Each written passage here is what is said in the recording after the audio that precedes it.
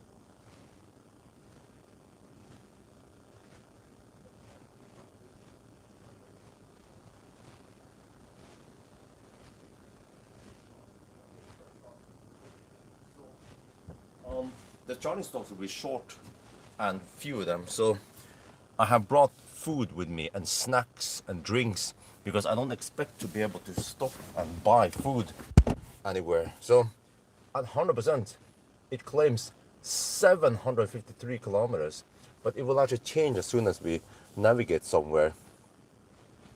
Here but the route planner claims that we can make it to Halmstad with 5%. The car claims 9%. Okay, so if you do this, suddenly the range drops to 531 kilometers because now it expects that we will drive on the motorway, right? So yeah, can we get there? Let's find out. We actually have 5 to 4 meters per second tailwind here, and then on the way back we will only get 2. No, around 3 to 4 meters per second headwind. So I don't know if that is an advantage or not, but we're gonna get ready and then off we go.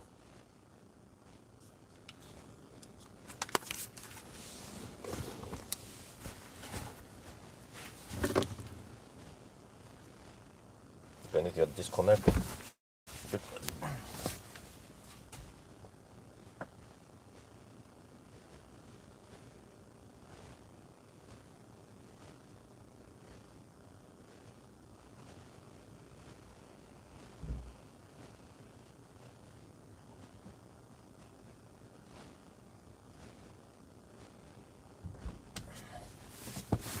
Okay. Oh shit, I forgot one thing. Stuff to remember.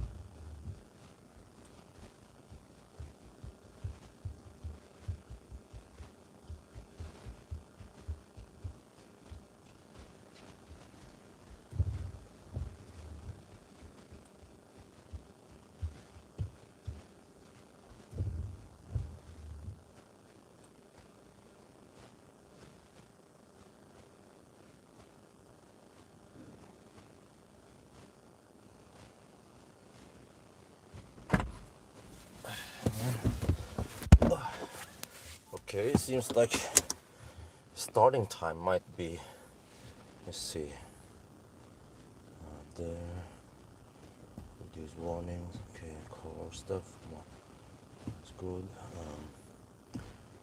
since individual, okay, reset, yes,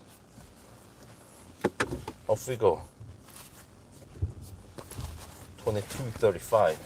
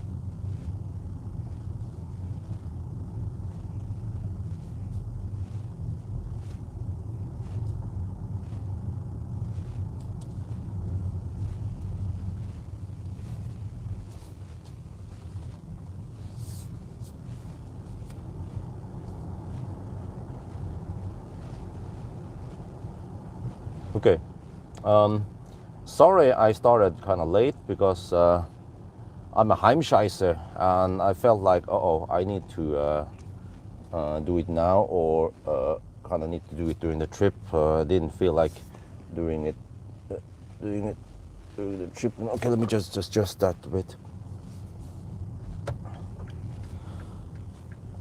Because I know that during this trip I might not be able to poop.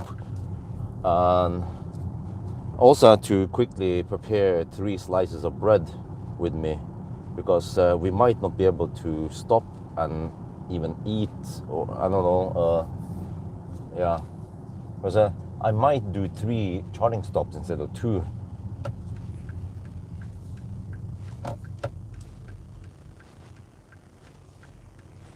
We'll see, because about the route planner wants me to charge at 78%.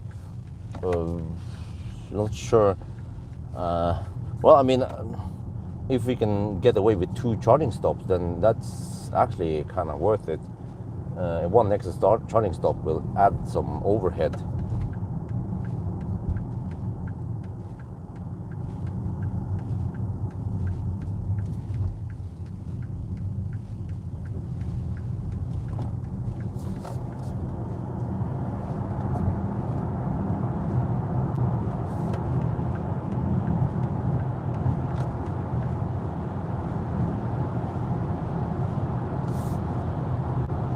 So we'll see how this goes, huh? Hopefully I can hold it for over 3 hours. Wait, huh?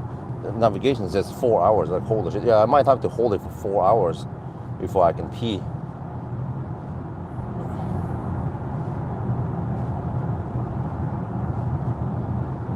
So yeah, this will be interesting.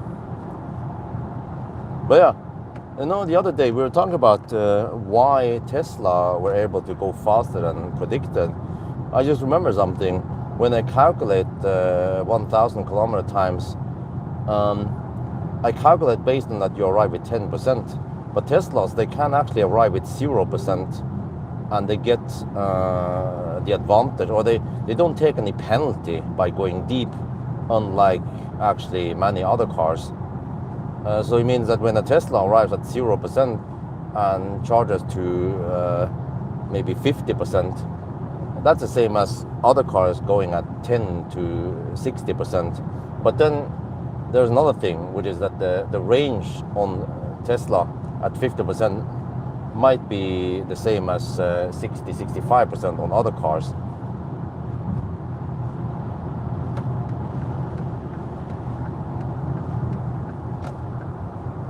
No, dude, are you serious? Don't slow down now.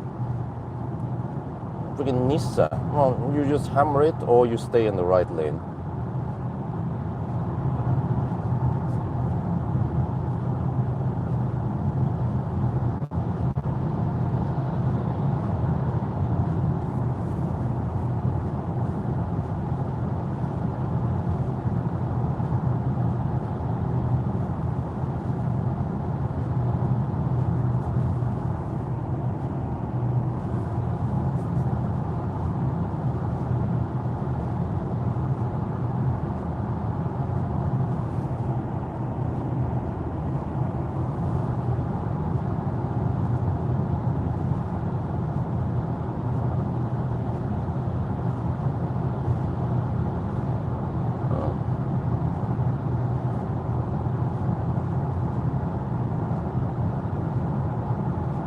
Battery temp started at 980. We can check now.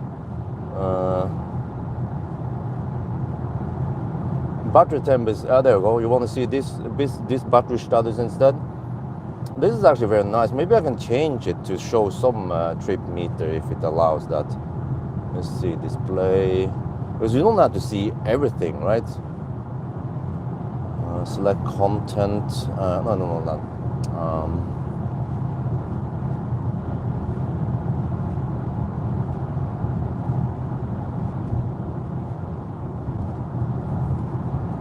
Configure. Okay, let me see. I don't need the RPM. That's kind of useless. But do we have any trip status here? Time, phone, connector, outside temp. We accelerate the position. Nope, I actually don't have any trip meter status here. That's kind of bummer. Then I have to keep switching between the two. Yeah.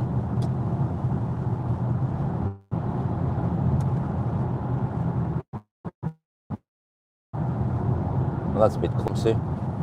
Unless I can do this, I can switch mode so that personal, if we have it in efficient mode, it can switch over to, for example, yeah, then you have the trip meter there. Okay, so I can do it like that instead. Then it's faster to switch between. So I can do this, I can just switch, and then I can go to personal. Takes a couple of seconds, and then there, that's faster to switch than actually to go to the trip, to the steering wheel. And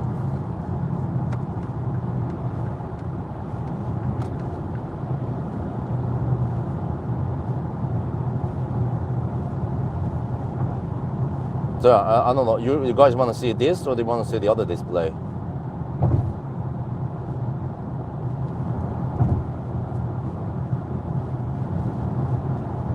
I think actually this is not very useful. We're gonna switch manual over to the trip here. Yeah, there we go. Oh yeah, now it is actually slightly too bright. Okay, let me fix that also. Display brightness at night. Okay, we need to tap it down. There, that will be perfect. Now you guys can actually see it better. It's not overexposed.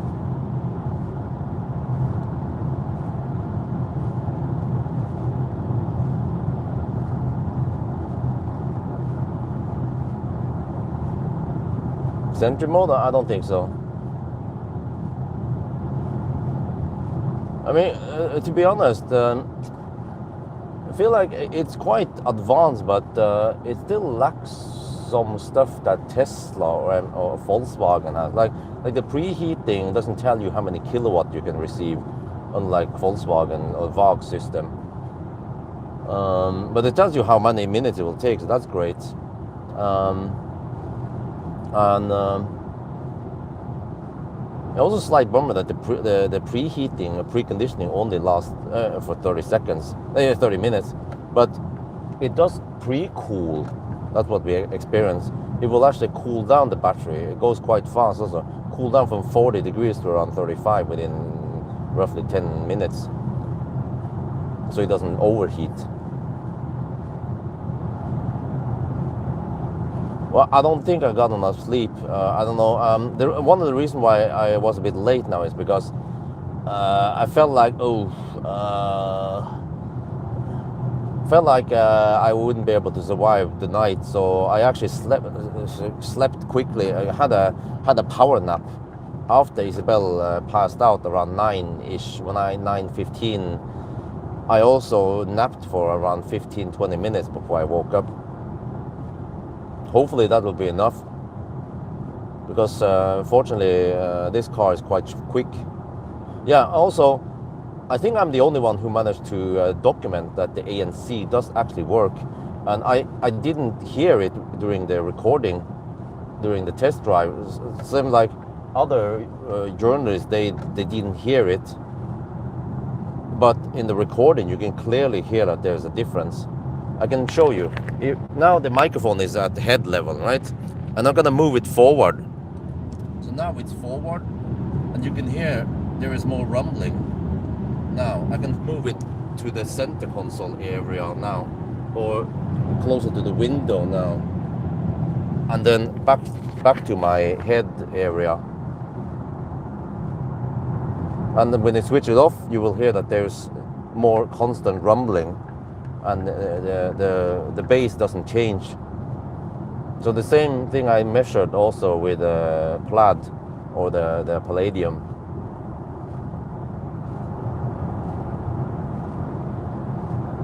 That's how I managed to figure out that's the way to test it. I think the other YouTubers or journalists, they don't know how to test it properly.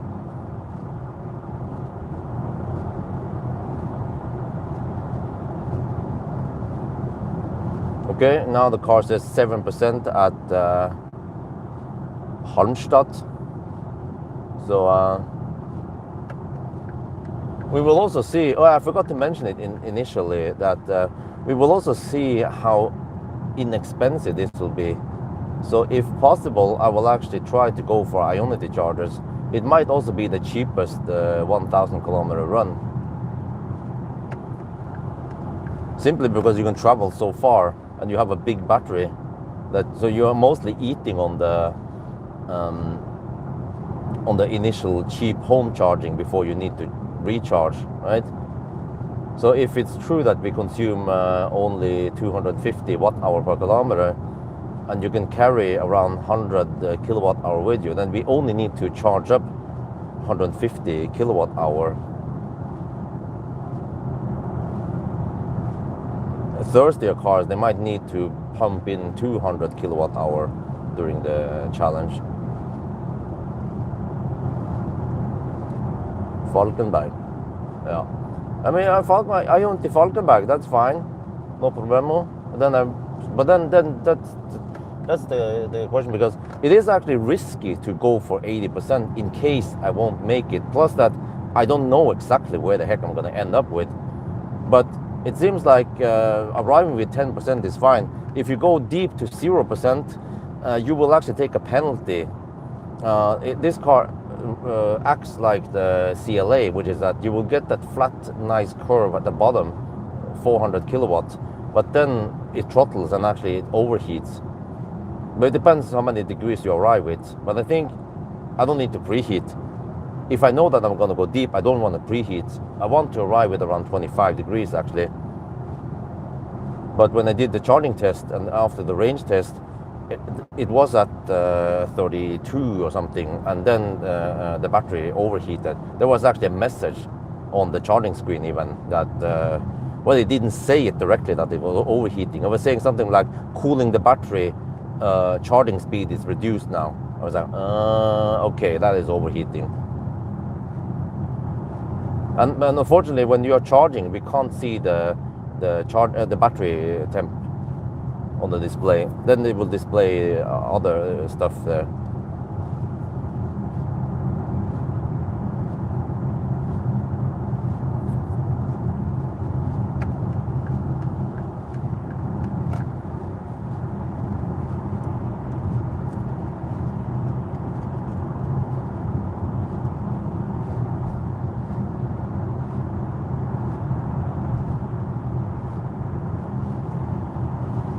Well, this is actually pretty cool.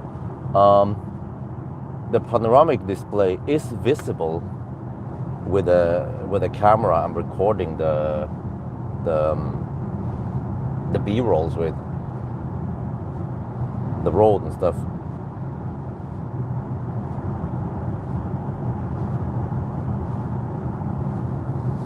Well, I mean, you could almost get 2 Model Ys. Well, I mean, this car costs around 50% more than the Model Y. It depends how you configure it. But this car, this press car, cost 828. What the heck, man? Freaking Hongqi. That's the kind of stuff that the police wants to pull over. Okay, you better slow down, buddy, because if the Polizei is at the Linderud, they're gonna pull over that Hongqi EHS9. Oh, he's probably not going that way.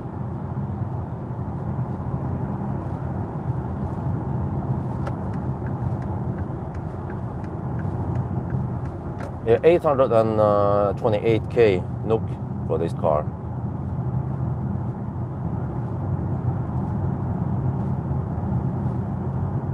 Viewer record, I don't know, wow, 500 people. Holy macaroni. That's quite high. Okay, let's see if everyone stays on until the first charging stop then, which will happen in around 4 hours. Yeah, 440 kilometers. Yeah, I think we should be able to average a little bit over 100 kilometers per hour, right? Usually around 115 something, at least. So 4 hours, and the car says 420, but yeah.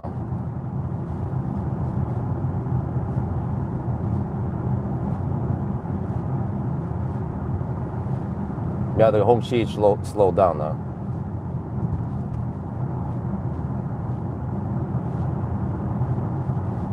Yeah, people are interested in this car. That's pretty cool. It's one of the hyped cars for this year, I believe. Just like the CLA last year.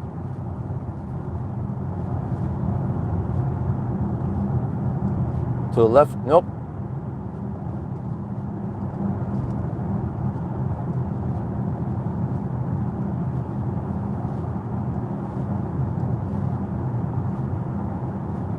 State of charge. Well, the problem is that state of charge is now visible on the other side. So I can do this, and I can switch to personal.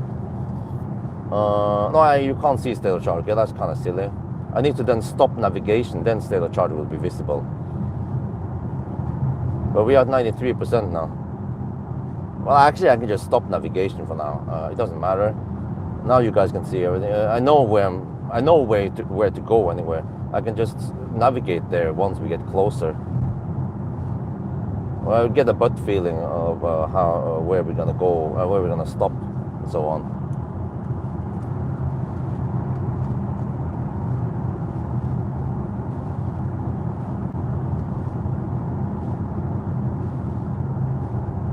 Man, this haptic shit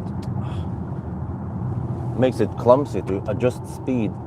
If I misclick it, it will jump up by 10 instead of 1 that I want.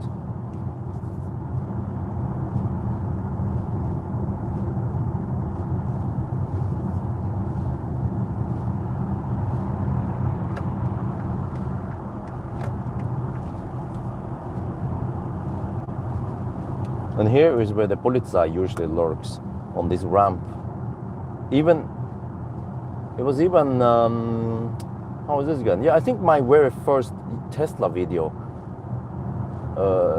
14 years ago, when I was gonna, well, I'm not sure it was that video.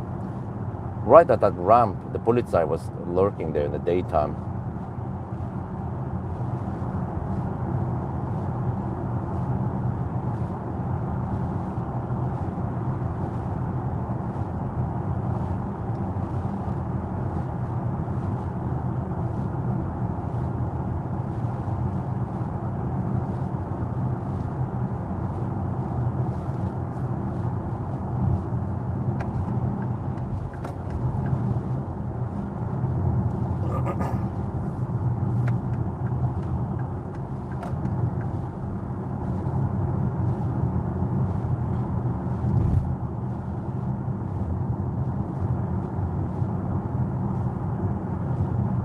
Yes, using auto steer.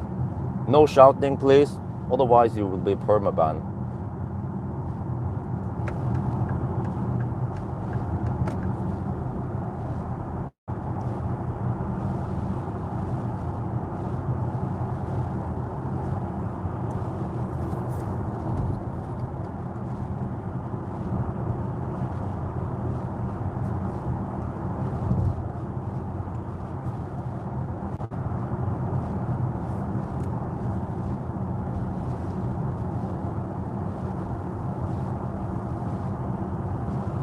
Hello, Scotland donated $20. Thank you very much.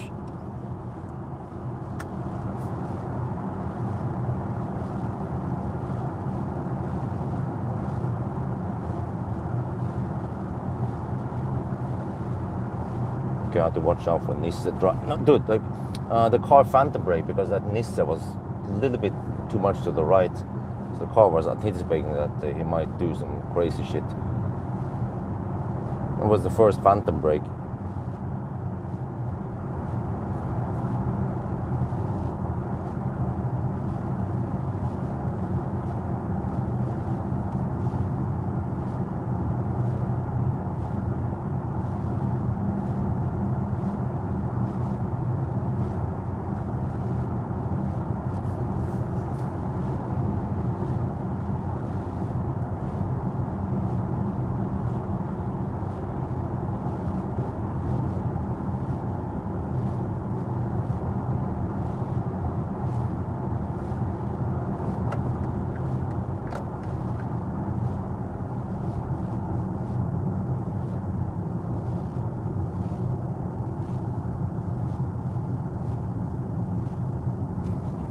But yeah, well, it's supposed to be more than 108 kilowatt hour.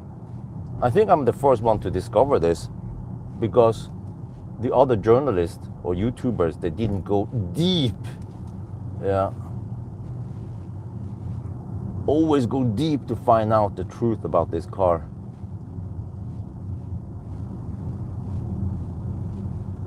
So tomorrow I will post the Sunday drive, and then we'll see when the 0 mile test will be ready.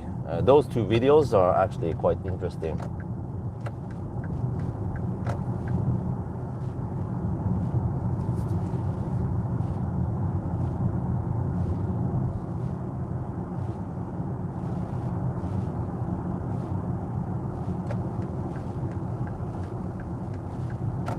Dude, it's still 60 zone here. How long are they going to keep the 60 zone here? The other places have raised the speed limit to the summer speed limit already. Yeah, I actually got 117 kilowatt hour out of this battery until it died. And then according to the spec, this is 115 kilowatt hour gross capacity. So, well, a few watt hour more and the battery goes brick.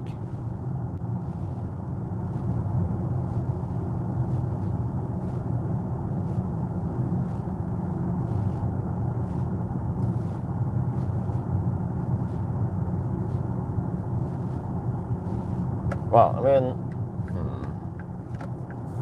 I don't know about you guys, but 204 watt hour per kilometer is kind of high in it.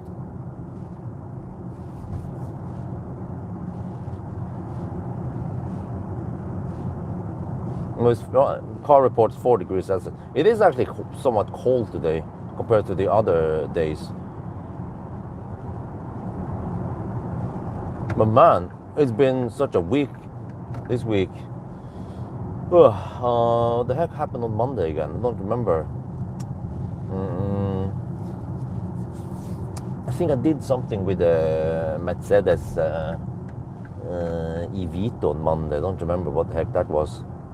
And then on Tuesday, I returned the car to Bartelostan, and then I took public transportation actually over to Fornebu, pick up this car. And then I was awaiting, we were supposed to shoot a video with Nasir and iPace. Super interesting stuff, man. iPaces are dying left and right now. And you guys know about this, right? iPace owners are getting this software update that limits the maximum charge level to 90% or like 70% or some shit like that. Like, dude, that's crazy. You get 250 kilometers of range only on the iPace.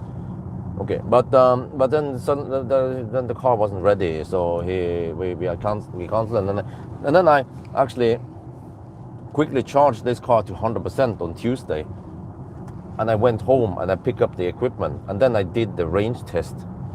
So I started the range test already from Oslo, Fornebu, started measuring capacity, and then went home, and then did the range cycles, and then went home, pick up the kids, and then. But then when I came home, you guys saw him in the range test video, I was still at 37%, so I had to do the remaining at night, evening, night. And then went deep at night and did one charging test at night. But it seems like, okay, it was amazing, 400 kilowatt flat in the beginning, but it replicated already at 22%, it replicated, and the speed plummeted from 400 kilowatt to, what was this, Rådy Langsvej. Oh yeah, I've seen this before. This is careful. There's actually deer around here because there is no, there are no fences here, so you have to be careful. It's crazy that there's a busy motorway and they don't have fences blocking, protecting the animal, and also protecting us, the real animal.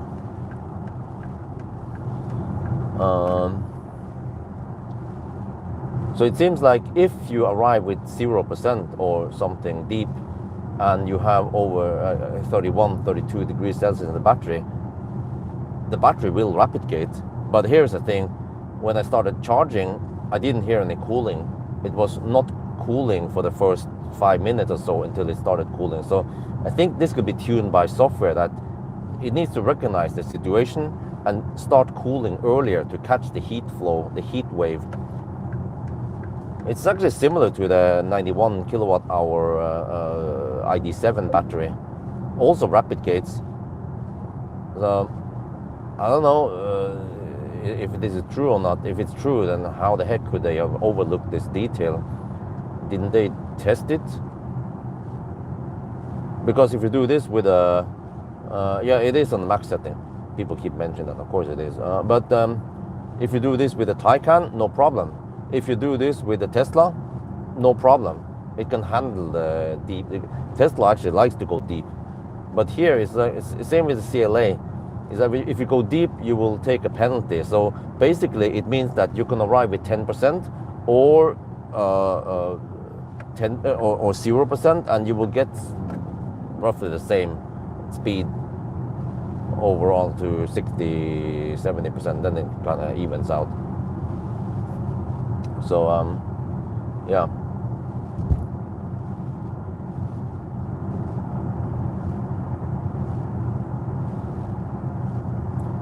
Well, it's not true. Drive higher speed, no, because even if the car is consuming, let's say,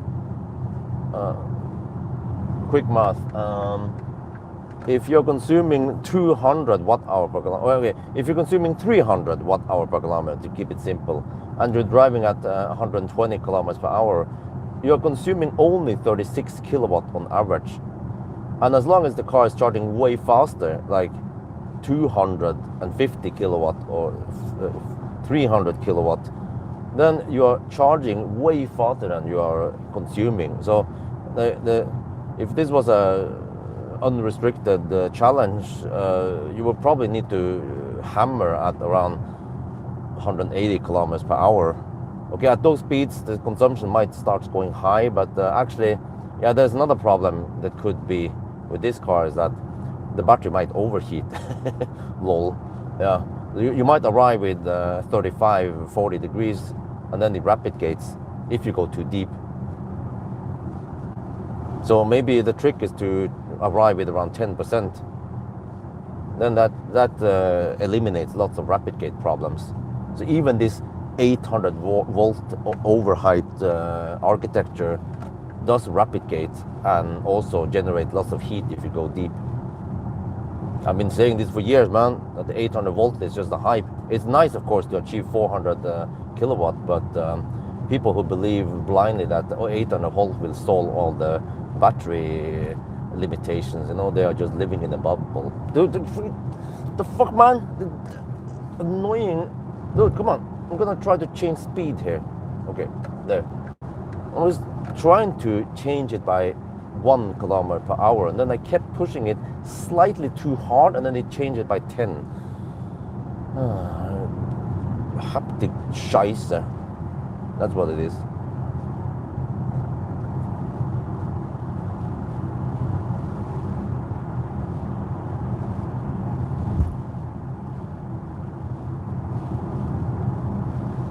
Wow, dude, the guy who spammed, who's uppercasing. Okay, I'm gonna ask you guys. On YouTube app here, I can put the guy on timeout, and the timeout durations available is 10 seconds, 1 minute, 5 minutes, 10 minutes, 30 minutes, or 24 hours. Which timeout do we choose?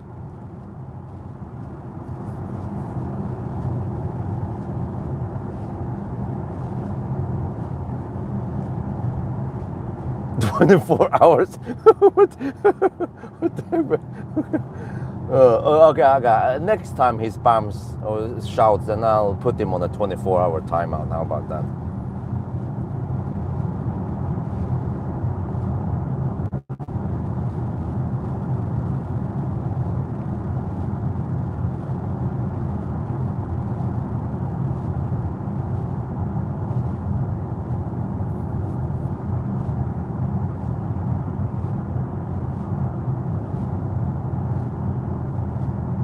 Okay, 90% now, 50 kilometers.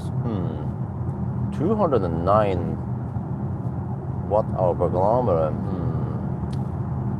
Well, it's kind of cold outside, 3 degrees only. Damn.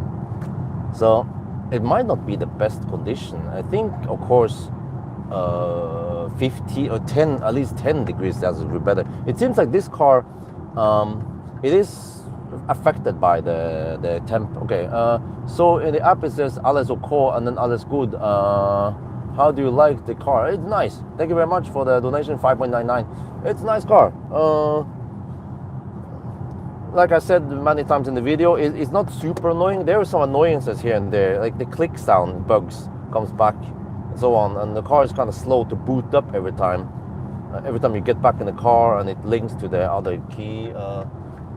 It's also weird why, like, I have the key fob, and BMW Norge user is linked to that key fob, but I cannot change it to link to my to Björn user. Why not? You know, you have to unlink on the BMW user first. Wait. I just remember something. Maybe I can just go there, use that user and unlink it first. Oh, I think I have the access to do it. Yeah. Maybe I should try that next time. But I mean, even if, as long as you have physical key fob access, you should be able to unlink and link to my user. Okay.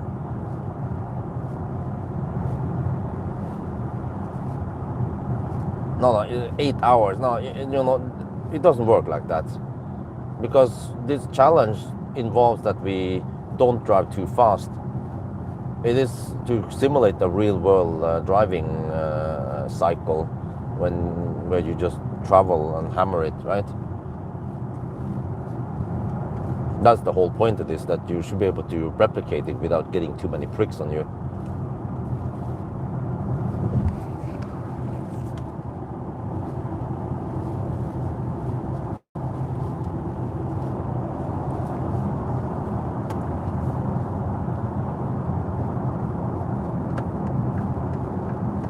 Okay, here usually the consumption drops because we actually go kind of low. But yeah, I mean, if you think about this for an SUV, this is pretty good. I tried another SUV, or what was it again lately? What did I test again that I consider was quite good? I don't remember. The Kia EV4, but that was not an SUV, definitely not. Dude, I'm getting old. What cars did I test recently? There was some cars that, or maybe it was maybe it was the EV4. Oh, the MG. But usually when I arrive at the border, right? If the consumption is lower than 200, that's pretty good. But also, if it's an SUV and it has around 220, that's also good. Or at least below 250.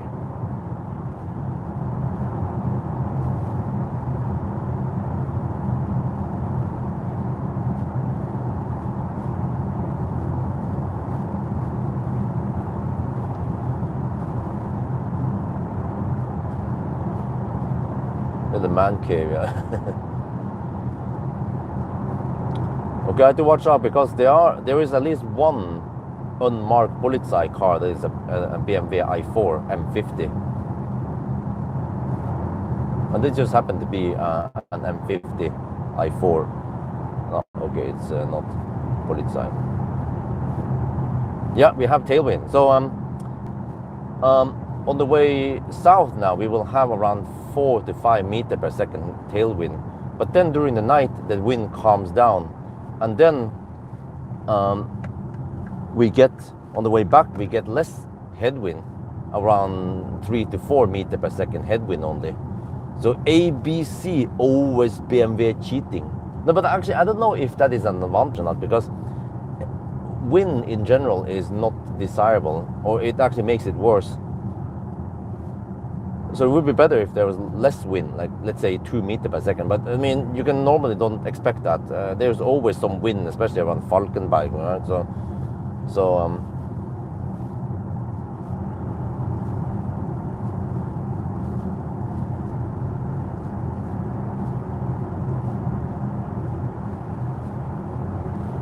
6 meters per second tailwind. Holy shit balls!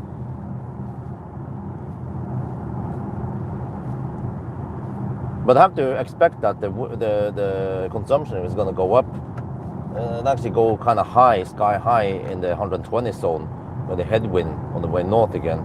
So maybe, okay, so here's the charging strategy. It is a bit risky to gamble for 80% in case the car won't make it.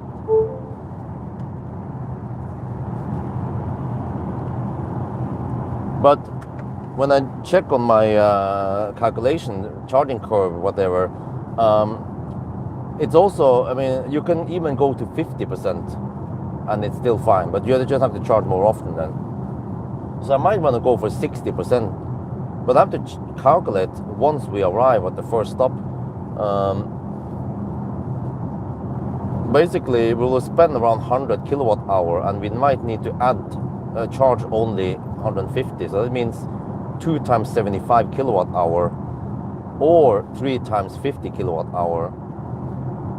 So if we go for 3 times 50, then I can charge around 60%, 55 to 60%, and then arriving at 10% is no problemo. You just get nice and flat curve, and you can actually get 350 kilowatt quite flat until was crazy, man, 40% something.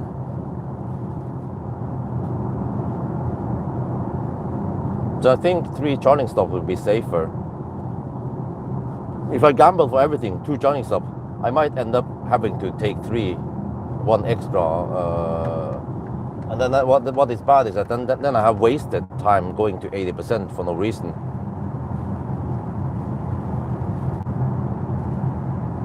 No.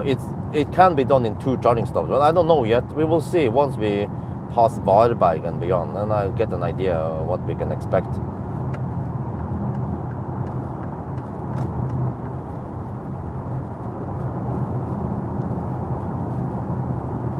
So yeah, finally we can, well, soon enough we can start hammering it in the 110 zone. Yeah, the Shenzhen battery Gen 3, yeah. Oh, that is a Toyota Supra. Not sure if I can catch the license plate in time before it disappears.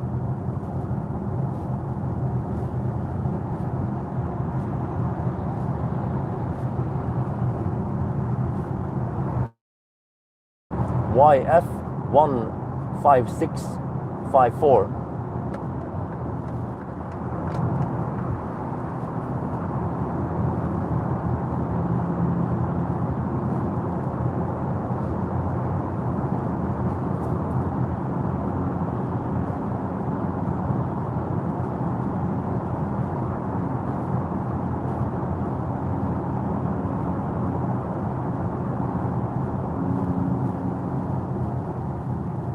Oh, my bad. Is it a set 4?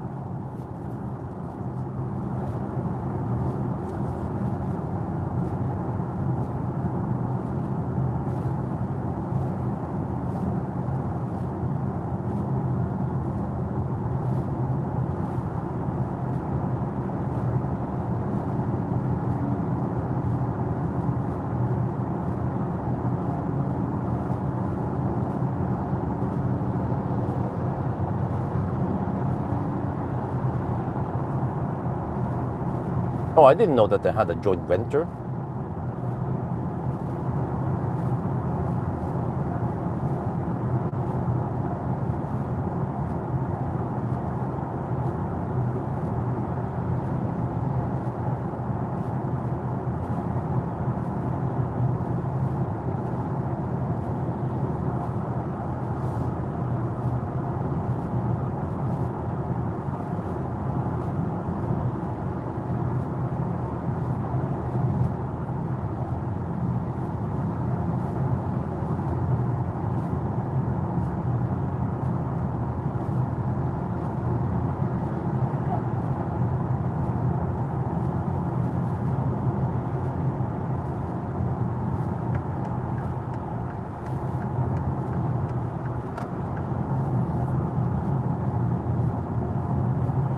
Okay, let me check the battery status now. 18 degrees Celsius. Still kind of cool. Well, it should heat up eventually, right? I don't know. I haven't tested 25 degrees at arrival, so we'll see.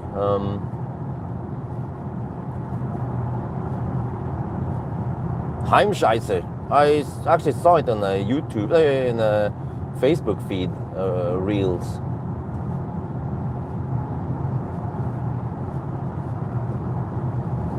Yeah, it's using comfort mode. I actually use custom mode, personal, what they was called, where I set the region to be higher, always the highest region. Battery, M apps. Okay, well, I'm not going to do that now. I'm driving. Well, this is good enough. We see some battery status.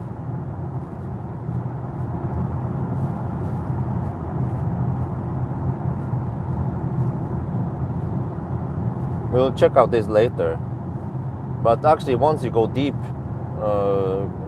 even closer to 10%, the battery will heat up to at least 25, actually almost 30 degrees Celsius by itself.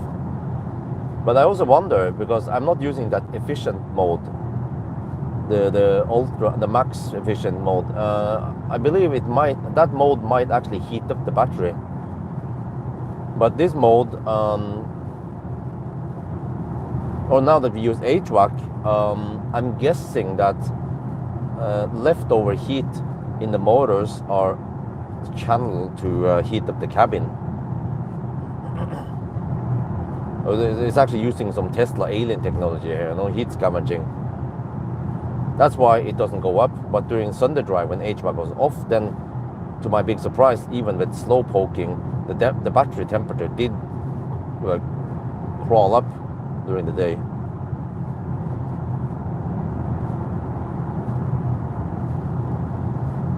So I have 3 slices of bread, 1.5 Pringle box, and 2 Snickers with me. And that might be the only food I will have available during the challenge, because it depends where I stop. If I stop at Falkenberg or Himle, there won't be any food available there, because I'll go for the Ionities. And on the way back, if it's Hogstorp, then same there, no food available there. And no toilet even, so I just have to pee in the bush. So that's why I'm a Heimscheiße. Dr. Pepper, no, don't have that. I have a Monster with me, and then some soft.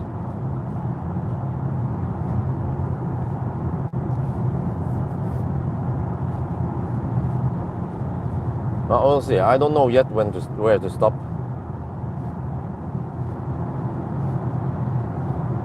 Well, okay, if 10:30 we start, kind of late.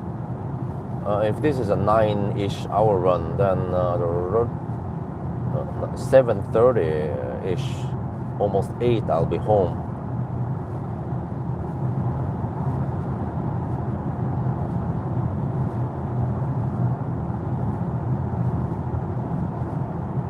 But if you manage to do this in consume 250, then that's actually very good. The Model S Palladium average 220 on the challenge, and that's a sedan.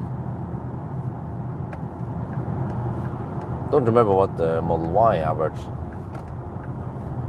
But when I took out the car seats now for the challenge, I noticed that the leg room space is not insanely good. It's like okay, you know. I feel like the leg room here in leg room in ID7 is better. I almost feel like the leg room in the Kia EV4 is better. So here you just have to get the height, I guess, if you need it. But I consider the leg room somewhat important also. But also height and seat height. That's what Model Y has. 29 centimeter seat height. But yeah, I mean, ID7 is longer, which helps. It's over almost 5 meters, right? 490 or something, ID7. This is only 4.8 meters, like a Model Y. And then I don't know about the hood. BMW, they tend to have long hoods.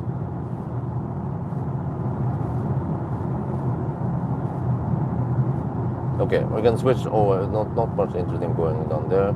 I think the battery temperature will be more interesting once we go lower. Eventually, if it stays too cool, then we need to manually preheat. And the good thing is that once it finishes preheating, it will keep the temp. Not like the freaking Korean cars, man. They, oh, you finished. We hit 21 degrees Celsius. Now we're gonna start scavenging it. I'm like, the fuck, man.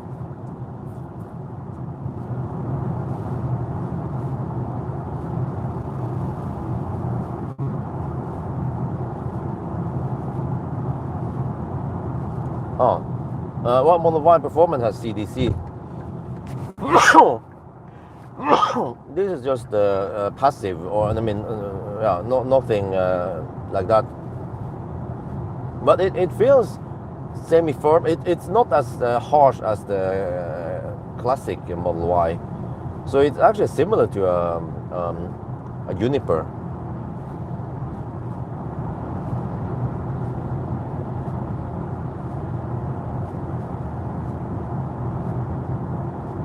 But I feel like it's not like a super comfy car. You can feel the bumps. I mean, I think that was on the intention, that you can feel the surface better.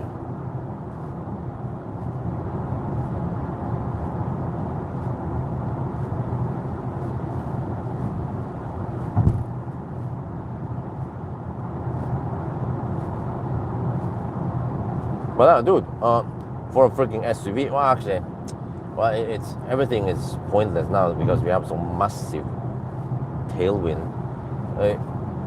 Today, well, you know, it was sunny. So usually when it's sunny, then we open up the parasol, which is a big wind sail, right? So the parasol blew over, man, freaking Nisse. The parasol blew over and fell on the pool, but fortunately we still have the steel plates on the pool, and they're super strong. So there was a tiny dent on this the steel plate, or the roof plate, or whatever it's called. If we had the pool up and running, it will hit the plastic cover thing and could actually break, and it cost shit to replace it. But you can replace one or a couple of segments, but yeah, not sure if I can do that myself. But so okay, so I have to watch out. But today we had around 7 to 8 meters per second wind and 15 meters per second wind gusts. So that knocked the parasol over. I was like, dude, what the heck? I even prepared so that instead of using water in those weights, I put sand in there. So each of those sand weight or the weights they weigh around 20 kilograms. So I had 80 kilograms holding down the parasol, and that was still not enough. So I'm like, I tend to get lots of wind where we on the new house, right? So, dude, seriously, I need to get a wind turbine there. Try this. I've been actually a bit I've been looking at vertical wind turbines, but the problem with wind turbine in Norway is that you need permission to install it because it's not a natural part of the housing, unlike solar panels. You can just slap them down. So actually, if you slap down the solar panel on a what do you call it, like a stand, that will also need permission to build it. But as long as you put up panels on the house, on the roof, or anywhere on existing buildings, structures, then you don't need to apply. Yeah, but that's the thing. It seems like those wind turbines, whenever I see those wind turbines, I don't know. The lights, okay. I don't know how many kilowatt I get from them. Is it just 500 watts? I mean, that's a joke. So I think maybe just screw it. Just go for solar instead. Solar is getting dirt cheap now.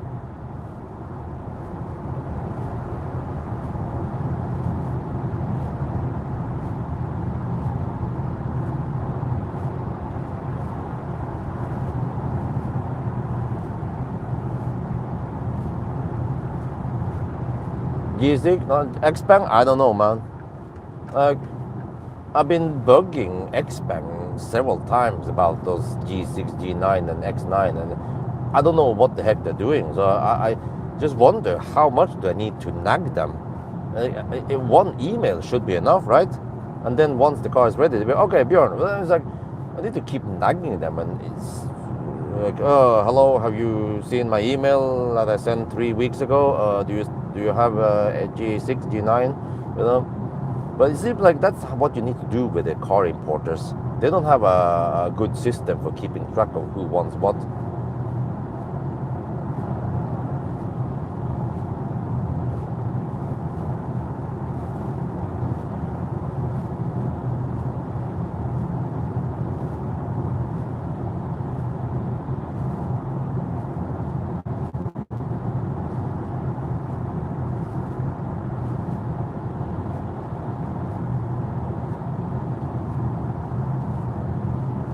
Okay, don't be annoying now, guys. There's a Volvo dude. Okay. Okay, no, slow. Freaking Nisse. Man. I don't know. The amount of Norwegian rednecks on the road today is high. I don't know, like this Volvo Nisse.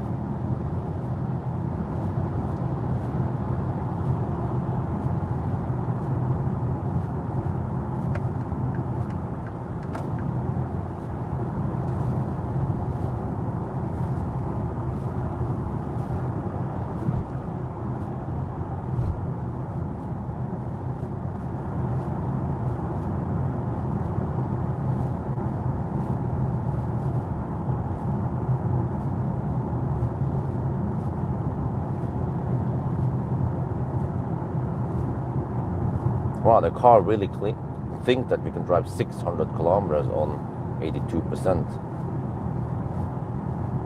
Oh, we have 20-inch tires. Goodyear Eagle F1.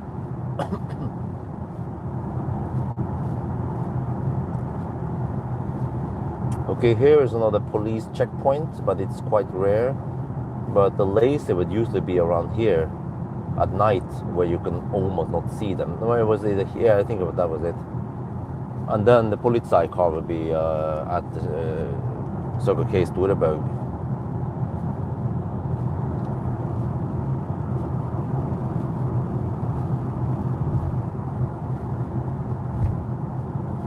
Five degrees Celsius. Yeah, fortunately the temperature is rising now. It's the further south we go.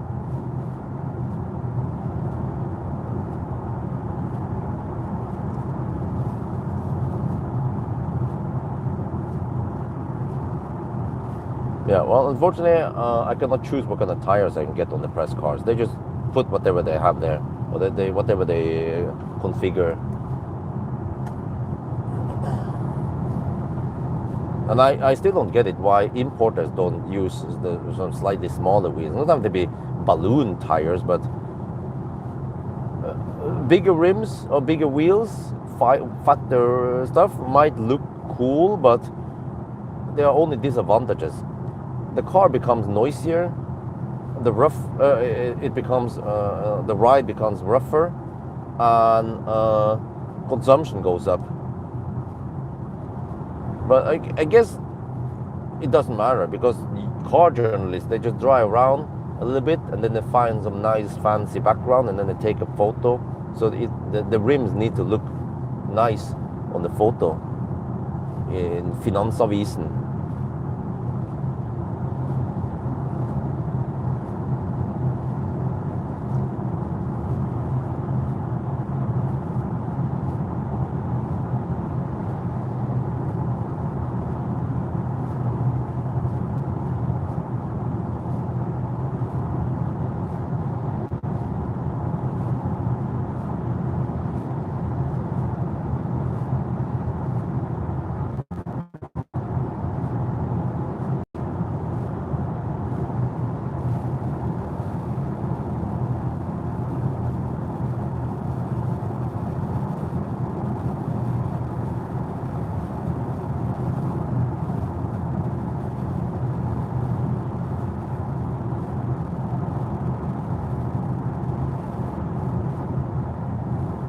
Yeah, I've seen this with every car I test, is that the rear-wheel drive is always more efficient.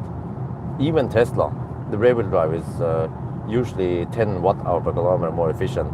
But some of the Chinese cars, or I don't know, the less efficient drivetrains, could be as much as 20, 30 watt-hour per kilometer difference. It's crazy, man. Some of the Chinese cars, even though they're supposed to be quite aerodynamic, they are just insanely thirsty for a sedan. Could be bad friction in gearbox and wheel bearings, plus that the motors are not efficient, or I don't know.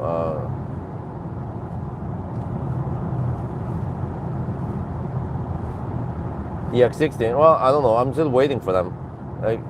Of course, I mean, the general answer is that when people keep asking me if I plan to test this or that car, every car that is somewhat hyped up, like an iX3 or a GLC or the shooting brake or whatever, I want to test them.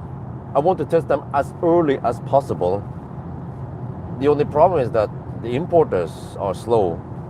So actually, you know, no joke, man, when I talk to my Swedish buddy here, company partner, he says that, no, this was actually during the 1,000 kilometer challenge of the Model S a long time ago. You guys remember? It was still winters and shit over there. I don't remember, man. But we spoke to a Swedish lady at the ST1 Ljungskile, and they said that they're getting the iX3 and they're gonna get it soon, like late March or early April. So for all we know, the Swedes, they might be already driving around with iX3 in Sweden, customer cars. But then Norwegians, I mean Norway, I don't know what the heck Volvo is dicking around with, but they don't have press cars ready yet. So, and I haven't seen any tests popping out on various places like Elbil, I don't know what it's called, Elbil 24 and Nybiltesteren or some of the other places. So I don't know, man. It's late, slow. Like, if I was a filthy rich bastard, I would just buy that iX3 in Sweden and then drive it around Norway a little bit, and then yeah.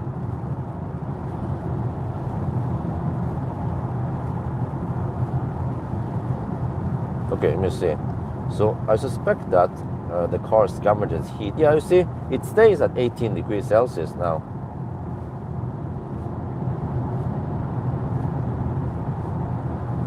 Okay.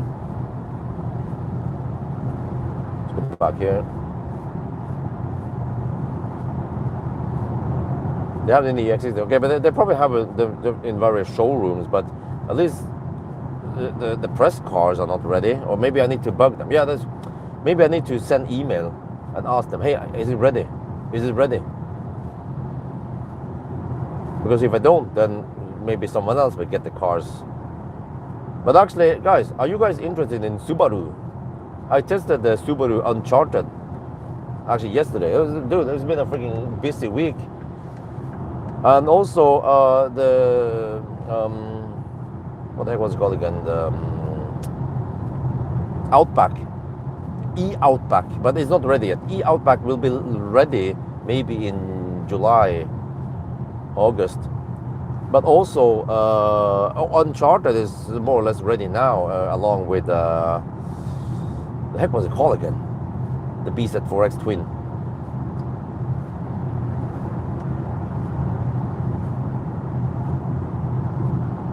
But I'm waiting for Toyota to respond to some request I have for June, but they haven't. I don't know. It's been almost a week now. They're supposed to check this, and then I wonder if Solterra, thank you, Solterra, with the upgraded battery.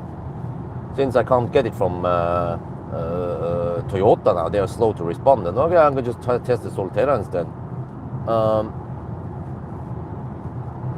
But I did book the Lexus RZ 550E or whatever they call it, with the steer-by-wire,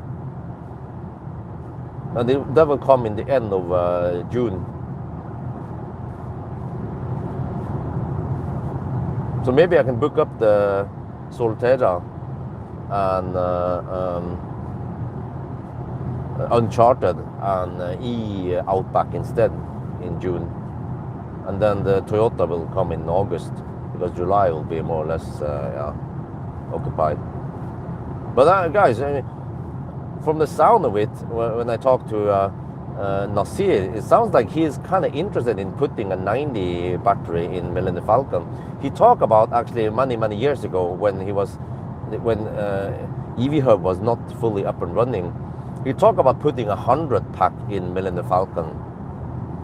But the problem is that the 100 pack is heavier, so you need to get it approved by Statens vegvesen and shit. But 90 packs are possible. I mean, they are within weight specification, and many Tesla owners got the 90 pack replaced or upgraded, from 85 to 90 on warranty. So some of them got a P90, right? And I was like, ooh. And from when I asked Valdemar, swapping a battery doesn't take that long. Maybe like half an hour. They are quite good at that. So it means that it doesn't take that much labor to just swap a battery.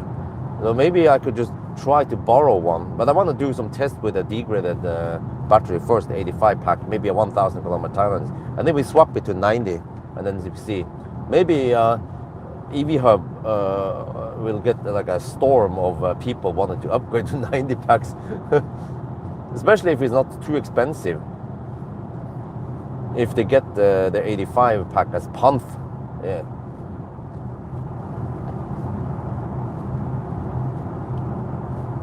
But okay, here's a problem. I need to ask some of you guys, preferably Norwegians, what we should do, because on Monday. This Monday is the last day with this car, and instead of going to Yale or somewhere, right, with this car, I might actually go to Søgne at night, to avoid traffic and shit. And I want to go there to retrieve Millennium Falcon summer tires, because I have now paid for Millennium Falcon 70k NOK. So, yeah, I sold my soul for a Tesla. But the problem is that we cannot get it man, I should have done it earlier, but we cannot get it registered to my name, because it's not EU approved.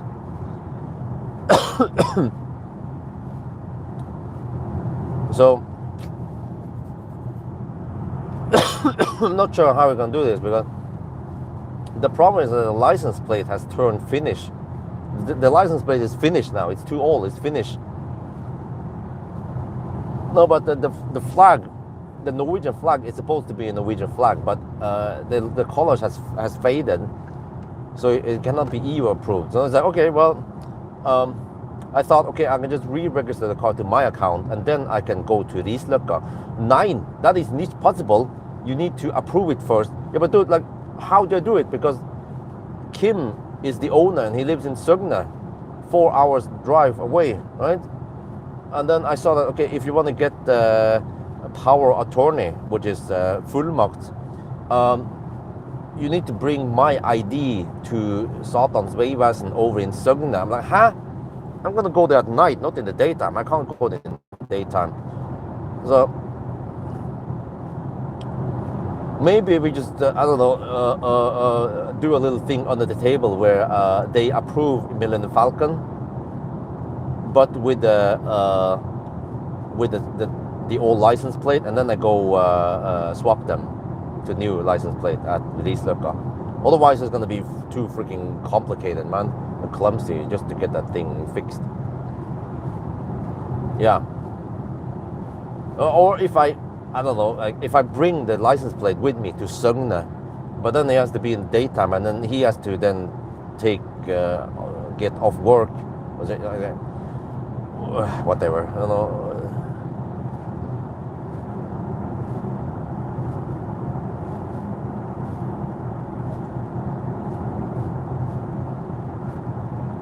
Okay, consumption is going up a little bit.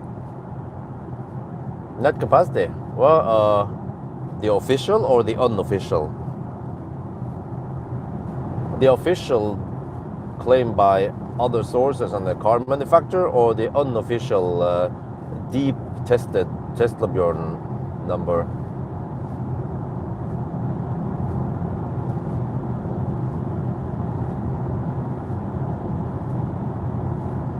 Wait, how much did I actually get until 0% again?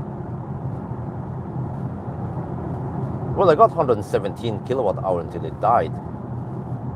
And then was 6.6 below zero.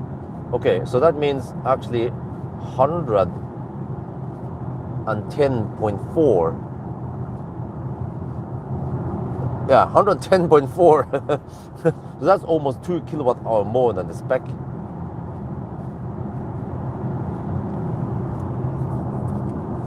Yeah, so I got more out of the battery than the gross capacity.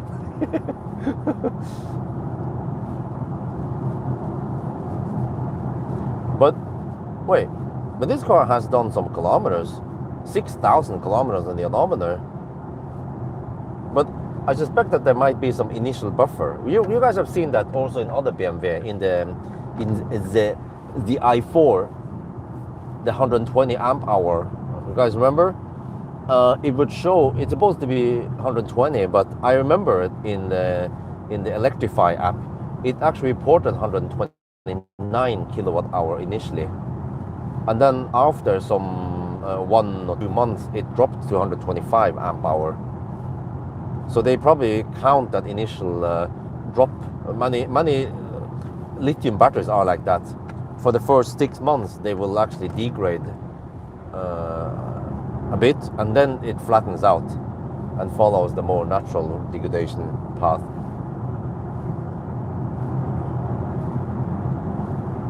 FSD, well, actually, yes, I will go, if everything goes as planned, I will travel to Netherlands next Wednesday. So I'm like, dude, this is super busy, and I will go visit the Seva guys, Electrify, they call it.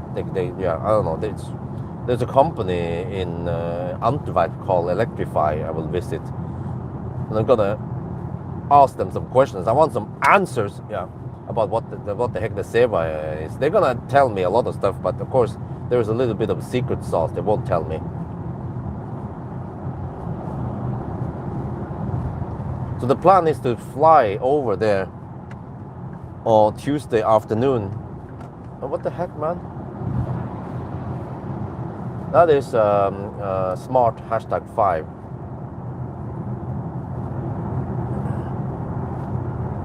Okay, fly over the afternoon, 2-hour direct flight with KLM, and then experience FSD from Amsterdam to Antwerp. Well, actually to the border of Netherlands at least. And then, yeah. But I have to bring Isabel with me.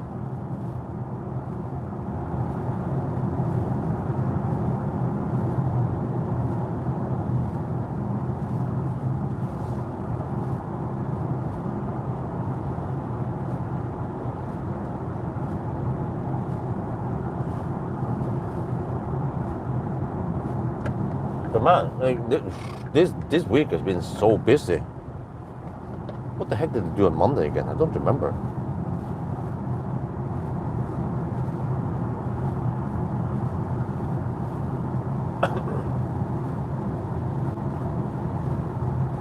No, come on, it's haptic shit again, man. We just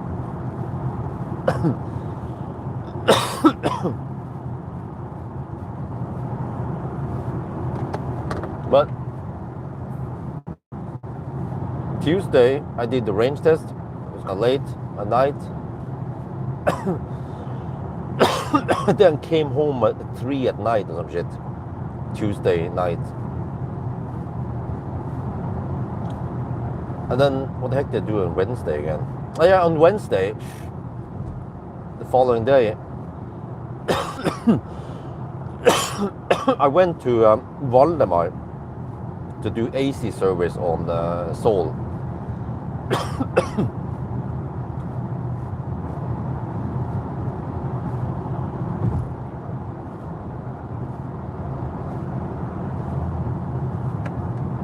And then Thursday was the Sunday drive. Took all day and also including the night, and came home really late. Man, it stinks. Shit. Of the Ghostbusters, man. And then I do it like on Thursday at night. I came home like 4 at night or some shit.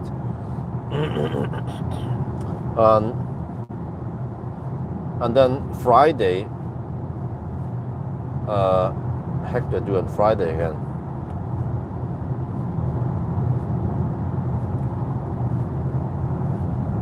Yeah, Friday I went to Ekeberg restauranten, Oslo, and we had the Subaru Uncharted, or the Subaru. It's BMW, right? And Rimac and Porsche. Dude, you have no idea how many people are bitching about me saying Porsche, but okay. But the Subaru event, I test drove the Uncharted. It's still, I mean, it's actually ready now to post, but I want to give iX3 priority. Because the range test got 50k views already. I'm like, damn, people are hungry for iX3. Okay, let's pump them out early. Everything else can wait. Porsche, yeah, the Porsche.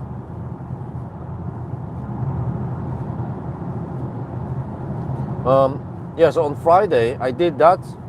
Came actually kind of late to the party, and then I did a test drive, and then I did a quick first impression interior review of the Outback also.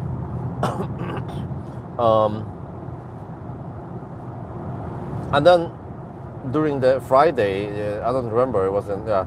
Then Nasir called me. I was like, yeah, okay. And then he said, okay, can we do a Millennium Falcon at noon? I'm like, okay, good. No, 2 in the afternoon. I'm like, oh, fuck, okay, well, yes, let's go for it. So then I went to Konovs Gate, just 5 minutes away. And then 2 in the afternoon we started. We had to plan stuff, clean up a little bit so it didn't look too messy around there. And then we did the start of the repair at least. And then I was like, shit. If I leave at 3:15, I might arrive at home around 4:15, and then I can pick up the kids. And then I asked wifey, what do I do? Or I can be there around 4:15 maybe, unless you want to pick up the kids. And then she decided to pick up the kids with a bicycle and the trailer. I was like, okay, Dankeschön. So then I actually stayed with with Nasir until 4:15. We finished. But then actually 4:15 on Friday, there wasn't that much stau. If I would travel around 2, 3 in the afternoon, I would have to spend over an hour, 1 hour and 10 minutes to get home. But at 4:15, the stau has calmed down, and I needed only around 40 minutes, 35, 40 minutes. 2 stops are perfect. Well, if I need 2 stops, I need to charge to 80%, which is not optimal. It goes kind of slow. Optimal charging is to around 60. Actually, already from 40%, you can go out there. You can charge to even 40%, or 40, 45, 50, 55, or 60%. Those are optimal. Yeah, 65, 70 starts going kind of slow, and 75 is 80% is even slower.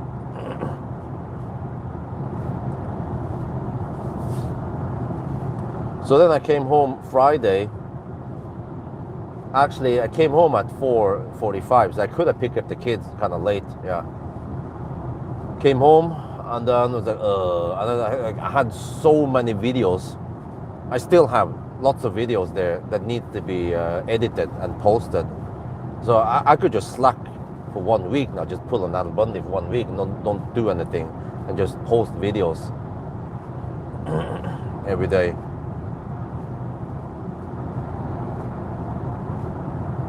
Yeah. Smoke with it. Like, dude, like we've been listening, like Isabel has been listening to Snoop Dogg, right? The next episode. Yeah, I don't know why she likes to listen to that thing. It's like, bitch, fuck, motherfucker. Like, I'm like, okay, don't explain to her what all those words mean. But then by the end of the song, you know, when the song stops, there is about 5-second pause, and then I don't know who says it. Snoop Dogg. He says, "Smoke weed every day," and Isabel says that. I'm like, okay, don't say that at kindergarten, okay? Because then they're gonna call barnevernet and take Isabel away from us. Yeah, she doesn't understand what it means yet. Well, okay. Anyway, I was gonna say that we came home. I came home and and I had to start preparing some videos, and then that was yesterday, yeah, Friday, and then I've got a full sleep, or mostly full sleep on Friday. It's Dr. Dre saying it. Okay. Oh, okay. So not Snoop Dogg.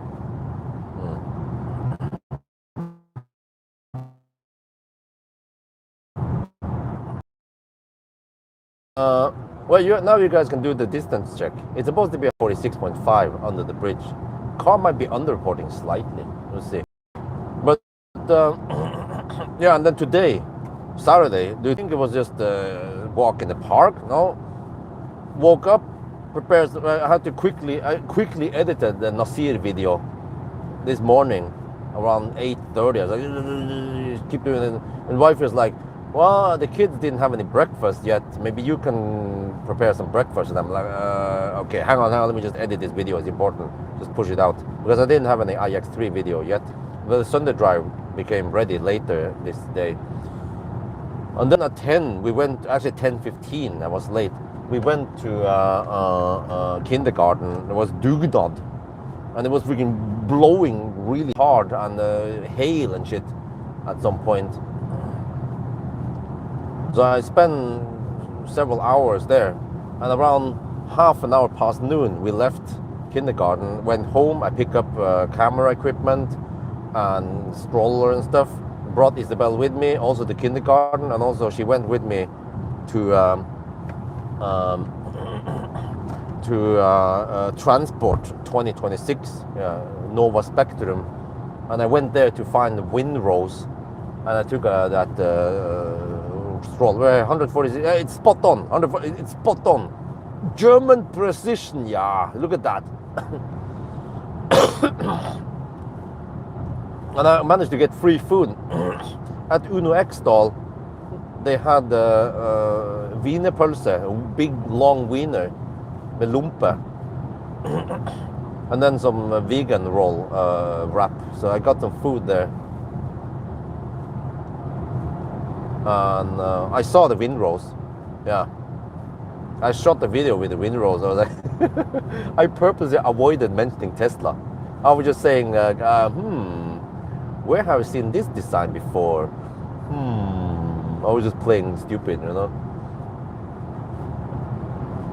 And yeah, and then I said hello to Pawel, and then went home around 5. And so, then I had to go and pick up some parcels at Oops, and I went grocery shopping with Isabel. At least she was behaving well. And wait, did we see time here? 9. Okay, I have to see it here then. I have to check the time also.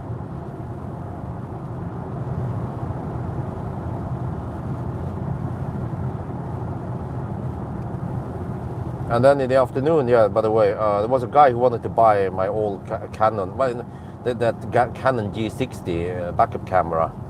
And I sold it for 5,000 NOK. And I also had to go and ship it, pack it and ship it. He already vips me 5,000 NOK for it. So I sent it with PostNord. So that was 7 in the evening. So I'm like, damn, what a busy day, man. And now I'm here hammering it. So, well, let me check here. Get this ready. 121, okay. It's supposed to be 19, right?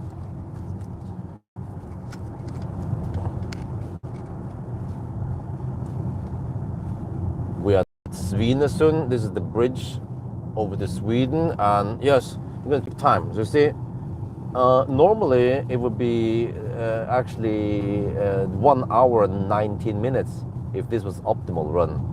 So today we were delayed by only 3 minutes, so we will deduct 3 minutes. Yeah, there were some slow pokes on the road as usual, some campers and shit. But yeah, dude, look at that. Look at the consumption. 215 watt-hour per kilometer. That is simply amazing. Well, except for that we have a 45 meter per second tailwind. But okay, for an SUV, that is amazing. Okay, now we're gonna get over to Sweden and then hammer it.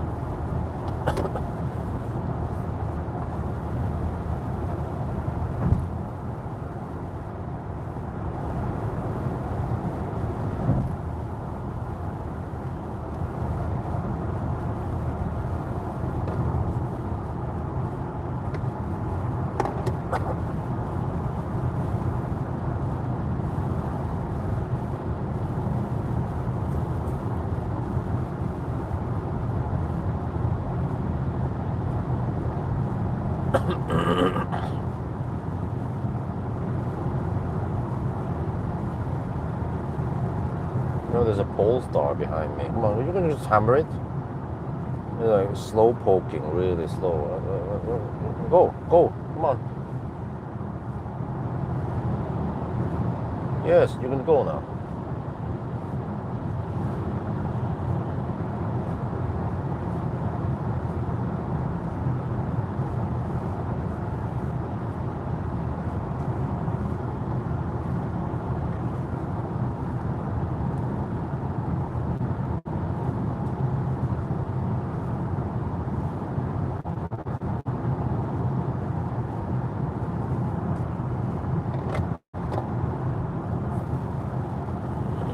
The Polestar 3 software, man, and the car itself was also like no rear window.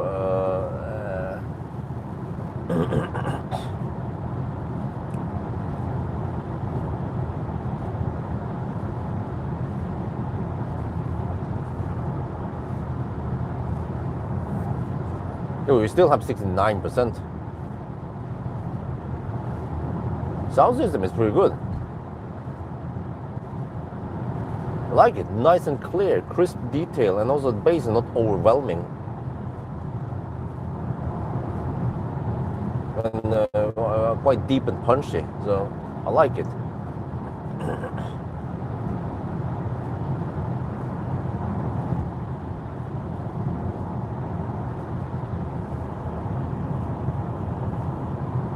Yeah, I kind of wanted to do the headlight test, but well, this thing is right in front of me, so that's kind of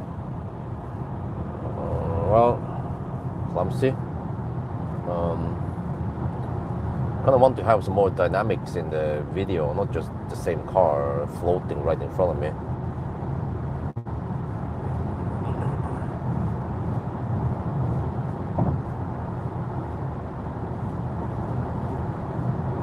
Now it seems like it slowed down a bit.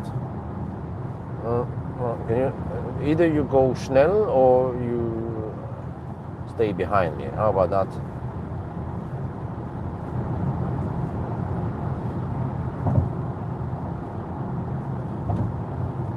Oh, okay.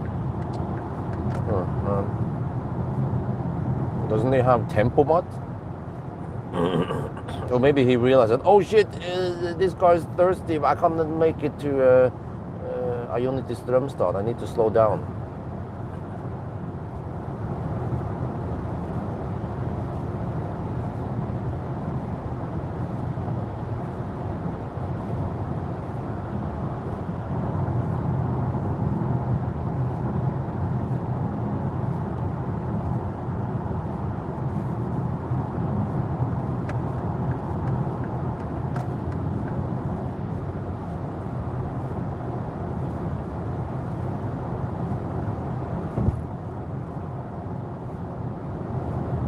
I don't know, man, but I don't want him to disturb my headlight test. Because I actually haven't done the headlight test. I explained to you, I've told you how busy my week has been now, right? So I haven't had time to do the banana box test and the headlight test and acceleration noise test yet. I don't know when I have time for it, because tomorrow, Sunday, I'm going to be fucked. And that means that Sunday night I need to fully recover. So what I could do is that I do banana box test and actually interior view also on Monday day. But then when do I do the headlight test and that? I need to do that Sunday night because I'm planning on going to Sogne and pick up the wheels on Monday. But you know what? Maybe I can take another car. It doesn't because I was not planning on rushing it, getting the summer tires. But Nasir said, "Oh, you know, you can get the summer tires. It's going to be awesome when you get the summer tires on Mill and the Falcon." I was like, it's not critical to get them like now. Yeah. So, but then what do I do on Monday? Another thing I need to do is I need to test the auto parking feature on this car, and also the driving impression at night shit, right? So like, dude, this car that will get lots of views, I already seen it, and this week, I mean, there was just lots of stuff going on with the Soul and Millennium Falcon and Subaru event and stuff going on. Oh man, and the Dugnad today, and so like, lots of stuff that took up my time. Instead of that, I could have been driving this iX3. Yeah, I don't know. I guess even a trip to Yale and back again without charging, people would have watched that. But right now, I don't have time for that. So it'll probably just be I take this iX3 at night, go to Sogne and pick up the tires, maybe Millennium Falcon's wheels, summer wheels, and then come back. Yeah. So if I leave around 9 on Monday evening, I can be in Sogne 1 at night, and then I think he's supposed to just put it outside. He might probably be in bed at 1 at night, and then it'll be like good old Nimbertas, man, shit, and then come back here, back in Yesholm around 5. Yeah, I think that's right before actually some of the early bird will be out already, but 5 is before the rush hour or any significant traffic starts. Then I can sleep 2 hours before Isabel wakes me up. Yeah. And then I can sleep finally. Sleep when you're dead, yeah. Or smoke weed every day. Okay, just kidding.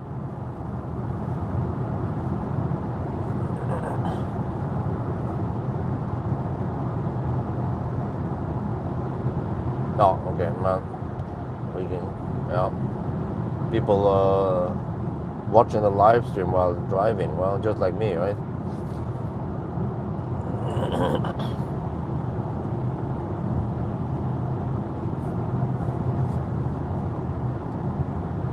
Yeah, really good headlights. Okay, I'm gonna do the headlight test soon. So I need to start it. Let's see. And then also, it would be great if there's a little bit of traffic. Yeah, that'd be great. Yeah.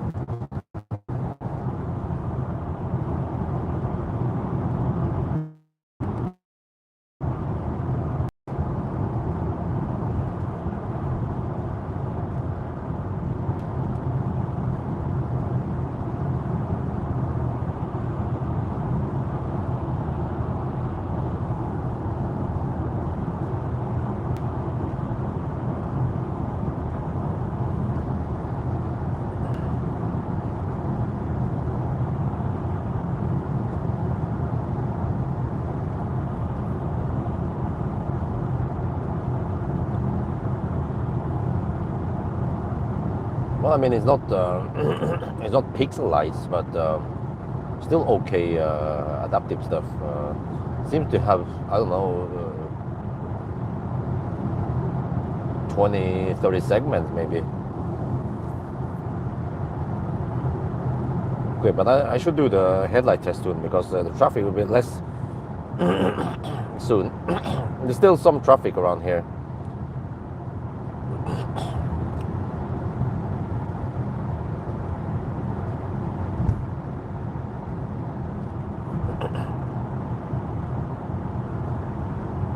Oh, 9 per headlight. Okay. Oh, that one. Okay. 18 only. Yeah, that sounds about right. Yo, what's up? We are now sitting in a BMW iX3 Neue Klasse. This is the 50 xDrive. And we're actually on, well, we're in Sweden now. We just passed Strömstad. We are doing the 1,000 kilometer challenge. And we will test the headlights. It is freaking wonderful. We have matrix lights, not pixel lights, unfortunately. According to someone who Googled this in the live stream, yeah, we also live streaming this. There are 9 elements per side, so 18 elements total. You can kind of see the chunks are large. So now we are approaching a car. You see how it blocks out the car. I can do this. You can see that it tries to block out the car, right? Yeah.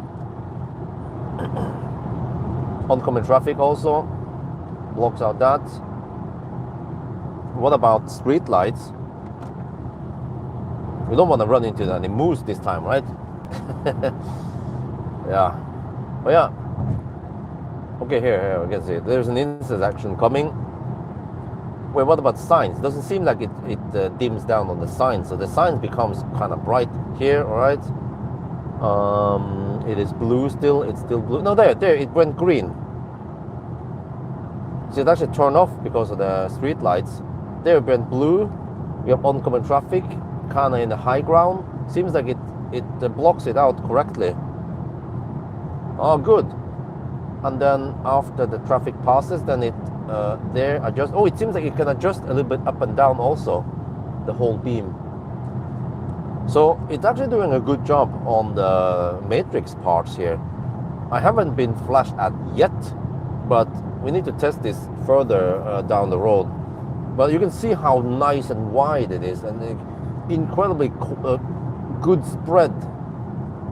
Maybe over here we don't have enough trees so you can see it.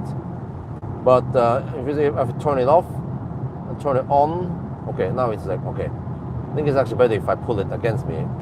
Bam, look at that. Dude, oh, it shines nice and wide. Holy macaroni, look at that.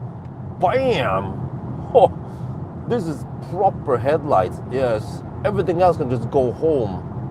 Okay, maybe except for the ID7 headlights. And also, okay, the Audi Q6. Okay, that's also really good. And they have that, those cars I mentioned, they have that auxiliary beam, which this car doesn't seem to have. Or actually, yeah, because I haven't seen it do the extra punch once the last car passed. Unlike that I don't know what you call it, the legacy iX3, you know, the rear-wheel drive iX3, the old iX3, that one had that little extra punch. So you can see now again, once the car comes, okay, it blocks it out nicely, and then, yeah, there is not that extra boom. So, doesn't seem like it has auxiliary beam or like laser light, like, which car was it again? Was it i7 or i5? Yeah, maybe both of them had it. But man, dude, this is really good. It is good. You see, it shines up. Yeah, it adjusts up a bit. Seems like it adjusts down sometimes, and then sometimes it adjusts it up again. Oncoming truck does that fine. Wait for it, and then, well, it is kind of late. But I mean, maybe it's good because it doesn't want to fire up against someone's face. But and then it fires up, and it actually keeps the left side illuminated on the motorway.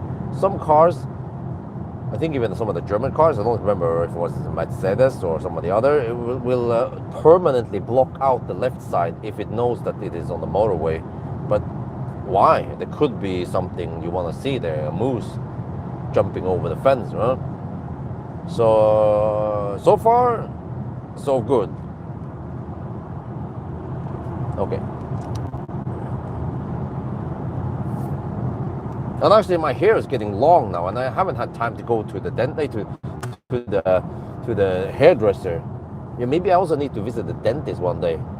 But I kind of need to do that later, next week. Maybe next week is Auto 3 Evo, but I have it only for 6 days because of some public holidays. So that's also kind of clumsy. And then also 2 days will be eaten away by the trip to Amsterdam, Antwerp.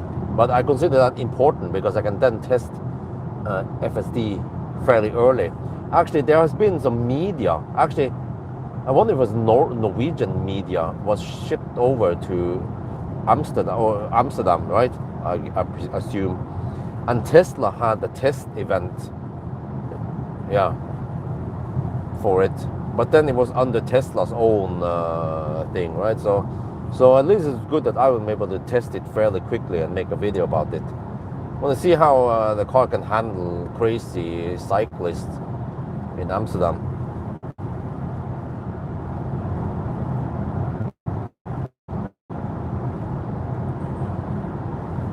Okay. Actually, number of viewers have dropped now. We peaked at around 600. Czech Corona, 200 Czech Corona. That's around 600 NOK. Thank you very much. Long time watcher. I love my Tesla. Okay, awesome. Thank you very much. I have to watch out for moose around here. They can't look at the screen too long. Yes, it has turn signals. Yeah, FSD is supposed to be able to handle the traffic in Amsterdam quite well. Dude, those roads around the canals are crazy. I should test it, see how I can handle it. I've been in Amsterdam many times, so I know roughly what the city looks like in terms of the road layout.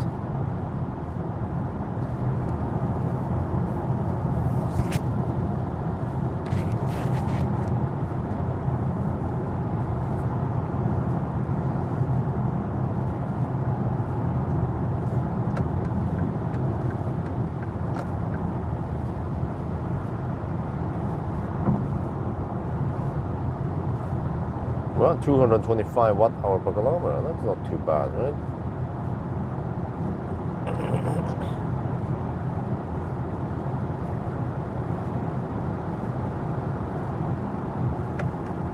I actually need to avoid drinking too much right now until maybe, I don't know, Kungsbacka, yeah.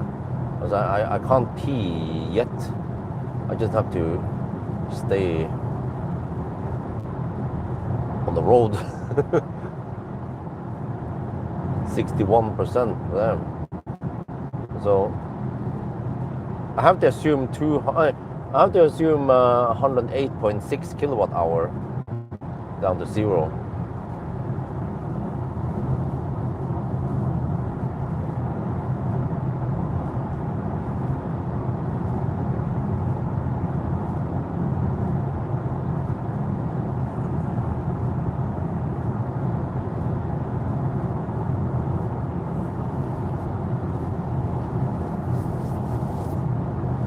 Yeah, I wonder. Wait, do I navigate now or? I forgot to check with the weather planner what kind of consumption is expected.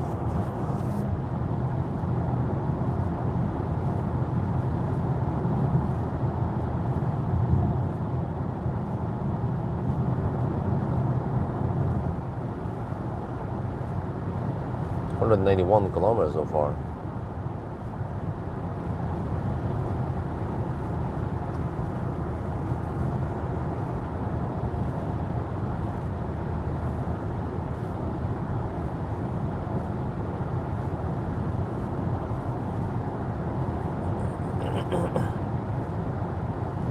But you know, I almost forgot about how good the Tesla headlights are. You know, in the pre-Highland, they were also really wide and strong.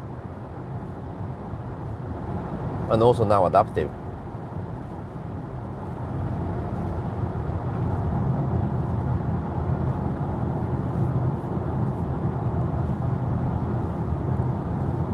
I think eventually I need to find a 2022.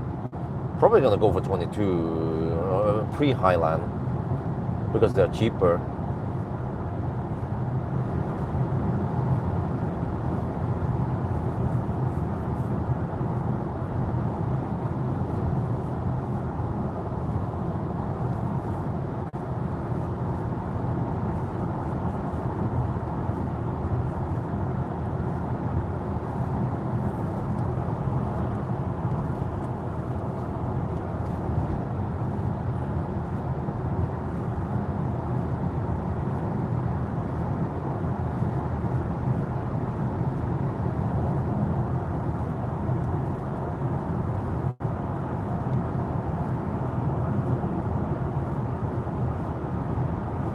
The sign seems to be a bit bright.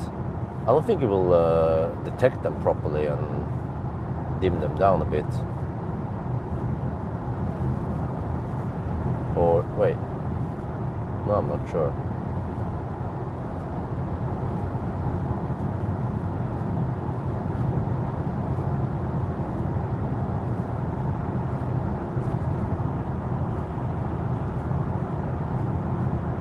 Yeah, I think it doesn't dim them down.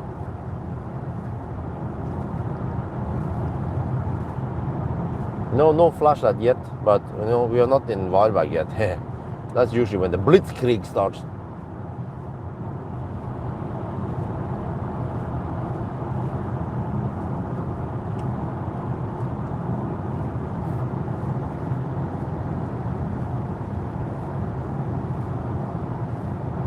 Oh shit, I can smell it.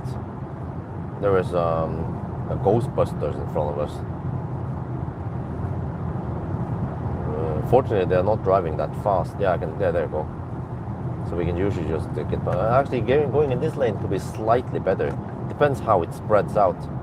Something smelly is over there. Raggere in an AM car. So the filtering in this car is not the best. If this was a HEPA filter in Tesla, I wouldn't smell it.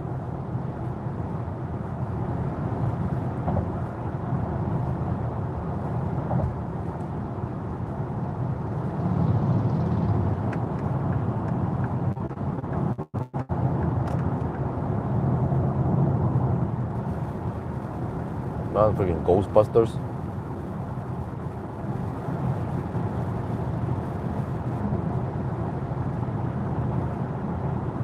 Air quality index. Yeah, let me check it. But I don't know if it. Wait, 42. No, I wonder if that is based on location. It doesn't have actual sensors for it. It doesn't show PM 2.5 levels or anything.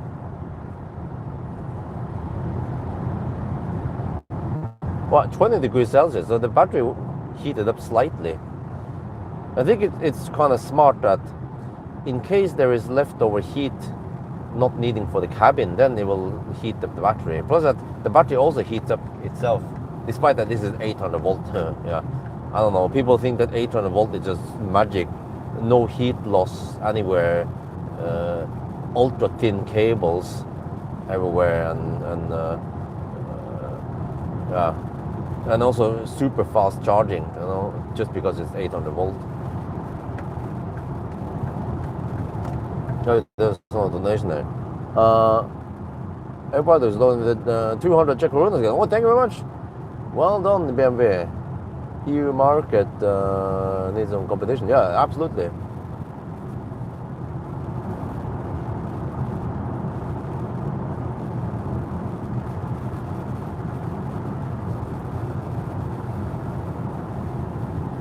Well, that air quality index, I haven't seen it change much.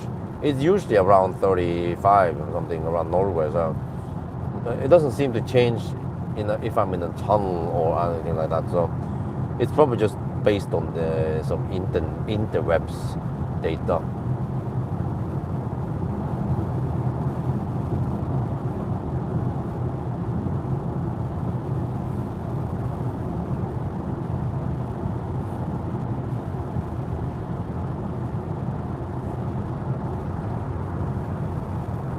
Outside temp is now, hey, what? Huh? It just says E60. Oh, because I haven't navigated anyway. Outside temp is 1 degree Celsius actually.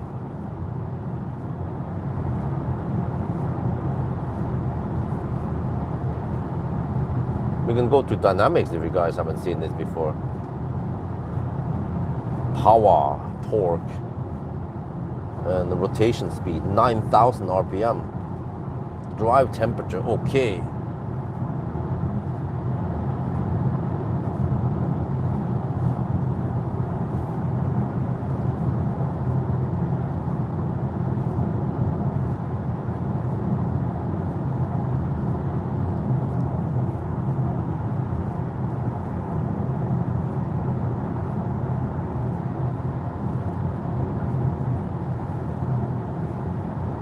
Wait, I didn't want to see that.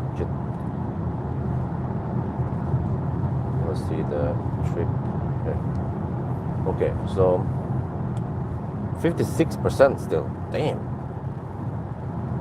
I think this is linear. We can see once we are at 50% how much we have spent. I can check now.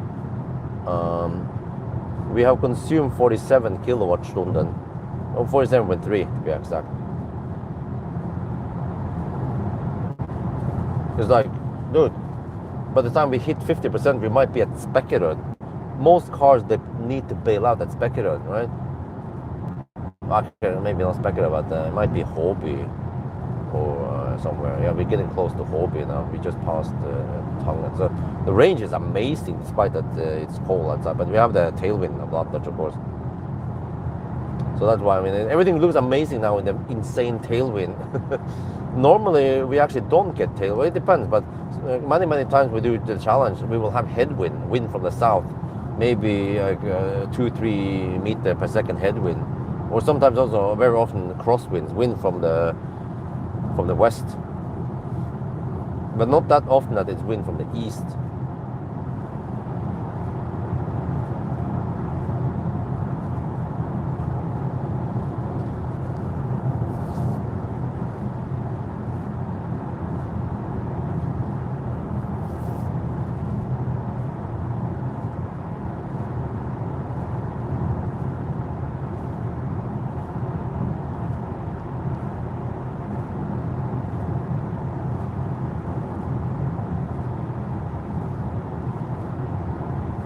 On a quick math, 1% is almost 1.1 kilowatt hour. And then if you consume 250 roughly, then 1% equals to 4 kilometers. But it's good that because it's linear, you can actually count on it throughout the whole scale. But the non-linear cars becomes clumsy. And unfortunately, there are way too many non-linear cars out there. And I'm surprised that the Koreans haven't fixed this yet.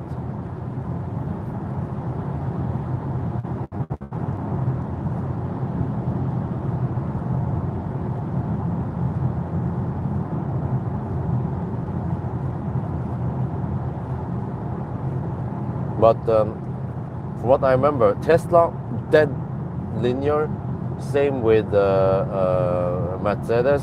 BMW is actually slightly, no, when I think about this, Mercedes also slightly non-linear towards the end. Yeah, so the remaining, the few below 10%, each percent there counts slightly more than the rest. But also VAG cars, MEB platform, very linear. In the old days, it was also slightly non-linear below 10%.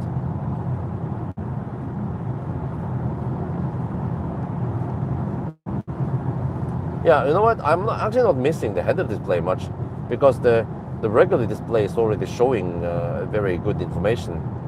But of course, the header display shows some navigation info that could be useful.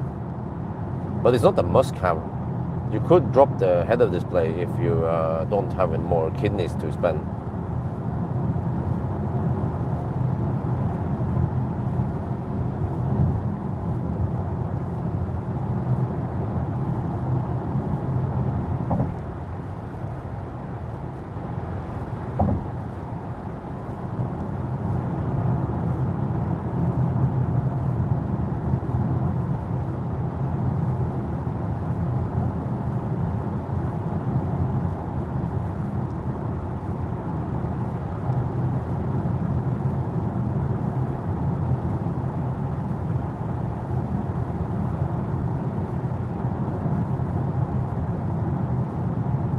Well, when I think about this, there is no other car that is like this iX3, because we have fast charging cars with fairly big battery, 100 kilowatt hour. You know, like the Seeker 7X or the Smart #5 or the MG IM5, IM6, but they are thirsty. Even the IM5 turns out to be somewhat thirsty for a sedan. So the inefficiency kind of kills the good charging speed and the range. And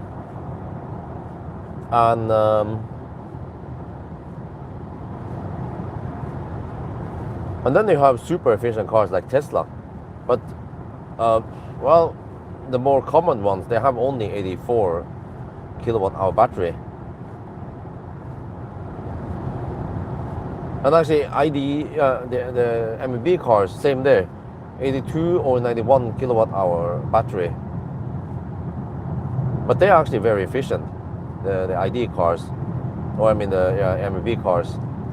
But you don't see 120 kilowatt hour, right? And what else is it?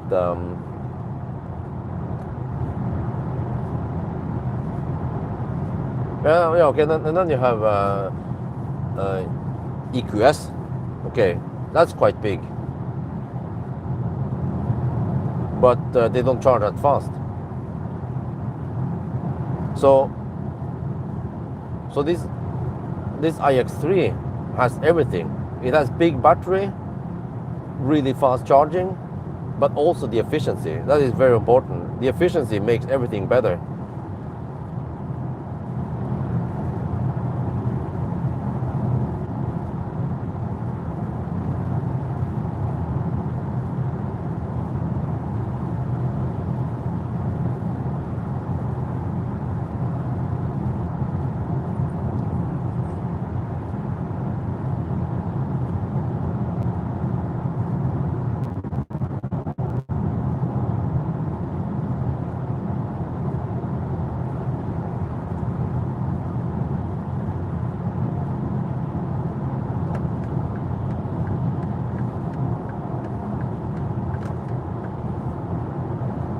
So actually, it would be interesting if I had time, but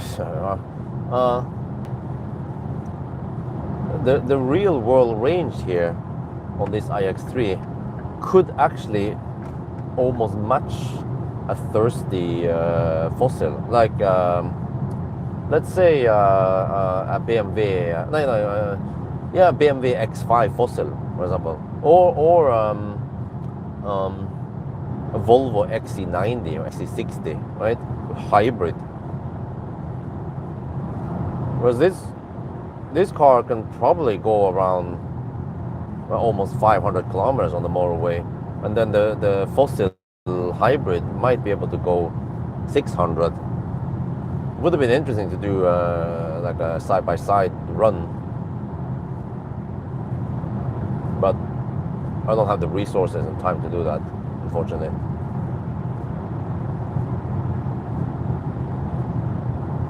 because those hybrids, because they have such a stupid design with two drivetrains, they need to sacrifice tank space, so they usually come with only 45-liter tank.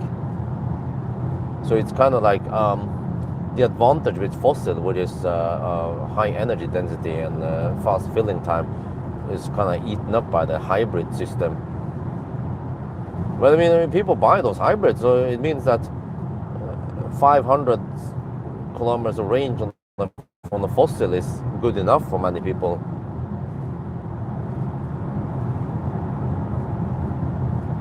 And then funny thing is that hybrid owners, they always praise that, oh, it's wonderful, I don't have to if I go on the short trips, I don't have to refuel for months, or I can drive on electric 90% of the time, right? Well, if you are wealthy enough to buy a plug-in hybrid and you have home charging, then you should be the first one to get electric. So hybrids is the biggest scam ever. It's pointless. It's better to just buy pure fossil instead, or go pure electric.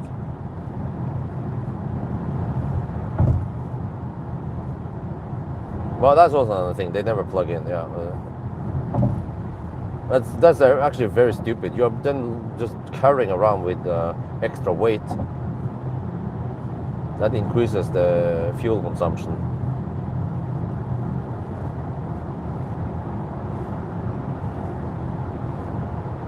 Best EV under 100k NOK, classic Ioniq, or classic Model S. But then you kind of have to get ready for some repairs maybe on the Model S. But then you get a damn good car. So I think wifey just haven't realized it, but the Millennium Falcon is a lot better than the Soul. So I'm actually thinking about taking Millennium Falcon on a Europe road trip, and especially if I can get the 90 kilowatt hour upgrade. Or even, I mean, if Nasir and EV Hub is up for it, they can lend me a battery for a couple of months, and then I can get the 985 pack back. But I'm also interested to see how much will it cost, real price, if they take the 85 pack as punt. Because if it has still 58 kilowatt hour net capacity down to 0%, or it has degraded 20%, then it still has value. And according to the SEVA report, it is in good health. It doesn't have any moisture problems. And I wonder if that, I mean, it sounds like it makes sense, you know, because I found a video, I almost forgot about this, but Valdemar Elbilmek did some reseal on Millennium Falcon's battery many years ago before I sold him. So that could probably be the reason why there is no moisture problem on him. But also Nasir doesn't know about the SEVA test. It could be really useful, because in order to determine the value of a battery, you want to know how the health is, and it seems like the SEVA is able to detect it really accurate, what is wrong with it.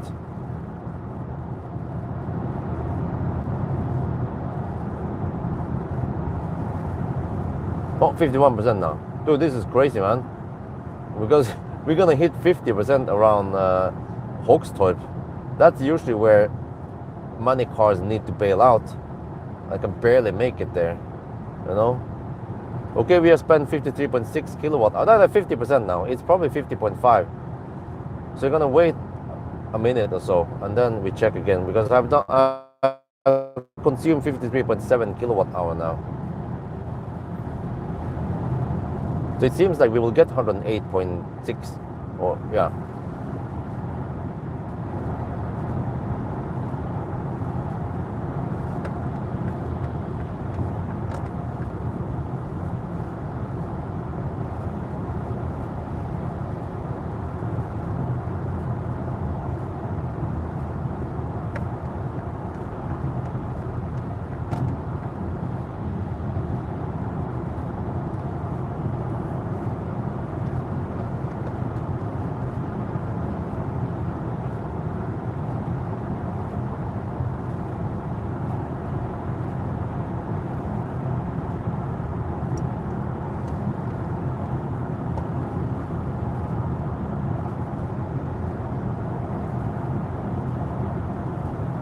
Yeah, 54.2 kilowatt hour now. And we are 50%. Now we should be at 50.0%. So it seems like we will get 108.6 roughly out of the battery. We'll see. I don't know how deep we'll go, but I have kind of measured it many times already.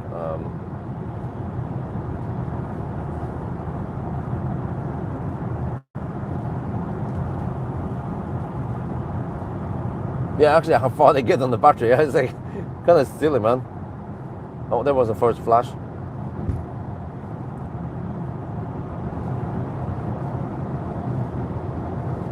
But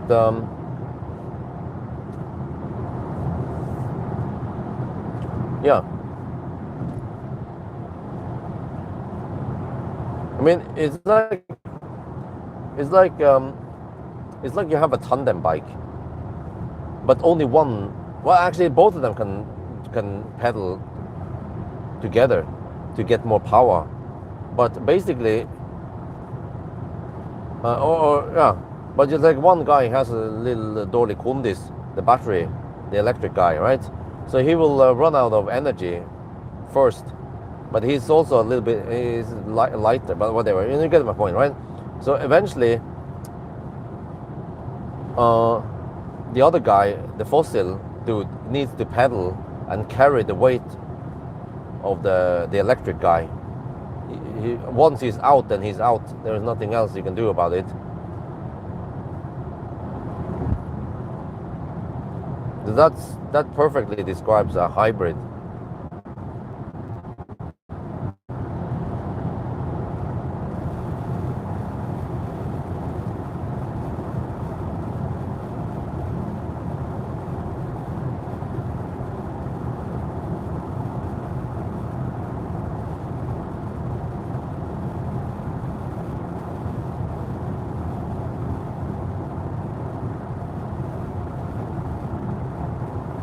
Well, the car goes a little bit left and right here.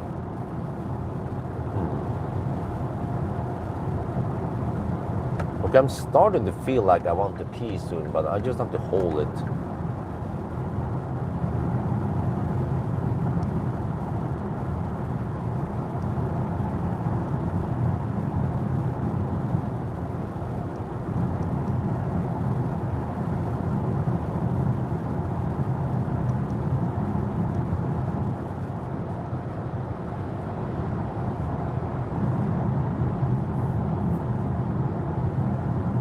Okay, 232.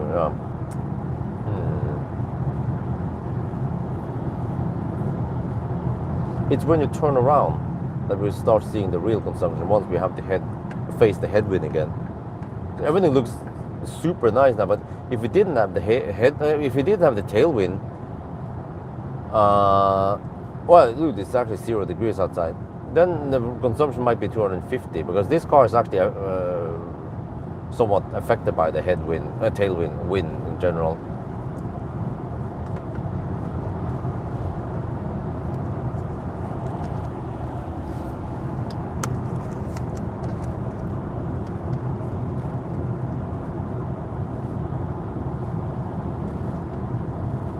Dude, this is freaking crazy, man, because here I will show you that this is supercharger and Circle K charger at Hogstorp. So that's the exit, right? Many cars, they will bail out here, run out of juice here, right, more or less. But in this car, we still have 48% left, and then the car estimates 283 kilometers. Okay, I'm not sure about that, but okay, roughly 200 kilometers maybe left, right? Dude, and we have spent 56.5 kilowatt hour, and there's still plenty left to go. Consumption, okay, is 232. Just have to bear in mind that we have tailwind, but it's actually 0 degrees Celsius outside. I wonder if this is the coldest place during this challenge. So it's almost considered a winter run.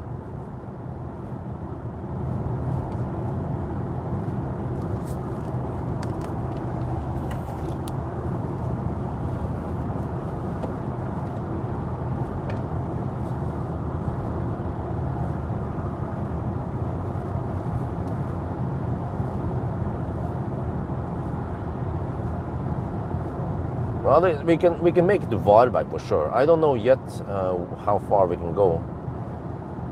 I think once we pass by Kungsbacka a while, we can navigate to Varberg and see what the car says. For now, I don't want to speculate too much. Just want to hammer it.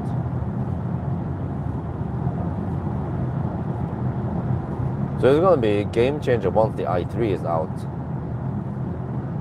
But it's a bit confusing because the i3 is also the i3, the old i3. Confusing that they use the same name. So actually the ugly duckling should have been named something else from the start, because the i3 should have been like a 3 series.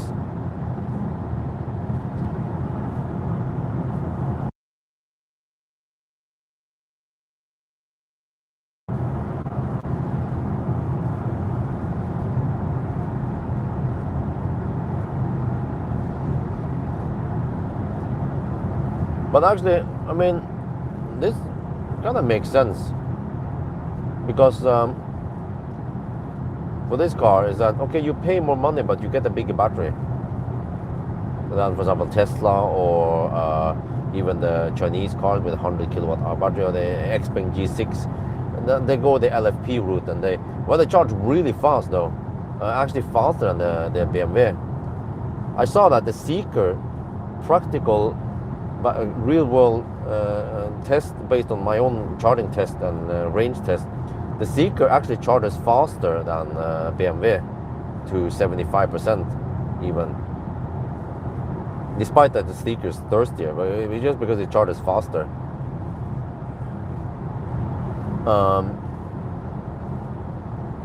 But when I think about this, the old iX3, it cost around 700k NOK, but that was only 80 kilowatt hour.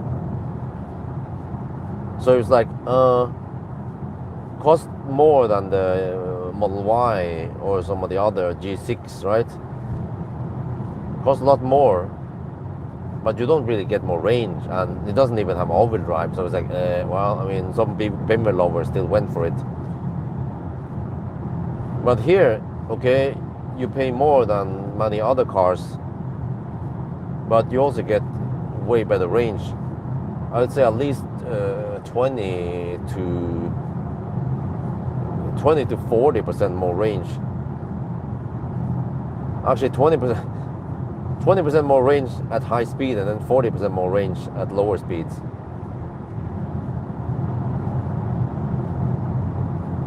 But it's like you get fossil-like range on this car. That was not a flash. Actually, that trucker was a bit impatient, because it's fine. Many cars will need like a second to react, and even people are a bit slow. They should be a bit patient and maybe wait at least 1 to 2 seconds before they flash at you. It seems like one of the light is off here. It's not blue for some reason.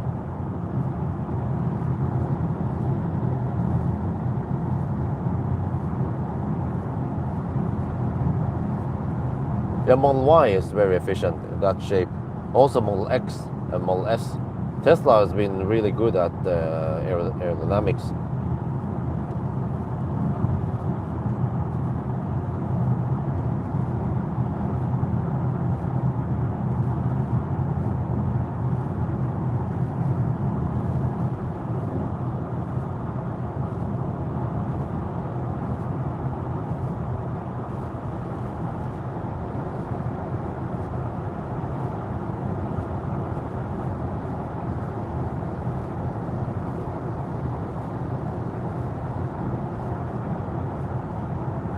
But I mean, for me though, I mean, I'm not defending Tesla and thing, but for my own experience when I tested this car has so good range that I don't know if I would care about paying extra for it. You know what I mean?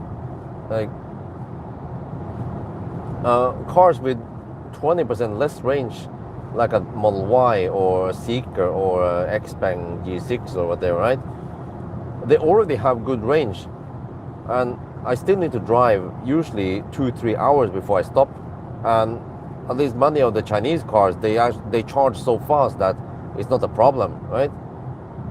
So I wonder if this is what Tesla found out when they looked at data that they were collecting, that uh, people didn't need that much range.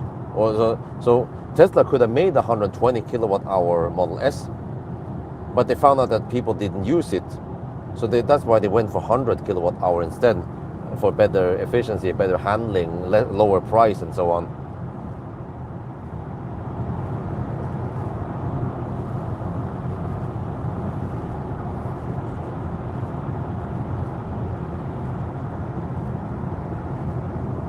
And also, if you think about this, as long as you have home charging, then and you only commute most of the time, right? Then like 30, 40 kilowatt hour would have been right. My soul had enough range for day-to-day driving, and I could even go to Oslo and back again. Actually, I could go to Valdemar, that is past Oslo, and back again. But let's say, okay, the winter and whatever, and hammering and so on, at least if you have around 50 kilowatt hour, right? Or 200 kilometers of range in case there is some unforeseen stuff going on, or extra trip you have to take to buy something from Finn, or who cares, right? But as long as you have 200 to even 500 kilometers of range, that is sufficient. It will cover 99% of your daily needs. And then, okay, for this car, if you go on a road trip, well, it depends. I know for sure that if I take my family on a freaking road trip, I need to stop. I cannot drive all the way to Varberg, or they want to stop before that time. If I drive alone, yeah, then I can hammer it. Or if I pull a horse trailer, yeah, then then it's great that we have this range. But what I'm saying is that in practical use, you might not need all this range. It's great that it's here. I'm testing it. It's wonderful. You have fossil-like range, but I think for most people, they don't need it. So you're basically paying extra money for something that you're not utilizing much, except for a couple of times per year. But it depends how you use the car, of course.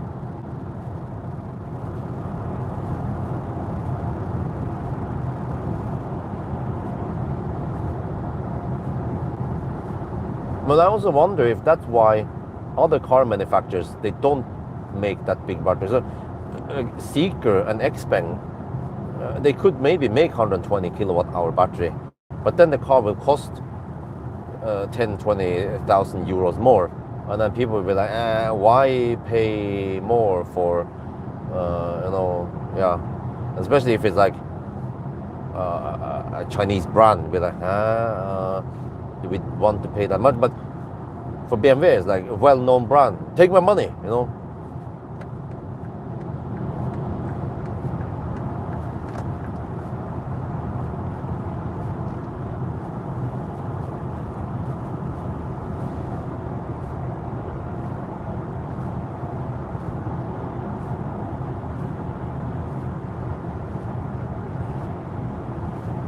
Well, I have to say, the iX3 is actually not that heavy. Wait, I think it's roughly on par with the i4. I don't know why the heck the i4 is so damn heavy. The i4 M50 weighs 2.4 tons. This weighs only 20 kilograms more. They must have gone for some energy dense cells, and I don't know what else they've done. Try to keep the weight down for once. Because in general, the German cars, they're so damn heavy. Like freaking Mercedes, man. EQV. No, actually, the EQC, 2.7 tons in 80 kilowatt hour. Like, what the heck? What were they thinking when they made the car? And also, Fat e-tron is freaking heavy, 2.7 tons. Optimus Prime weighs 2,640, but that's a 6-seater. And also, yeah, I think back then, I don't know, the big they call it the big rear drive unit or whatever, is not efficient. It's powerful and big and probably heavy also, but not efficient.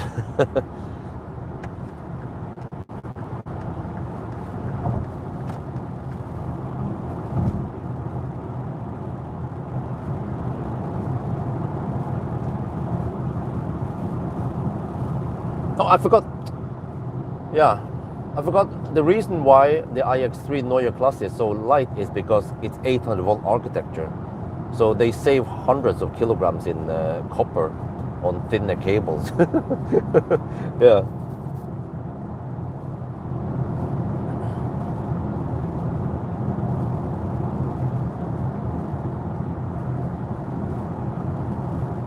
But Tesla is still benchmark on many things.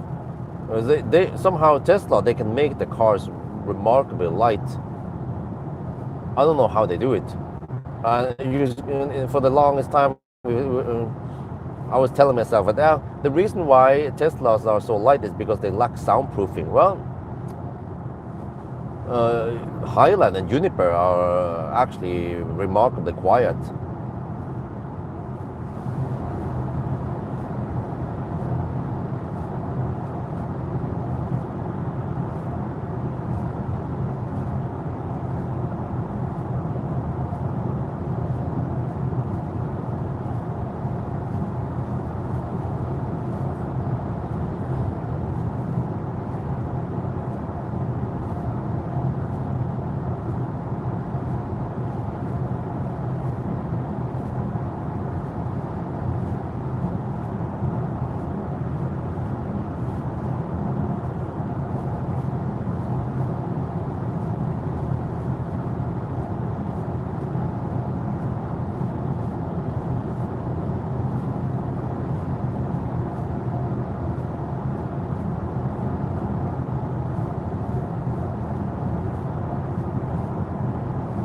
No, I haven't measured the noise yet. Dude, I've been so busy this week. Well, that's another another Ghostbusters or something smelly.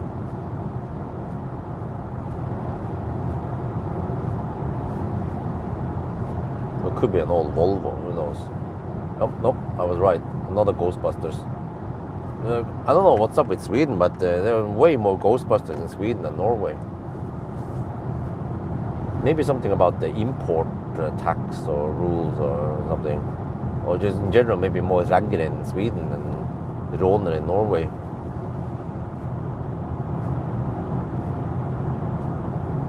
Yeah, the i4 was just disappointingly heavy.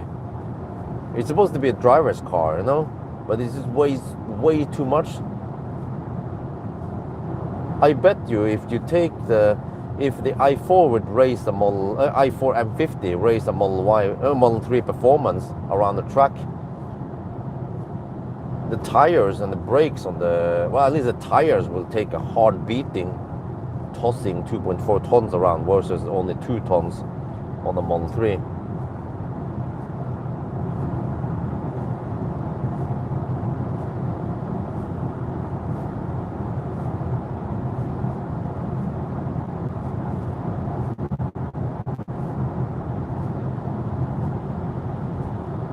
Let me try the massage here. Well, I mean, it's just cat massage, but well.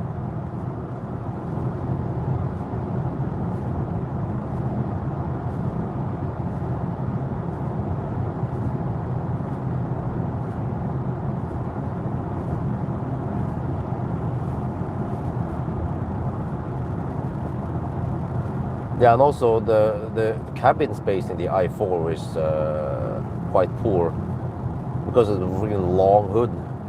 There's not even a front there. So, well, but I mean, everyone praised the i4 for its driving capability. It's a nice car, but then it also has the punishment points.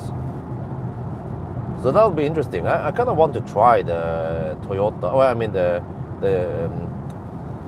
Subarus, because I want to test the the updated battery. I haven't tested it in the BZ4X yet, but whatever. I can test it in the Subaru instead. They say it can take 3.7 charging cycles before it. Solterra, I keep forgetting it. I can test it in Solterra.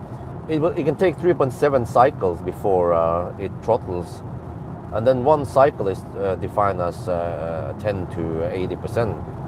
So 70%. I can calculate how many kilowatt hour that is roughly, and then try to figure out what kind of speed I need to stay at during the challenge. Because ideally, I need to be able to not hit the throttle, because once you hit the throttle, it becomes so bad that it pays off to go slower to avoid the throttling. But then maybe after the challenge, I should go and charge and show you that it will throttle.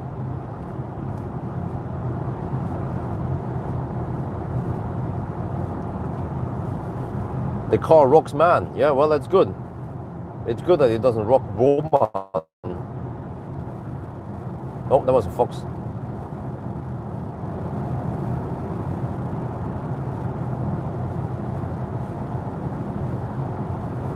Oh, it's still 39%.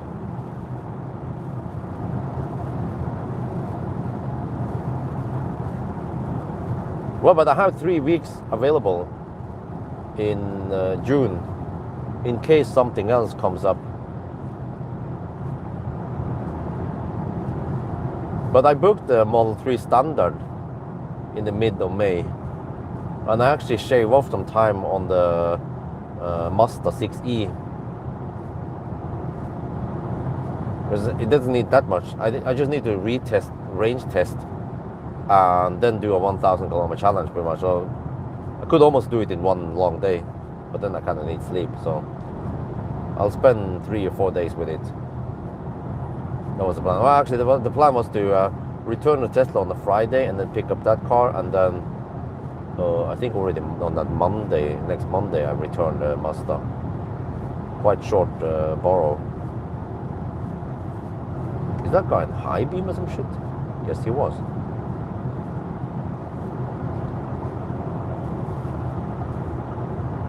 Yeah, I also want to test Renault, the Renault 4. Average speed, I don't know. You can probably figure it out. We started at 10. What was it again? 10:35, right? Yeah, 22:35 was the starting time, and we had 3 minutes of delay on the Norway side.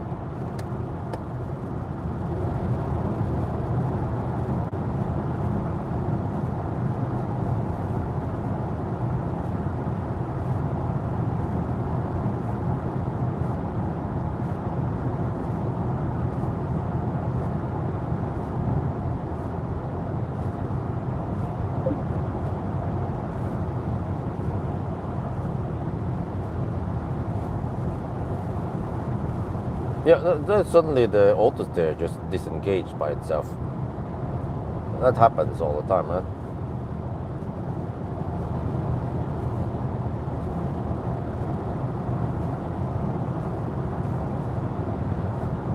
Okay, and also here, Specura. Many cars will need to bail out the Specura. This car has still 38% left. Damn. Maybe it's 37 by the time we get there.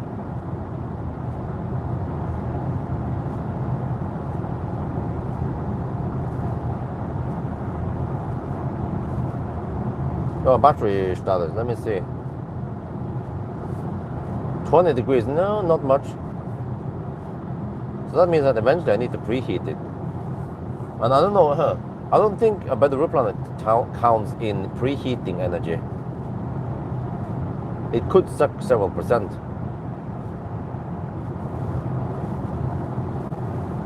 This is a Model Y Performance. Well, tough choice. Model Y Performance might not be as efficient at long range, but it has the adaptive dampers. Kind of like that. Put it in comfort mode, for example, or sport.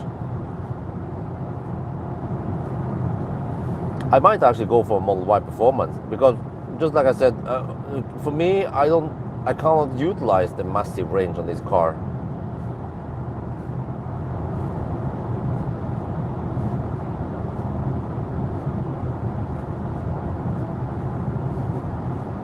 But there is one thing though. Yeah, the seats are fairly comfy. There's one aspect that I haven't covered, which is that since this car has so good range, then you don't many times you don't have to fast charge, which degrades the battery more than just AC charging. But many times you can just charge to, I don't know, 60%, right? And you still have pretty good range. So maybe in a few other cases you can charge it maybe, okay, let's go 70% then or 65%. So you can actually stay on the sweet spot longer, stay around 40 to 60%. So it should mean that this battery can degrade less than a smaller battery. You already seen Tesla, right? After just 5-6 years, they already degrade 20%, which is quite massive, like on MC Hammer and shit like that. So yeah, and other cars, well, maybe we should start scratching on the surface. For example, the MEB platform, many of those cars actually degraded quite badly. Not sure about the newer cars. We should be able to test some ID7 soon.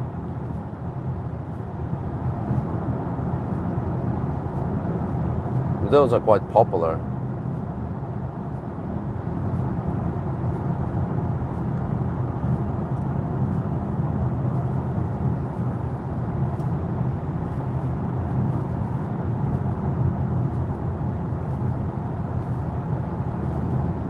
So yeah, so it actually means that when you go on a trip, like, I don't know, cabin trip, you can probably avoid fast charging. But it basically means that whenever you stop, because like, for me, like, let's say, yeah, practical case, we go to Göteborg, right? What will happen then with the family is that I will stop at Uddevalla, but I will, to save money, I will not plug in and charge. And then we get over to a destination, but then I need to get some kind of slow AC charging, cheap. And strange enough, many AC charging points are freaking expensive, overpriced, way double the price of Ionity. You know, it's crazy.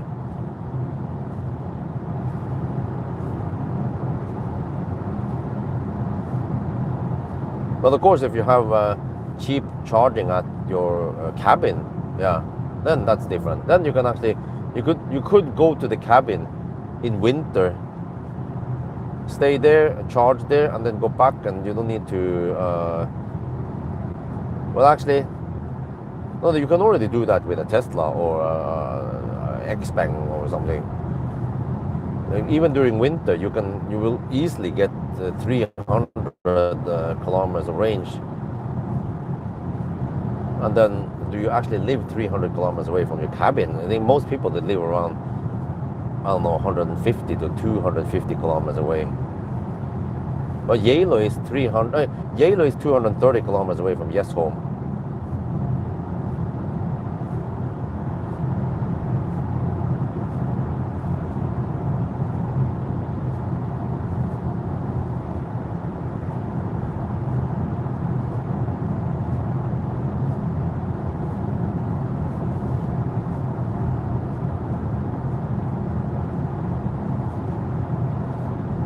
What the heck, man? Is there a Nissan high beam or some shit? Yes, there is. There's a Volvo. Always a damn Volvo.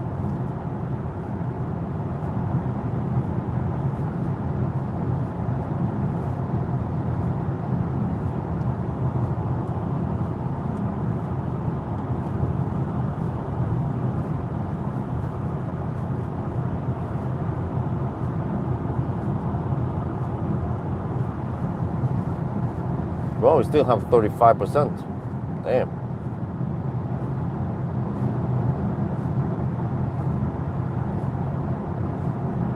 We just have to wait for the new EQS then. That'll be a game changer, right?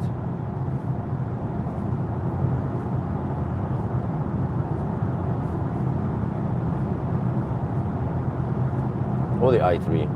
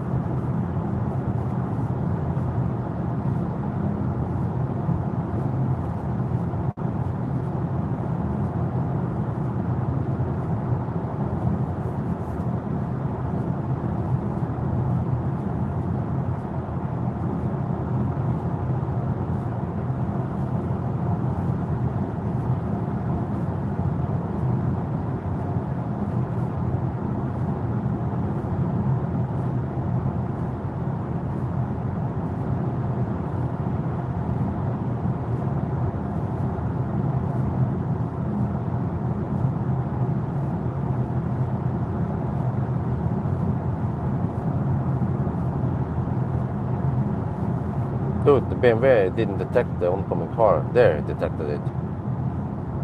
It seems like it's just based on light intensity. It doesn't use the camera to figure out things. But this is where Tesla could be a lot better than the rest of the pack. Because I could see it clearly that there was a car there. So if you just use camera, vision based only, and some AI, you could figure out what is oncoming.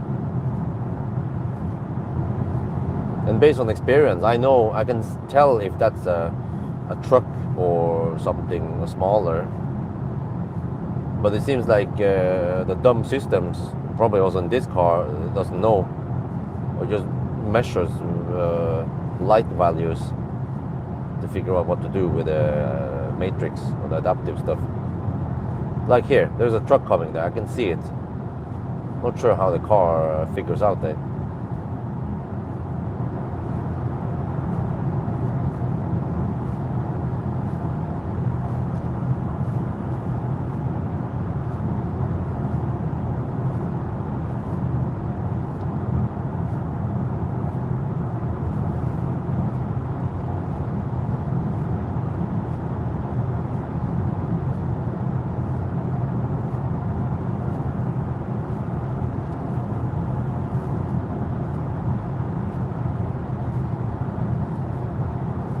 Wait, since when was C-Class luxury? I thought it was supposed to be the E-Class and the S-Class. C-Class should be just premium, right?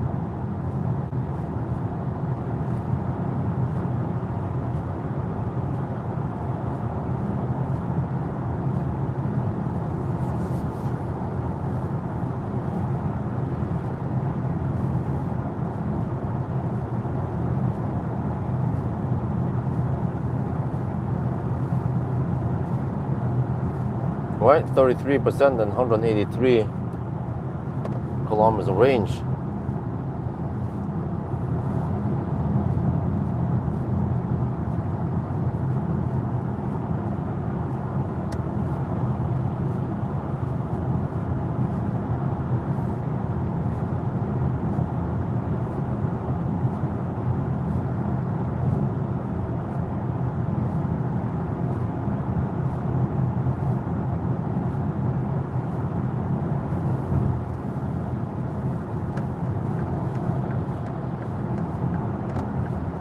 There's a Model Y taxi.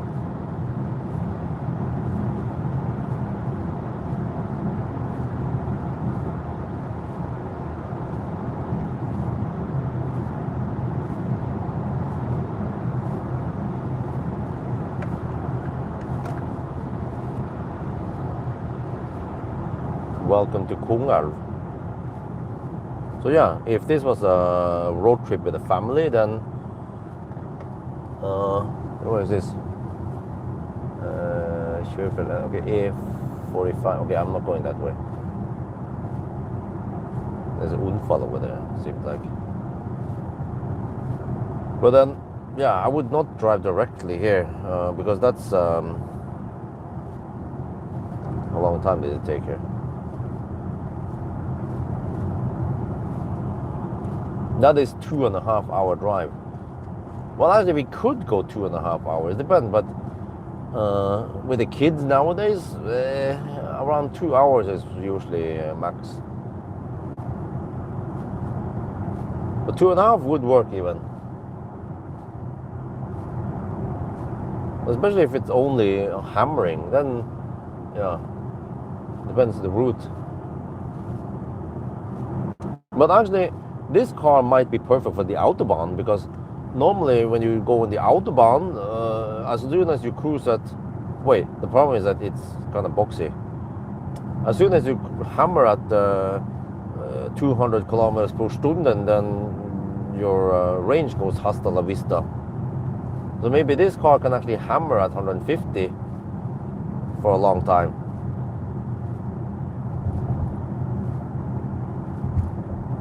Or at least 130, right?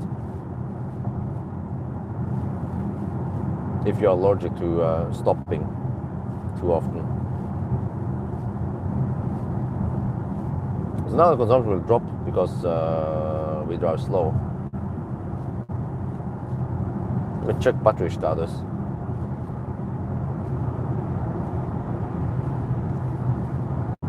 20 degrees, okay. Eventually we need to heat it up. I'm gonna check something here. If you go to the charging, it will tell you battery preconditioning. It tells me that it needs only 6 minutes to preheat. Very impressive. Very impressive indeed. I like that feature, that it tells me how many minutes it will take. Like, dude, Tesla, Kia, Hyundai, actually almost the rest of the industry, except for the MEB cars, you know. But they will also tell you how long it takes. But that, you know, they don't need 6 minutes. They usually need maybe 20 minutes. And the freaking Korean cars, man. Like they preheat at only 4 kilowatts. It's a joke. They usually need a good 20 minutes, a half an hour. Or like the Korean cars normally need around 5 minutes just to ramp up some shit.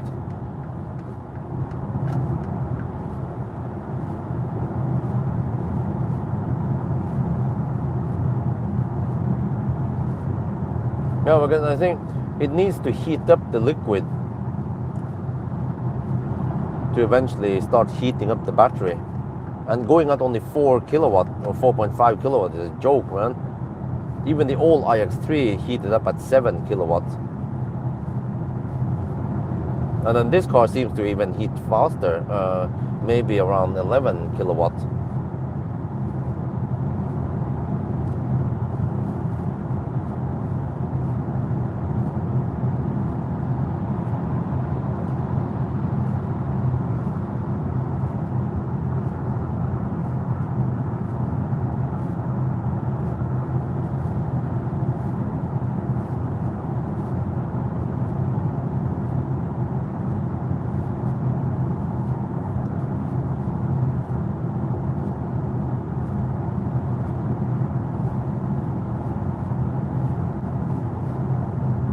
Okay, we can switch back to this. I think most people prefer the trip status.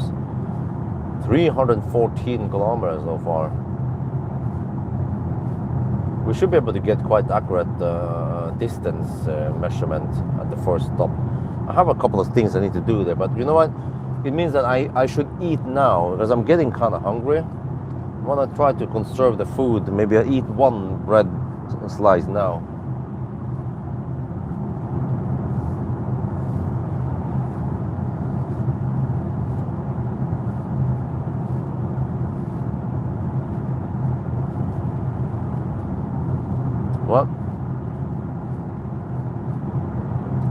What the heck is kilowatt per hour?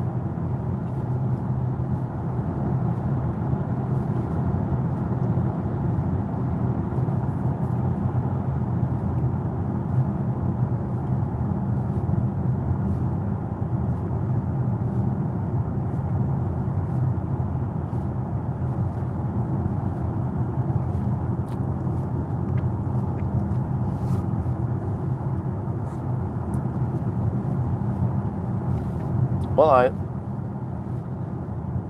I did a recording at 350 kilowatt Ionti, so you can see the charging voltage there.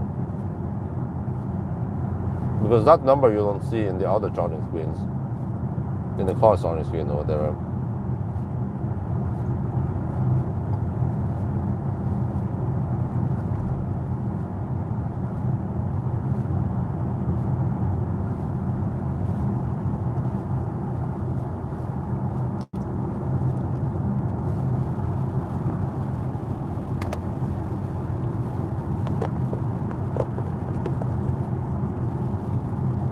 GLC, I don't know. I'm still waiting for an importer to provide me a car.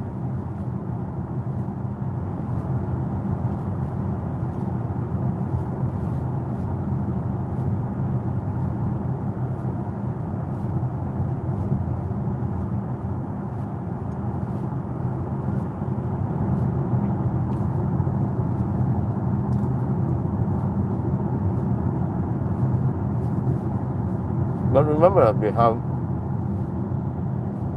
around 4 to 5 meters per second tailwind.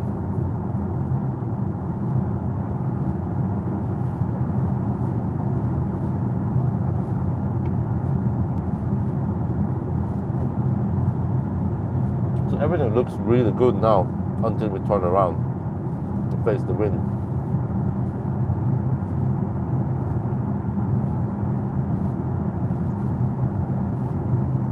Yeah, on rough asphalt you can hear the rumbling here. Don't try to turn off the ANC.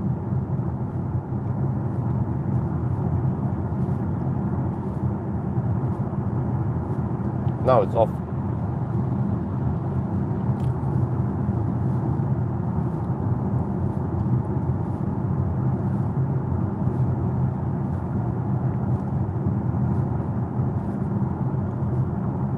Now it's on.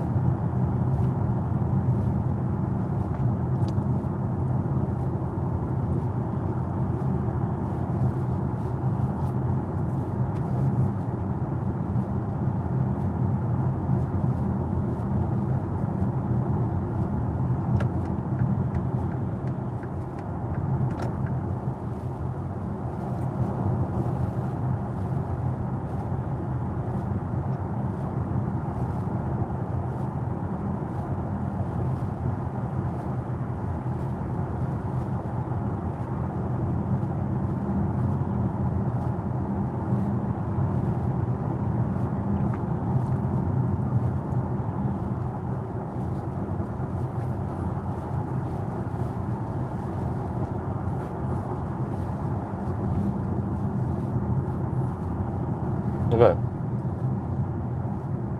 I still don't know if I should stop 2 or 3 times. But it's kind of weird. I bet Ripline wants me to, on the first stop, charge to 78%, which is kind of slow. But on the second stop, charge to only 68 or something. Why couldn't it balance it better? Charge to, let's say, 75, 72% on the first stop, and also 72, 73 on the second stop. But maybe but route plan is kind of silly because it expects, it wants to find 400 kilowatt chargers, whereas I found out that you can actually go 350 kilowatt, and I don't know if you actually lose any time. It could be exactly the same, or it could be just a 30-second difference.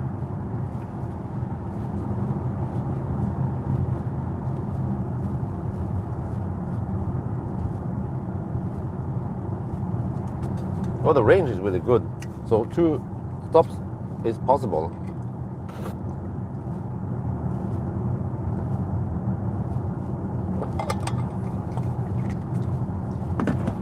But the problem is that it is kind of hard to predict how far I can go and so on. But at least if the car, okay, we will see it. And if we end up at Falkenberg or even Halmstad,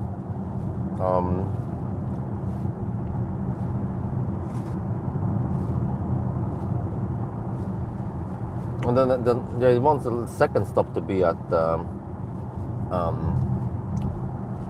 Hogstorp. Then it means that I can charge slightly less at Halmstad, and then stop, maybe not at Hogstorp, but Uddevalla, slightly before that.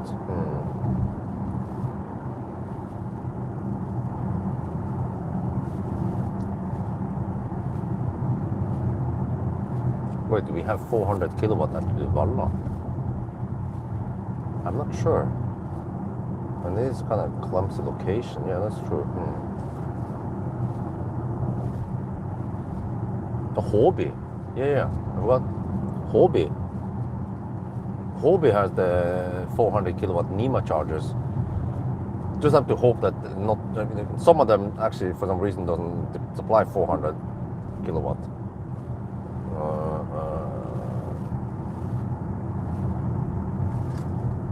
So I have to be kind of lucky and get the right one.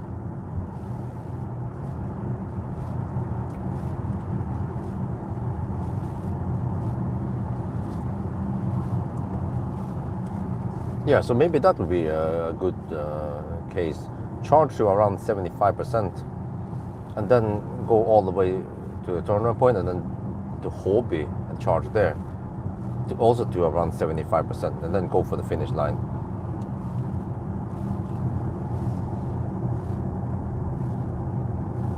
Well, now it's 5 degrees Celsius, which is not really a winter run. So for the most of the time, we are not at 0 degrees. The winter run will be around 0, minus 2, 3 degrees even. This is more like a, I don't know, early spring maybe.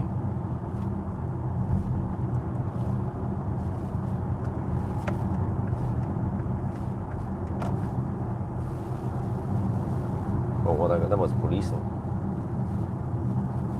Under 9 hours. Well, we don't know yet. But if we charge around 75%, it's going to take around from 10 to 75% will take roughly 20 minutes. So 2 times 20 minute stops then. Or I can go 3 stops, which means not stopping at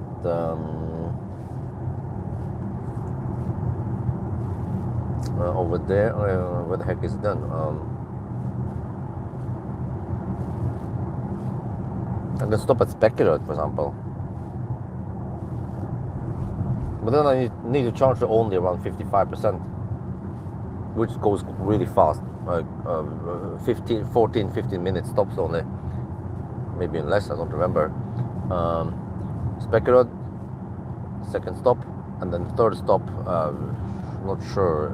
Even Strömstad sounds way too early, but then, you only drive one. So okay, whatever. We might go for 2. What do you guys think? How many stops? 2 or 3? Spam now. 455 people, at least. 200 people AFK.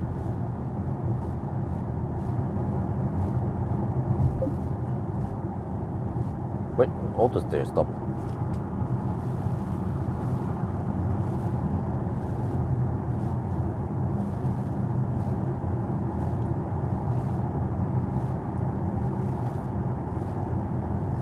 But yeah, but the thing is that 3, then you charge to only around 50%. I mean, who does that, right?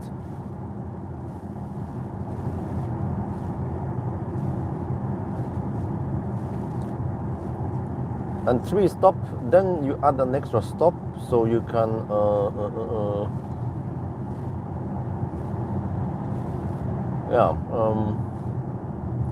but that extra stop usually takes some there's some overhead. You need to exit. It depends where it is. It could be around 1 minute, a 30-second to 1 minute of detour to get there, and then get back again, and then also a little bit of handshake and stuff like that. And also I'm also recording the data, right? So I would say maybe 3 minutes of overhead, 3 to 4 minutes of overhead. You can actually charge a lot during the 3 to 4 minutes.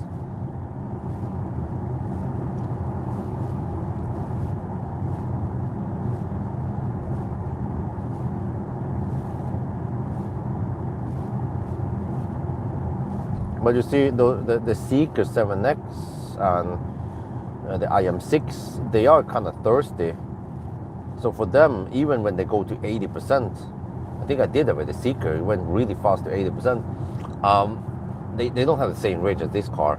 The BMW has way better range at 80%. I'd say at least 10-20% more, right? Yeah, more like 20% actually, because it's more efficient. and it has a bigger battery.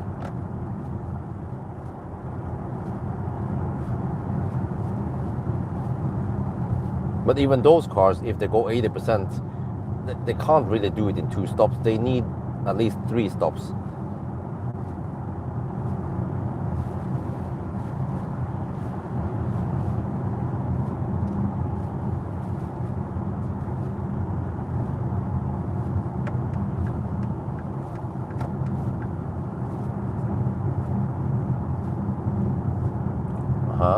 Route planner. Yeah, well, I mean, I'm gonna check it eventually, but right now I don't want to speculate too much because I don't know yet how far we can go. But I just know that we have 27% now, and yeah, we have to see once we get close to abided by what we should do.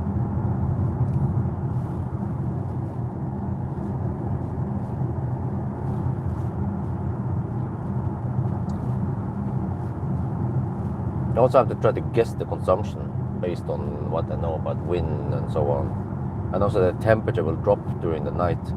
So yeah, usually around 3 to 4 at night is the coldest. Actually 5, yeah, right before sunrise. That's the coldest time of the night. But it also depends on weather, because if suddenly it clouds over during the night, then that puts a little dampening on the temperature drop. But I think it's supposed to be a quite clear night now throughout the whole challenge.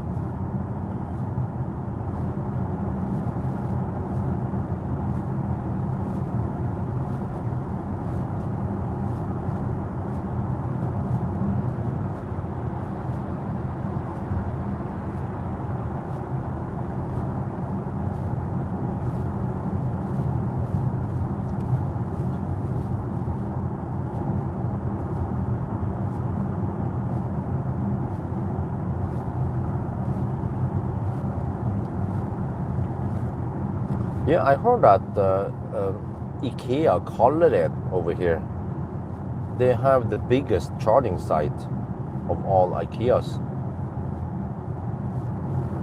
And they are equipped with Power and recharge. So I wonder how many locations. Well, I can get some info from Power, but I bet that these are 500 amp. Like, as far as I know, they don't use 600 amp boosted cables.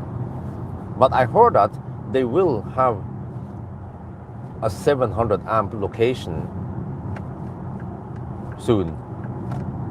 So yeah, that'll be great. 700 amp, huh? MAGA, make amps great again. Yeah. So if you exit here, well, it's not the fastest exit. You have to exit and then drive a little bit around before you get to the Power. So on normal basis, I'm probably not gonna go there. Yeah, it is kind of far. See here, and then there's a roundabout, and then loop around there, and then that's a long detour just to get to the IKEA.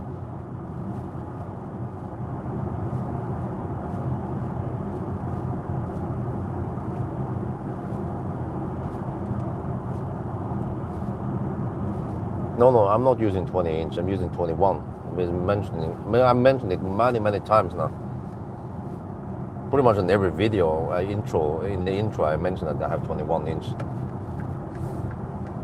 But people seem to be obsessed about the tire size, man, on this car.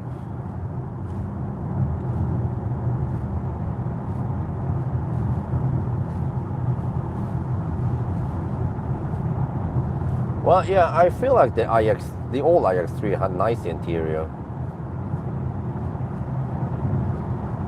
And I like that design on the door handle, similar to Model 3 actually. It's more ergonomic. The kind of, you have like a pistol grip on the door. Here, you like slightly less ergonomic to grab down there instead. But maybe it's just cost cutting.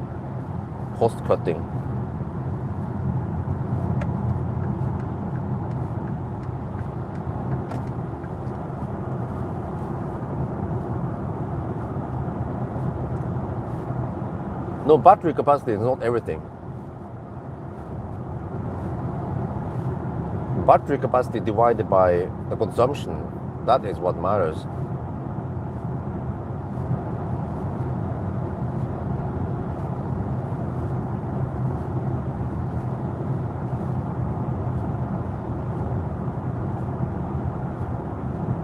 Well, you can get another steering wheel if you don't go for the M Sport. I don't remember what it was again.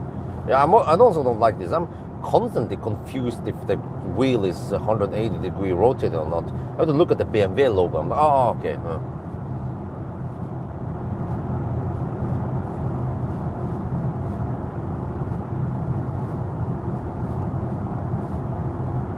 But dude, seriously, ST1, they should put up some hyperchargers over here. Well, no, actually they use Pawel, yeah. Over in these gas stations here, left and right here, they need chargers. There's enough space there. And the Pawel doesn't take up that much space.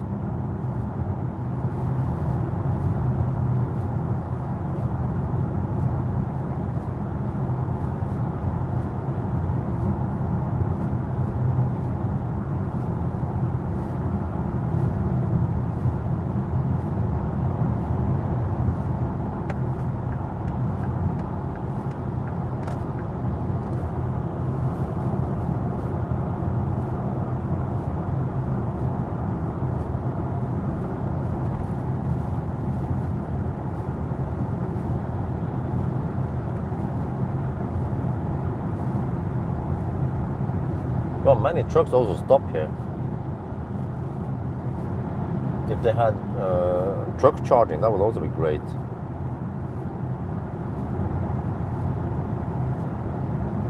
Okay. Well, I don't need to say the battery status. But let me check something here. Battery status. Yeah, speaking of that. No, I'm not freaking haptic shit, man. 20 degrees, okay. But okay, I know it takes roughly 5 minutes to preheat. 5-6 minutes. But once we go deeper, then the battery should normally heat up slightly. But actually, wait a minute. During the range test, it was warm outside. It was 17 actually. And then the battery heated up naturally. Heated up faster. I remember it hit 27 degrees. So this means that then it didn't scavenge heat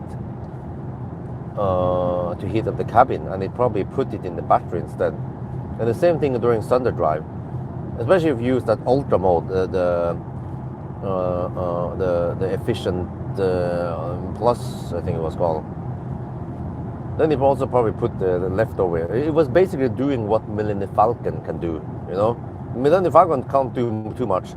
It can take the max brain, okay. It can take the heat from the motor and put it in the battery, and that's how Millennium Falcon almost never cold gates. As long as I arrive with 10% or below, then I get full speed, yeah, back in the days. But man, I really want to upgrade or just get replacement seat, driver's seat. The rest of the seats are actually in very good shape. But actually, I saw one or possibly more dents, tiny dents, some kind of backup mistake on Millennium Falcon that would be great to get fixed. Dude, what's wrong with some people? I flash my high beam to them and they don't turn off the stuff. Could be just adaptive shite on the Volvos.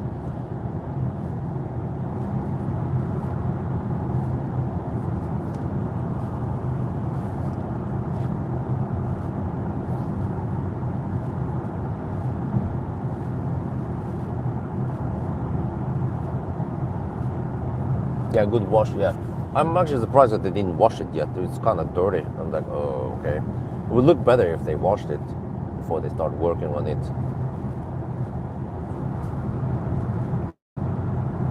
But I guess, you know, we are just showing it in the video, but for the customers, they will not see this until the car is repaired and then they wash it.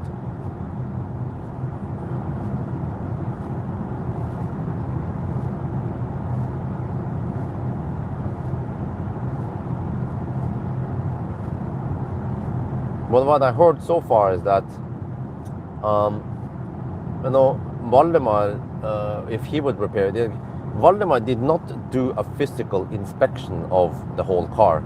Like what you guys saw in the Millennium Falcon video, Valdemar didn't go that deep. he just looked at the stuff and he didn't have too much time, you know.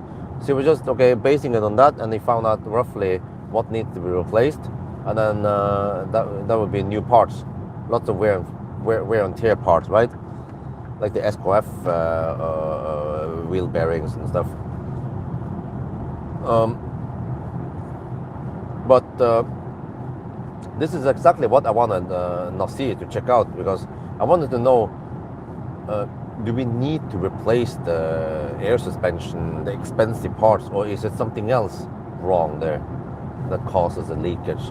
Or is it the sensor or something that trips the system? So instead of replacing really expensive air suspension, we might find the solution somewhere else, and it's cheaper, and it actually solves the problem. Because I have experienced it before when I had those faucet cars, that the workshop replaced some parts, expensive parts, but it didn't fix the problem. And I was like, the fuck, man, you guys are the experts, you should know what to fix or what to but they didn't troubleshoot it. They were just assuming, okay, it's probably this part, let's replace it, and then, oh, okay, well, let's replace some other expensive parts then. So Valdemar's cost estimate was 50k NOK, and then Nasir hasn't investigated yet. They just did a quick inspection, but Nasir went deep. Yeah, he always goes deep about the air suspension sensors, and he found out that at least 2 of the rear sensors were actually stuck, rusted. So, but he estimated, actually before he saw the car and investigated, he said that we can probably get it down to 35k. I was like, okay, great, but I was hoping for even lower, you know. I was hoping that they can find out what was really wrong and maybe repair it for only 20k.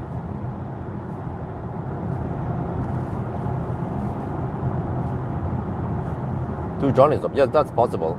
But I have to expect some high consumption away once we hit the 120 zone and we have a massive headwind. Well, actually, the advantage is that by the time we turn around, the wind will calm down. So then we don't get too crazy headwind, around 3 to 4 meters only, 1 meter per second.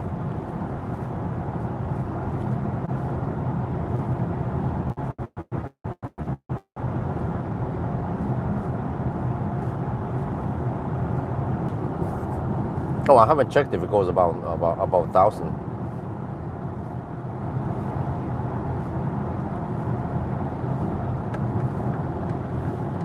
Yeah, some of the best cars, they can make it to Varberg, or the CLA made it to Himle on the first leg. That was actually quite amazing.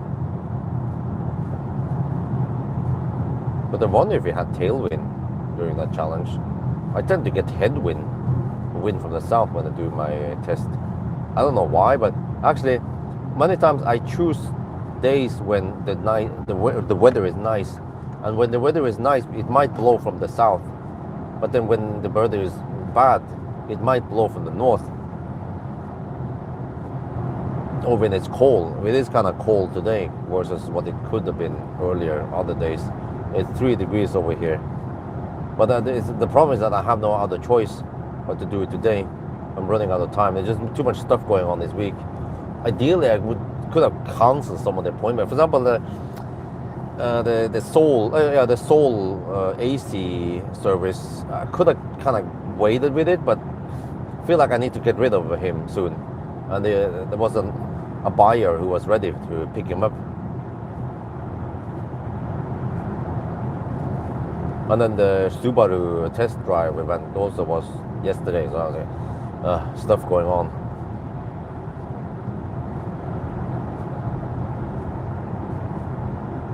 Well, actually,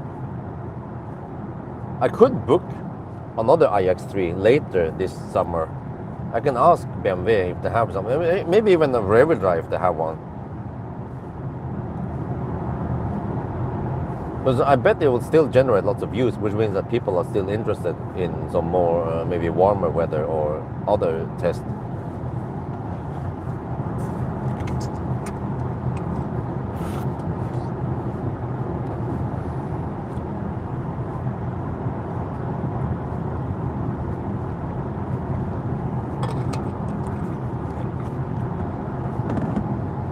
Oh, September, okay, that's kind of late.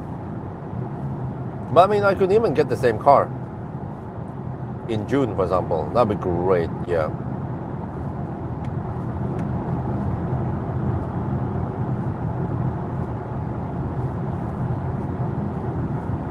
Okay, he stopped flashing at me as soon as I flashed at him.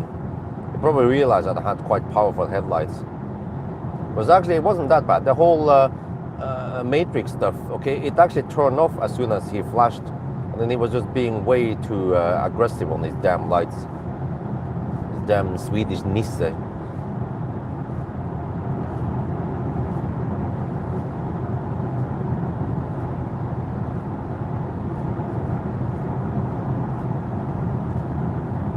No, that's on paper, the true 160. Actual weight is most likely higher. I've seen it that actual weight on some cars, I think it was the iPace I discovered, it was actual weight was around 150 kilograms more than what it was written in the Vognkortet.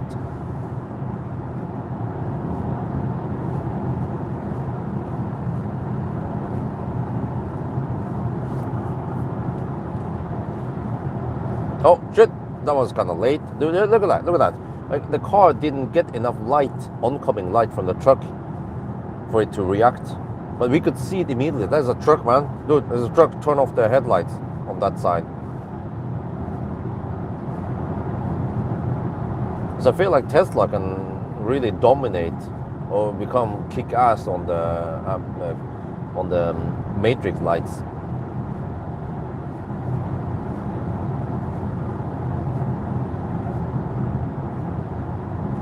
I mean, how does it work really with these cars? They have a light sensor, right? Or do they? When they use camera, wait, they use camera to measure light, but they don't interpret the data, or they don't look at the image. Wait, do they do that? I actually don't know how the matrix lights work on cars. Of course, they need a camera. They need a camera to figure out what's going on, where the light sources are. But many of them, they're not smart enough. As soon as there is a bridge, or a pillar, a pylon on a bridge, or they go behind a bridge, it will fire it up again. I would figure out that, no, don't do that. That's just a temporary blockage, and then in 1 second, they will be back again.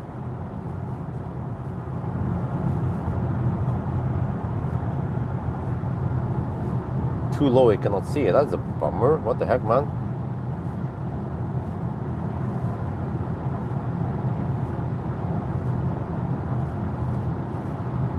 Because we can see it quite clearly, what is going on. Very common, over a hilltop, a truck comes, and the dim lights on the top of the truck, we can see it. And I don't know if the car's cameras can see it. Well, we might be able to see it, but it just doesn't direct properly.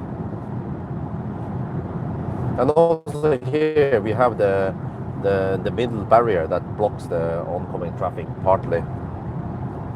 And I can easily see that there's a car behind it, but this car tends to just blast full light against it.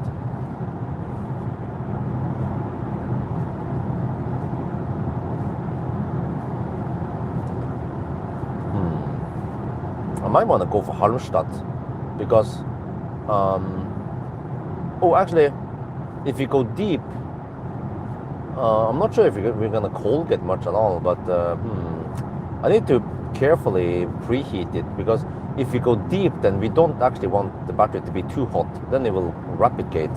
So we will purposely not preheat it to max or to what the car wants it to.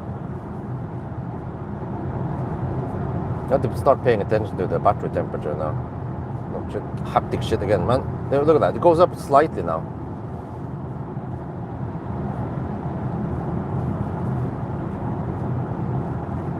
It seems like it's spot on. It might be only 0.1% error, 0.1% under reporting. Let me check the preheating again. Battery preconditioning. Yeah, now it says 5 minutes to charge to precondition. One thing now, I want to switch and navigate to Halmstad. I think I want to go for Halmstad. Oh, the car says 0% at Halmstad. 91 kilometers away. Okay, let's ditch Halmstad then. Let me try Ionity.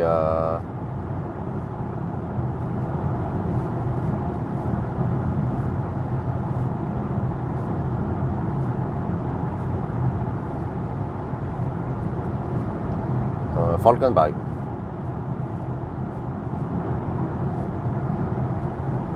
They have 400 kilowatt Alpitronic there also.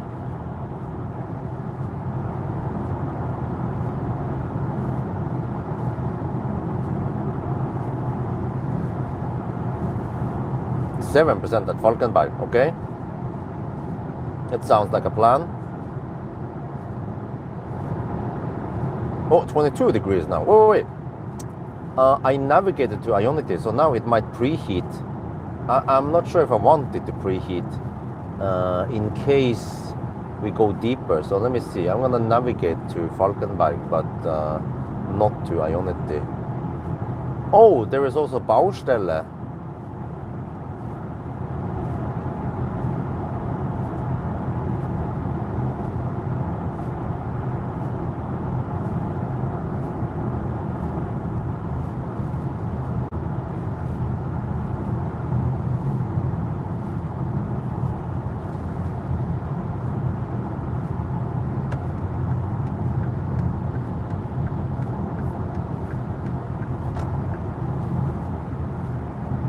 Check here. Okay, I'm not sure if it preconditioned anything yet, but 22% now. I have to check on the preheating here. How many minutes does it say? Okay, still 5 minutes. Okay.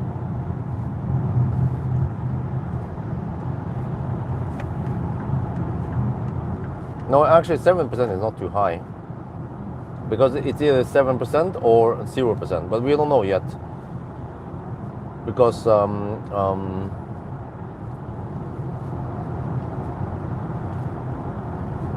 there is nothing in between there. It's either Falkenberg or Halmstad. And there's some 20 kilometer stretch between there with no other options. So either you go 7% or you go 0 or maybe below 0. So okay, yeah, 0%. Then I want to actually purposely keep the battery cool-ish. Like don't preheat anything. We might arrive with 25 degrees, which is good. But if you arrive with 31, 32% degrees, we might rapid gate. Highly likely we will rapid gate. Dude, you need to turn off. Okay, the car didn't want to turn off the headlights, so I didn't do this manually.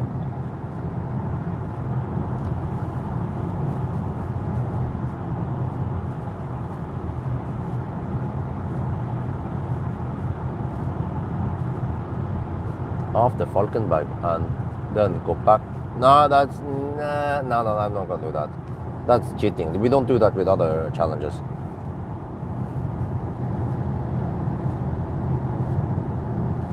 But I can start drinking a little bit now because I feel like I can pee in not too long.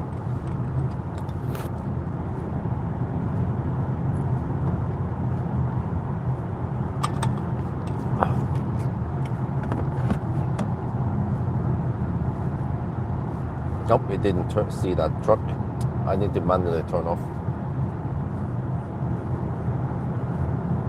So yeah, you see, a couple of days ago when I used the route planner, it wanted me to stop at Himle, but with 13%. So that was kind of weird.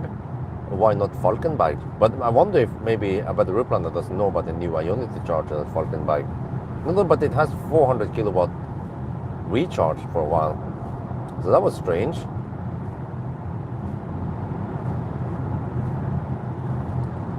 Also, I don't know how much energy we will spend once we hit the 120 zone.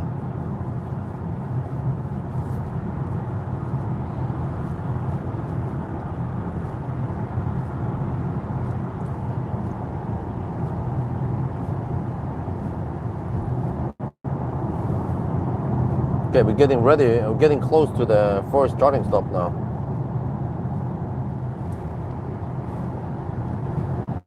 We're down to 16%.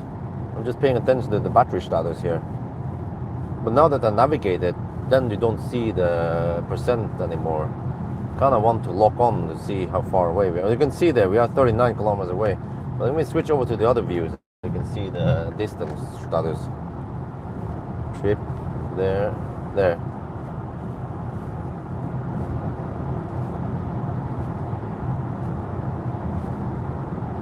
But also eventually I need the preheating time.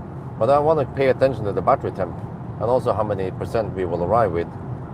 Because if we arrive with 7% at Falkenberg, then we need to heat it up, possibly to whatever the car wants, 25 or 30 degrees to get full speed. So, no, actually Halmstad is a little bit slow detour, so I might want to avoid it.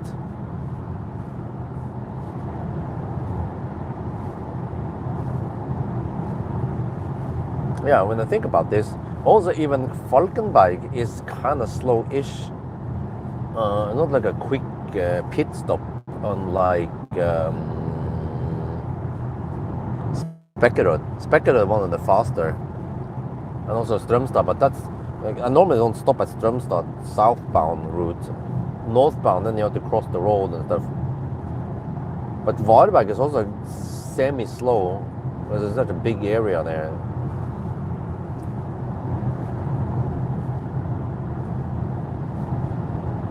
Also, Halmstad is relatively quick if you go to the supercharger, but that's northbound loop. Southbound loop is dog slow, in and out. So, so Falkenberg sounds like it's preferred, and that means that if I go for 7%, I will get a flatter curve than if I go 0% at Halmstad.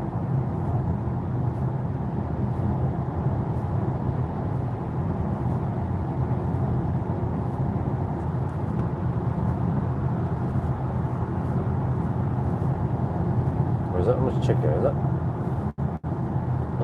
What car is that? Not sure. That was not a Volvo.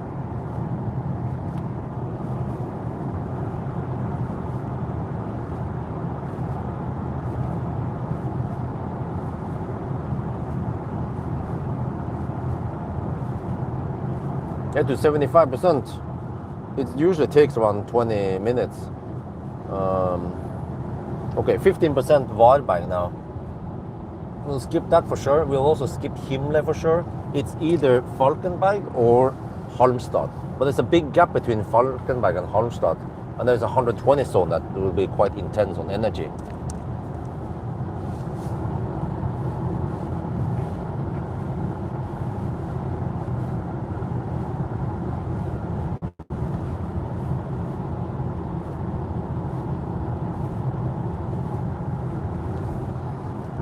Here we go. Some of the best cars, they will stop here. And we still have 15% going strong, meaning that there is no power limit yet. And hello, 120 zone, yeah. Let's go schnell.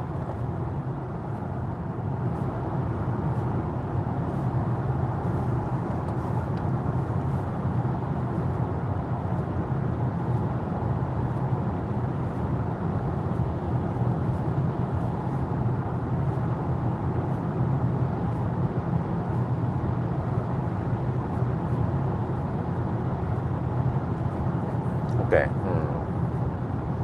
14% now. Okay, I can't right now. I need to switch over to what is important for me, not for you guys. So I need to pay attention to battery temperature.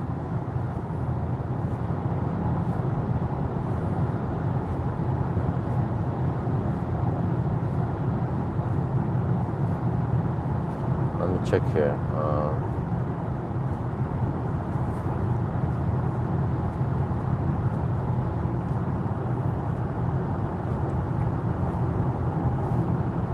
7% at arrival in 16 minutes. Yeah, so I don't need to preheat yet. So that'll be 29 kilometers away if I go to Halmstad.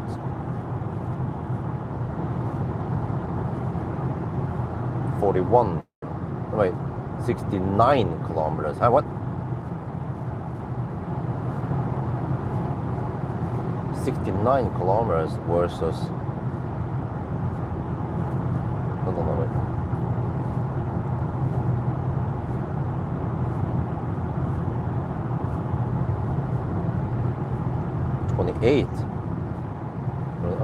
There's a 40 kilometer gap with 120 sold, dude. Yeah, that's the problem.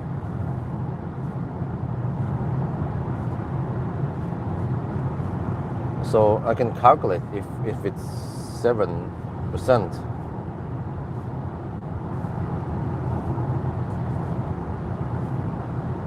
7.6 kilowatt hour divided by 40 kilometers. That's a budget of only 190 watt hour per kilometer. Okay, that's it. I have calculated now. I need to know this. I mean, I need to calculate once we get closer. We must stop at Falkenberg. No, sorry. We must stop at Falkenberg. It's not going to work to try to reach Halmstad. So now we have to prepare 7% at arrival. That means we need to but you see, we haven't preheated the battery, and it's already heating up by itself because state of charge is getting low, 13% now. Internal resistance probably goes up slightly, or I don't know. I've seen this in every battery I've seen. This happens. Even 800 volt batteries, even this battery heats up faster now suddenly. We got 12% left.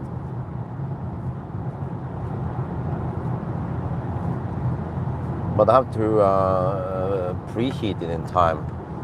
But at 7%, we're not going to replicate much at all. So maybe I'll just let the car preheat then. Wait, I forgot.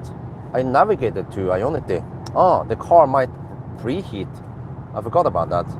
Let me check here. How do I see if preheating is active or not? It doesn't tell me. Wait. It's grayed out now. Battery temperature ready for DC charging, it says. Okay. Well, at least we don't have to worry about that part. Yeah, I forgot that I navigated to Ionity at Falkenberg. No, it's not way too high. Trust me, I have tested. If you go too deep, then you get nice flat curve, but then it plummets because it overheats.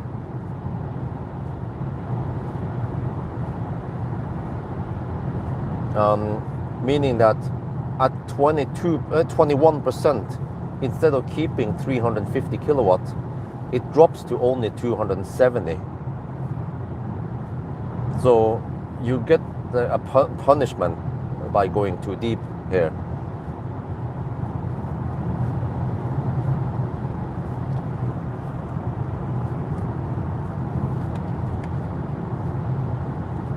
Most of them, they turn off the damn lights once, because that idiot in the Volvo, he turned on the high beam or some shit, but this car switched off the high beam long time ago.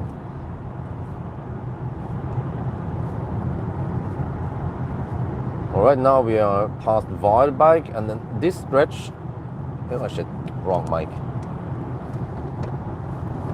Good thing I noticed that.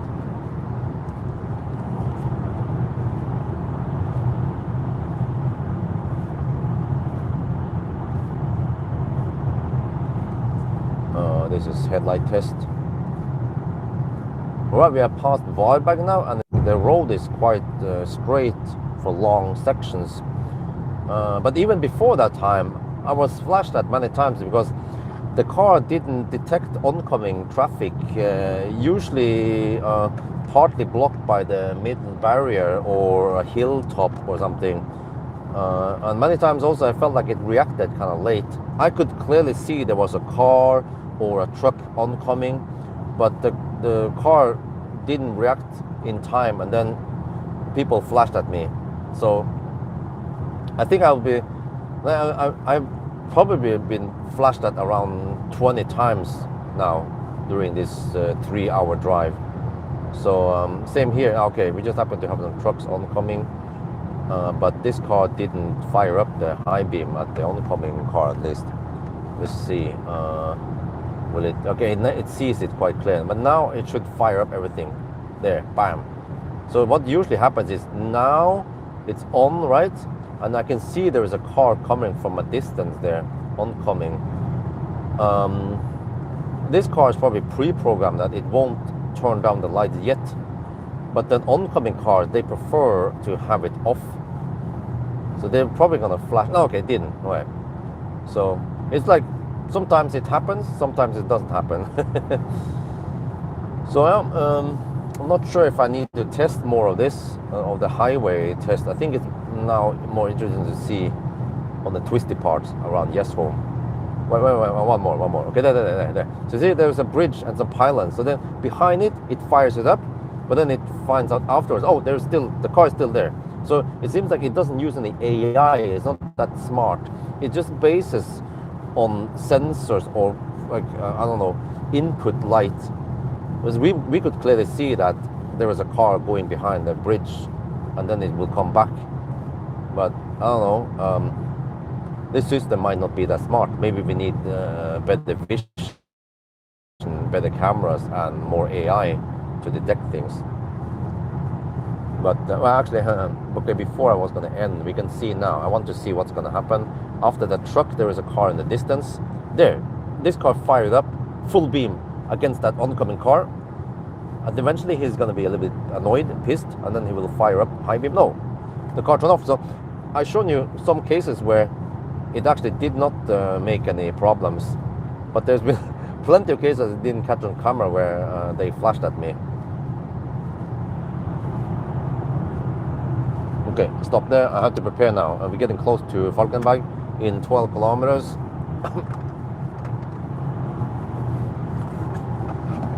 So let me see. But before that, I need to record the rumble part.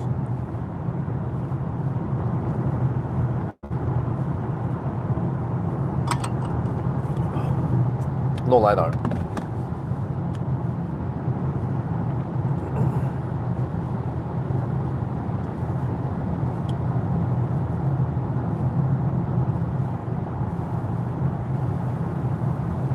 High beams better on Teslas. I feel like this is one notch better, especially the Highland lights. They are kind of weak, but the Uniper lights are actually quite good.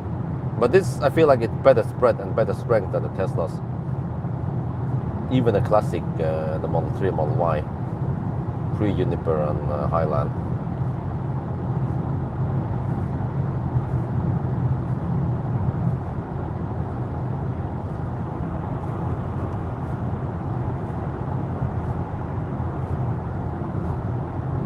.7 degrees now. This now I'm gonna get flashed at. When the camera is not running, then the thing just it still keeps it on, dude. Like this is the kind of stuff I wanted to show you. Show it. Okay, I'm gonna hit the concrete surface soon. Let me get it ready. I think it's right around here. There. We are now on the concrete surface around Falkenberg, and as you guys can hear, we have some rumbling, but you know, we are on 21-inch wheels. Wait, what the heck is that? There is something on the train track. Yeah, I was like, huh, what? But yeah, on this lane you hear that there's less rumbling because we have smoother concrete on this side. So yeah, what the heck is that? Oh, they're working on the train track. Whoa. What the heck is that? Scraping off rust? Okay, anyway, I've never seen it before on the train, but yeah, so I feel like the rumble or the road noise on this BMW might not be the best. Well, we have summer tires, you know, and maybe well, it's Goodyear Eagle F1, so probably good for performance, for braking and cornering, but maybe not the best for noise. I don't know if the Eagle F1 has any acoustic foam in here. That typically lowers the rumbling noise. So yeah, and also ANC is on. I can show you guys, by the way. Now, okay, I'm moving the camera. So now ANC is on, right? If I move it forward, should be a lot more noise. Oh, I have to overtake this guy. Yeah, but it's still now in the forward position, like in the dashboard area, right? And once I move back to this lane, you can hear that the ANC is in fact working, because it's quite noisy. There's in the wrong phase now. But if I go here, you can I'll go back to my mouth head area, and now I'm gonna move towards the window. You can hear more rumbling, right? And then back here to myself, and then and now I can switch off ANC, and you can hear the difference. Audio, because I believe no one else has tested this. Okay, now I turn off ANC, and now we'll do the same. I will move the microphone forward, and you should hear the same rumbling. It doesn't change. The characteristics in the bass doesn't change. And then we go back here again, and then we go to the window part, and then we go back here. Yeah. So it turns out that the ANC, I'm gonna turn it on now. I need to exit here. The ANC does actually work, and it reduces rumbling. But for most people who sit here, you might not be able to hear it that well. Maybe I'm getting old. Okay, anyway, we need to pull out now and plug it in. I'm at 6%.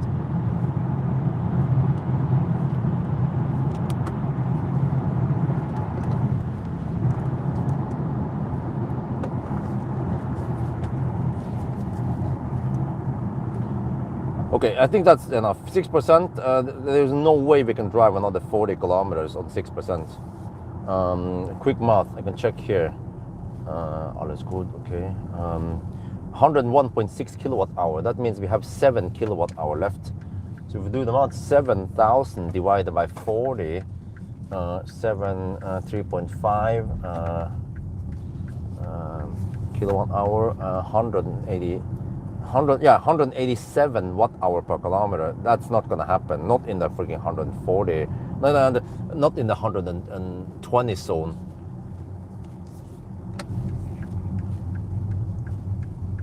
Okay, so here there is a little. I have to put the mic away now, so I don't pull it by accident.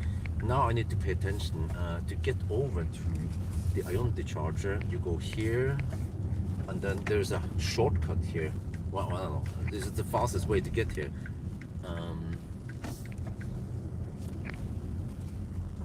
This was as optimal as you can get it. There's no way we can get to Halmstad, and Halmstad is actually kind of slow. Here we spend almost a minute getting here, but it's still fine. Okay, let me see. I'll probably go here and then shoot like this. I think this is the best deal, so I don't have to back up and whatever. I save a couple of seconds by doing this. I just park like a BMW driver here. All right, and then get ready. 28 degrees Celsius. Okay. No, dude. Just because I unbuckled. No, shit. Open.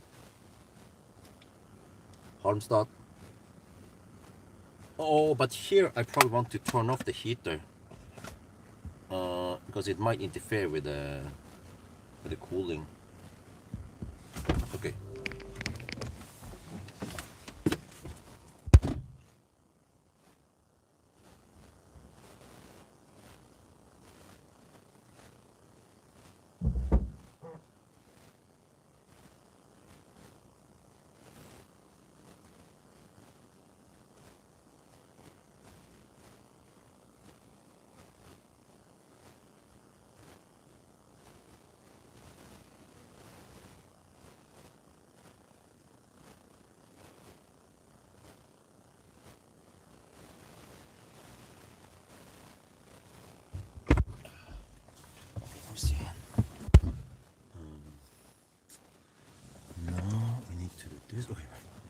could.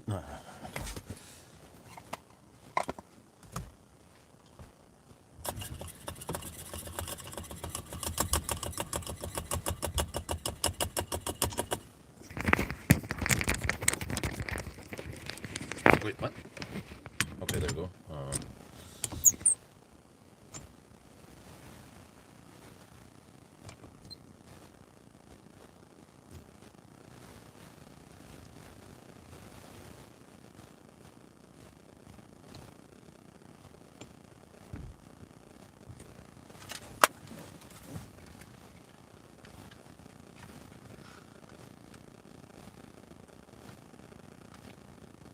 Oh yeah, we're charging now, getting almost 400 kilowatt. It's ramping up, but this is as good as 400.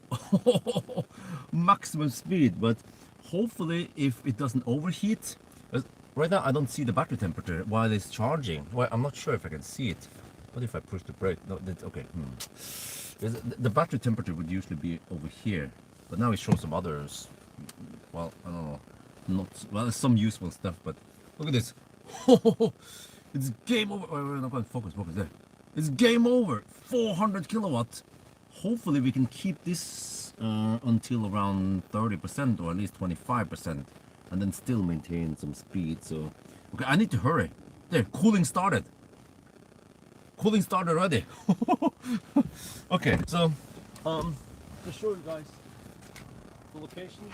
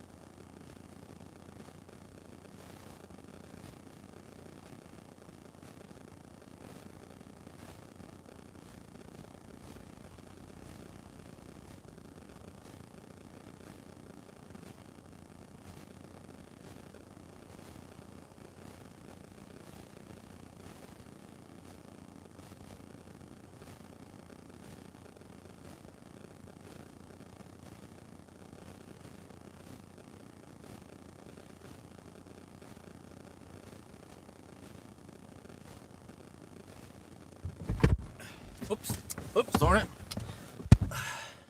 There. But I was thinking, if the car uses actually more than a better route than expected, then I don't think we can do this in 2 charging stops. In that case, we want to charge to only around 50-55%.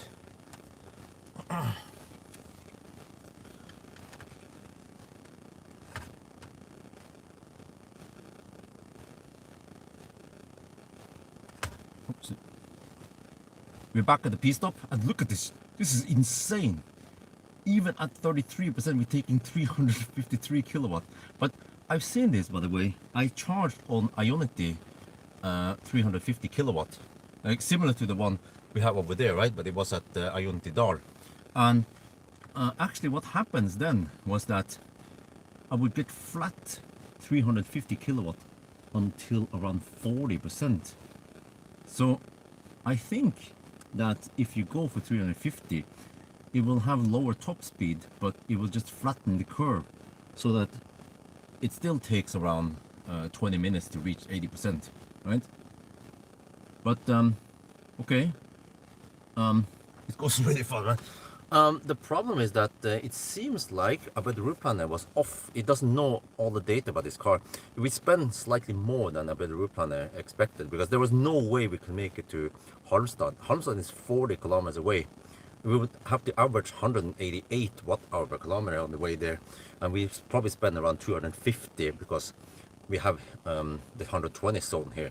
So I think 2 charging stops might be too risky to try to aim for, right? So what we're gonna do is do only with 3 charging stops, and that's actually safer in case we miscalculate, because what we might end up doing is that if we try to go for 2 charging stops, we charge to 80%, and then we can't make it to the target, and then we need 2 charging stops more, right, or something. So that means that we will charge only to around 50-55% and then go for it.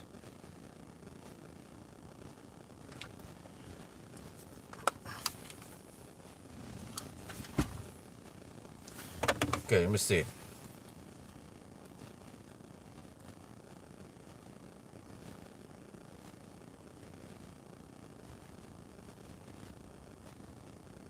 Now but the route planner was off.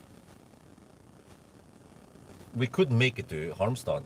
But the route planner claimed that we could have made it to Halmstad at 5%. No. We could have made it there with -2% maybe. So we can't trust the route planner. So that means well,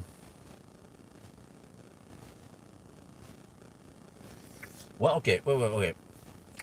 If we go 80%, now you see it actually drops quite a lot now. I have already peed. I'm ready to go. Oh, on the navigation, no, the MBS navigation is also not good at estimating. So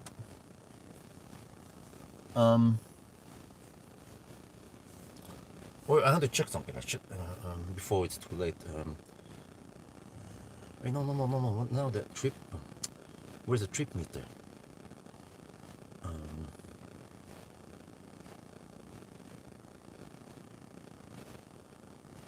Status here. Status.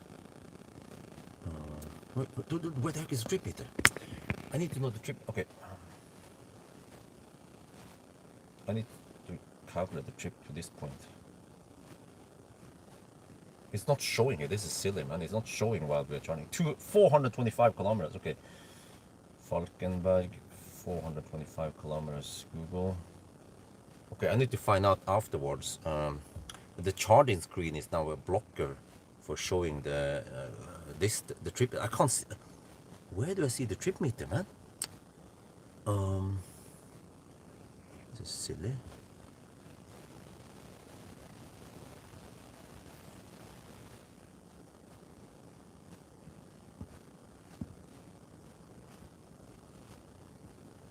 I thought it was in status. That's just the tire pressure and all that stuff. Driving. No, it's not there. Quick access. No, that's right there.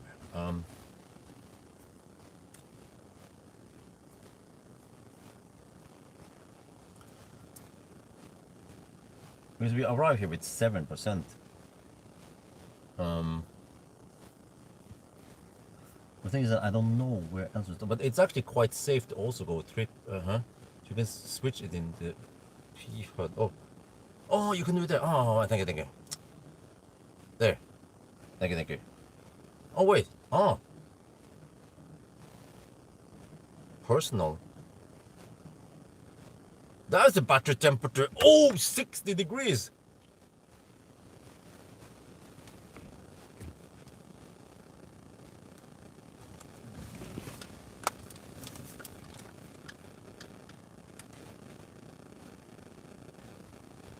I found out you can switch this display while charging. I didn't try it, but look at that. We're at 60 degrees Celsius. Oh shit! ABC, always battery cooking.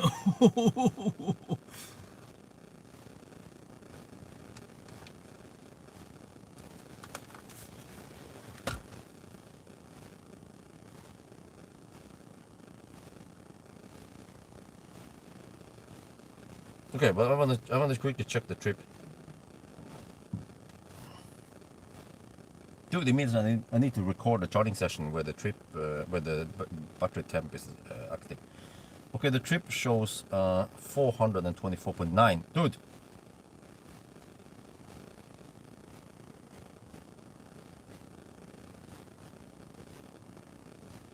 According to Google, it's 425, and then this trip reports 424.9. It cannot be more accurate than that.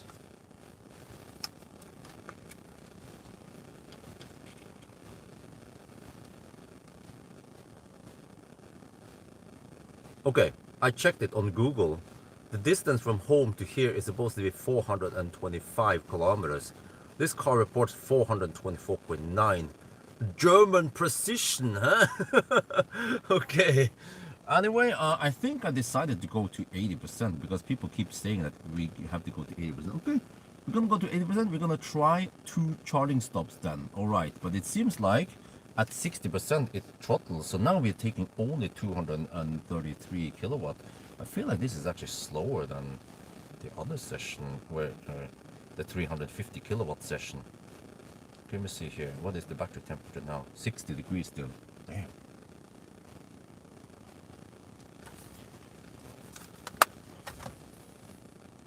No, dude, like, let's see. I have to check something here. Okay. I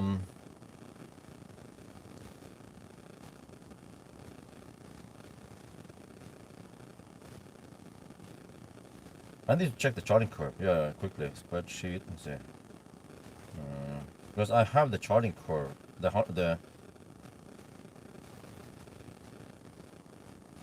I have the 350 kilowatt charging curve. Want to see at 60% what it was doing. Oh shit, no!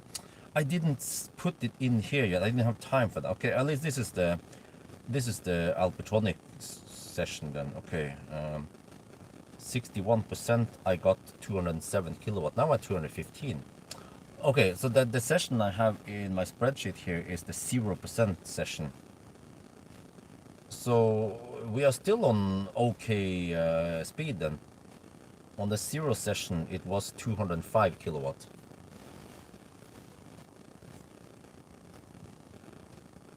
Huh? No. Have you calculated the right numbers here? Because we have to face against the headwind.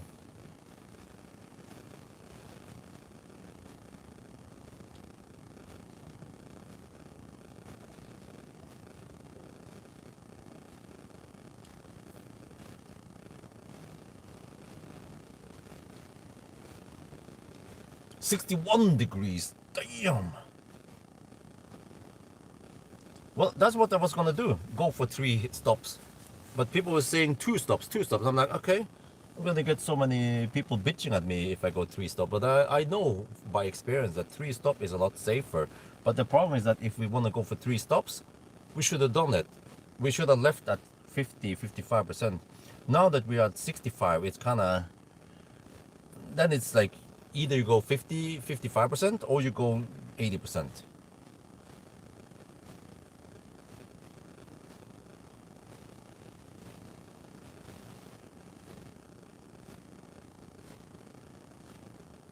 So, well,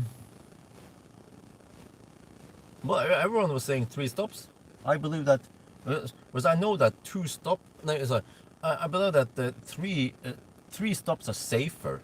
There's less chance of screw up. What could happen now is that we go 75%. You see, some people keep saying that 75% is enough. Well, what if it is not enough? Then we end up having to take 3 stops anyway, right? So that's what I'm saying is that it's risky. Because even the route planner was wrong.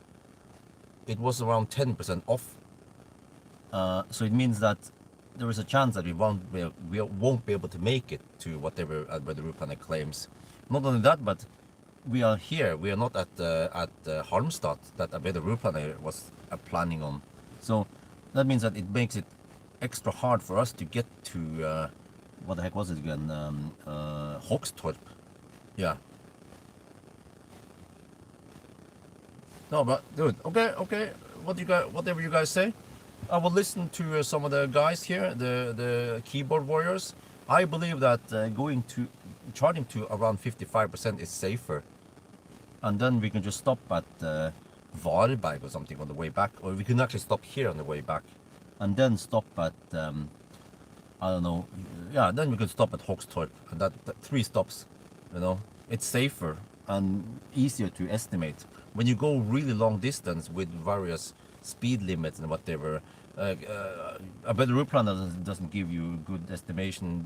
Even the car doesn't give you good estimation, so it becomes risky. And you see now we are actually digging around at only 166 kilowatts. So, well, was way too many people who wanted to go 2 stops. So, well, so be it. Then whatever result we get, that's what you guys wanted to, that's how you guys wanted to drive, right? You didn't want to charge to 55%, you wanted to charge to 75 or 80%.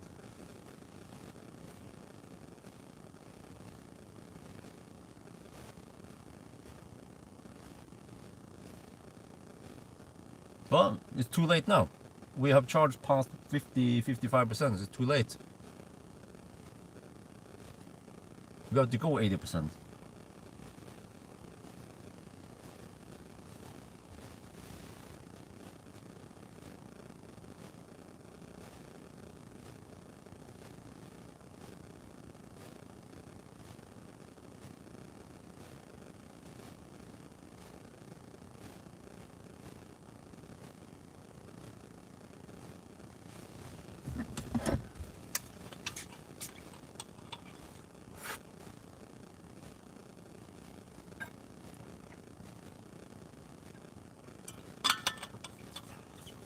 I actually don't know where the next stop is. But I bet route planner wants me to charge to only 60. I don't know if I still have it here. If I open it, let me see the result.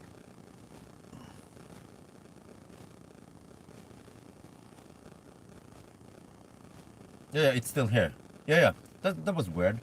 But the route planner wanted me to charge to 68% only at Hoxtorp. Well, why not 75%? You know, or if we go a little bit earlier and stop at Hobby instead, then we can go maybe 75 or 80%. So we'll see.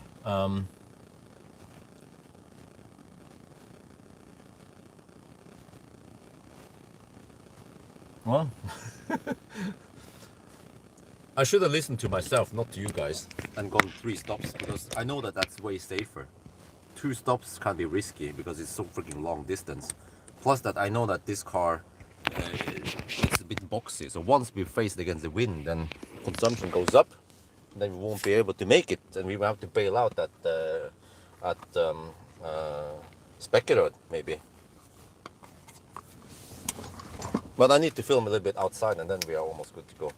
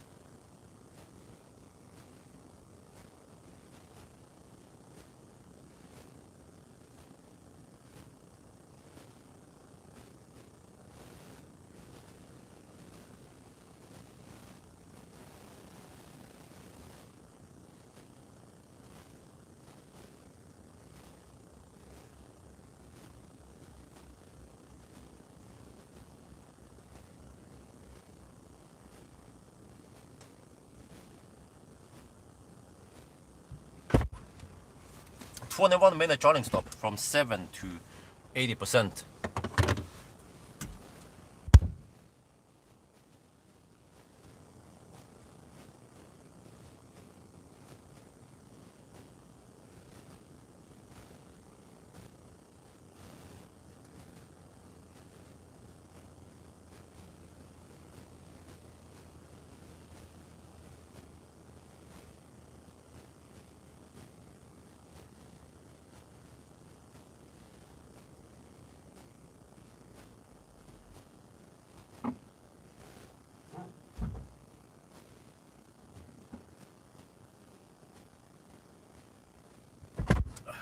Okay, that's it. Fire up. Coolant at 56 degrees. Let me see. Reduce warnings. Yes. Off we go. Now, I'm gonna be a good boy, but if I'm not, if I'm a naughty boy, then I go the wrong way, but you have to go here.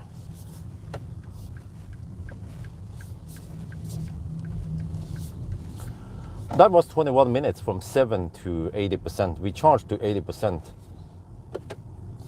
And now we should have good opportunities to go to whatever we want to go to, so we can charge. But yeah, okay, I forgot to mention another risk of going to 80%, which is that a long session on this car, or many cars, usually involves going kind of slow, or the battery heats up or whatever. So if it rapid gates, hits 60 degrees like we saw, then it's safer to go 50-55%, because you're not that much affected by the rapid gate. By the time it rapid gates, you're like, okay, whatever, we're at 55 or 50, let's go. But if you go high, like 80% or 75%, then you'll be dicking around on the rapid gate temp for a long time. You have to push through all the way to 80%. So I kind of know all this from experience, that it's safer to go like that. But it seems like many people want to see this car do it in 2 stops, so that's what the people want. It's realistic, right?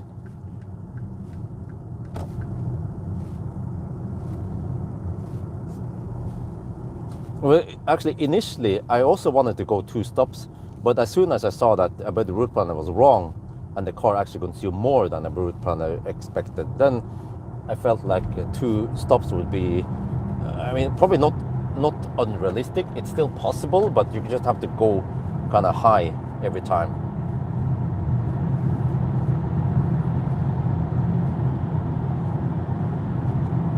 But we'll see. Who knows? Maybe magic happens on the way back, because the wind calms down. Now we're gonna see what happens with the battery temp. You should. It's still. The heater is off. Okay, on. So the heater could possibly mess up with the cooling.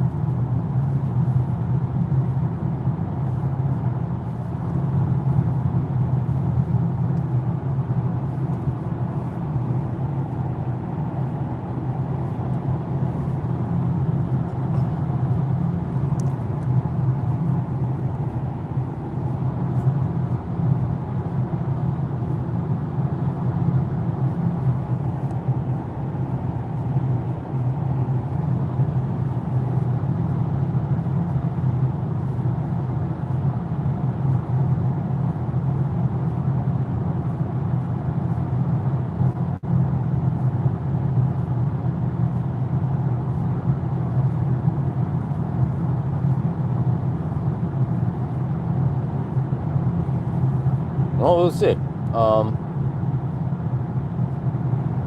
I don't know what's gonna happen with the temp during the night and so on. So,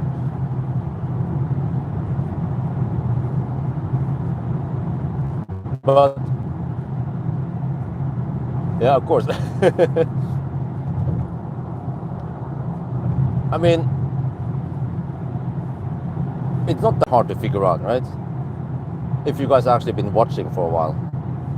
But it's more like, I don't want all the keyboard warriors to be like, oh, blah blah blah. I'm like, okay, whatever. Just don't show it for the more time, then we don't then we don't need to ban so many people.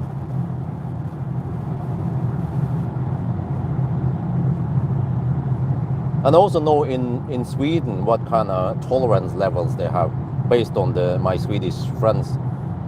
So even if there be a camera, they're not gonna send you a ticket. Fortunately, in Sweden, they're not that strict. And it's actually also realistic because, you know, we're gonna try to make this a realistic test across Europe, not just Norway.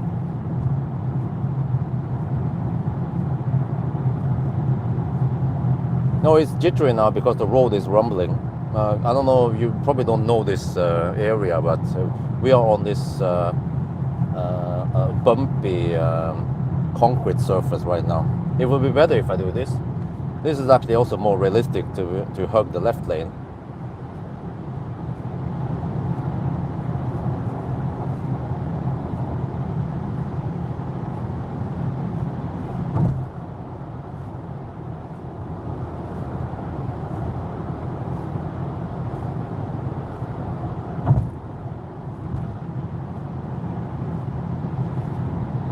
But there is well, I'm not sure if about the route plan I counted on it, but there is supposed to be a Baustelle stretch here.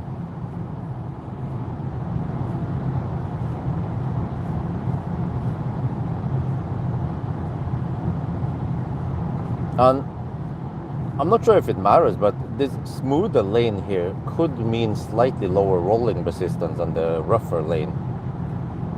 Actually, the Norwegian guys who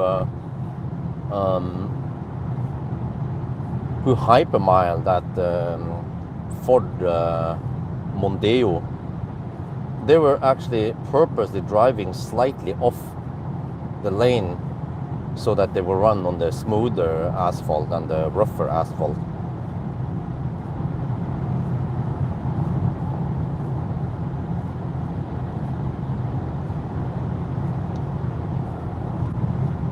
But I feel like even in the 120 zone here, then the consumption is kind of high. We already dropped 4%. And you can imagine how high it goes once you go the other direction with the headwind. But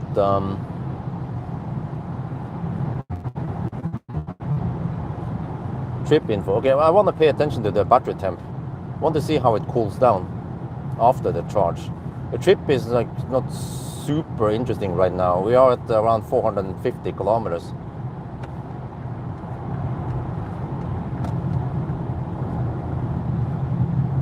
Here you see it rumbles more.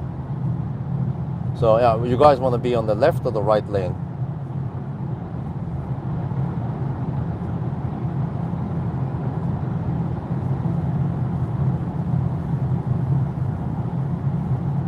Left, okay. I guess there are many BMW, Audi drivers here. And actually Tesla drivers and taxis. They tend to hug the left lane for no reason. Okay, here comes the Baustelle soon.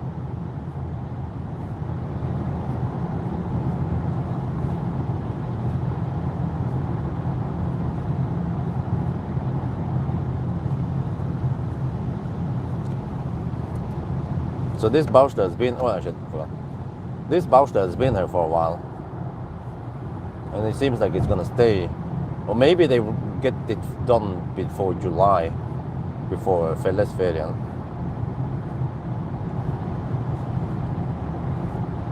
So yeah, well, according to the plan now, we're supposed to go to Hogstorp on 80%. Well, we have seen at least with tailwind that we can go quite far. Yeah, that's another thing. But the route planner, I talked to them about this.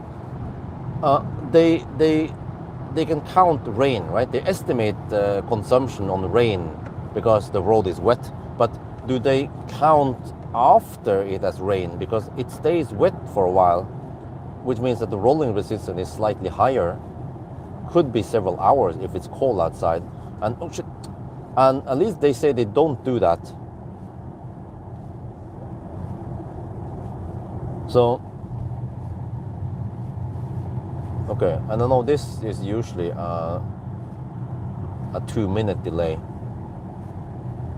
because it's the same every time. And at night it's also very consistent. So yeah, but this is kind of good because we deduct the time, but we don't correct for the improved or the energy saving. But it's just, I don't know, 5 kilometers, right? So we might save I'm not sure, a couple of 100 watt hours on this.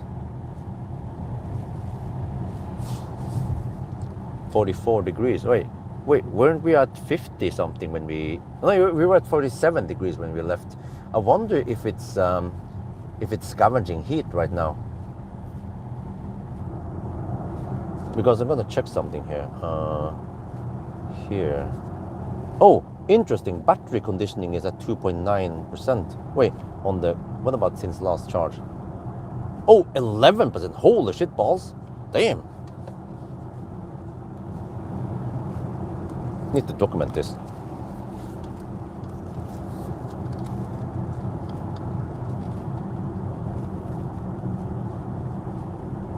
This is interesting. We've been driving now for around 10 minutes since we charged, and when we left we had 47 degrees Celsius. Now it's down to 43 degrees. But if we look here, it's kind of bright. Battery conditioning is at 11.3%. That's quite big. It's using some power, AC power, whatever, heat scavenging, hopefully, to cool down the battery. But I hope that it actually puts the heat in the cabin, not just dumps it outside. But wow, that was quite big. And actually this makes a big impact on the total. We see here, it's at 2.9%. Wow.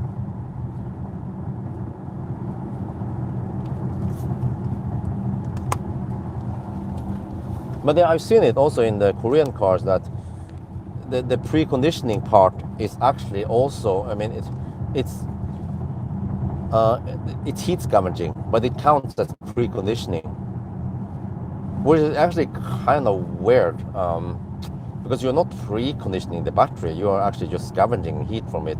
So it should count under climate instead. It's basically climate that pulls very little power to maintain heat in the cabin.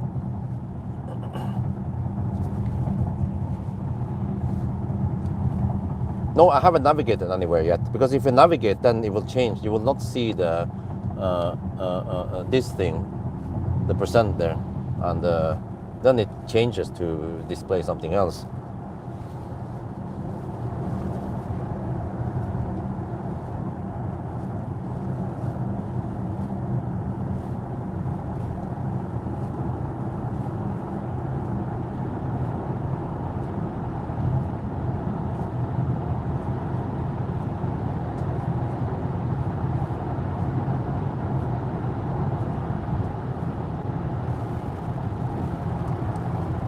Now this is going to be quite crazy, man. We're going to drive all the way to the turnaround point and then pass Göteborg before we stop again. Well, eventually I need to eat my second slice of bread. I have 3 slices of bread with me. I ate the first slice before Göteborg.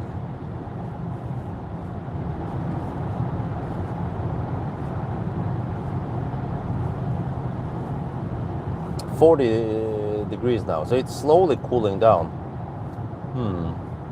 Okay, you guys don't want to see this, right? I actually want to see this because, yeah, what you guys see, I can see this on the panoramic display, and then the main display actually shows the big detail trip status.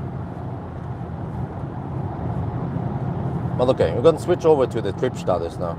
We can come back to the battery status after a little while.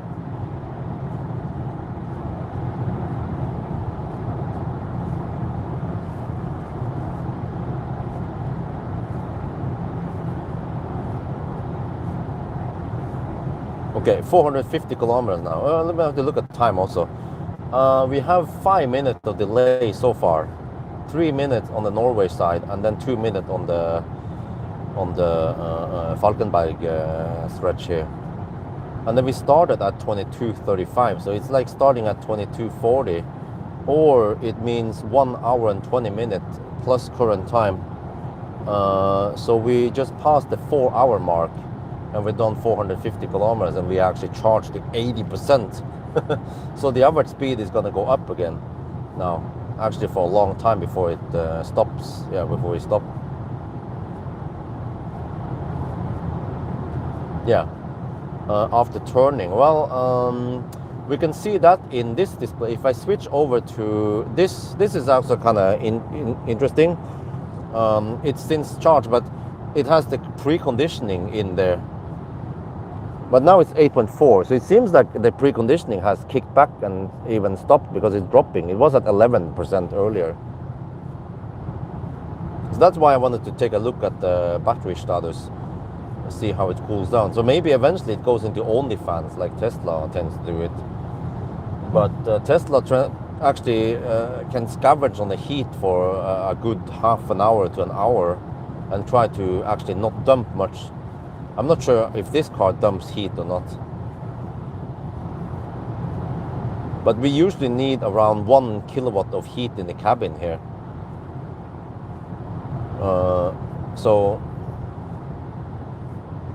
But I don't know how much we can, like, how much energy is it in the heat in the battery, right? I was surprised to see that it was 60 degrees, 61.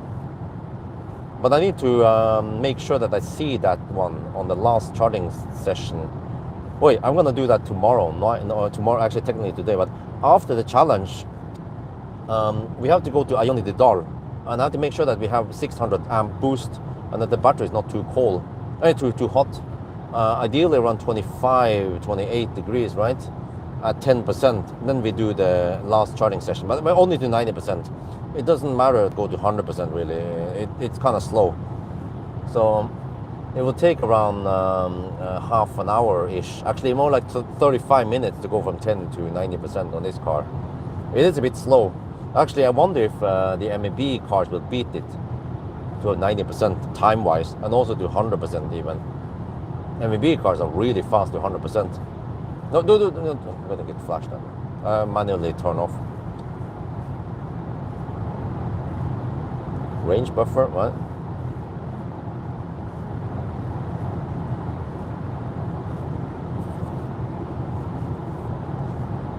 Because you're hovering at 300 watt-hour per kilometer. 7.2, is it still dropping? Battery conditioning is 17.2% now. Wait, is another? Oh, this one is just a short. But this is with a tailwind. Dude, when we head against the wind, how high will it be, right? 7.1. Okay, so it seems like the preconditioning, or whatever they call it, battery conditioning, has kicked down a bit. 7% now. Yeah, it's dropping and dropping. And now we come to Halmstad with a lower speed soon. Well, not yet.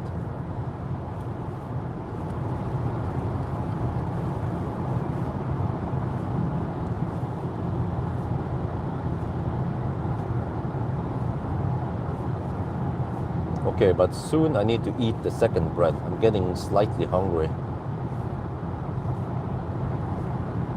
iX3 come to Norway, huh? You mean the what the heck is it called again? Cherry? Probably not. There's so many brands in Europe, plus a bunch of Chinese brands here, so it's gonna be hard competition. Even xLantics is kind of slow. I'm ready for xLantics, but they're still not ready with the car yet. So I'm like, okay, whenever you guys are ready.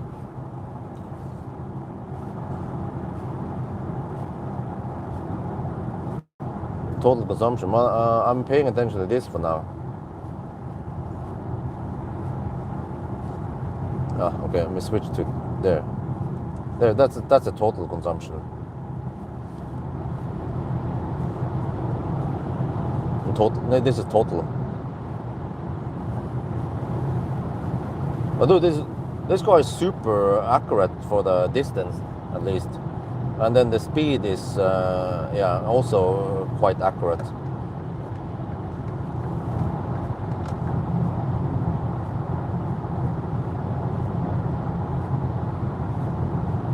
So, a bit roof planner claims 251 watt hour per kilometer. I bet it's going to be 260 because a bit roof planner doesn't have good numbers for this car yet. It's so new.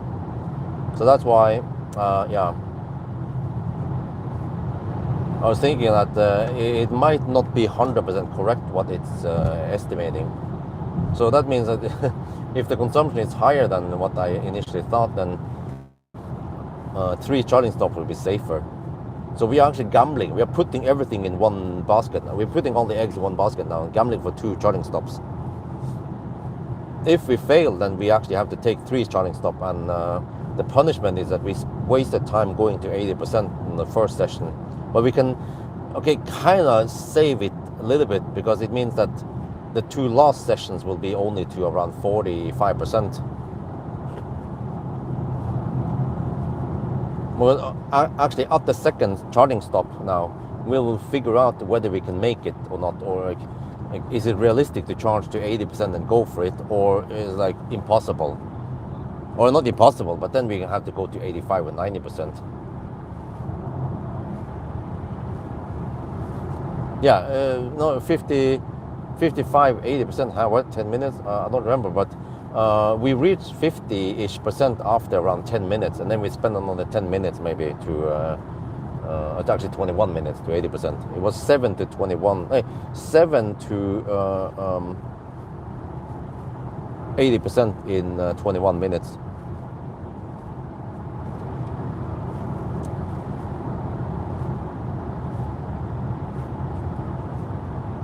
But also, another thing, another aspect is that in general, you want to charge more than just 5 minutes, because the detour and whatever, right? The overhead is usually 3-4 minutes, and if you only charge 5 minutes, the overhead becomes quite big part versus a charging session. So regardless of how fast the car is charging, you want to usually charge maybe at least 10 minutes. So when those really fast charging cars come out, like the megawatt charging, right? If I'm testing a BYD and it charges at 1 megawatt for a little bit, and then it throttles down to 500 kilowatt, you might be tempted to leave. But if the charging session was only 5 minutes, it would actually be better to spend maybe 1 or 2 minutes extra, even at only 500 or 400 kilowatt.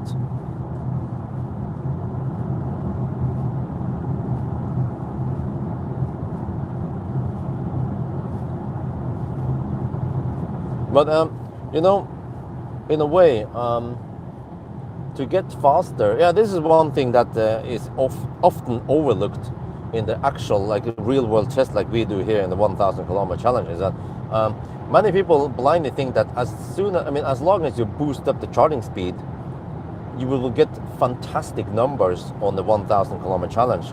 Well, even the Seeker didn't. The Seeker was very fast, but as long as the car is thirsty, then it's not going to break any records. And the reason why Tesla Model S was so good was because it was efficient and had a big battery and actually had okay charging speed. And also the Tesla did not take any penalty on going deep. This car seems like it was going slower than the 350 kilowatt session.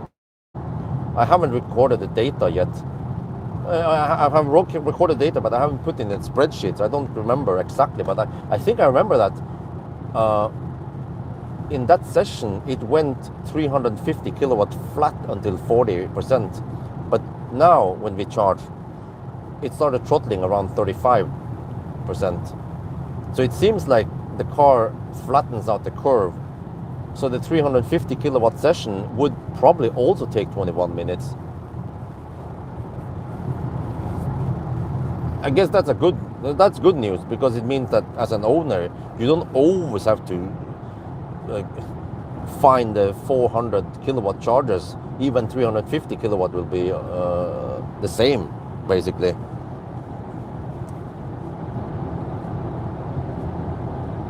Yeah, exactly. The Seeker was not efficient. That was a problem.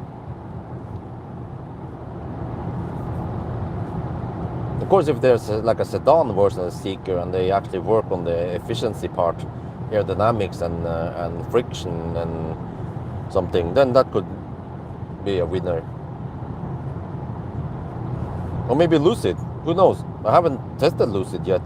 I've seen a couple of Lucids, and I also seen actually a couple of. I saw an EMEA parked outside of Ekebergsrestauranten, yeah, where the rich people eat. So EMEA exists as customer car, and also I've seen some Electra, but they're really rare. So maybe I should try to grab them. EMEA should be able to get a pretty good time, but I think the problem is that it's like the fat e-tron. It's like the e-tron GT, is that EMEA is probably equipped with some fat tires, which makes it thirsty. They've been tuned for performance, sticky tires and wide tires, but not for efficiency.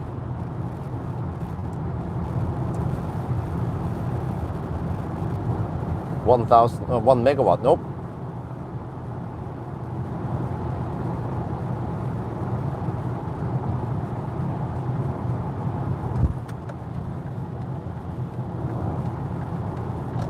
Three now, okay, so that means 4 hours and 20 minutes. 4.33 hours, 477 kilometers. Well, yeah, the average speed is gonna go up now for a long time. Normally it goes like up and down, up and down, up and down as we charge.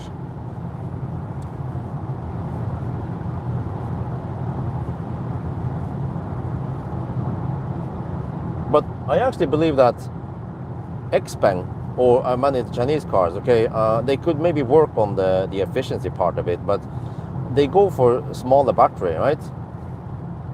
LFP something that charges faster, but they're smaller. Even XPeng downgraded the battery size in exchange for faster charging. I think it will be like by the end of the day, you finish the 1,000 kilometer challenge in the same time, but you get away with a cheaper battery. An LFP is probably cheaper than NMC, right?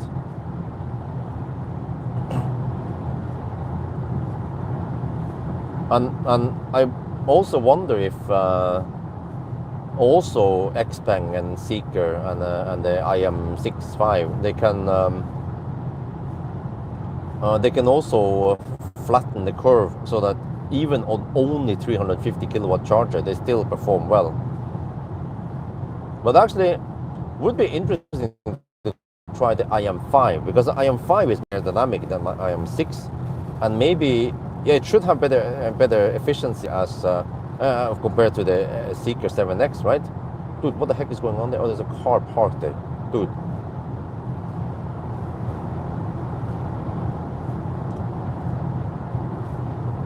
IM5 could be maybe not the winner, but a really strong position. But the problem is that nobody cares about the IM5, and I don't think they're selling that well. I haven't seen that many IM5 at all. I've seen a couple of IM6 in Norway. So it's going okay. I can set a pretty good time, but nobody cares. So do I bother wasting my time? Right?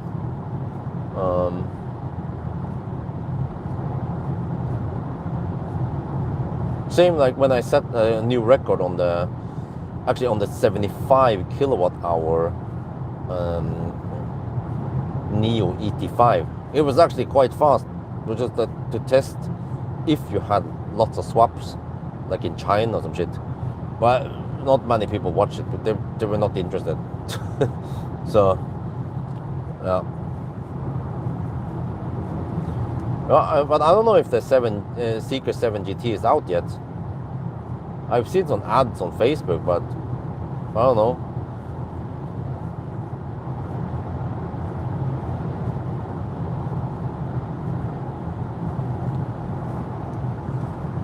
Czech Republic ban.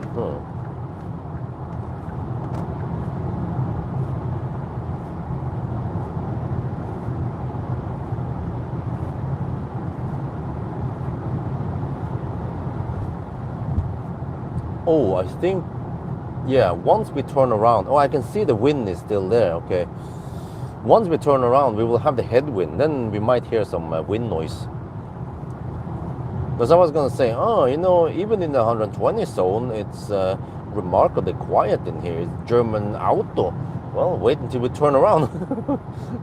Because if we have, okay, let's say we have 5 meters per second.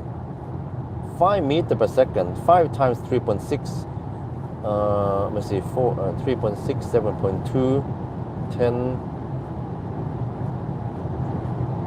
Wait, I think that's around, that's almost 20 kilometers per hour. It's like 17 kilometers per hour or something, right? So, yeah.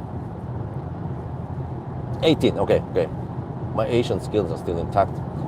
So it means that if you're cruising at 140 kilometers per hour, you have the wind noise as 120 only. But that means that on the way back, we should have wind noise equivalent to 160 kilometers per hour. But the rumble noise as 140.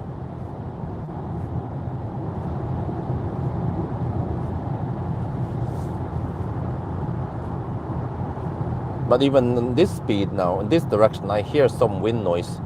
I feel like the wind noise is not the best here compared to some other German cars. I don't remember. I think it was like Mercedes. Yeah, the Mercedes, like EQS and even the EQC. It was just amazing how quiet they were at high speed. Like proper high speed, you know, like 160 kilometers per hour.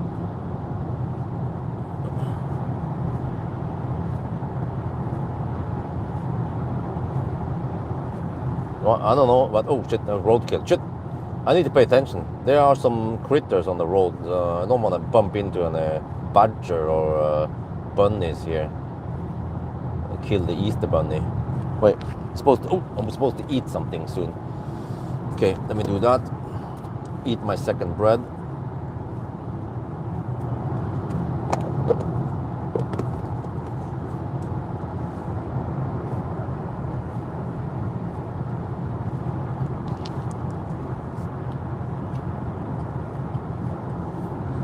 Well,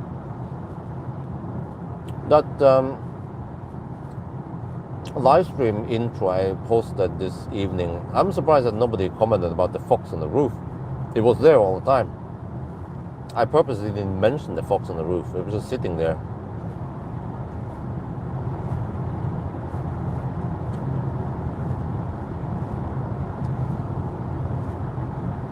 Well, good. Guys, have we ever done a 1,000 kilometer challenge in 2 stops before? I think we haven't. The shortest, I mean, the lowest number was 3. I don't remember which car it was. Actually, Seeker 7X could have done it in 3. But I screwed up slightly. I actually missed the turn, yeah.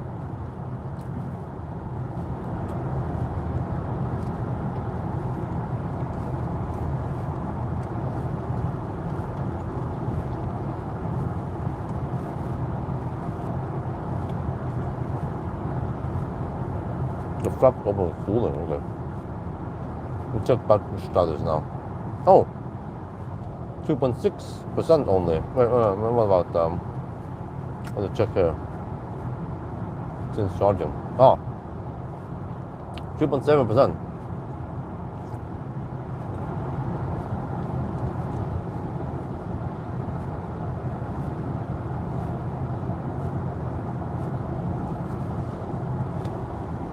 Um, 35% now. So it's slowly cooling down, but it's not aggressively cooling down like some of the Korean cars.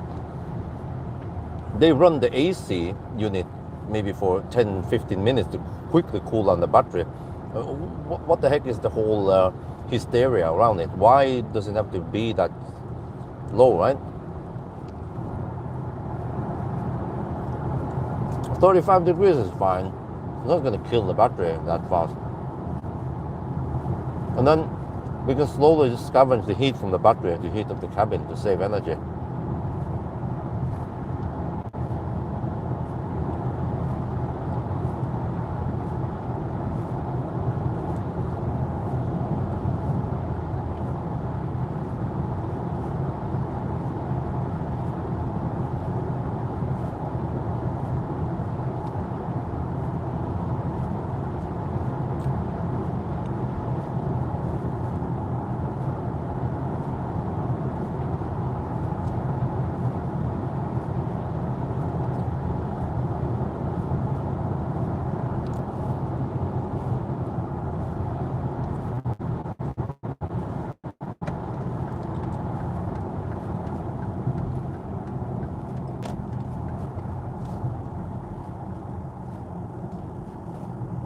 Right, look here.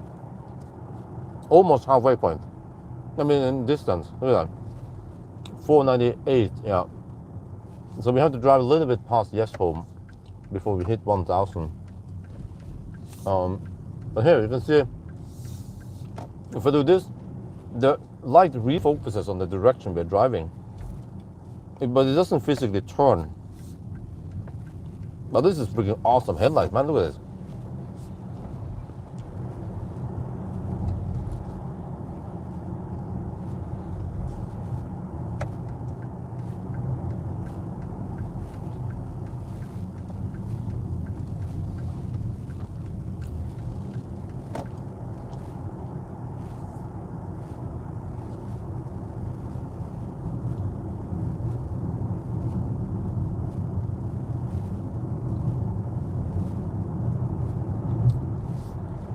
But yeah,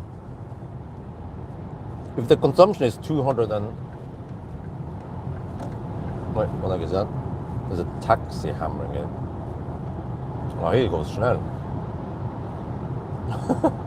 Dude, the taxi is doing around 150.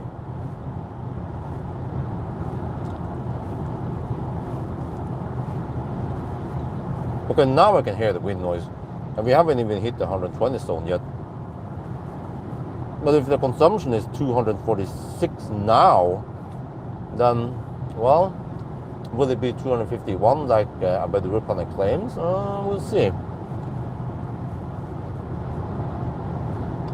Well, actually, I forgot I navigated.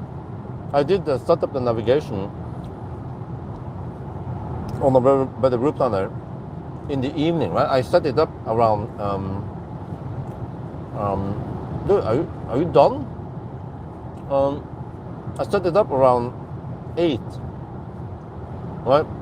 But it means that by the time we started at 10:30, after 2.5 hours, the weather condition could have changed. Yeah. So of course, what I should have done was to recalculate based on the actual weather. So then maybe a better route planner would have been more accurate and told me, okay, you can't make it to Halmstad. You must stop at Falkenberg with 7%.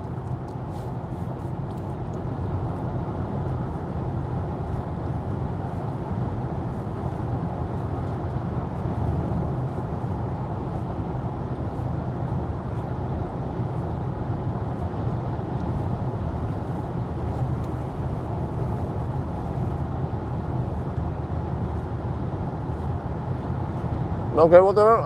I'm prepared to bail out at Spekkerød if I have to, or even Kungal, and then we can just charge 2 times before we finish. Well, I don't know. We'll see. Or maybe we charge you 80% again if that's needed.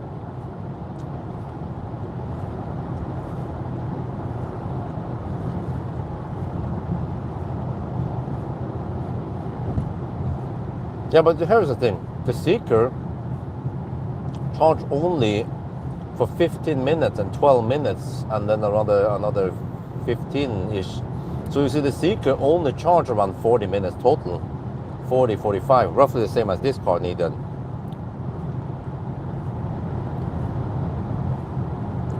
I think the Teslas were even crazier because they only charge around 10 minutes each time, the Model S. And it could also drive quite far before it needed to charge. And even when it charged to 50% or 45%, it could drive quite long distance, maybe 150 kilometers before it needed to charge. So I don't remember, Model S probably needed 4 stops or 5 stops, maybe 4 only.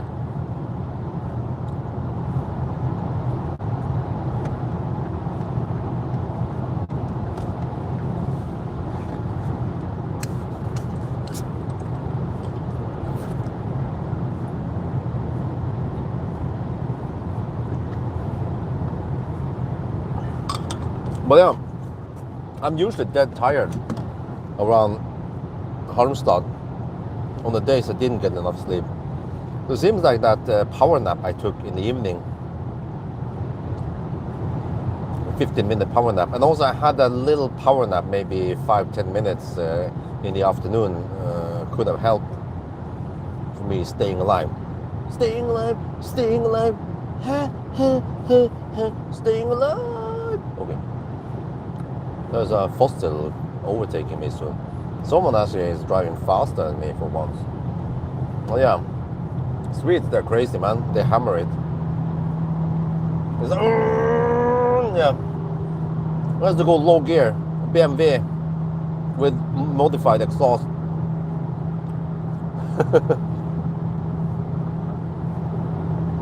Oh wait, is that shit gonna be smelly? Let me recirculate here.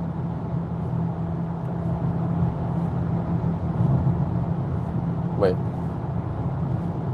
Dude, there's what? Do I need to? There's a pop-up when I click on the recirculation button. Dude. I just want a toggle button.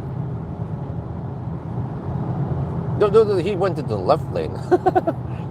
Freaking BMW driver. At least we know that it's not stolen.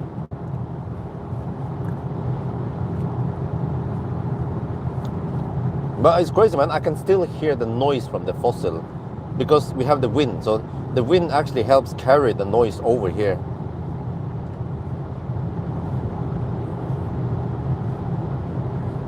But I didn't hear the noise when he was behind me, because then there was a wind blowing the noise away from me.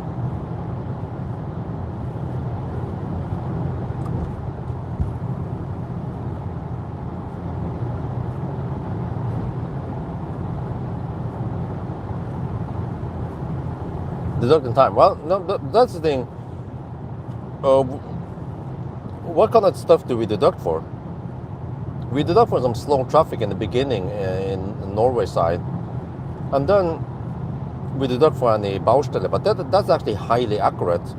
Might be only 30-second error and some of that, which means that as long as there's no major delay, then whatever time we get is maybe just there could be only 1-2 minute error on those times. Yeah, the Seeker had some stuff going on. There was like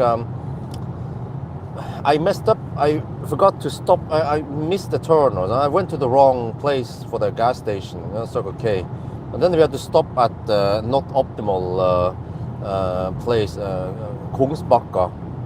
But other than that, I think, yeah. Also, we had some charger problem at Himle.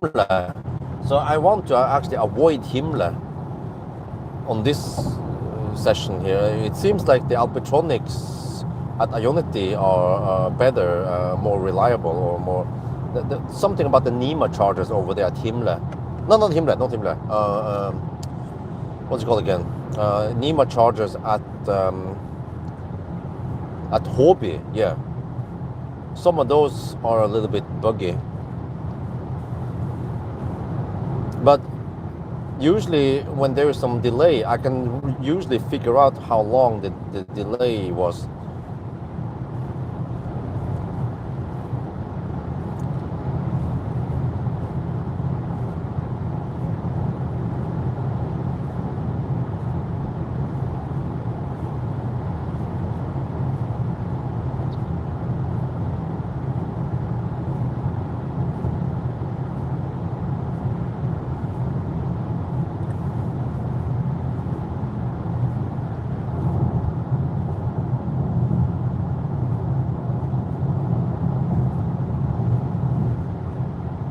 Okay, you see the consumption goes up now in the headwind and in the 120 zone.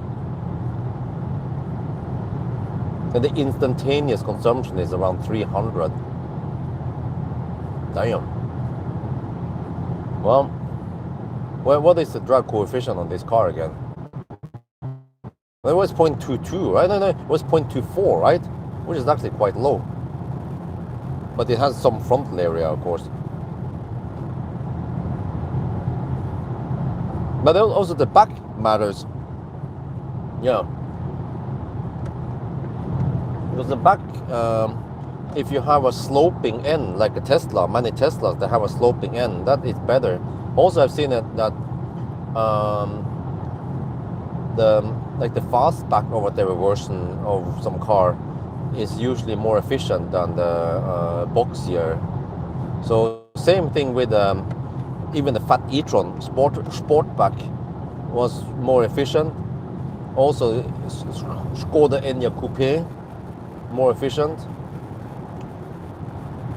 But when I tested the ID7, I haven't tested the rear-wheel drive ID7 station wagon.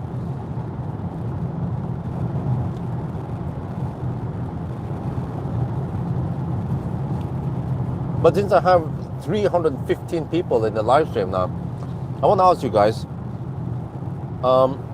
for the July road trip, what do you want to see? Would you want to see me drive a Millennium Falcon with 85 or 90 kilowatt hour pack? Or do you want to see, I don't know, maybe I can ask for Seeker 7X. Well, that would be actually pretty cool if they have available. It shouldn't be that hot for that much demand, people. But I doubt that I can borrow this car for 3 to 4 weeks. Or we want to see Neo EL8 again, or maybe EL6, Ioniq 9. Oh, I can ask Ioniq 9 or the what the heck is it called again? EV9. Big fat bastards. And of course, X-Bang. I can ask GLC. Well, okay, Millennium Falcon. Okay. Seeker, okay. Maybach, that's too expensive, man. 3 million NOK. How far down? Well, you can see it there, on the bottom there. It's there, white on black.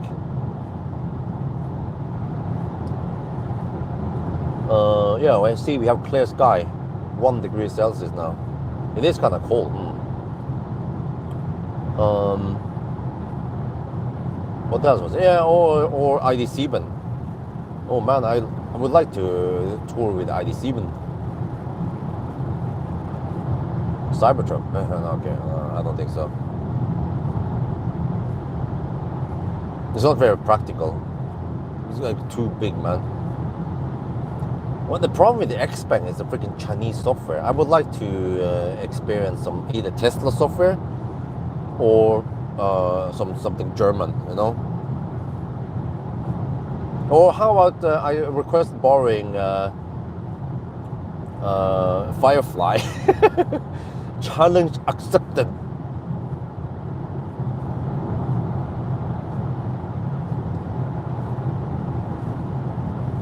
Well, we're on the 120 zones. I'm going at 120 kilometers per hour plus VAT.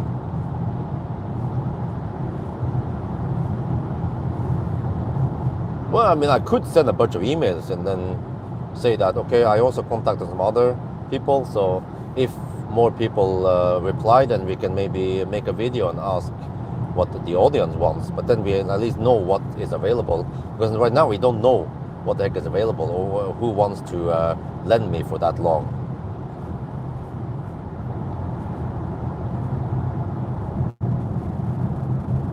Well, but this is a summer run. Who cares about no heat pump? I'm talking about July vacation. Oh, in July. Oh, sorry. I misread that. Sometimes I just read the start of the sentence and then I assume what the rest is because I'm driving.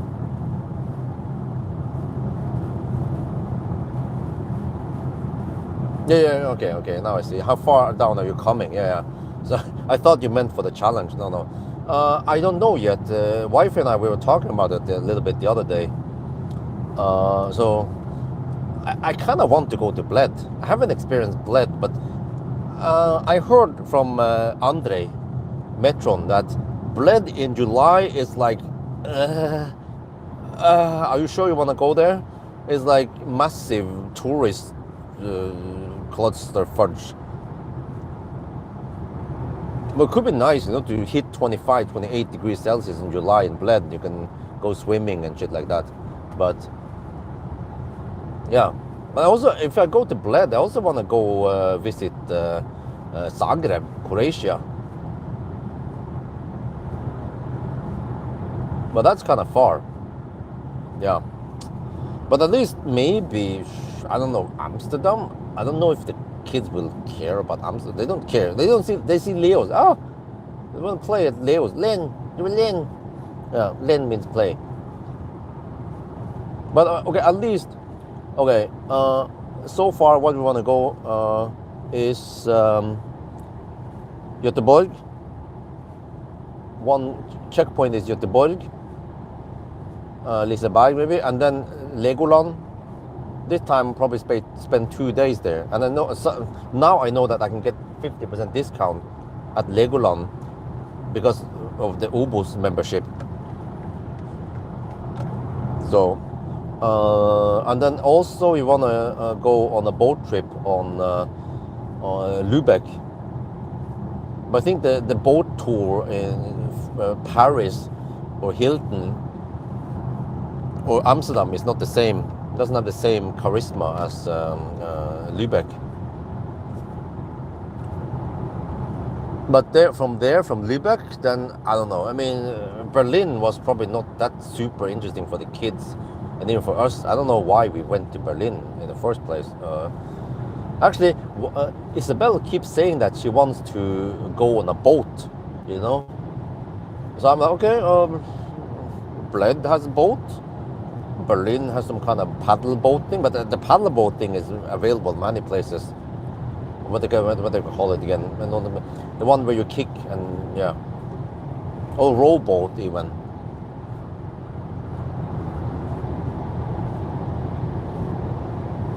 But Disneyland, no, the kids are too small to enjoy Disneyland, Paris, so we will not go there yet, and it's kind of expensive there. I need to become a rich bastard first. I realize that raising 2 small kids, man, it's kind of expensive. Oslo to Fredrikshavn. No, but I think you missed the thing. We're gonna visit Göteborg.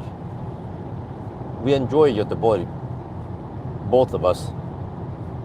And my business partner lives there, and we're gonna meet up. Louvre? What the heck, man? 2 and 4 year old, they don't care about Louvre. Plus the ferries are kind of expensive, you know, like Oslo Kiel ferry. You have to spend over 10,000 NOK on that car plus passenger. Then it's way cheaper to just travel by car, especially if I get free supercharging. Well, you know, I just learned that the free supercharging does not apply to every supercharger out there. Like, dude, what the heck, man? Freaking Teslas. So in that regard, a car with free supercharging on the credit I have, that is free on every charger. But Millennium Falcon might not get free supercharging everywhere. Yeah, and then if he needs to consume supercharging, if he needs to consume, then I think I don't pay for it. Then he consumes of the free supercharging credits. Oh, well, in that regard, it means that I don't care. I don't give a shit.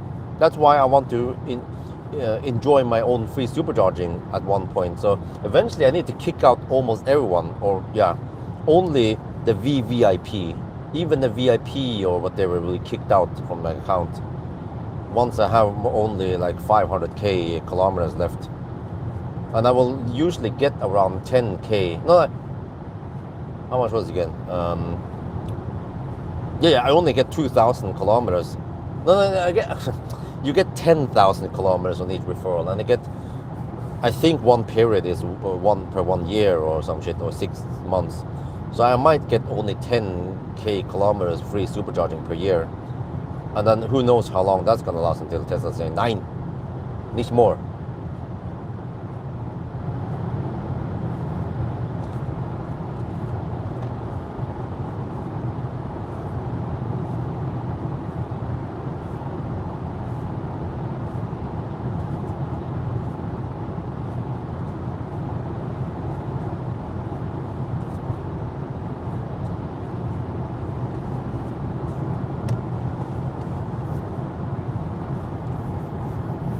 with Croatia. Oh, no, not yet. The kids are still too small.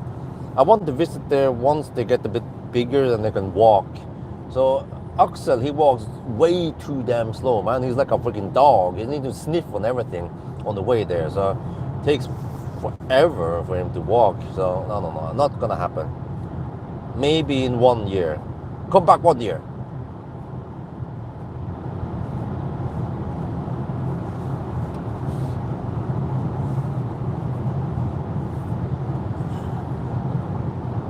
Lucid gravity is not even in Norway yet, so we can forget about that.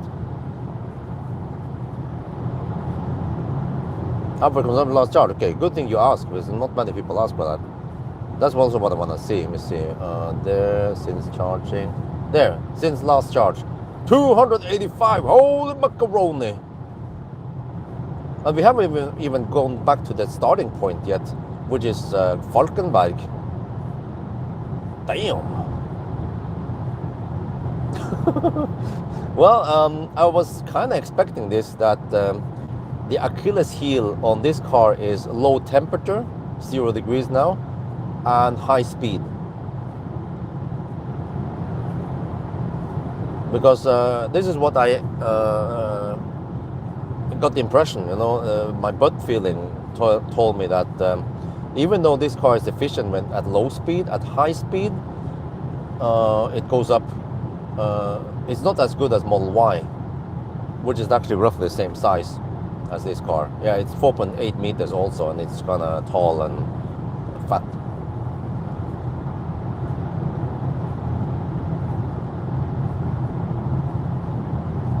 Well, I was saying it from the start.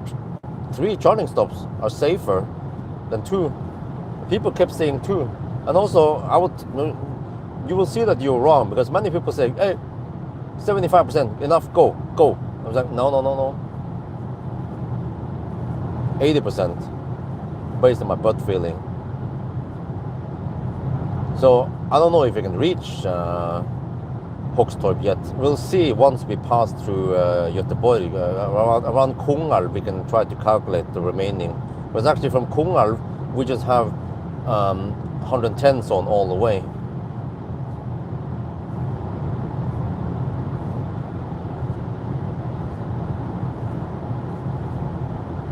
In 180 kilometers. What? We have 48% now. So that means I have around 50 kilowatt hour.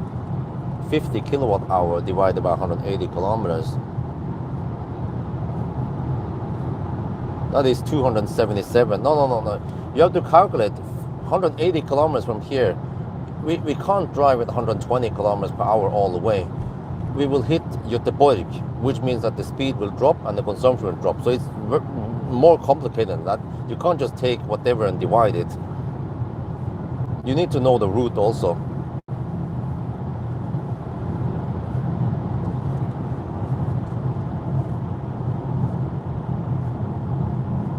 Plus that at Varberg, the speed will drop to 110.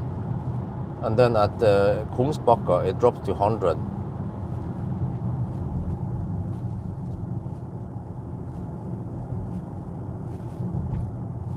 Hey, guys, has BMW bragged about how many kilowatt we can regen?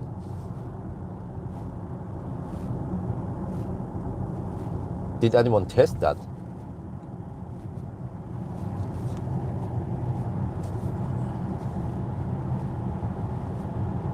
Let me check here.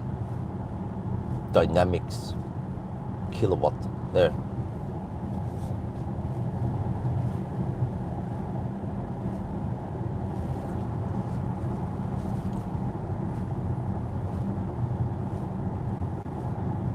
Yeah, exactly. On the 120 test, or you can look at the other way around. 150 watt hour per kilometer in 90 test, and then 212.5 watt hour per kilometer in the 120 test. The consumption went up by 40% or something, which is quite massive. I think even Model Y, it only went up by around 30%. And the temperature was the same on the 90 and the 120 test. So, which indicates that the drag CDA or whatever is not the greatest on this car.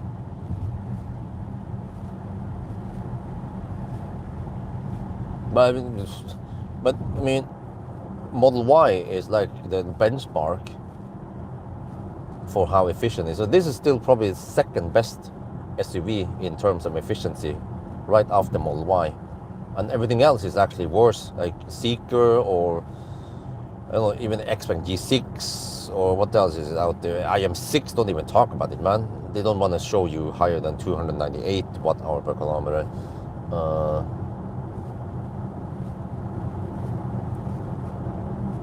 Yeah, I don't remember any other efficient SUV out there. All of them are kind of fat and thirsty once you hammer it.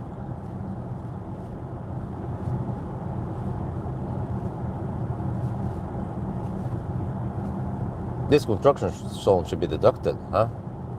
Dude, are you new here? I always deduct for this. 2 minutes on the way south, 2 minutes on the way north. Q6 Sportback. Yeah, okay, maybe.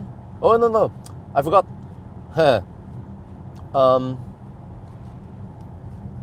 Skoda Enyaq Coupe. That beast is efficient.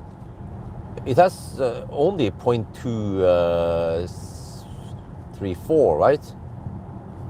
But I don't know, it's really efficient. And it's actually also a spacious car, similar to this car.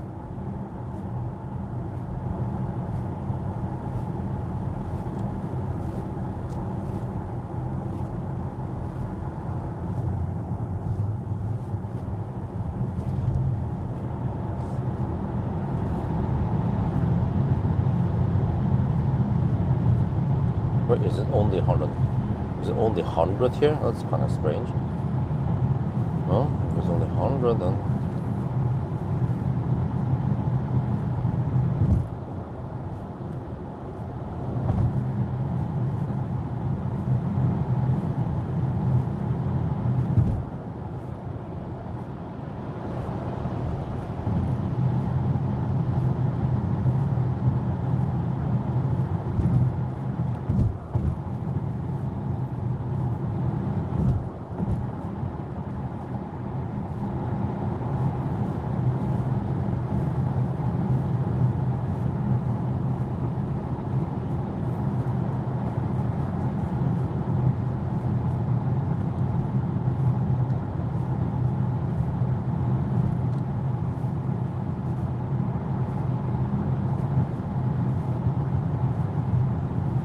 Yeah, of course I added the VAT and the roof line. Otherwise the time would be way off.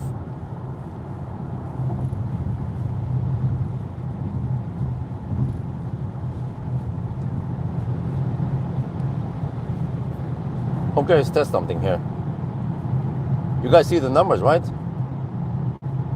How many kilowatt can a regen at 46%?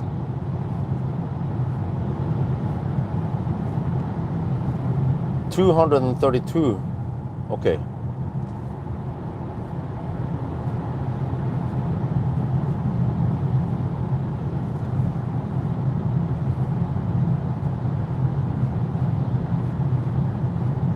I think we can even get higher regen if we go deeper.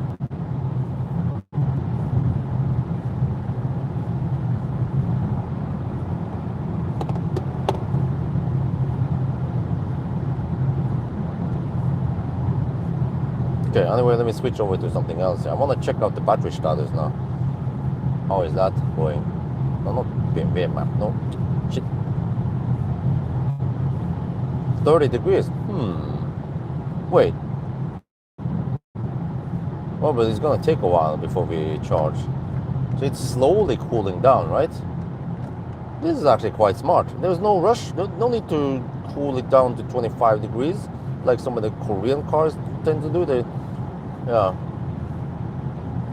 Just suck on the heat of the cabin. 29 degrees. Okay, it's slowly dropping. Yeah, we'll see what happens. We have to see past Göteborg, because now in the high-speed stretch with the headwind, it tends to generate some heat in the battery, despite that this is an 800 volt hyped up battery. It's like, I don't know, man. Way many people think that this battery, because it's 800 volt, it has magical properties. It doesn't heat up almost, versus the 400 volt batteries. Of course, it heats up, just the same way as the other batteries. And just the way they have rearranged the battery for higher voltage.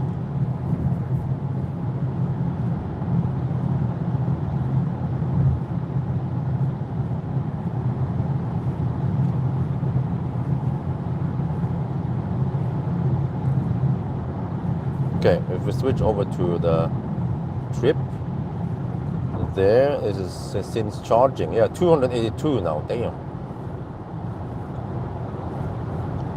Yeah, is it going up? Oh, it's actually dropping. 22.5. Yeah, it's actually dropping a little bit.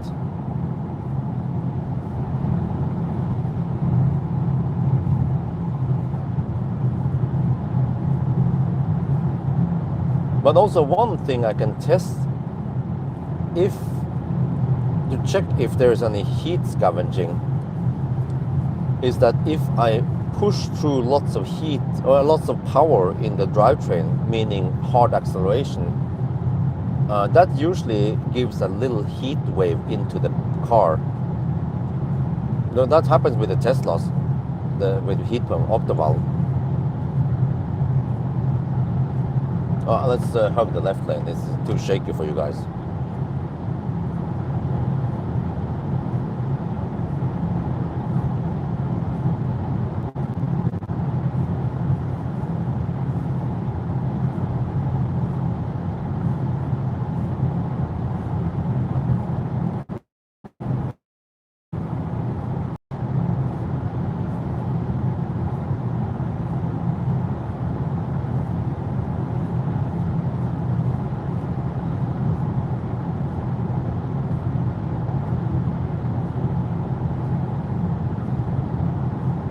Well, I would say that a good 400 volt battery is better than a bad 800 volt battery.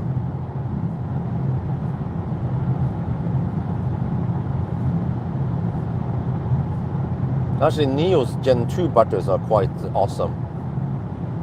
Paired with the EL8, it can charge really fast.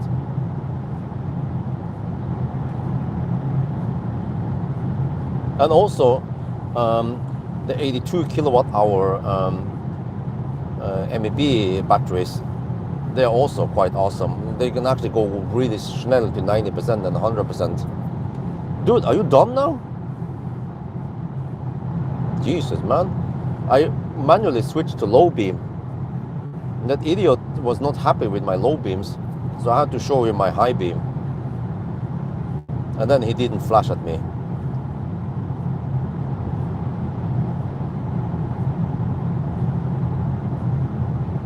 Oh yeah, I just remember, Millennium Falcon has the LED bar, linear elite, whatever it's called, laser linear elite 18, but that's the old version without any adaptive stuff. But I think still kicks ass for the Lord, and it would be good to show that it will last for a long time without degrading or getting any moisture or anything like that. Actually, that LED bar is around, I think I got it in 2021 when I purchased it back, so it's actually 5 years old. Let's make it last 10 years, right?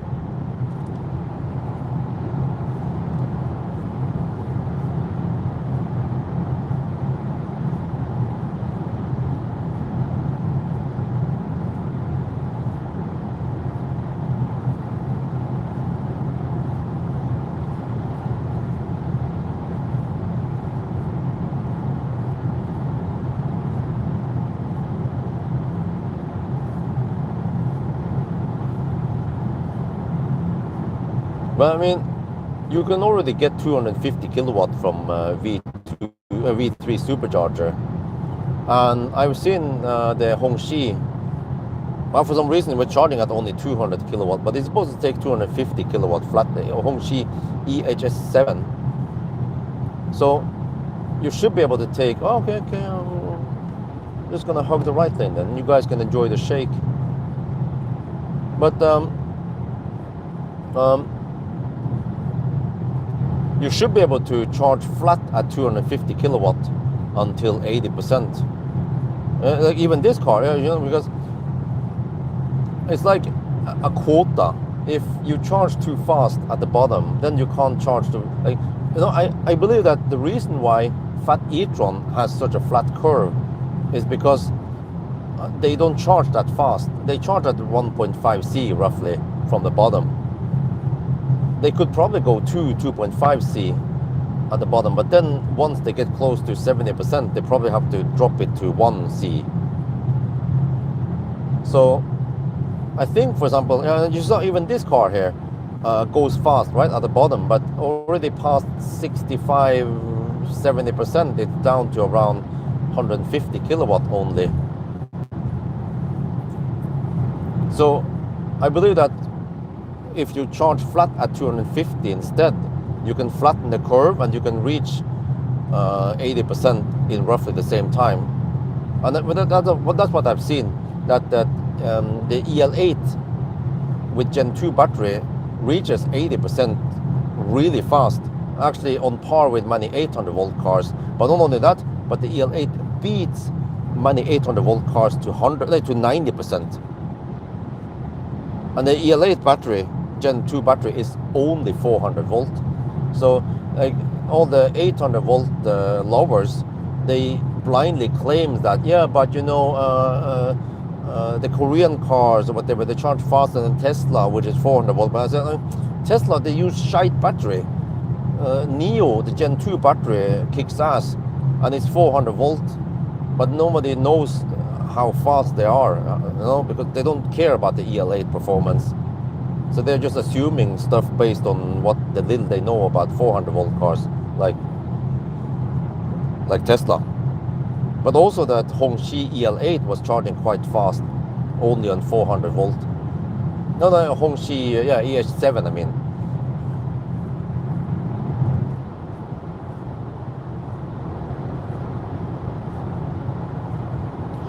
Be on 250 kilowatt, what?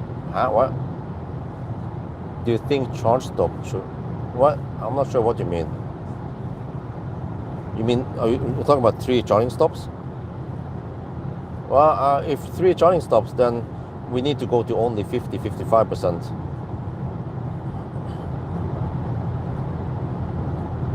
We can count this way. If we have 2 charging stops to 80%, that means we add 70% twice, or we add 140%. So that means that if you have 3 charging stops, then we take the 140 divided by 3, which becomes around 50, actually less than 50%. So that means you can charge to around 55% 3 times. And that will be faster, of course, but then you have one more detour and whatever. 3 to 4 minute overhead.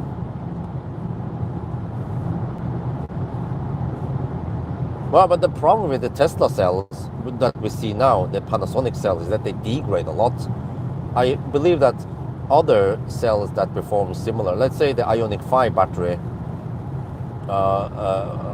probably degrades less, because Tesla, they cut down, they reduce cobalt, but probably those Ioniq 5 or EV6 batteries, they have more cobalt, which is better for degradation also. It's like steroids for batteries,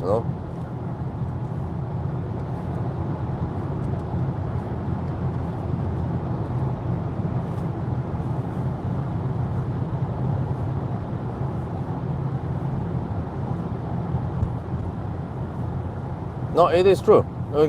Because you are basing it on, when you say that high voltage has nothing to do with less temperature. But people keep forgetting that the cell voltage, the cells still operate at 3.7 volts.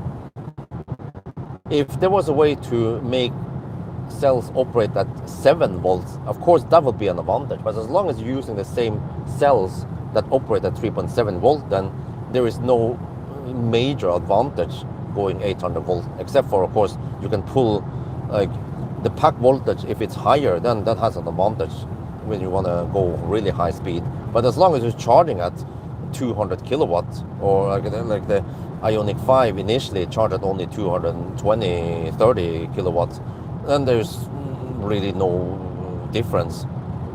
And that's what we are seeing also when it comes to efficiency. People keep saying that, oh, but 800 volt is more efficient. Well, you guys have seen it. Tesla actually beats the 800 volt car in efficiency. And then, yeah, but for example, yeah, maybe it's possible that the battery and the motors are less efficient, 400 volt versus 800 volt. But guess what? Tesla can scavenge heat from those components to heat up the cabin, and heat is actually very valuable. I actually talked to this guy at the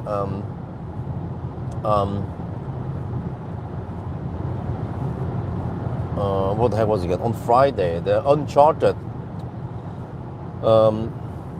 Subaru Uncharted event, and he said that this guy, he has worked at a German brand before, and then he started working on Subaru, and he knew a lot about the system in the Subaru. He said that the Uncharted is completely different than the BZ4X or whatever. They developed this shit by. So I kept asking him lots of stuff, and he could answer it. For example, I asked him about heat scavenging. Can the Uncharted scavenge heat from the battery to heat up the cabin? Yes, it can.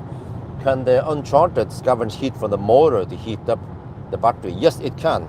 Can the Uncharted can the Uncharted use the heat pump to heat up the cabin? Yes.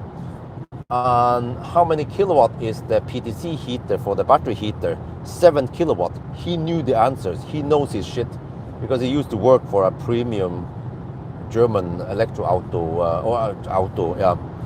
And he said that the Uncharted can actually also take, it can use the PTC battery heater plus the heat pump to help heat up the cabin, the battery. And I asked him, what is the combined heating power then? And he wasn't 100% sure, but he said it was something in the lines of around 11 kilowatt. I was like, wow, that is awesome. And what else is it? So they also scavenge the heat from components to heat up the cabin. But one mode it cannot do, like that Tesla can do, is that it cannot scavenge heat from the cabin to heat up the battery. Tesla can do that. So they have some kind of four-way valve, two of them or something, or I don't know.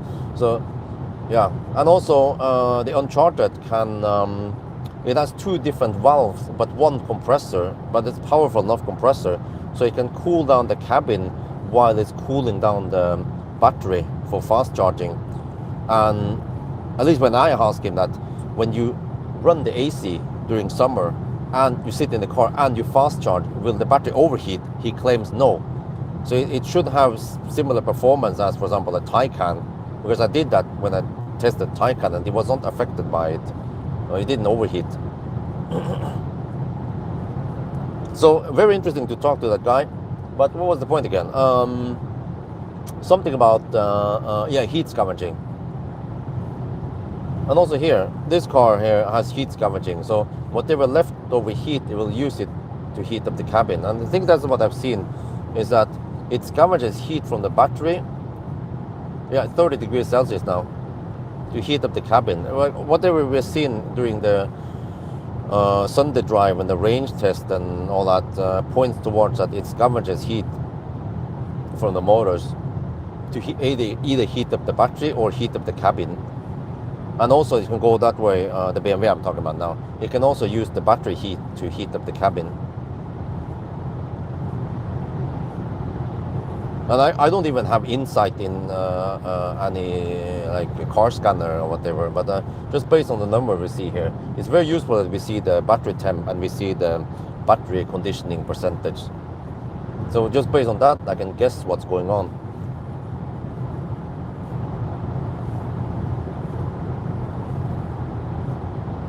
Right, well, how many percent? 35%, okay.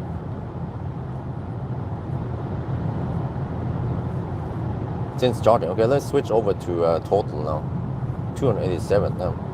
Okay, there. 253, okay. This is total trip. We have passed 3, 4, 5 hours now.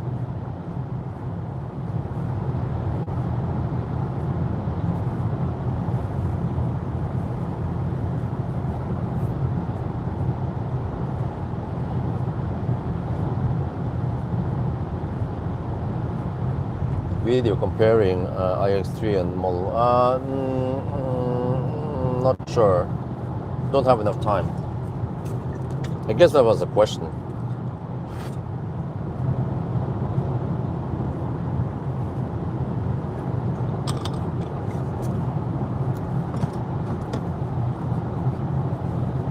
But actually, you guys are forgetting one thing, that many chargers nowadays, actually Alpitronics, many of them, they have 600 amp boost, which means that you can actually go 600 amp for actually a long time, 15 minutes, maybe even longer. 600 amp multiplied by, let's say, well-designed cars, they can have over 400 volt, 410 volts, so they can actually pull around 240, 250 kilowatt already from 10%. And if you ask me, man, a flat 250 kilowatt curve until like 60, 70%, that's plenty fast.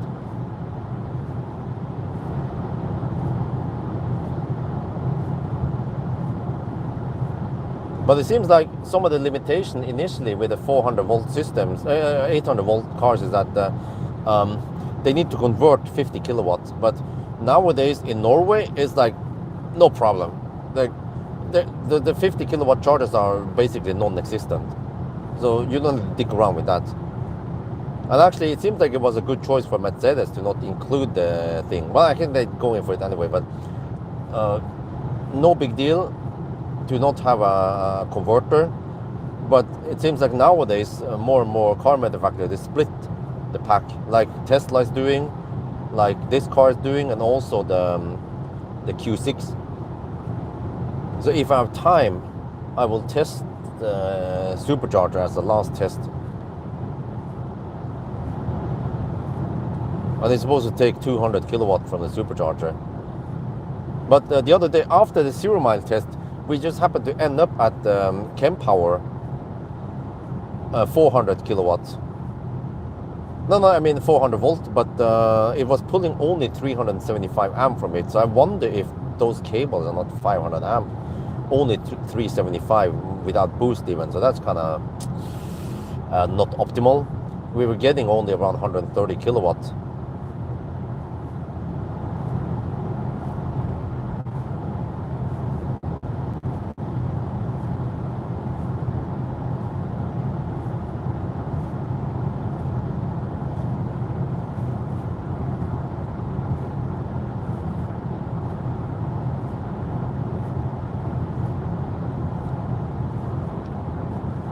Yeah, we're gonna test that. And also, I'm interested to see if it flattens out the curve. Maybe you can pull 200 kilowatt flat until 80%. So that will probably be the last test I do on Monday night, actually, before I return the car. So I'll just squeeze whatever I can squeeze out of that car before I return it, despite that I had so many stuff to do this week. That's another stinky, I could smell it. It's another Ghostbusters, man.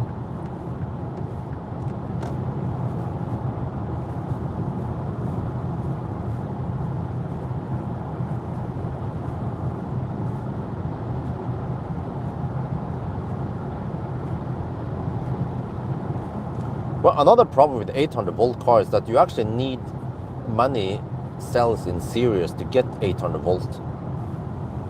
So designing small battery packs as 800 volt might be kind of challenging. I don't remember how it was again, how you count it. Well, actually, well, also when we talk about the so-called 800 volt advantage, well, there are many 600 volt cars out there that classifies at 800 volts. It's like It's not really 800 volt, you know. This car is actually hitting 800 volt, but the Kia EV9 actually at the bottom it's only 550 something volts, and then goes to around 650. Yeah. So it's like a gray zone there. And then there's also some 400 volt cars that operates at 440, 400, like 400 to 440, like iPace, and also the Palladium Model S. Even at low state of charge, they have around 400 and 390 volts. So then it's not really double of the voltage. It could be only around 50-60% increased voltage.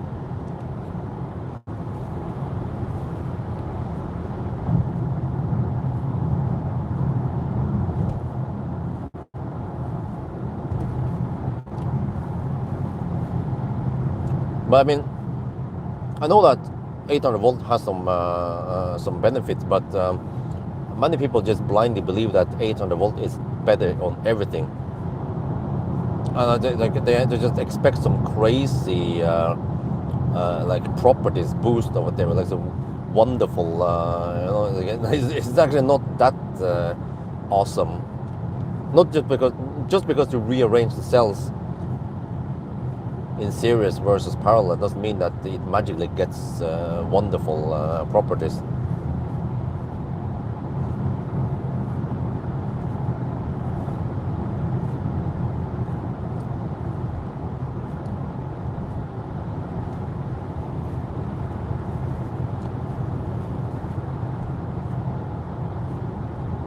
Well, 30% now.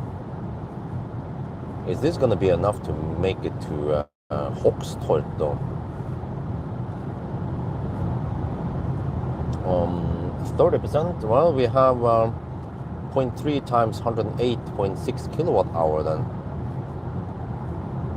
108 and 30, 31, around 32 kilowatt hour, quick math.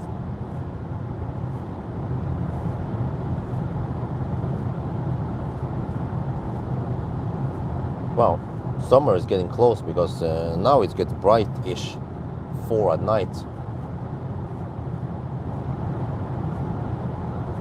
Yeah, I don't know, but I don't know why there is even a discussion, but it's just ridiculous when I read about comments about 800 volt and people expect that because it's 800 volt, it's way more efficient, you know, it's way lighter. Well, I don't know, ironically, the 800 volt cars are heavier than many 400 volt cars, and thirstier than 400 volt cars.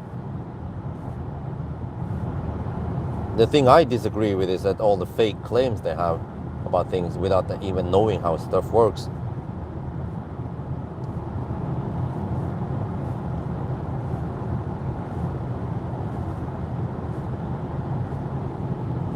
But I mean, just look at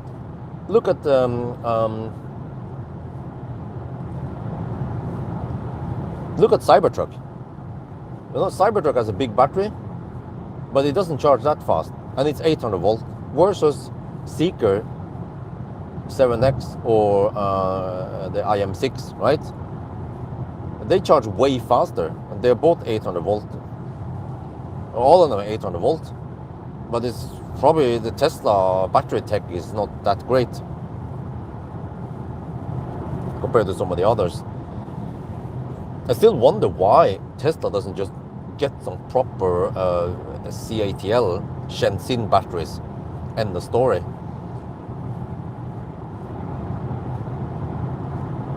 I mean, they already use CATL in the LFP versions with the SR Plus. I mean, and they even went for some BYD batteries, but I don't know. Are they happy with that solution?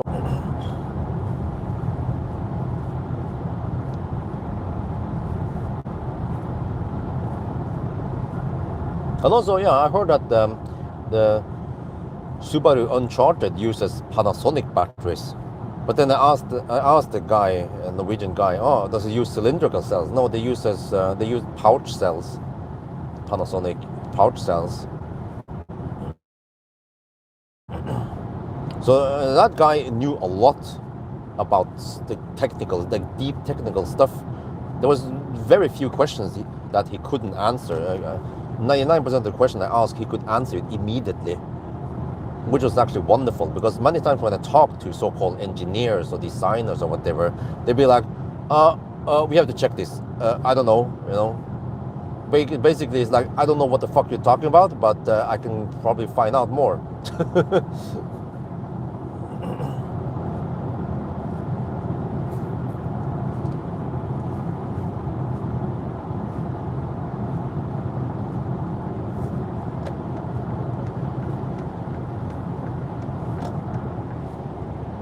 But you know what? What I've seen in many 800-volt cars like the Q6 e-tron and even this iX3 is that it seems to be tuned towards some high peak power in the beginning, and then it kind of loses its oomph a bit, and then but it kind of like it can reach 80% relatively quick, but then after 80%, many of them starts slowing down significantly. They are tuned for 80% because that's what the industry measures. And if you want to go to 90, then many 800-volt cars are actually slower than 400-volt cars, like the MEB cars.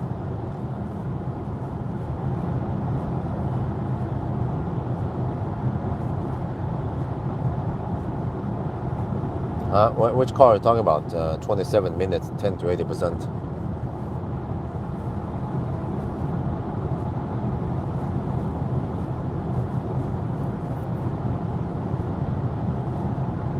EQS, yeah. EQS, I mean, it has good range, but for freaking 120 kilowatt hour, charging at only 200 kilowatt at the bottom is kind of slow. And even at 50%, it takes 160 kilowatt, which is around 1.5 C. It's like, but it seems like EQS, or I mean Mercedes, they went for high energy density. But that battery is freaking expensive, what I heard. It costs 60,000 euros. Like, holy shit balls, once those EQS go out of warranty, you don't want to own it.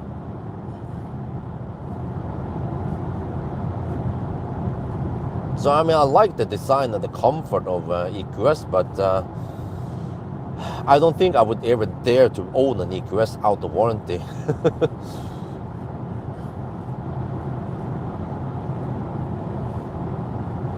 But I like the Hyundai ecosystem. There are so many dead Hyundais in the scrapyard, so you can get some cheap batteries.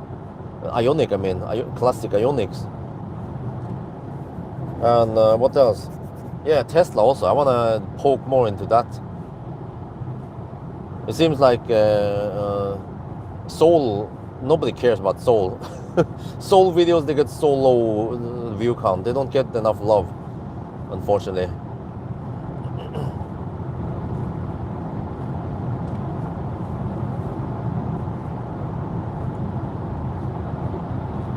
The seats are nice, comfy.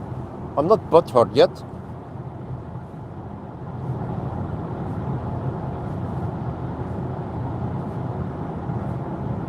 %27 now. Wait, quick math. 1% is around 5 kilometers, right? No, wait, not now. Or let's say now. Okay, 5 kilometers. I only have around 100 kilometers of range left. 120 maybe, like the car claims. Can we make it the Hochström? The circle now indicates that I can make it to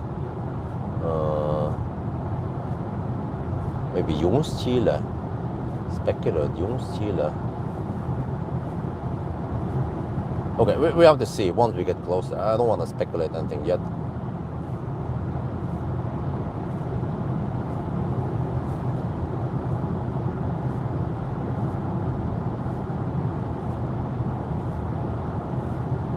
Juniper, no, they are kind of similar to Juniper suspension.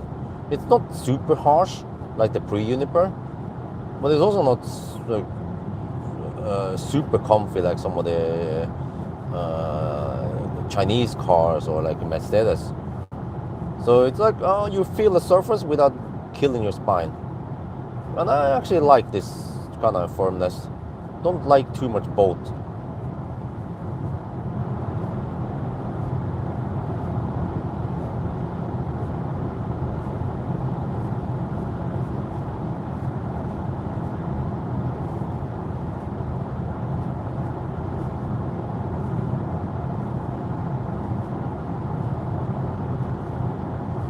Well, I'm surprised that there's some traffic now 4 at night. What the heck, man? Normally it'd be dead quiet on the roads 4 at night.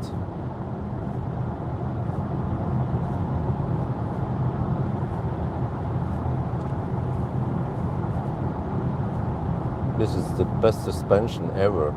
Well, I guess it depends how or what he's looking for. The best suspension ever? Really? I felt like it was a bit harsh over the bumps when I went on the Sunday drive, over Venabygdsfjellet. Well, actually closer to Atna. There's some bumpy roads there with bad asphalt. Do you plan testing GC? Yes, one day if I can get the car.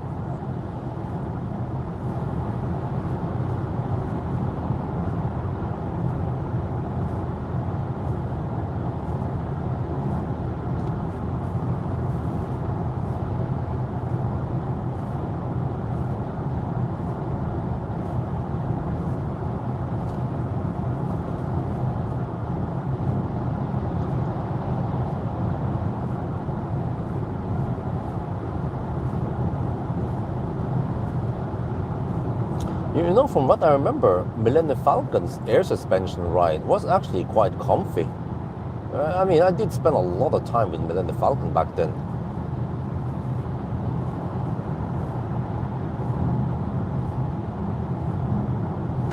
I would dare to say that the ride quality on Millennium Falcon is better than many of the tests, and then with the Model 3 and Y without air suspension. That I had 19. I've been using 19-inch for a long time. I think I never actually put 20-inch or 21 on Millennium Falcon. It was always 19-inch.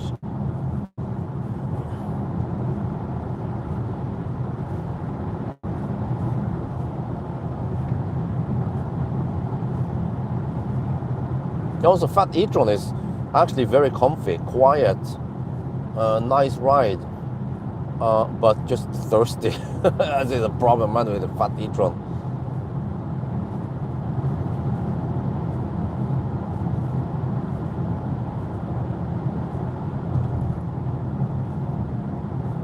Yeah, like there, I can hear I can feel the bumps.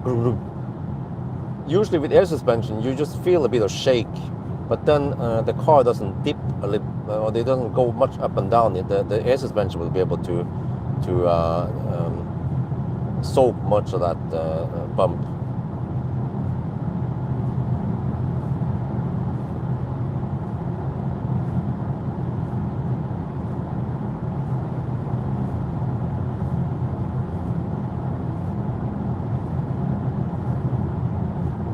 But you know, when it comes to Millennium Falcon, I wonder if it's possible to what was I going to say again? Oh, no, don't do that shit. Just to keep him running forever, you know? He's 13 years old, okay, no problemo. Keep him running for 25, 30 years. Just as long as we change parts, wear and tear parts, and the car is still good. And whatever, if the seat goes kaput, I think my point is that that's what I've seen in classic Ioniq, is that eventually there will be second-hand parts. Also in Seoul, I saw it in Seoul, like a back door from another car that has lower mileage, which means less rust, right? Is dirt cheap, and I bet a driver's seat for Millennium Falcon with a lower mileage is also fairly cheap. But I better get it soon, because eventually they'll be harder and harder to find, especially now that Model S is going out of production, but also because they eventually change it to the next gen. So yeah, I mean, I could maybe upgrade to next gen. It is possible to fit next gen seat in Millennium Falcon. Kim from Pit Stop Bilplay did that on one of the Teslas he had. Sweden.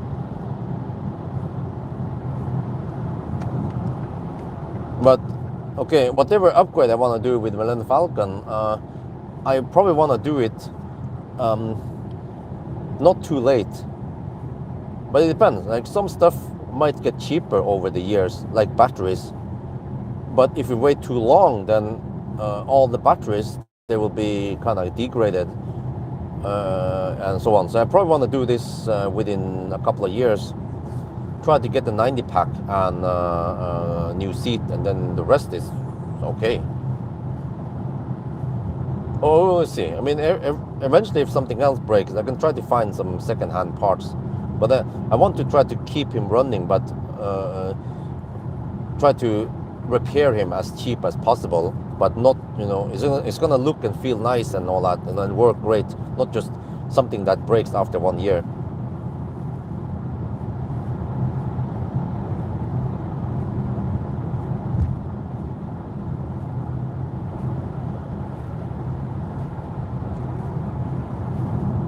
And the same thing about the classic Ioniq I want to buy one day. It would just be a fun project and a nice extra car.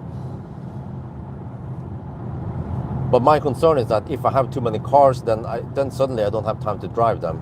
There was one point I was busy driving press cars, and then Marcus kept lending me cars, you know. And I remember that Plaid was just sitting there doing nothing because I didn't know, to be honest, I didn't know what the heck I was supposed to make with him anymore, since I've already tested everything up and down.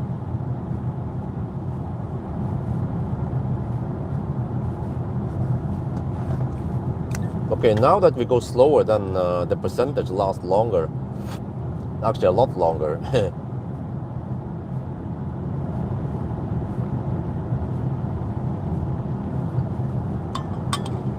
Okay, I finished the bottle with Monster, and now I can switch over to the other bottle, which has soft or lemonade. So usually 1 liter drink is enough for a 1,000 kilometer challenge, and I have 1 slice of bread left. So hopefully that will be enough, because I don't know if I have time to, or I have the opportunity to visit the gas station and grab food or not. It's likely that we might stop at Hogstorp or Hobby, then everything is closed there. Or where else? Possible stops now. I hope we don't have to stop at Spekkerød.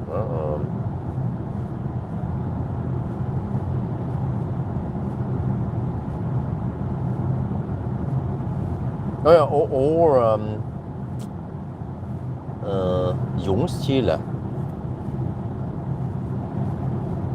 Yeah, I think initially, when I checked on about the route planner two days ago, it wanted me to stop at Ljungskile. So that, really? Over there? SD1. Oh, no, that SD1. Oh, you see. But actually, that's not a big deal. But that SD1, I believe it's 500 amp only. So we'll get around 385 kilowatt, not 400. But no big deal, because the car will just flatten the curve. And actually, then it won't heat up like crazy. It might not even hit 60 degrees. Dude, look at this nice sunrise, huh? Morgenstund er gull i munn.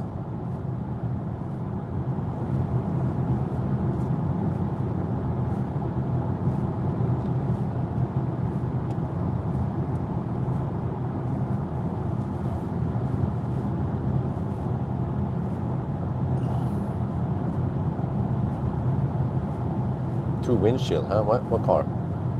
Tesla?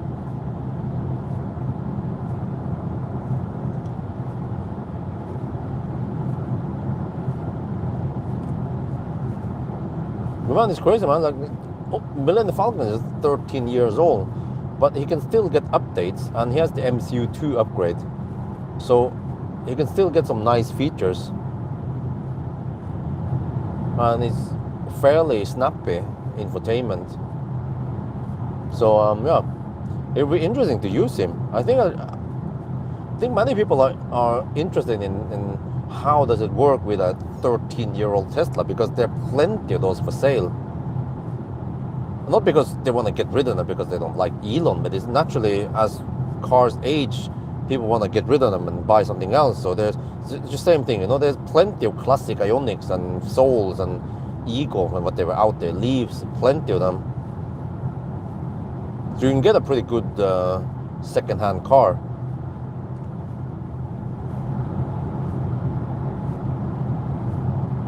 Well, I'm still waiting for Xpeng. I think I need to make a video where I explain that I'm still waiting for the GLC and the shooting brake and the Xpeng and all the other cars. Like, I shouldn't list all the cars. I try to contact them. They either don't reply, or they are like, oh, we don't have a car ready yet, to come back next month, or like, yeah, I don't know. I have no plan. Like, I haven't booked one yet. I'm still trying to book Xpeng. Actually, I've been asking them already September last year. I asked Xpeng if the X9 is available, and said, we'll see. Yeah.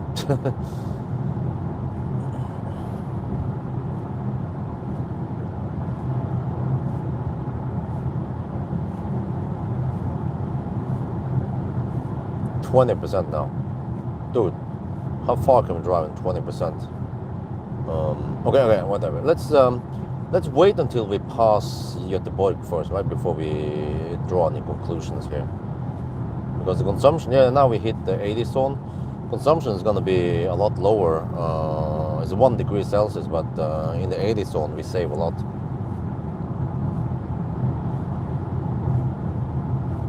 Why do you want constant updates if the car... No. Have you seen the updates? Tesla actually makes very nice, useful updates that makes the cars better.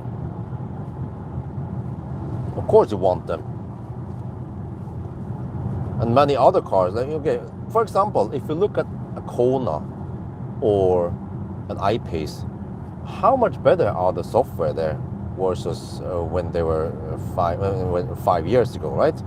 I bet if I sat in an I-Pace, I will get annoyed that it's slow, and like the infotainment is like silly. Like you are in one screen doing something, and then to check something else you can go to the other screen, and then it probably still doesn't show you state of charge percentage in the instrument cluster. You have to go in the freaking charging screen to see it. So the I-Pace infotainment is freaking horrible, man. And I bet they haven't updated it for the past 5 years or so. And the same with the EQC infotainment and so on. And even the Fat e-tron infotainment is kind of bad with the multiple screens. And yeah, I don't know if they've fixed it so that state of charge is visible in instrument cluster yet. But also there you have to go into the charging screen to see battery percentage. And I don't know, when you navigate somewhere, will it show you how many % you will arrive with, like Tesla does? And also, can you manually preheat, or can you navigate to a charger and it will preheat for you? I don't think so in an I-Pace or Kona or Fat e-tron. Well, a Fat e-tron doesn't need it because it doesn't Colgate much.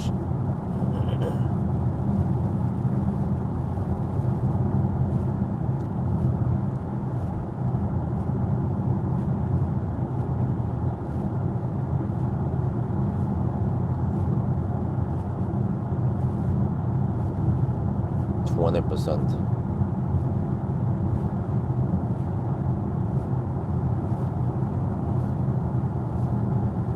Man, the downside of this is that I kind of need to drive far between the chargers. Let me see, since charging, dude, we've been driving for 1 hour and 49 minutes and we are still not done. Especially now that we have to pass through Göteborg, it takes a while.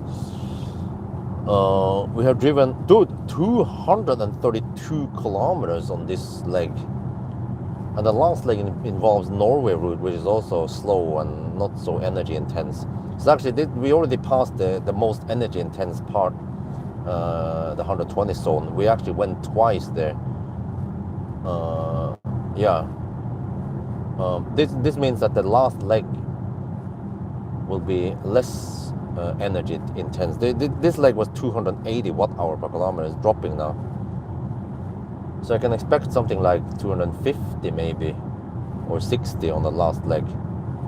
So I can base it on that. I can also try to, I can guess it, and then we see what a better route planner guesses. And if they are the same, if we agree, then that makes me more confident how many percent we need.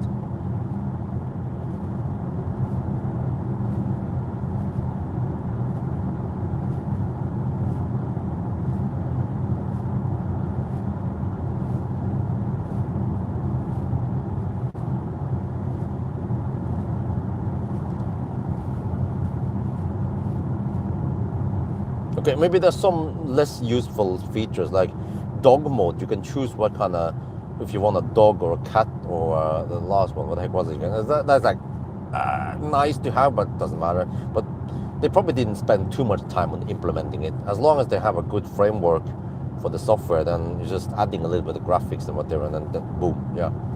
But I feel like some of the other software is like programmed really silly. Like I get the impression that many car software, they didn't think about updating stuff in the future. It's more like hard-coded stuff in there.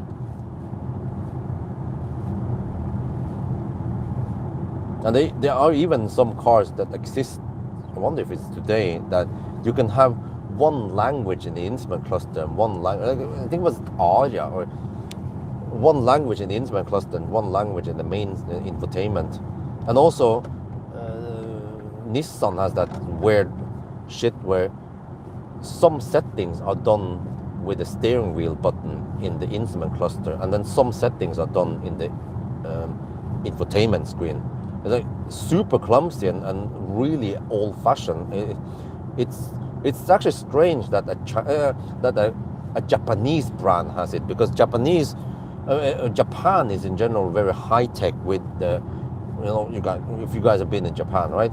And also like the vending machines, and when you go to a restaurant, you just go to the machine and spec what you want, how you want stuff, and then you pay for it, and then you get this receipt, and then you get the food, right? So like they invented that shit 30-40 years ago, and then the Western world, like Norway, they started using it maybe just 10 years ago. You go to McDonald's, you can order on the kiosk instead of on the screen, right? Instead of going to the counter. So I think only around 10 years ago, everyone went to the man counter to order at McDonald's. It was clumsy, time consuming, and nowadays you can order also the app. Yeah, way better.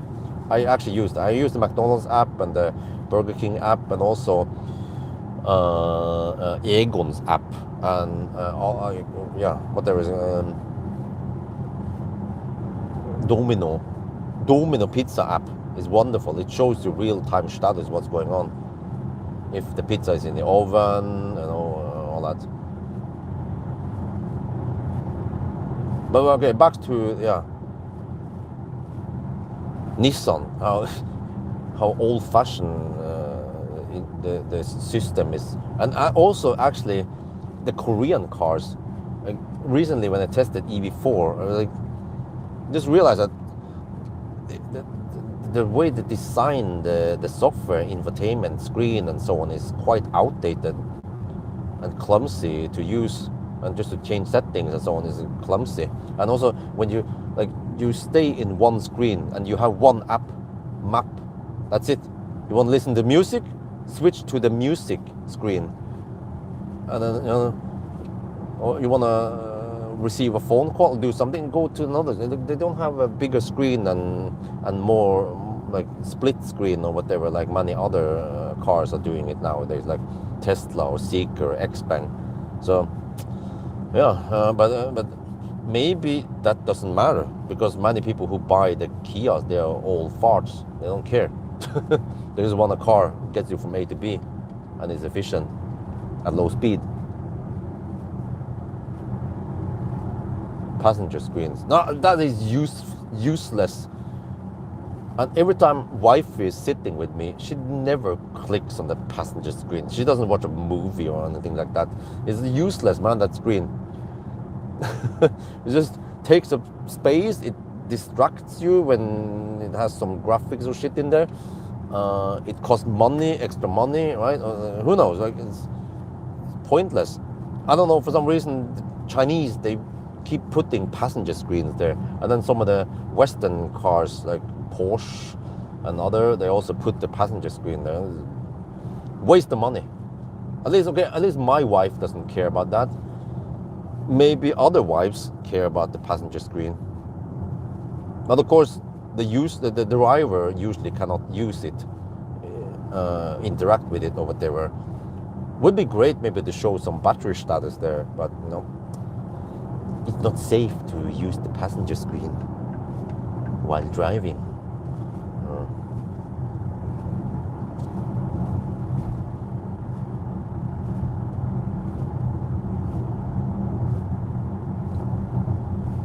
Okay, how is it now? 18%. Yeah, man, dude. In the city, then 1% lasts really long. Yeah, when they did the xDrive, 1% will last 8 kilometers. I think now 1% is more like 6 kilometers. 6 or 7, actually.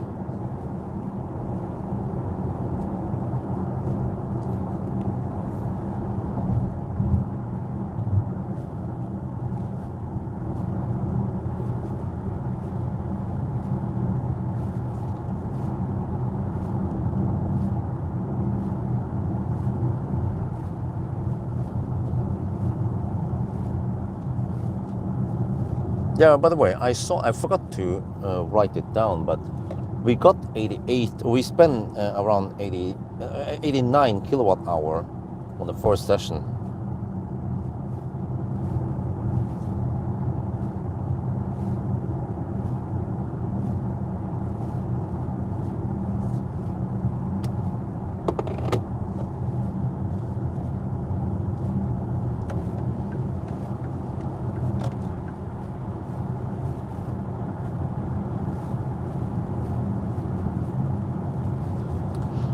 Uh, 670, dude, 700, dude, do I need to drive another 300 on the last leg? Let's try to make it at least 250, right? But you know, I wonder if 300 is actually possible, because we have to drive through Norway, which means quite slow. There's plenty of 100 zones, and then the whole, well, it turns into 90 zone a while before Oslo, and then, so there's actually a lot lower speed. So that's what I keep getting, is that the Norway stretch is way less energy intense than the Swedish stretch. And we saw that on the way south, we averaged 220 something on the way south. So that means possibly around 250 then on the way back. Should get warmer. Yeah, well, it depends if the sun comes up or not. But this is usually the coldest time of the day until the sun rises. And then the sun needs around half an hour to an hour before the temperature starts rising again. But I mean, we're gonna be back in Jesholm around 7:30. Oh yeah, basically no delays now. We had 7 minutes delay total only. 3 delays by the border, and then 2 times 2 minutes at the Falkenberg stretch. That's it. Super consistent at night. So yeah. And also no handshake problems or anything like that, and no slow charges and we had to swap or anything. So everything went smooth, very few delays or very few deductions, and should be very accurate, the result we get.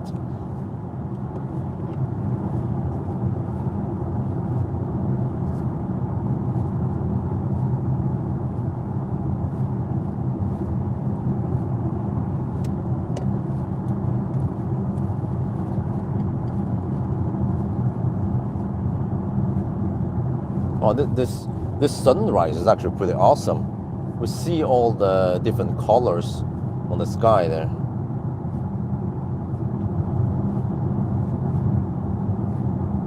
Sleeping in iX3, I don't know if I have time for that. I'm planning on driving to Søgne Monday night to retrieve the summer tires.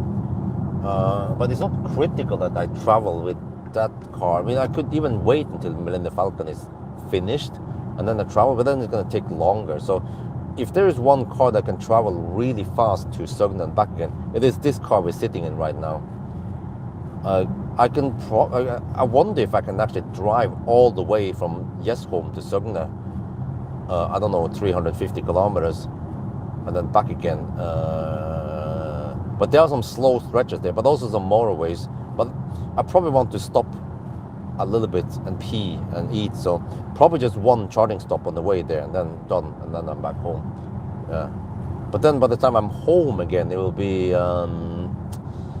it's going to be around 5 in the morning. Yeah, so I don't have too much time to charge up the car. So I might want to charge it up to around 50-60%, because I want to try to return the car with close to 100%, or it might be 90%.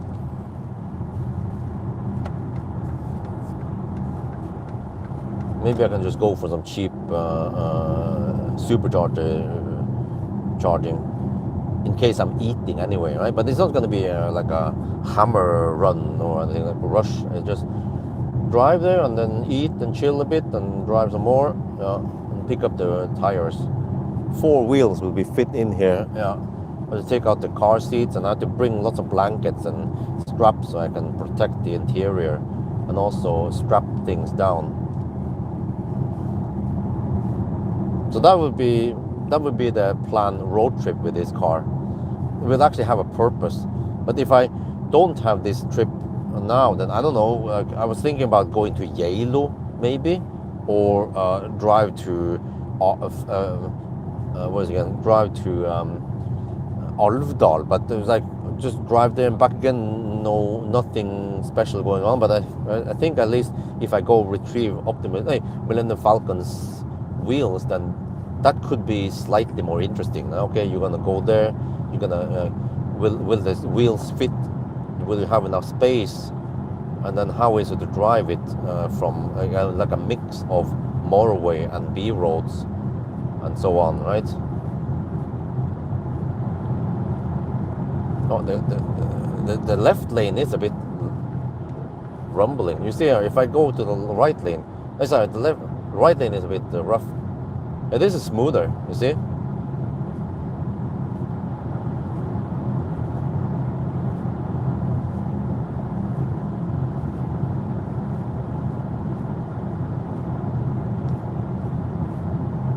But I remember there was a couple of times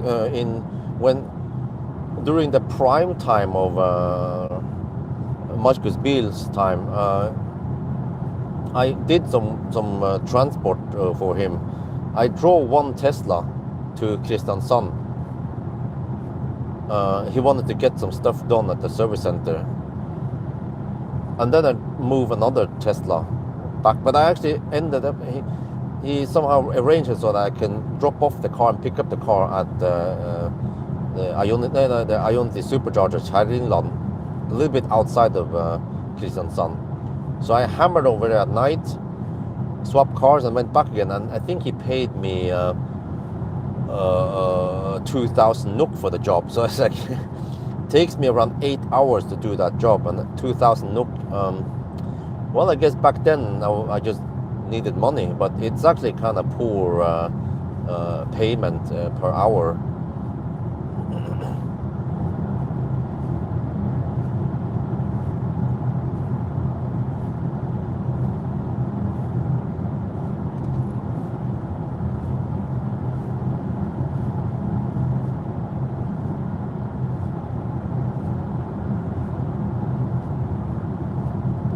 I also remember in the past, like I accepted some somewhat time-consuming task that didn't give me that much money. There was one guy who, I don't remember how, it was during Nimber task, right?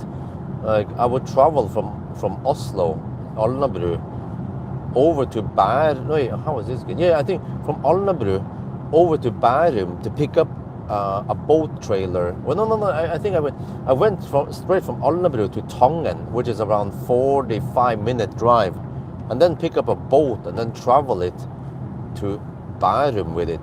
But then with a boat, I had to drive slower. It was an Optimus Prime. So it was basically maybe, let's say, 1, 2, 3, 4 hour task maybe, and I would get 1,000 NOK for it.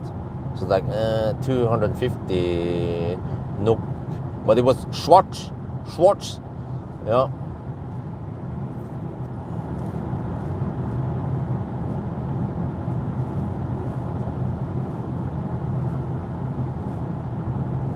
But back then, without kids, then I could work hard just to get the money.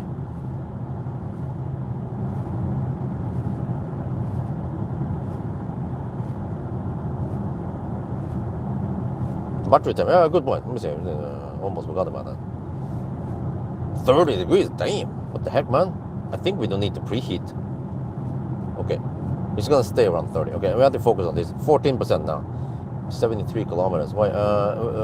From here to Spectre, there's only 20 kilometers. Well, it's 14%. That's at least 60 kilometers left. Well, let me calculate here. 14%.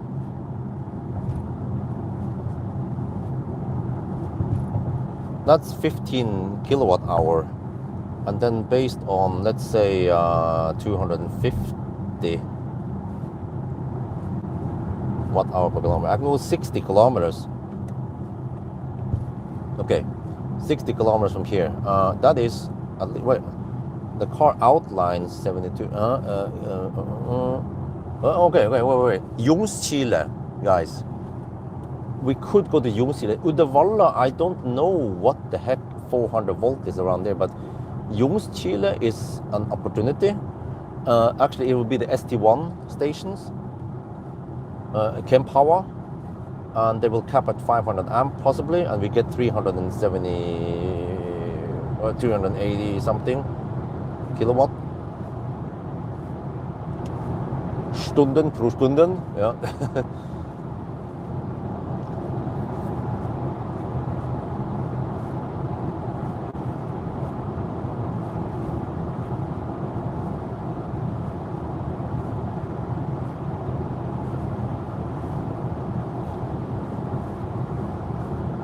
Oh, okay, the car claims 4% at Ljungskile. That's 43 kilometers away.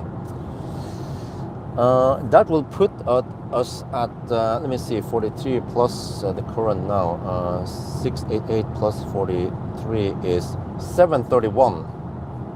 So that means we have to drive another 269, 270, okay. Multiply by, let's say, 250 consumption. We need to spend 67.5 kilowatt hour. We need to spend 62% of the battery. Damn. Okay, that's it. We will go for Ljungskile. Wait. In that case, we could even go Spectre. Because then we can charge on Ionity. What do you guys think? Spectre, or Ljungskile? There's only 25 kilometer difference between those two. And actually the advantage of going Spectre is that you start with higher state of charge, and you should in general get a flatter curve. Yeah, if you go kind of deep, then you get slower speed at higher state of charge.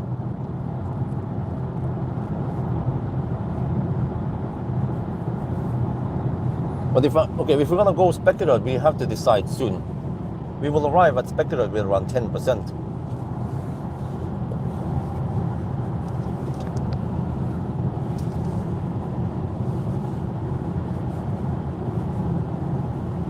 Wait, I kind of like that idea. At Spectre, we can then take the 350 kilowatt Ionity, because I know that the charging time is actually the same, maybe even faster, because we actually charge a bit slow in the beginning. Well, slow meaning 350 kilowatt only. But from Spectre and home, we see that will be around Then we need to drive around 290 kilometers. We have to check something here. How long did we drive on this leg since charging? 267. Okay. Ooh. Wait. Oh, but that was quite intense. Yeah, it was 120 zone. We drove through around like almost 200 kilometers, around 170 something kilometers on the 120 zone. We don't have that anymore. It's gonna be slower.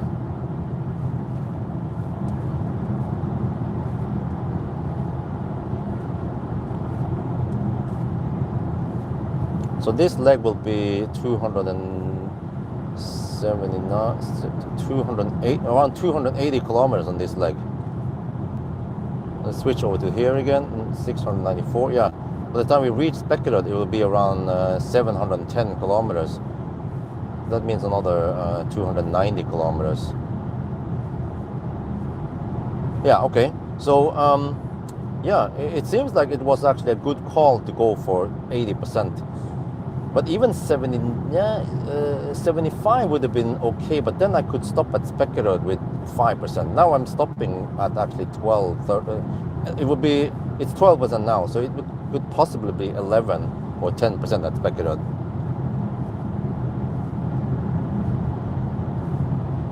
No, I don't think I need 80%. We're gonna calculate once we are there. I have roughly 20 minutes at Spekerud.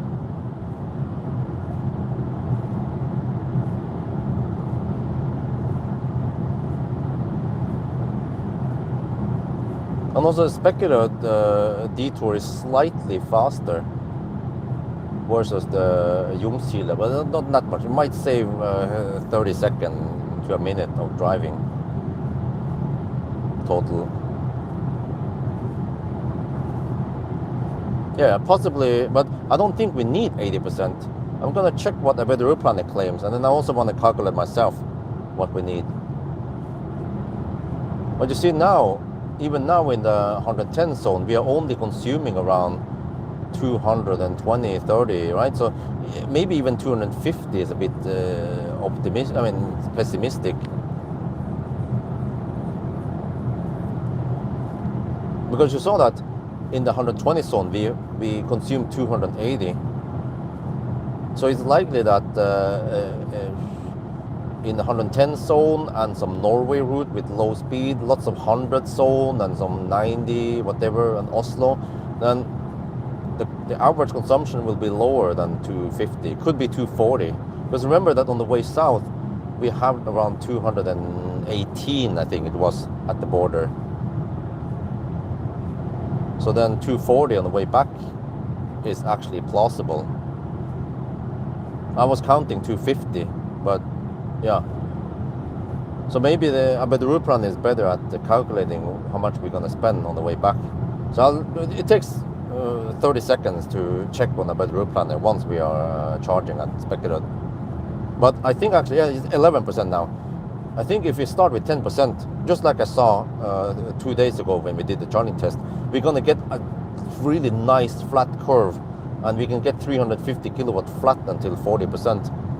And it might not even hit 70 degrees. Wait.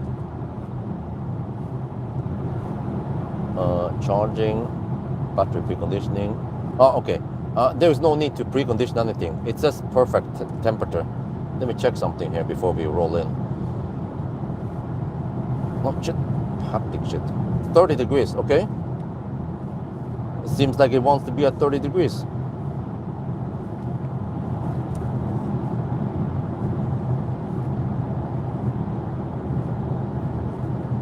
No, I can go deep. I can arrive with 5%. 5% of this car is plenty of range. This will be interesting because this time we will charge at lower speed and start with 10% instead of 7%.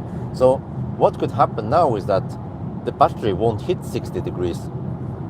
It might be staying at 58, 59, who knows? So maybe it's actually better to charge at 350 kilowatt, so we avoid the rapid gate.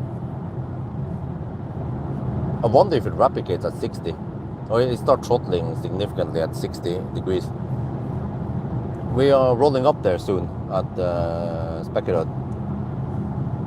Yeah, now you can see the stats. Let's get ready.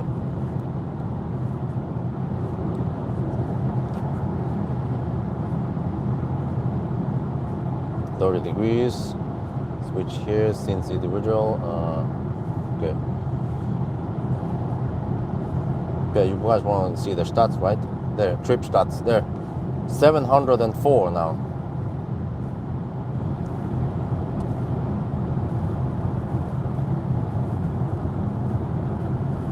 Yeah, here's 2 degrees over here.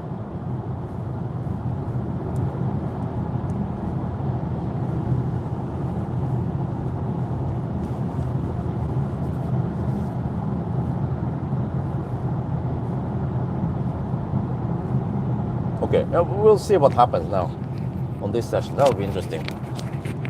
I have to get ready. Mic off. Need to prepare for the arrival.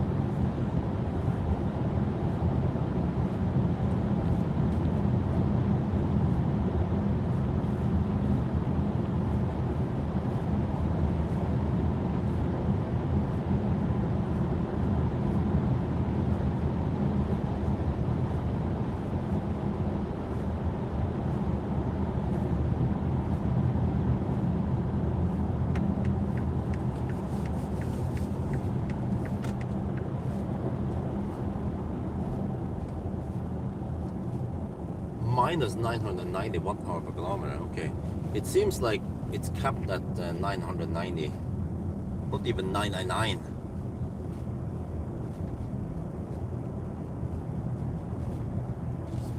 Okay, 9%. Yeah, I think that will be good for going at, I don't know, 70%.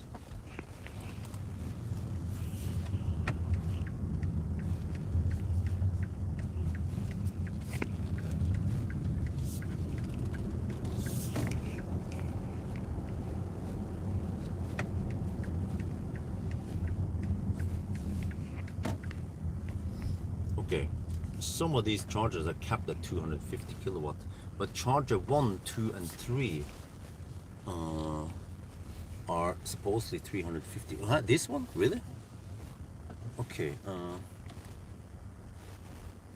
do I trust these numbers though? Okay, so charger number 2, wait, is this buggy? Okay, this should be working, right? And then this car shouldn't have any problems with handshake, so it should work the first time we try it.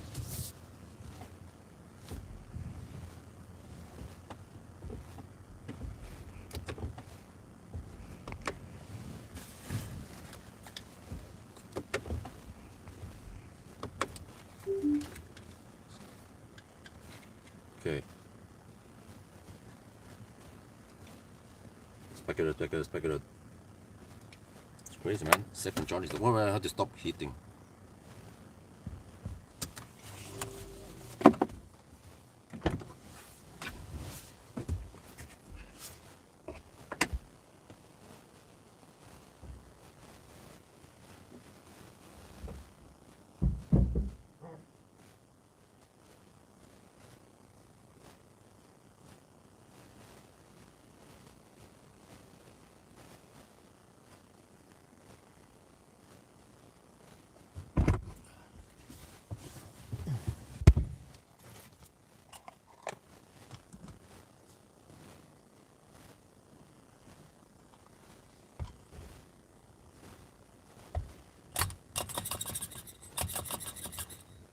Well, actually, I don't think I need that one.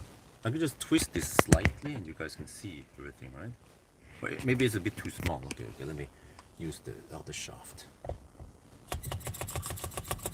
Hopefully we get 350 kilowatt here, otherwise we need to move and the information is not correct.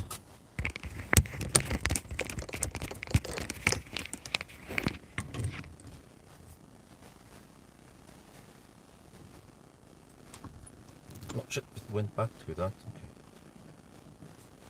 There, okay. Alles gut.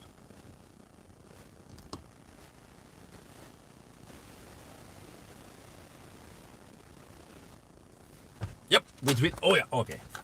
Oh yeah.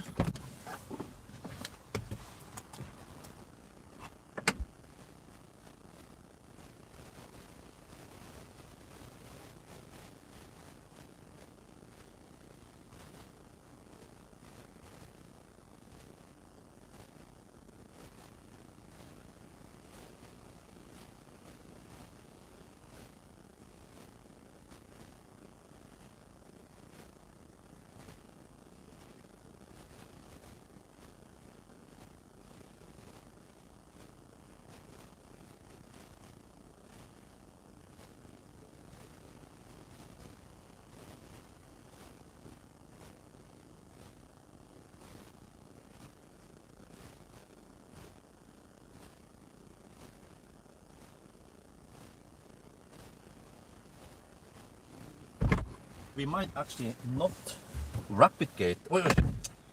Okay, see there. Look at that. We get 350, but this time it should actually go flat like that until 40%, and then we might not hit 61 degrees Celsius, which I believe it's the rapid gate temp. So hopefully this is better, because we now need to charge to around 75% only, and we'll finish the challenge. Damn, this is crazy, man. This car has so good range. Look at this. I'm gonna do this roughly. I'm gonna navigate to the 1000 Byporten, and okay, the car will tell me that I can't make it there, but okay, 290 kilometers roughly is what I need, right? And I can go for around 5% margin here because the battery is so freaking huge. Look at this, it's game over. Wait, temp. Okay, wow, temp is going up now. Oh, people are commenting on live stream that temp is going up, but it's not gonna hit 60, right? Right? Now I need to quickly calculate, and then eventually I need to go pee, but let me see.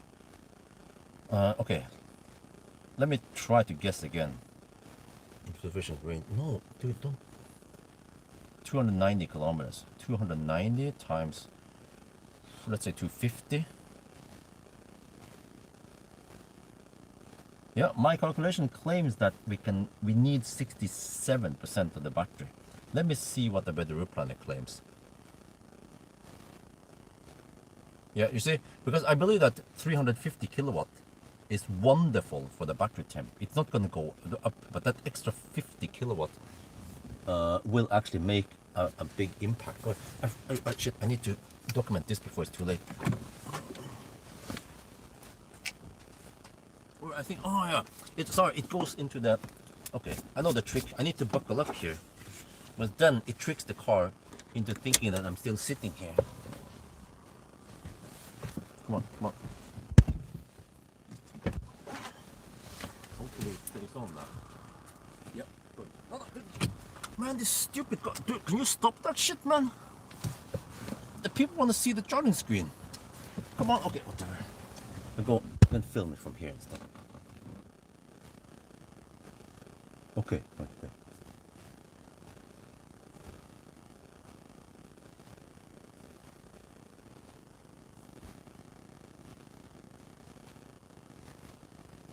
Well, I need to document this. On the 350 kilowatt chargers, we have 767 volt. It's pulling 456 amp. Wait, what? Oh yeah, because the power unit is the limitation. See, 350 kilowatt. So you actually don't need 500 amp here, because the voltage is actually quite nice and high.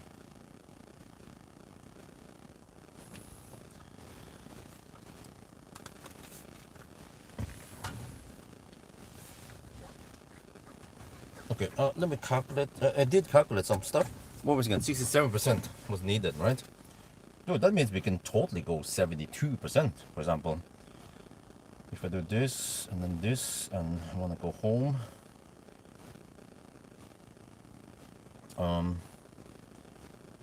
Oh, interesting.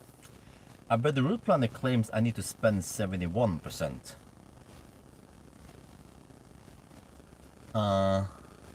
I claim 67%, so we kind of agree. Okay. Okay. Sounds to me like 75% is enough. Because I know that the Norway route will be a bit slow.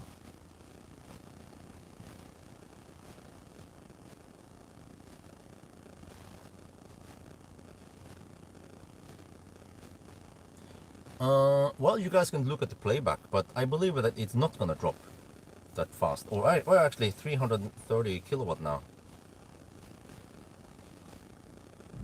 But hopefully it stays flatter and we won't hit 60 degrees.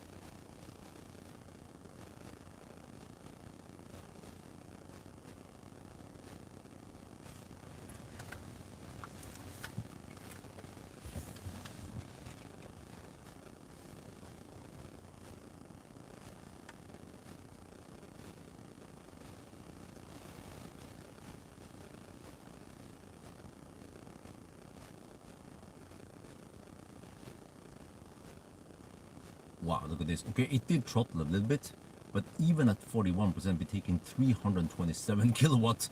The battery heated up to 57 degrees. Are we gonna hit 60 degrees this time also?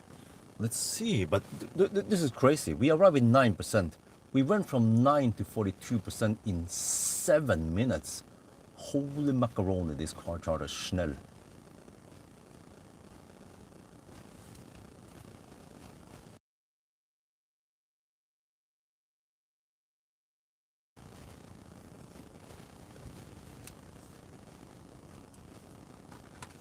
Huh? On the previous run, we had 242 kilowatt at 50%. Was it? 45% was 2. Yeah, you see? You see? You see? We throttled earlier. It replicated earlier. Told you I did. Simply because we charged at 400 kilowatt. So we had to take the penalty of hot the battery. But now it actually... Oh shit, 59! Is it gonna throttle? Is it gonna throttle at 60 degrees? I have a little bit of time to run over to the gas station and pee. I'm gonna sit and wait here. Just recording now.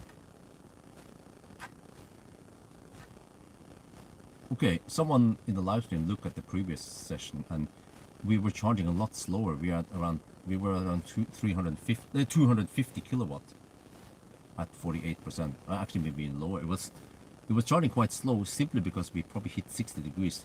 Oh, we did hit it now. Okay. But hopefully we kind of hit also a natural throttle point where it needs to throttle anyway, right? So I actually wonder if 350 kilowatt will be either the same or maybe even faster than 400 kilowatt. At 49% we are 242 kilowatt. Okay. What about now? 400 kilowatt is faster, they claim. Well, actually, we stopped at 7% last time. This time we stopped at 9%, so that's pretty close. So what we can do is we can check how long we need to charge to 75%. So, when you look here, I calculated that we need to spend 67% getting home. But the route planner claims we need 71%. So we kind of agree, which means that if we go 75%, then we should have enough.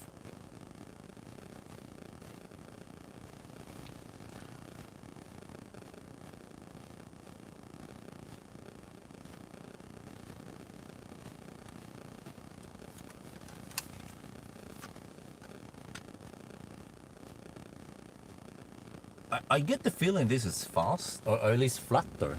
10 minutes now. Dude, I need to pee through that.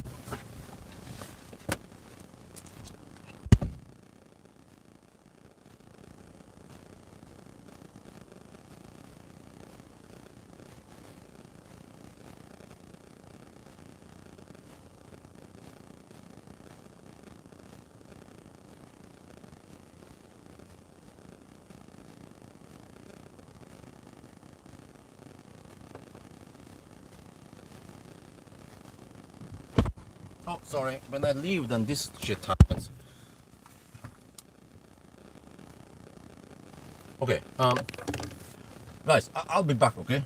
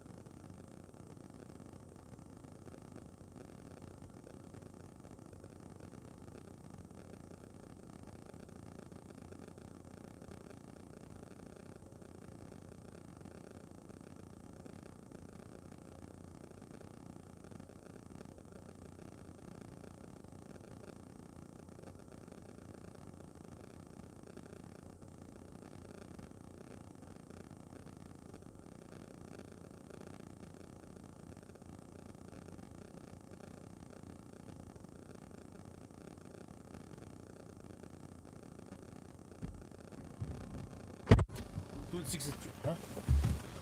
Okay, so we're back now.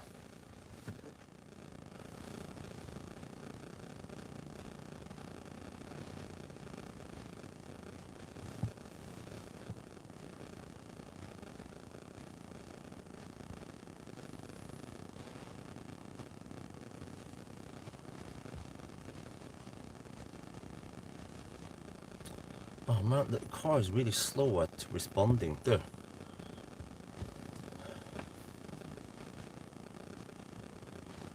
When you come back to the car, you need to reboot the whole BMW OS or whatever. Dude, how is this? So it's still, you see, it flattens the curve, right?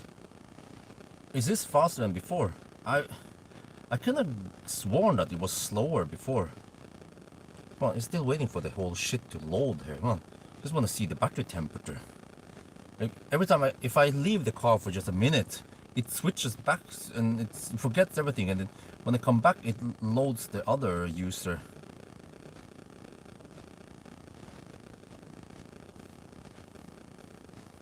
Dude, it hasn't there. No, it's not that some personal. Come on, can you just there? 60 degrees. No. It's 60. It's not 61. Look at that. Huh? What was it before? This seems to be a lot faster. I'm almost done now. I need to move the camera, live stream camera soon. Let me check charging curve thing. At 68% on the 0% session. At 68%, I had 192 kilowatts. Wait. Really? 69% was 179. Oh, it was throttling there. 381. Okay. Wait. Well, I don't know yet. I don't know if you can trust about the route planner. But I want to go 75. It's not taking that much more time. I need to get ready soon. I want to get the camera ready. But I want to point that this time it doesn't heat up to 61 degrees. But I can't just reach home. You guys remember, I need to drive around 6 kilometers past home. And then I have to turn around and then somehow dick around and I don't know, crawl back home or stop at some recharge before I go home if I have really low juice. Okay. 71. We're almost good to go now.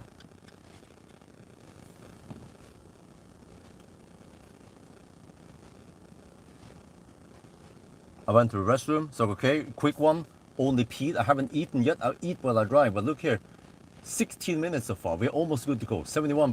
But I'm gonna show you something. This time, because we charged at only 350 kilowatt, then the battery did never hit 61 degrees. So it actually had a flatter curve than the 400 kilowatt session. So yeah, we might have just enough to go home right now. I'm not 100% sure. We can see what the car estimates, by the way. Do this. Oh, I saw it there. Car is sometimes 17% at arrival. Really? Okay, whatever. Car might be a little bit optimistic, but we're gonna do the final preparation and then off we go soon. Yeah, 17 minutes now. Okay, I have to move the camera back, guys. We're gonna leave in just like a minute or so at 75%. That was quick. Last session was 21 minutes. Oh shit, there's some ragged up here. Well, I have to 59 degrees now. I need to fire up the heater now.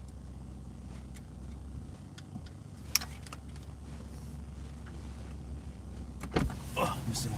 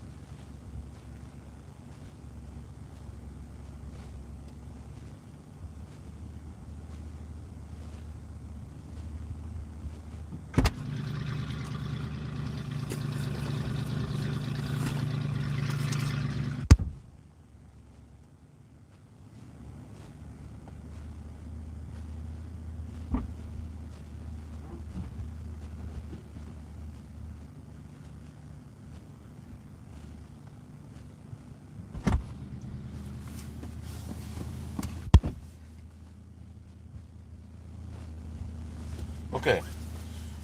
89 kilowatt hour first time. We pulled 80 kilowatt hour from the charger this time.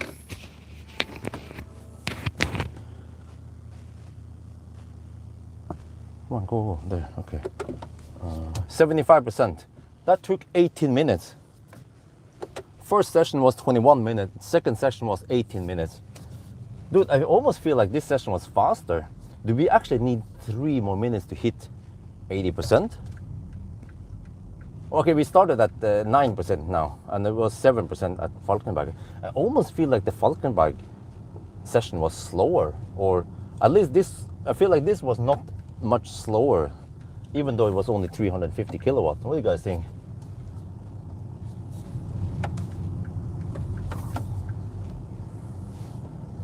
$56 degrees in the battery.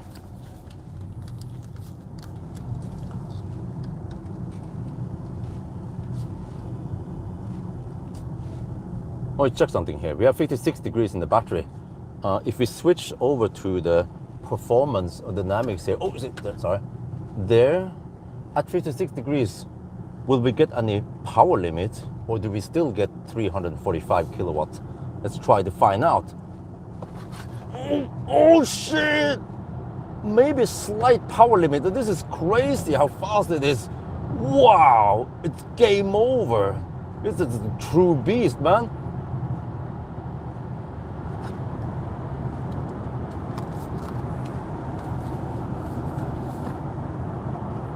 Oh, now it's actually harder for you guys to see the screen because it gets bright outside.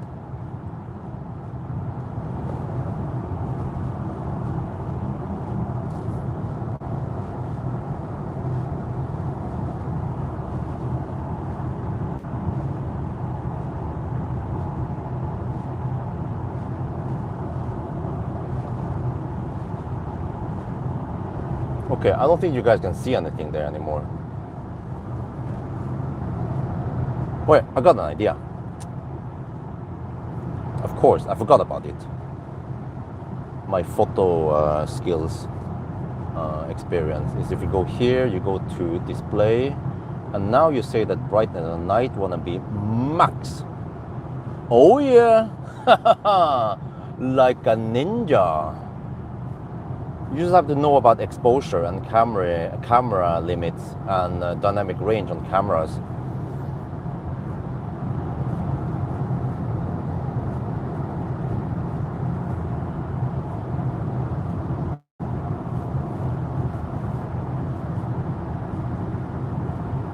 Okay, 711 kilometers now. The way we count time is that, well, I don't know.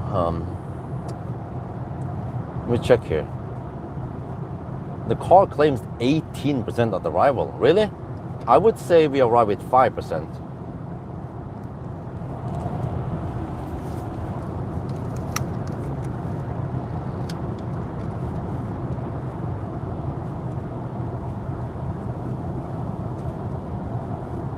This is it, the final run after just 2 charging stops. But okay, what you can see here, you see the car counts distance correctly. We count to 1,000, yeah, färdig snacka. And then when it comes to time, how do we count time? We take the current time plus 1 hour and 20 minutes. You see we are at 6 hours and 6 hours and 35 minutes only. Holy macaroni, and we drove 713. This is gonna be a freaking good time. But then look here, the car estimates that we will arrive with 18%. Now, are you sure about that? I think the car is being a bit optimistic. I'm pretty sure that we will arrive with 5%. We will see the man versus the machine versus about the route planner.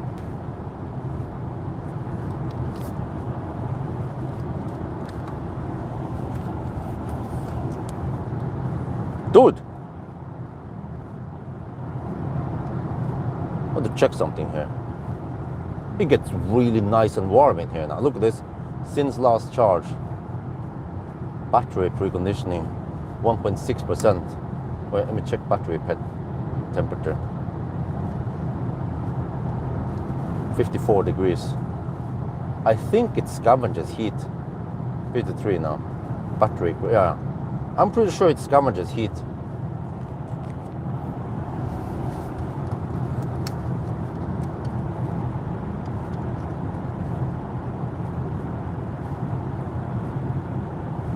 No, we didn't charge too much.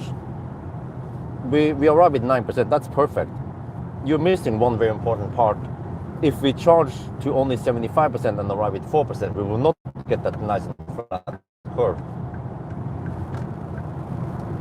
This is not the Tesla.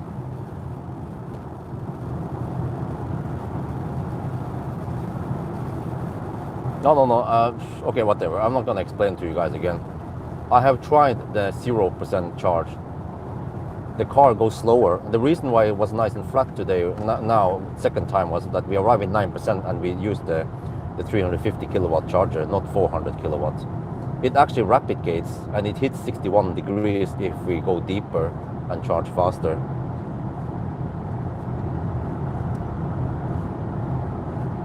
Dude, it's nice and warm in here. And you see that now, since last charge, battery preconditioning has a percentage there. So it's actually doing, I think it actually technically counts wrong because it's not cooling down the battery to precondition. It's actually scavenging heat, but they don't calculate, or they, it should be here on the climate, just like the Korean cars. After fast charging, it will cool down the battery, but maybe the Korean cars dumps the heat also. I don't know, but I feel like it's nice and warm in here. So I suspect that it's scavenging heat from the battery, the heat of the cabin, to save energy. And you can also see here that it's cooling down, but it's actually not cooling it aggressively, unlike the Korean cars. Korean cars will run AC for, like, I've seen it, like 2-3 kilowatt maybe, no, maybe 1 to 2 kilowatt.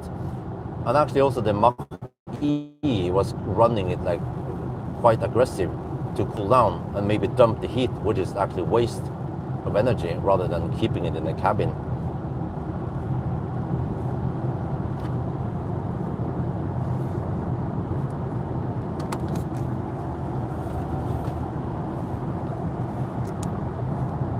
Well, okay, we'll stick, whatever your name is, Bingo, stick around until we finish and you will see how many percent we arrive with. Heat through the radiator, wow, shit, man. But I feel like it is actually really nice and warm in here. So I think the car is dumping a lot of heat in the cabin from the battery. You can see how fast it cools down now.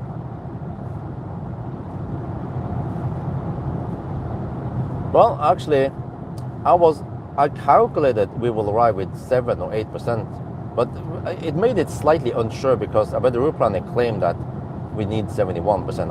I calculated 68%. So 68 minus 75, that would be 7% at arrival. And if I'm right, if the route planner is right, then we will arrive with 4%. But the car claims 18% at arrival.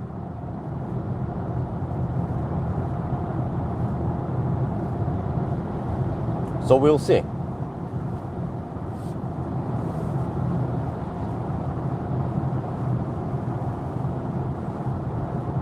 But the car has 17% at arrival. It was not 18 earlier. I think it starts dropping now. So we have 70%. So the car expects 53%.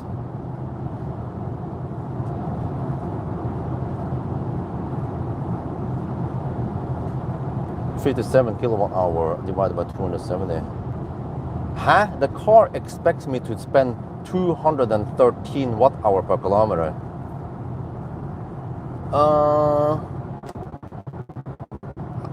I think that's unrealistic, because think about this. On the way south earlier, we averaged 218 with tailwind. How the heck can we average 213 on the way back with headwind and colder weather? So I'm pretty sure that the car's navigation is not very good at estimating, and that we should trust me, the Ninja, and the route planner. It sits on lots of data. And also, but route planner knows about the weather and speed limits. and it knows it in quite good. I'm just going by the gut feeling and whatever I've seen in the map, wind map and temperature map and so on. So we'll see who is right by the end of the challenge.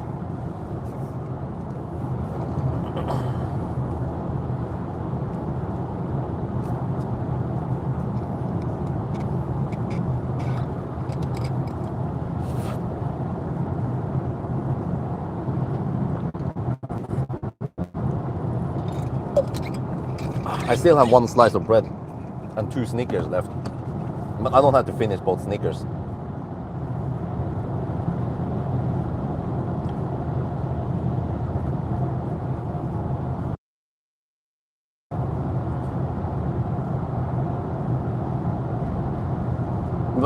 But the route planner is actually really accurate. So if you, like, many times if I don't want to bother too much, I just like, okay, take whatever about the route planner claims and then maybe add the 10% margin, and then if it miscalculates, then I'm still fine and I can make it there. Instead of trying to figure out the wind, the temperature, and the distance, and what kind of speed limits we have ahead, you know. And I drive the same route, so I know the route really well. But what if you're driving somewhere on vacation on a place you don't know, right? But I bet the route planner knows.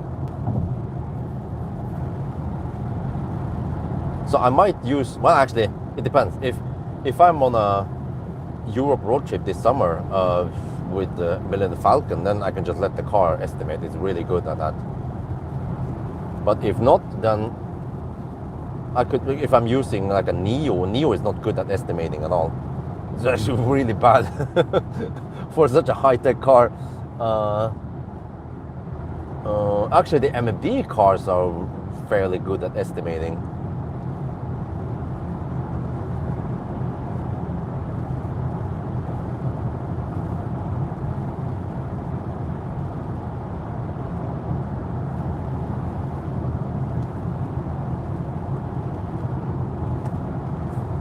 Yeah, I wonder if 70% would have been enough.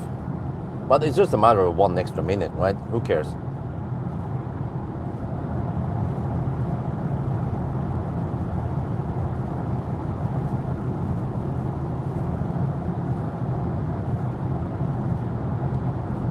Well, maybe.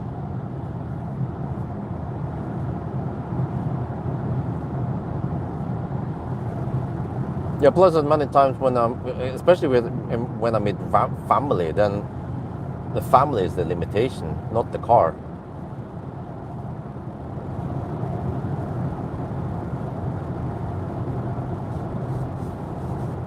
And I even wonder if I would take a road trip with Millennium Falcon with the old battery.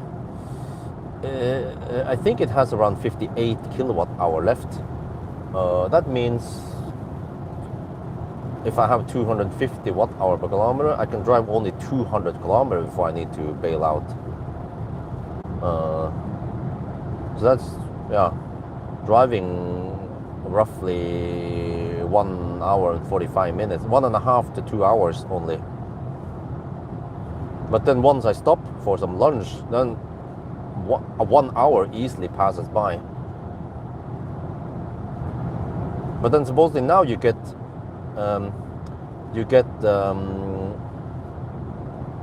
in Sweden also, if a congestion fee occurs if you charge past 80%. So then they count the minute. They don't care about if you finish charging or not. So, damn, that's kind of rough, man. But at least it will warn you. Or at least, wait, that's the problem. The cars in my account, they didn't get warning. Maybe I got the warning, but I turned off all the notification.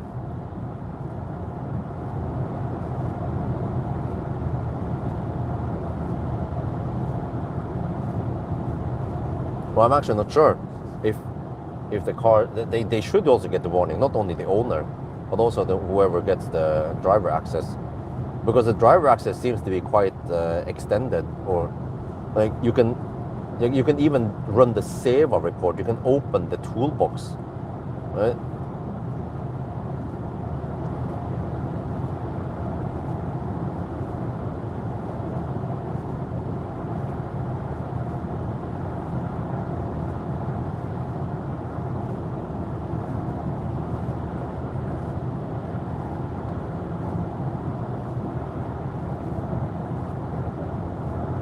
44 degrees. Hey, how many? Wait, what was it again? How many degrees did we have when we? Dude, didn't we have 50, 56 when we left? 56 degrees. Dude, look at that. It cools down really fast. There is no way it can dump that much heat into the cabin. So I wonder if it also dumps heat out. I'm pretty sure that Tesla retains the heat longer and it tries to scavenge the heat longer. No, we didn't have 60 degrees. It started cooling down before we reached 75%. I think it was at 57 degrees when we left.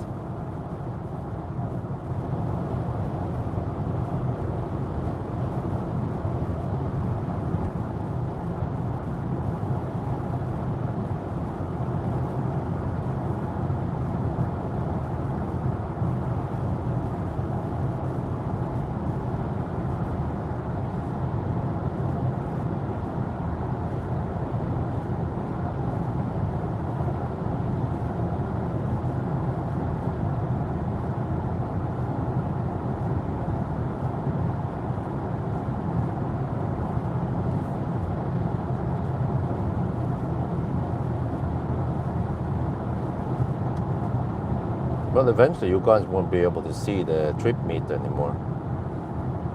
Let's see, we drove for 16 and a half minutes, which means we left at 5:12. Okay, 5:12. That means we'll be at Strömstad around 6, a little bit past 6. And then that means around 6:15 we will reach the Norwegian border.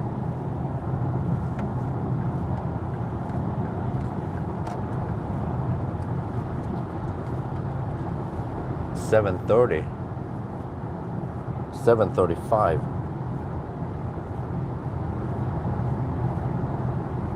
8. Oh, wait. It sounds like we can do this in 8:55 to 9 hours. What do you guys think? Because also, this is also what I've seen, is that fast charging cars, they tend to perform better than my spreadsheet.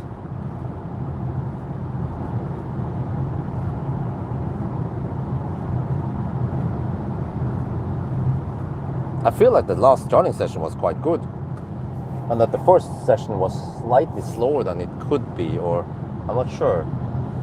What is the 10 to 80% time anyway on spec, or claimed by the manufacturer?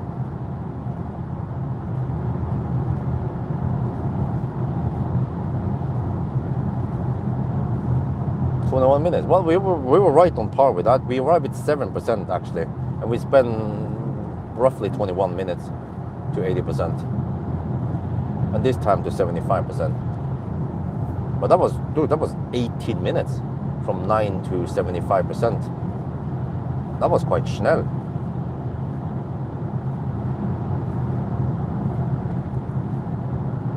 Wait, could it be that 350 kilowatt session is faster than they actually measure on the 400 kilowatt session, but then if we go 350 kilowatt session, it becomes faster.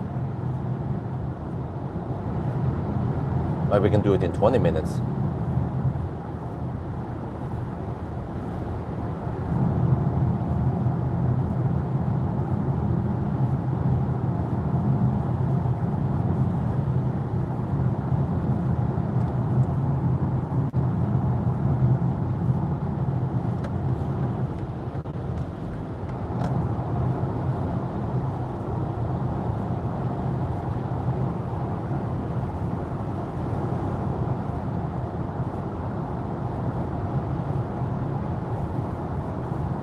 Wait, but what was the fastest time? Was it 8:50, more or less? And then 8:55 with Seeker 7X and a bunch of other cars. The CLA, wasn't that also 8:55?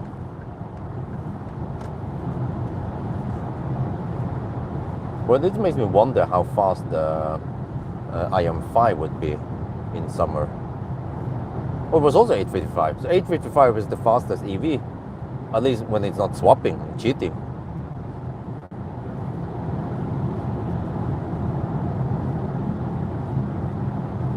And this was actually a cold run, 1 degree now. But again, I don't know how beneficial the tailwind we had was, because remember that we had 4 or 5 meters per second tailwind, but now only around 3-4 meters per second headwind.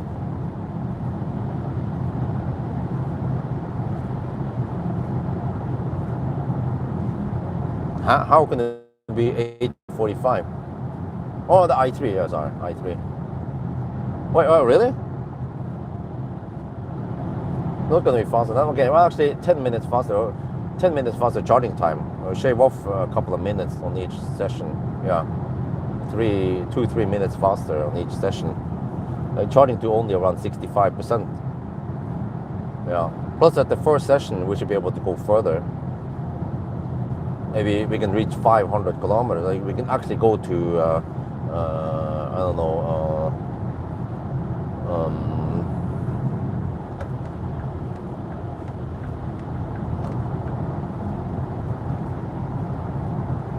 Halmstad, but past Halmstad there is nothing. Well, we have Melbystrand, but there is no 400 kilowatt charger there, not even 350. It's 225 recharge only, and then the V4 supercharger, they are not 800 volt capable yet.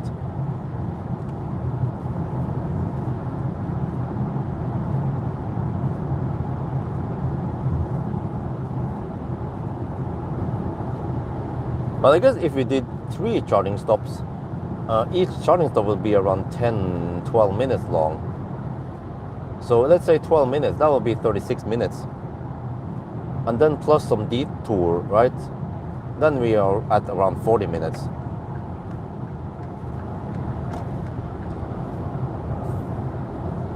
And this was roughly 40 minute total charging. Actually 38. No, it was 18 plus 39, yeah, roughly. And then 2 detour or 2 charging stop overhead.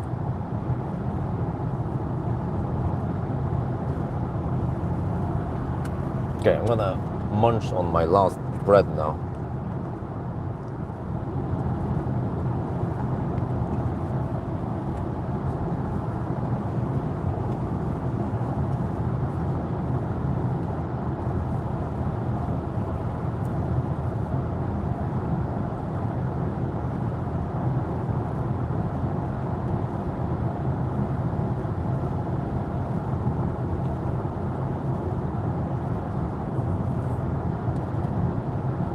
Well, yeah, well, it's minus 1 degree right now.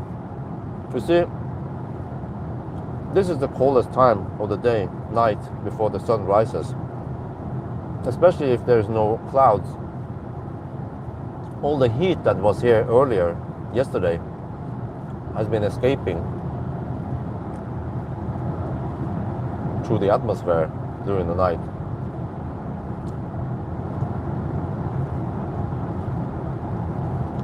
So what we actually want is a warm day with no clouds, but then in the evening it clouds, the clouds comes and retains the heat here, so that we get 10 degrees.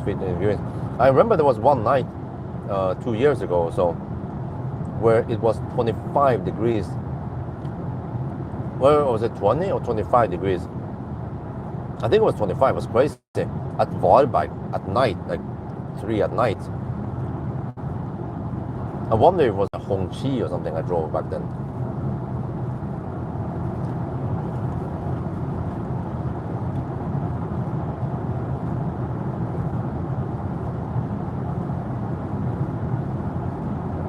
Well, I have to ask what is important is that those BYD sedans, how big batteries do they have? BYD Han, right? Han L, but they are not that efficient.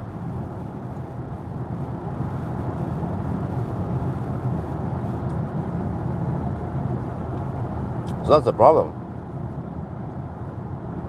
it might need 3 charging stops, which automatically triggers a 3-minute, usually a 3-minute penalty or overhead. You have to go somewhere and charge.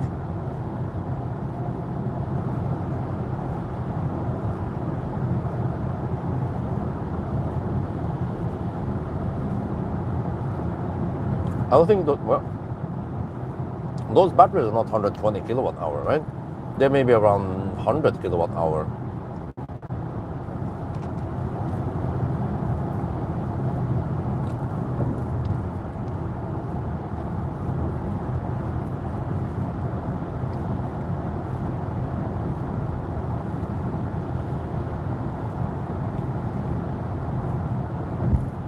Oh, damn, that's actually quite large.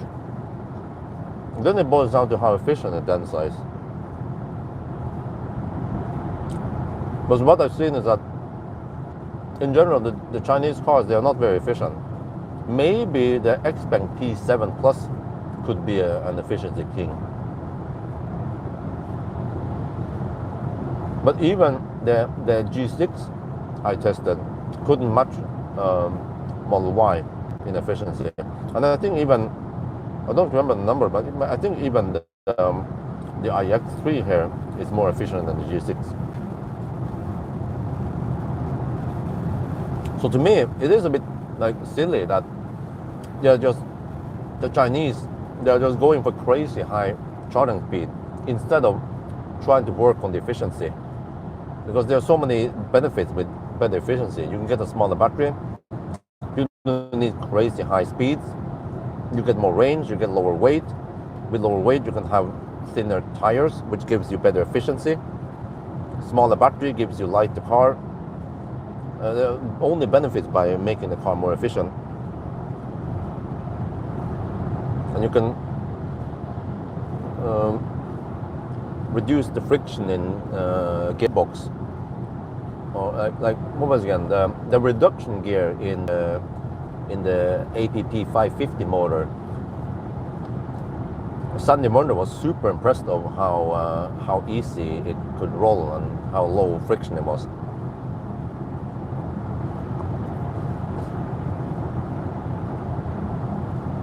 Yeah, of course. No, I would say for towing, absolutely. I know a thing or two about towing trailers. But when it comes to going on long trips, efficiency trumps everything, even on long trips. Because you can't always rely on getting 500 plus kilowatt chargers. You will be many times stuck with only 200 kilowatt chargers.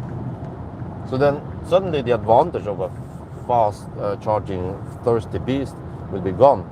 Whereas a Tesla, for example, it almost doesn't matter if it takes a 200 kilowatt charger or 250.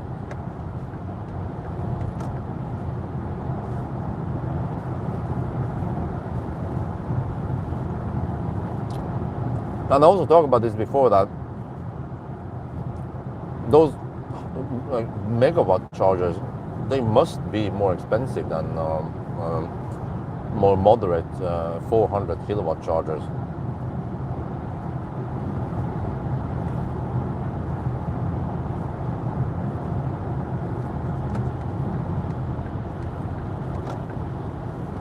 I don't know if people are willing to pay that price for extra charging speed.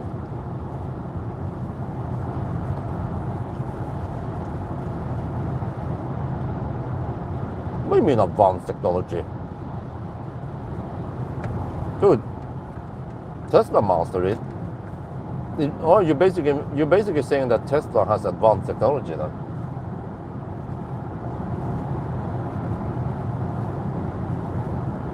The Koreans mastered it. Except for that they kind of forgot about aerodynamics in many of the cars. Kona was aerodynamic.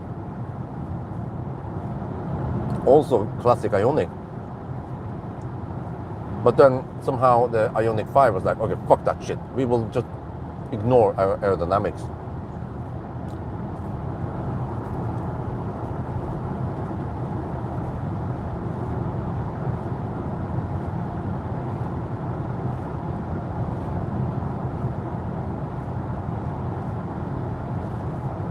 Wait a check here. How is the battery status? 37% degrees. Well, actually, oh wait, I forgot we're supposed to do a charging test after the challenge. Okay.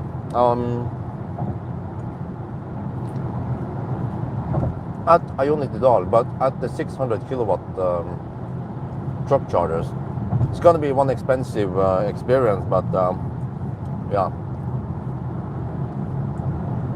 There is another solution though for timing. I could instead go for the 200 kilowatt supercharger. I think I might do that instead, and then I can take the on the road trip to Sögne on the way back or something. I can time it and then record a cheaper Ionity session somewhere. There should be plenty of those 400 kilowatt Alpatronics on the way there, but yeah, somewhere.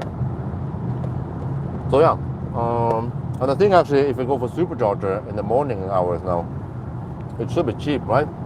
At Yes Home, or actually we can choose.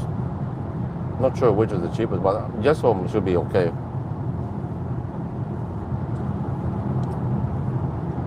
I want to see the 400 volt charging session also. I also want to see, yeah, we want to record the battery temp. At 200 kilowatts, it shouldn't heat up at all. But I was actually surprised to see that on the 350 kilowatt session we just had now, the battery temperature went up crazy. It went from 30 to 60%, from 30 to 60 degrees in around 10 minutes only. So that means 3 degrees per minute increase. Usually when you when you preheat it, you might get 1 degree per minute, right?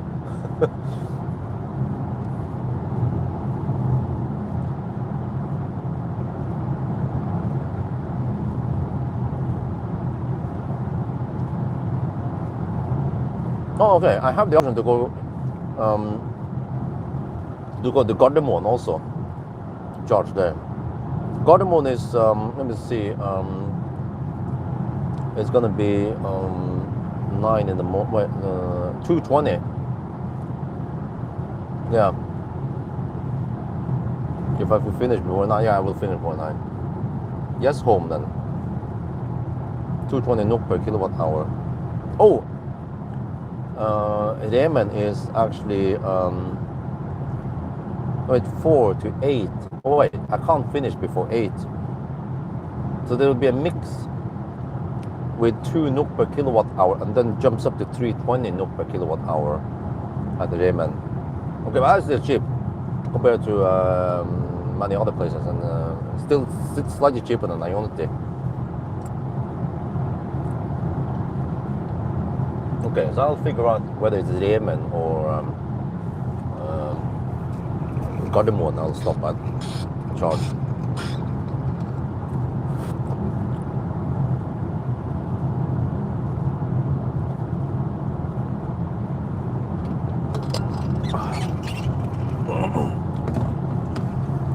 Well, guys, I think this is the new record.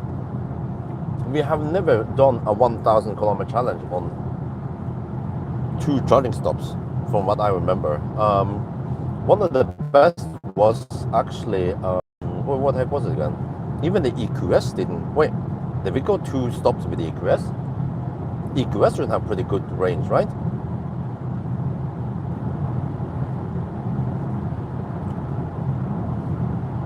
Or what about the e-tron GT?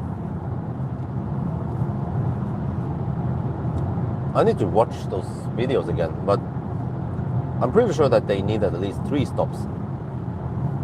And then more modern EVs nowadays, they need 4 stops.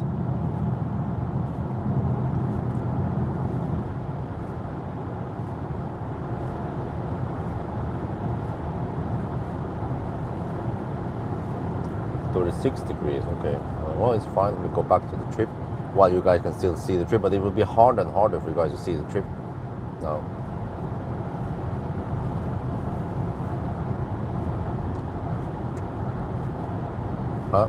There we go again. What? What are you talking about? 220 kilometers, okay. We are getting kind of close to Strömstad now. Dude, Milslukeren. Oh, 800 versus 400, yeah. Yeah, someone mentioned about that. No, it's because it's 400 volt. What does that have to do with it? I have shown that actually the Neo EL8 was actually quite fast for an SUV that charges, didn't swap.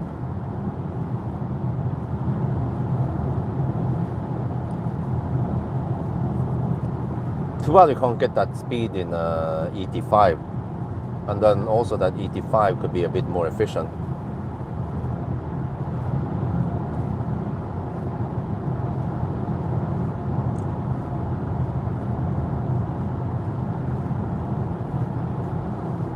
Well, actually, I agree that 800 volt allows you to take 2 stops. However, I think it wouldn't be a big deal if I had 3 stops, and the time would be more or less the same. Because you see, we charge for 18 minutes and 21 minutes, and that if we split it, that could easily be in 3 times 12 minutes instead, which a Tesla can do just fine. Even a Tesla, or a Neo, or whatever else 400 volt that charges pretty fast. Maybe even MEV platform. The 91 kilowatt hour ID7, if they can fix the rapid gate problem, because it actually tends to rapid gate. Lol, that's a bummer. Like a ID7 Sportback 91 kilowatt hour with the updated software that fixes the rapid gate. Just have to cool slightly more aggressive in the beginning to avoid hitting 50 degrees or whatever it was.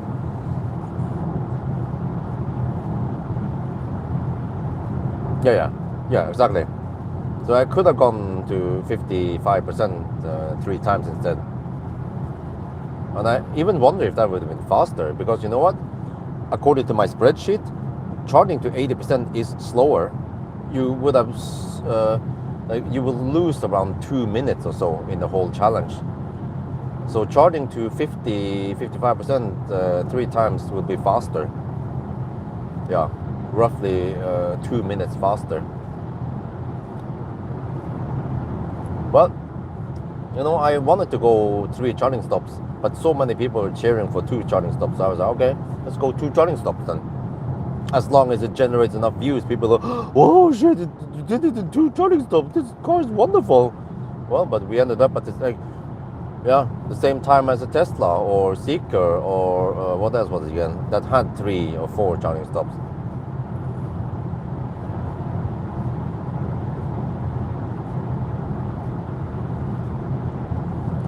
But I personally don't mind 3 charging stops, because now I need to stretch it. Every time I drive for several hours without stopping.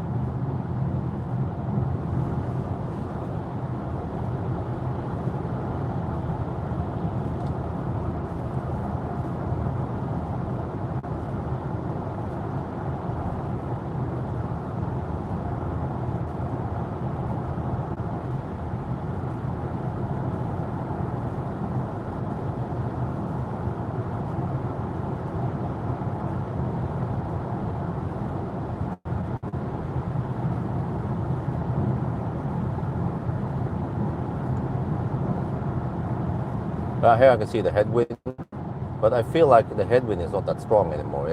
The storm has calmed down finally.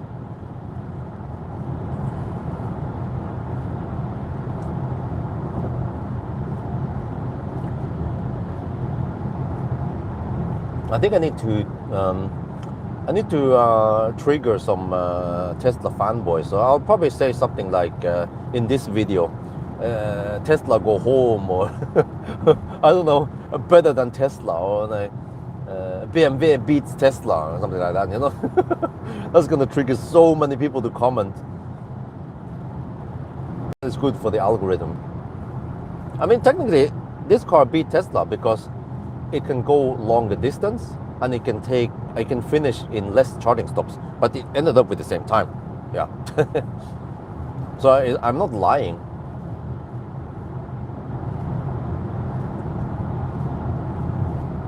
But we'll see once I get closer to Stromstad. Then I will have a better estimation on how long this will take.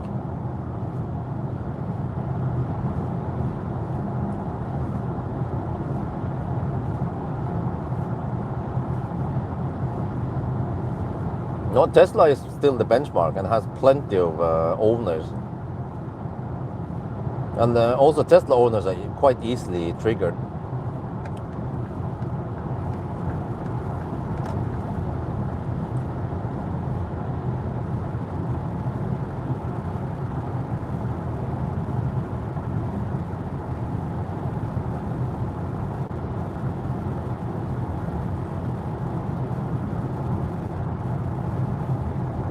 Yeah, Model Y is a lot slower because it's a lot smaller battery. And even the Model X, I don't remember the time. So in that regard, we actually, this is an SUV versus the Model S, So already there, this car won because it's the fastest SUV. No, wait, I forgot that it was Seeker. Shit. More than Seeker 7X, man. What? Winter. Well, I wouldn't say it's like a winter run, okay? 0 degrees now, but we had actually 6-7 degrees when it was warmer. It's like winter-ish. Yeah, depends what kind of winter. Spanish winter maybe, but it's not Norwegian winter for sure. And even the winter runs we have in the true Swedish route, it's normally 0 degrees in Norway side and then maybe 2-3 degrees in Swedish side.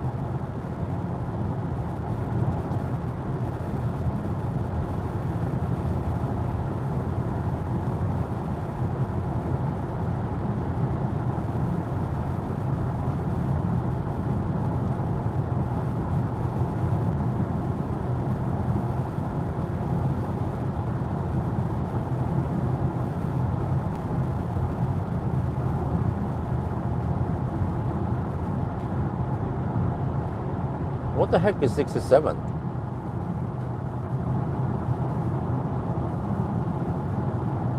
Also, don't shout.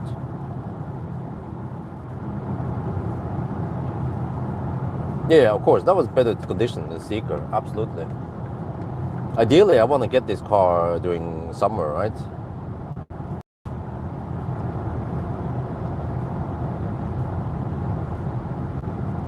What the heck is a Gens thing?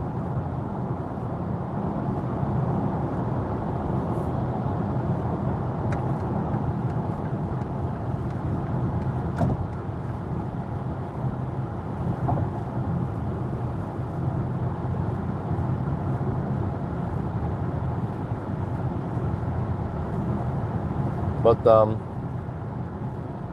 well, I can always ask. If you guys are up for it, I can borrow this car again later this summer. Could be July, maybe not July, we'll see. June, July, August-ish, right? I have maybe 1 week in July I can test some stuff. And then maybe in June or maybe in August. The temperature should be better. I feel like we've been going on some cold period nowadays. We are almost in May.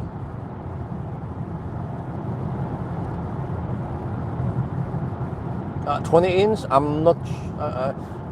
Don't count on it, because in general, I've seen it over and over again that Norwegian importers from various brands, they tend to put fat tires or rims on these press cars. It's actually a bad thing, but it seems like importers, I don't know what they think about when they spec the cars. Could be that they are thinking that eventually one day they're going to sell these cars and the potential buyers want 21-inch, not 20-inch. Or maybe those packages that they come with, business line or whatever they call, they will already include 21-inch, right? Or maybe they want the journalists to have something with bigger wheels to take photos of, because that looks better on Finansavisen or VG, right? But I personally want smaller wheels for better efficiency, better ride, better soundproofing and so on. Or I mean noise levels, not soundproofing, but Yeah, it looks cool. I mean, we can. Pawel, he runs 21-inch winter tires on his Model Y Performance. You know, those kind of types. He's not alone. There's plenty of those guys who want fat rims for various reasons. I was also like that many years ago, but then eventually I realized that it's shite. Whatever, you know, more noise, more expensive tires, and so on. So I'm like, okay, whatever. I want around 45. I prefer 45 profile. Maybe not 50, 55. Well, it depends, of course. But I want around 12 centimeter of tire height. And I remember when I tried those e-tron GT, man, they had 30 profile tires. Holy crap, man, the e-tron GT was noisy because of the damn tires.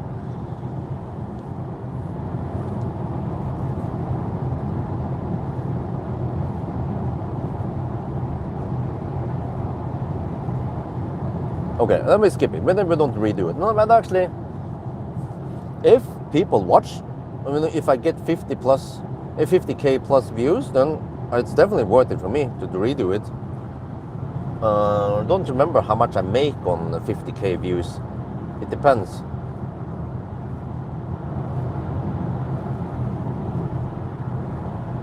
But I mean, just the fact that I get 50k views means that people are interested in that video, car, whatever.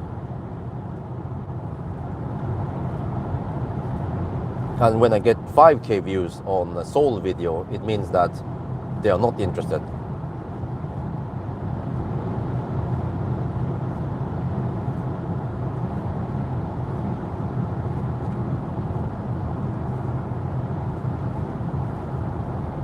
Yeah, actually, yeah, exactly. It will be a new record.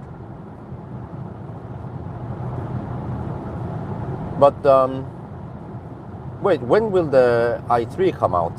Actually, the i3 will be quite big and attract lots of views. But it's all about timing. I need to get the car fast. If I get it late, then it's like I'm losing money. I'm losing views.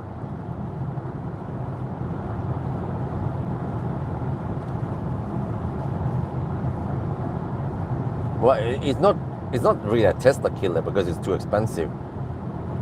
I would say that the Seeker 7X and the Xpeng G6, they are the Tesla killers. Because they actually have pretty good infotainment and good price, and some of the specs they overcome is better than Tesla. But this thing here, the iX3 here, it just costs way too much. It's competing in a completely different price range.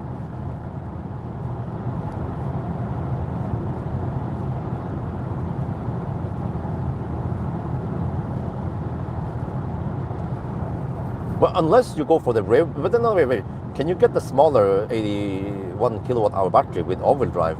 Then that could compete against Tesla if the price is around 600k. Then it'll be a Model Y competitor.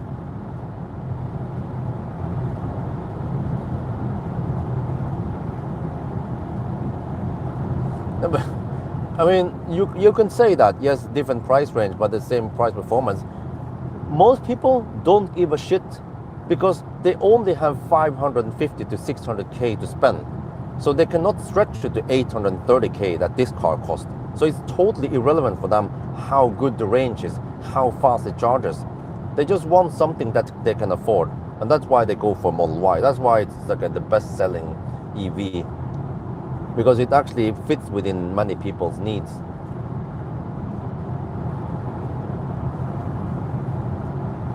Oh, it will come with all-wheel drive. Oh, awesome. If they can bring down the cost to around 600k, then that could be a killer. In November, oh shit.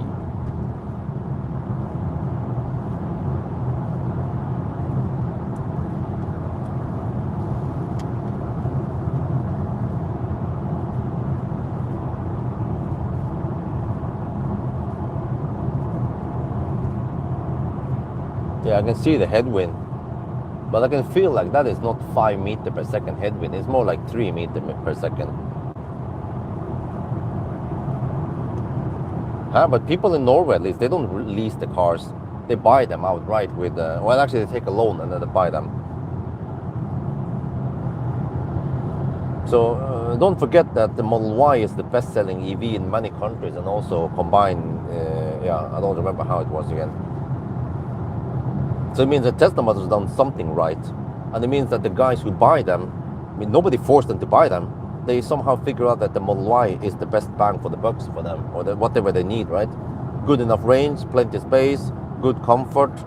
I don't know what else triggers these guys to buy a Model Y. Obviously, they don't want Model 3. Model 3 is cheaper. It has more range. It's more efficient. But people don't want that. They want Model Y.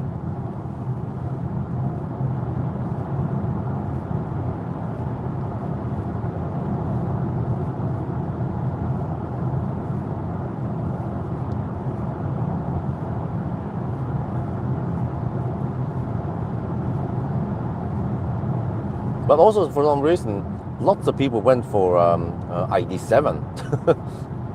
So it seems like people actually wanted a sedan. And ID7 was also very affordable. You know, I don't remember what the heck it's called again, but ID7 with the big battery, all-wheel drive, went for 600K. That is a freaking bargain, man, for that kind of car.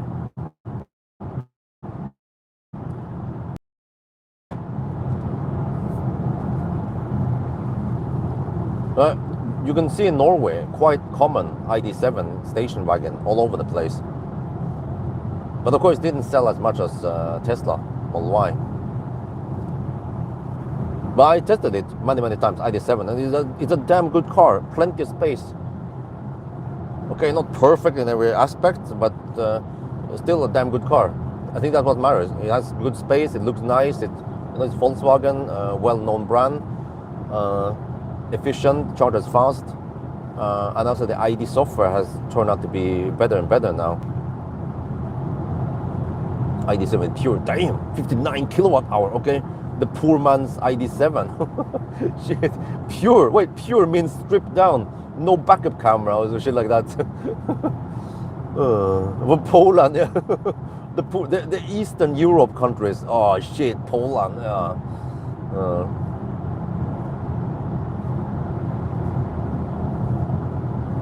Okay, we are almost at Strömstad now.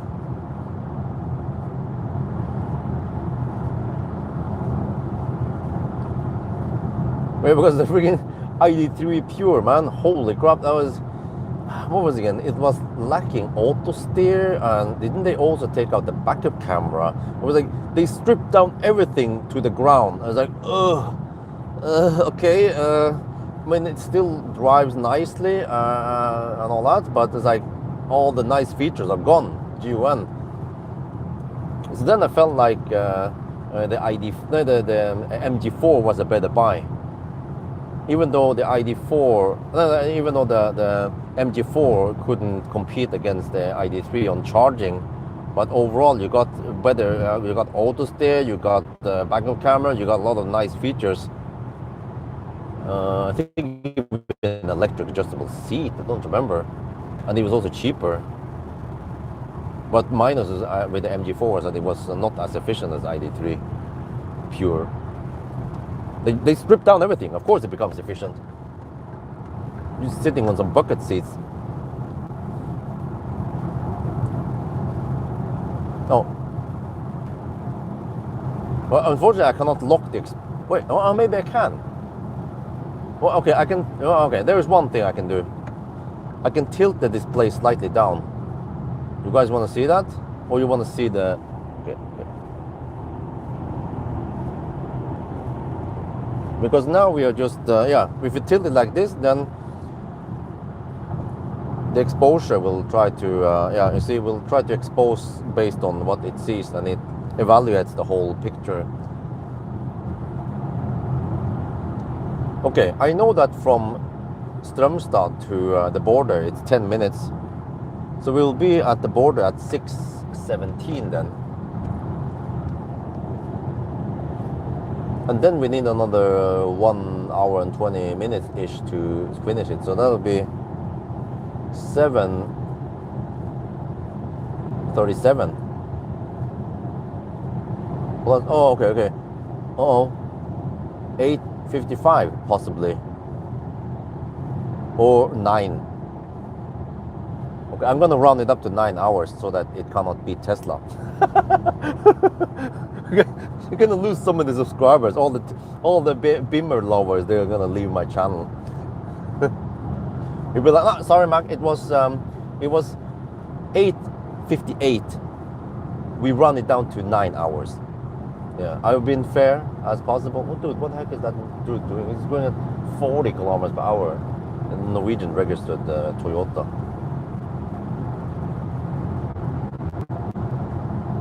Oh, if it's minus 7 minutes time deduction, minus and minus becomes plus, so you actually add 7 minutes then, okay? So it becomes 9 hours and 5 minutes, okay?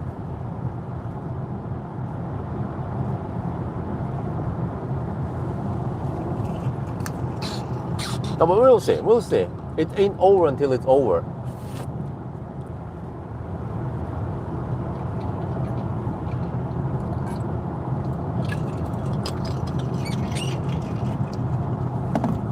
Because actually, I forgot one thing, which is that, okay, normally when we go to the border, right, I know how long it takes to reach Yesholm.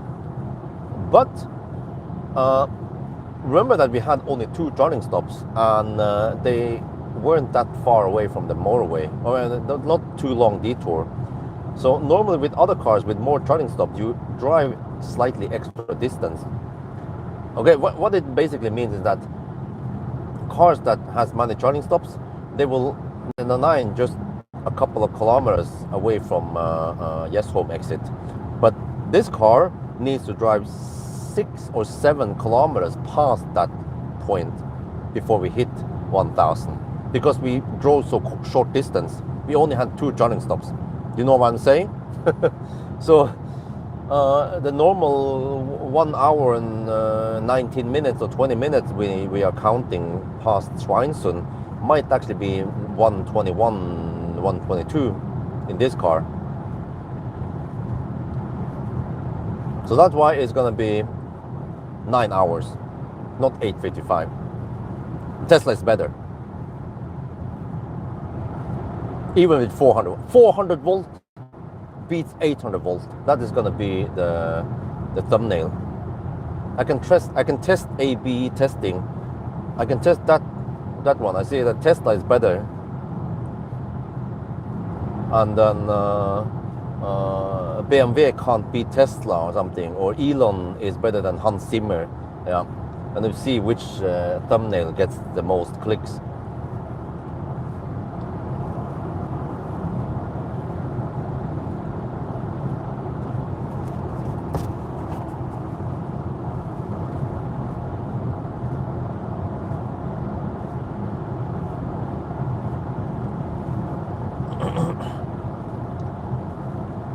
Wait, I want to check something here. I forgot to check it.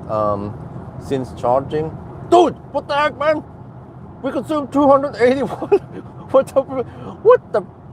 What the freak happened there?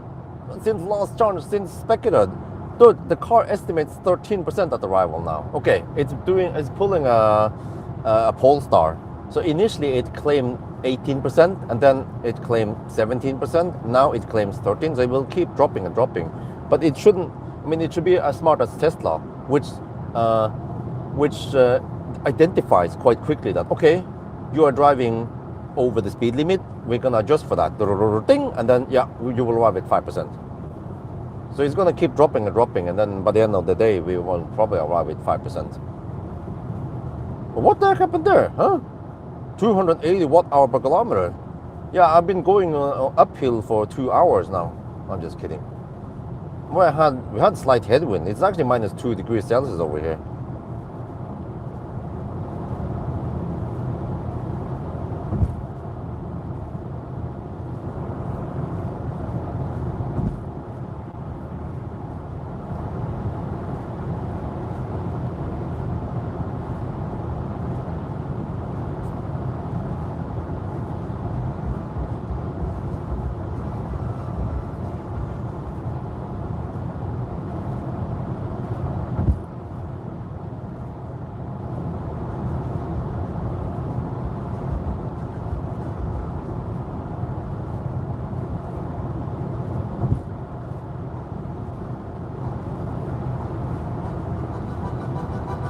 Okay.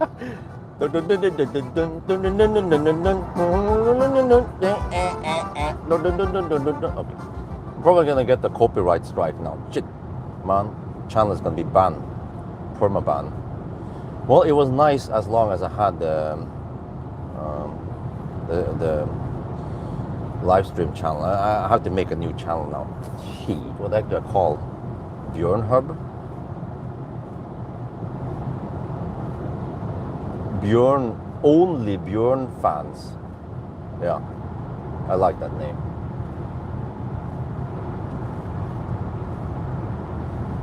Now, Isabel nowadays wants to listen to that song on repeat, man. She. And also, this car, you in Spotify, you cannot play the music in repeat like you can on regular Spotify on the phone. So I was like, what the heck? Why not?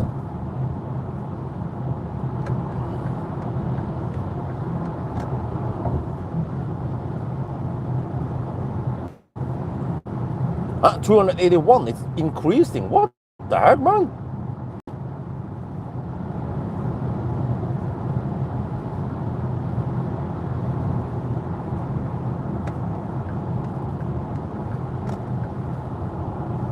All right, okay. 6 meters per second headwind, really? What? Huh? Okay, we have to check out some windsocks. Usually at the bridge. Yeah, Schweinstund Bridge.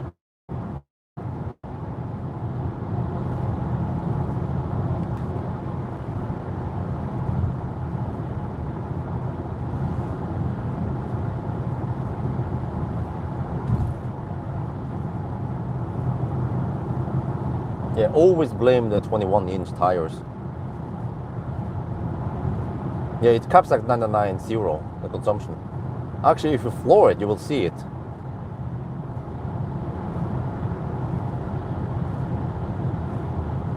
Schweinsund now, Nordby. But no, I found a way to do some harry handlis for snacks and stuff at on the way to Töcksfors. Because I tend to stop there when I do some Sunday drive. Well, I could stop somewhere. I could stop in Charlottenberg, actually. Depends what kind of car I use. Because normally I don't take the detour to Nordby shopping center or Töcksfors, or Tanum. Or when I pass there, it's not open.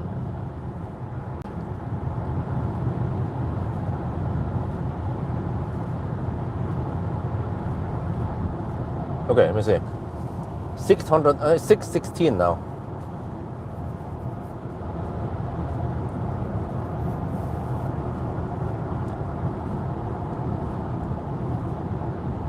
Let me double check if I have all the stuff right here. Schweinsund 3 minutes, Falkenberg 4 minutes. Wait a minute. I forgot to count the remaining 35 plus 7. That's 42. 42 is the answer. Oh. 1 hour and 18 minutes before midnight. So yeah, that's it. You have to take the current time plus 1 hour and 18 minutes.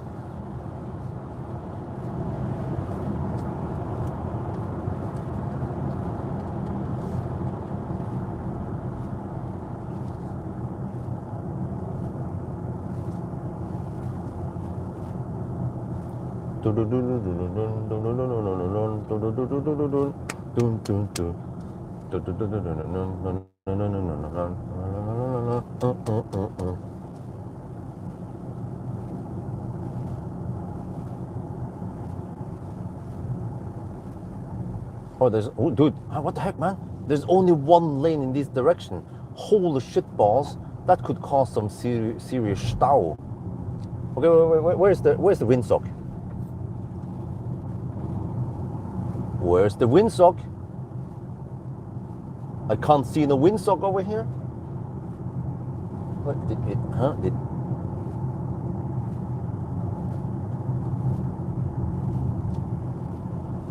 dude?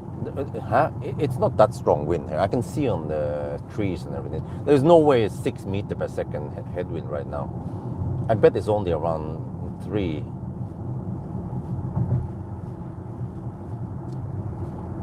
You can see in the trees, for example, the birch trees, they tend to bend a bit if there's some strong wind. Or, I don't know, other places, or the pine trees. 6 meters per second is quite strong. It was around 6-7 meters per second and knocked down the parasol yesterday.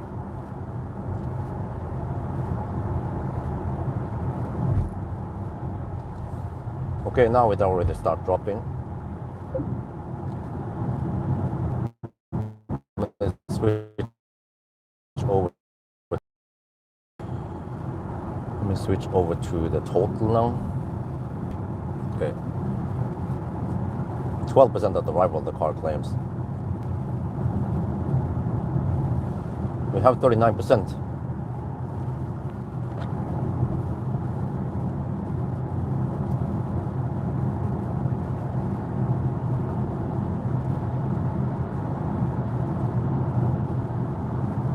You got, oh shit, it's getting harder to see the display. Can you guys still see it?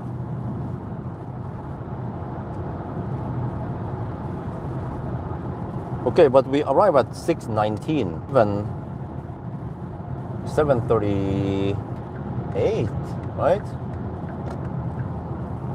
We will 909 roughly, and that would be 8:55 then. Oh, there is still a chance that we can do it in 8:55. I forgot about those two minutes, man.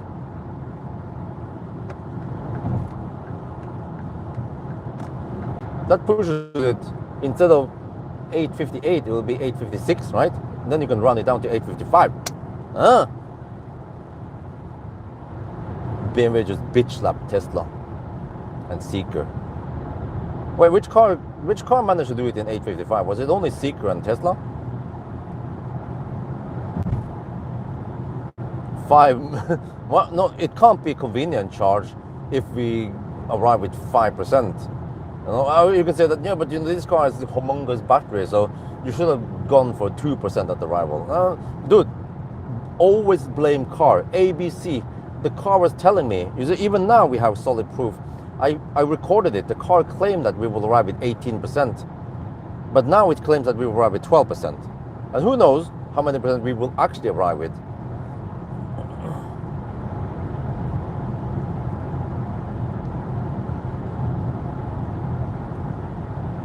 Oh, CLA did 9 hours. Oh, because CLA replicated. I remember it at Falkenberg. I was like, what? And then, no, it wasn't at Falkenberg. It was further down the road after we hammered it in the 120 zone. Then the CLA actually replicated. I was like, what? Really? Like, hammered it, huh? You know, like, and the Germans here, you know? Okay, there's one trick I can do now. You can do this. This is all that you guys need to know, right? So now this will work because now you can see the display and you kind of see the road, right? Is it important that you guys see the road?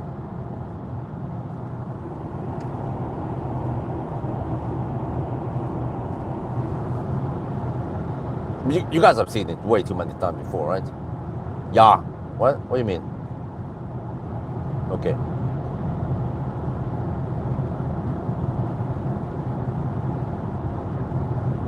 But it's gonna hit 7,000 kilometers on the odometer. Do we do a 6999?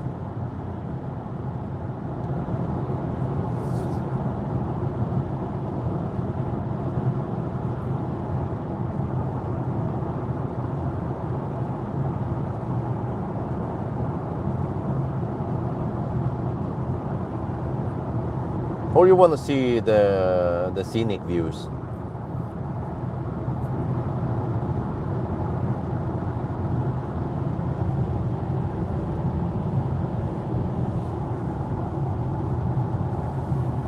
What the heck? Let's enjoy. Okay.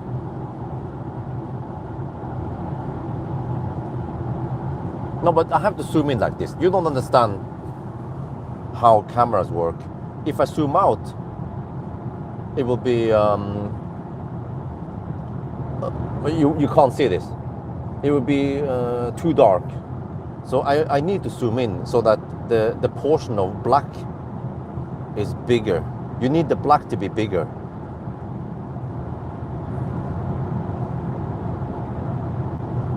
Okay, let me wait. Expose the composition. This car cannot lock exposure.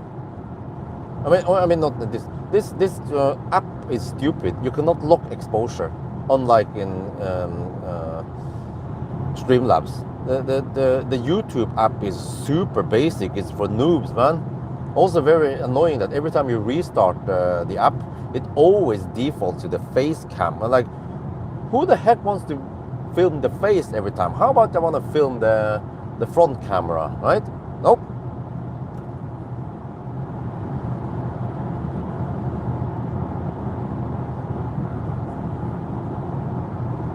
You saw the display. Okay.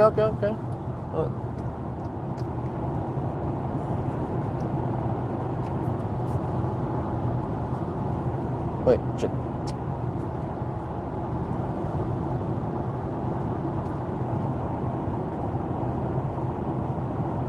There, kind of. Oh, okay. The problem is that if I do this, then you don't see it. You see? I tried to tell you guys how this camera works, because there's too poor dynamic range here. Because then the panorama display becomes quite dark.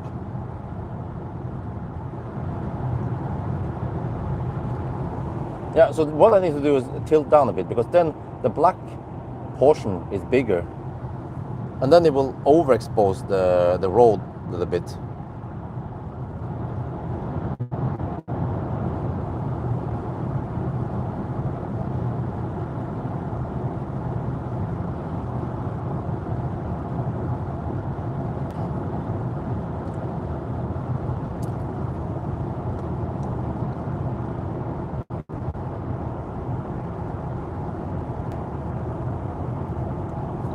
I can show you here. If I click here, you see that the camera will expose correctly based on what I click. I click on the panoramic display, but after a few seconds, it will default back to the default exposure. So it doesn't lock. You see there? You see there? Like this YouTube app is for freaking noobs. They create it for noobs. They're like, okay, we're gonna go back to the auto exposure because that's what works best. You know, they know best what you want, not what you. They don't care what you want to do. If you want to lock exposure or lock focus or anything like that, white balance control, anything. No advanced. They are not even advanced features. You know, like white balance and basic stuff. No, you can't do that in this app. There's nothing you can do here. It's fucking useless. But at least it's quite stable. It's not as buggy as Streamlabs. And also, this doesn't require any stupid subscription, premium subscription, ultra, whatever shite to work with mobile phone.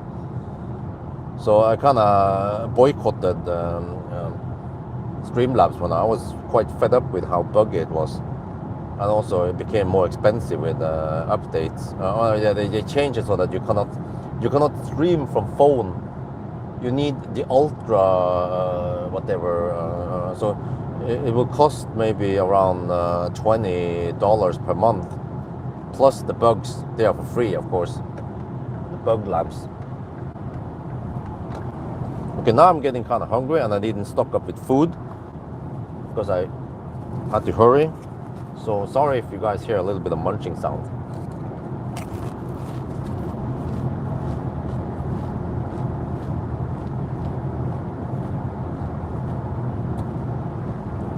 I'm eating some Pringles from Sweden. But I have to figure out a way. How do you guys do it? Because the long Pringles You know, eventually, at least I cannot fist the Pringle box. Eventually, when you eat yourself halfway down there, then you can't reach those Pringles. How do you do it? I can lay it down horizontal and eat it, but yeah, it might become a big mess eventually. So there should be a way to, I don't know, screw it or something, push it and lock it in so that you adjust the bottom.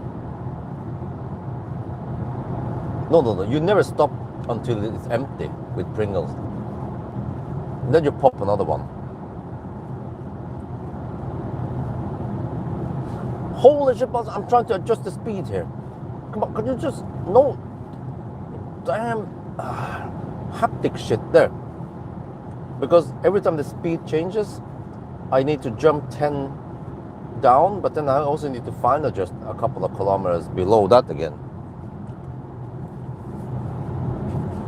But then if I push a bit too hard, then it jumps 10 down, not 1 down.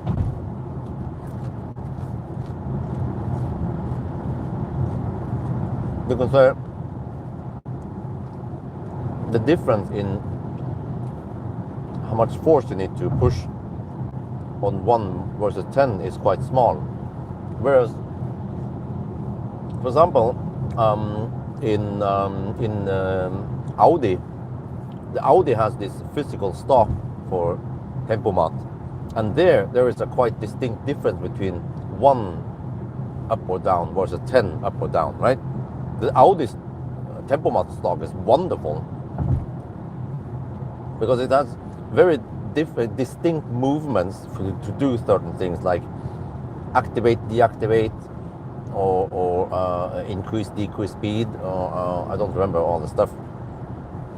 Like it was almost impossible to misclick or something there.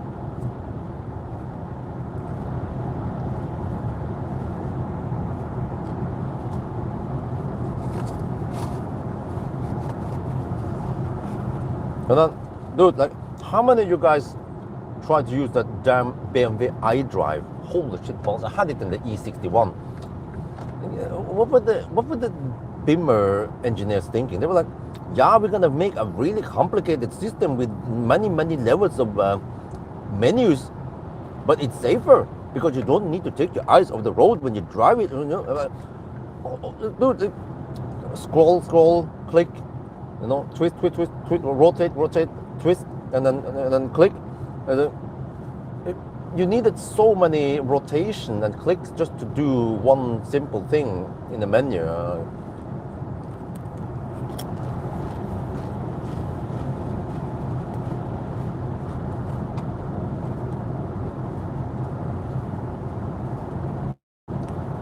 No, you need to take your eyes off the road because there's so many layers of menus you have to walk through to get something.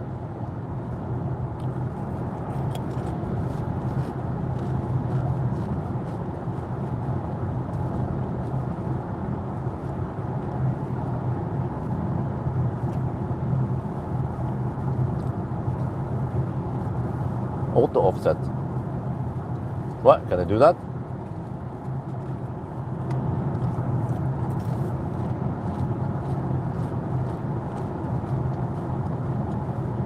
Oh, they still have the iDrive in E93. Holy shit balls! I remember the i3. Actually, we see one now. The i3 has a touchscreen, but it also has the iDrive. Many times, it was way faster to use the touchscreen than to dick around in the freaking iDrive.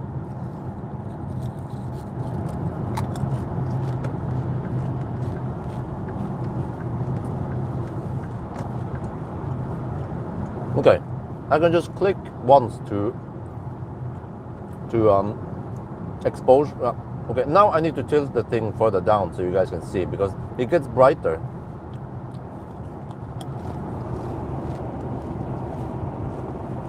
There. You will see less and less of the road, so you still get okay with exposure. One way around this would be if the panorama view screen will be brighter if you boost the brightness, but then I think that shit's gonna overheat, because the screen needs to project and reflect. So it would be completely different if it was a direct screen you're watching at, but not the reflected. So it works for us because the brain can interpret it, and we have like insane HDR processing in the brain, but the camera doesn't have that great. Well, actually, in a way, it's like we kind of see like HDR. So what I remember, the eye actually has somewhat poor dynamic range, but we are able to. The brain is able to process it, and we see it, quite clear. But the camera, well, it depends. Like DSLR can have really good dynamic range. Also, my camcorder, the big one, the HFG60, has also way better dynamic range than this tiny sensor in the phone.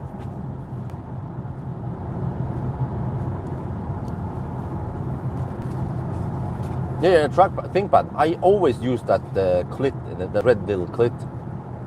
And wife is always confused every time she uses my laptop, and she prefers the trackpad.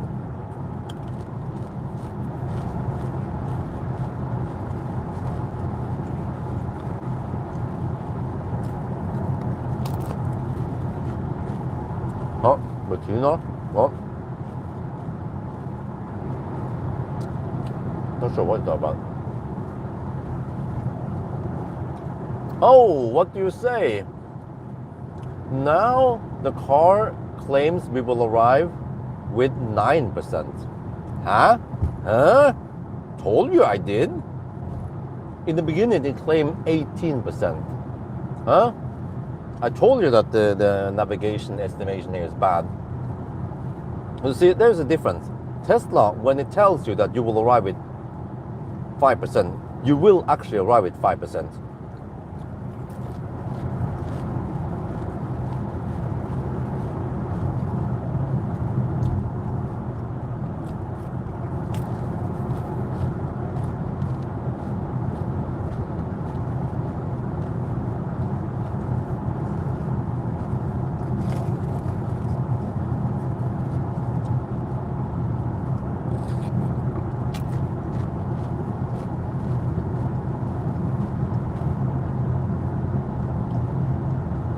Well, okay.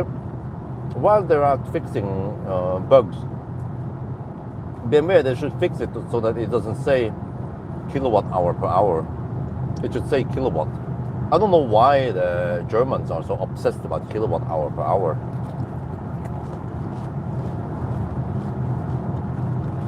Mercedes does it, Volkswagen does it, BMW. I think Porsche is the only one, or Porsche is the only brand that doesn't do it.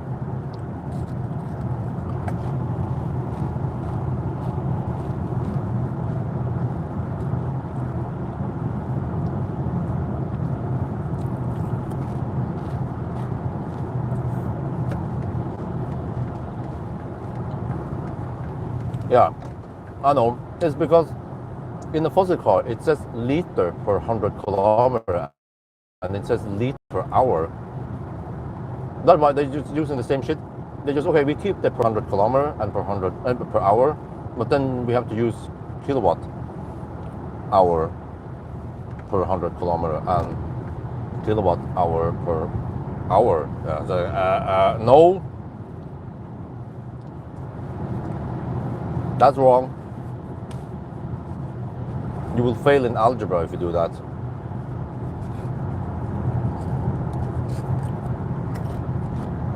Hey, what the heck happened there in the total?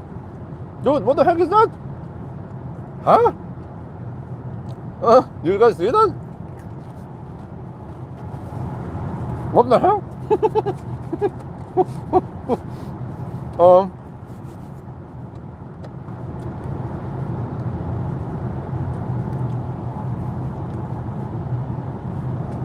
No coffee break. I turned off all the warnings. or the nagging, brother.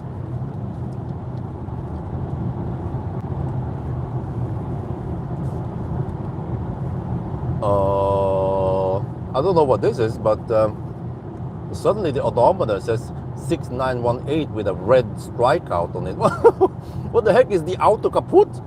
We see here. What is happening? Look at that. It's kaput. I don't know. But look here. Okay.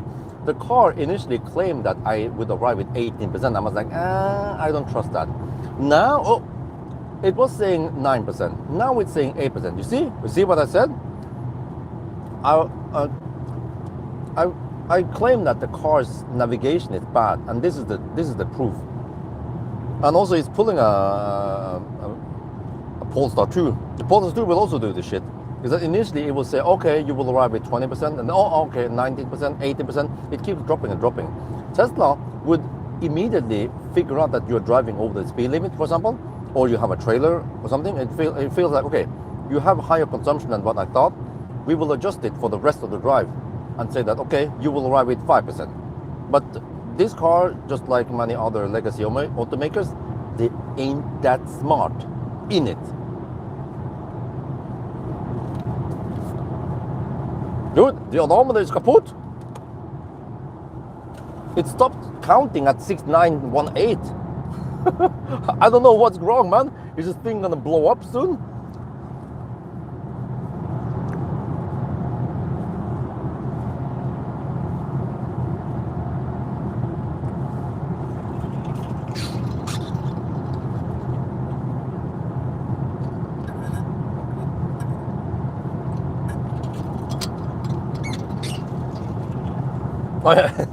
Buffer overflow.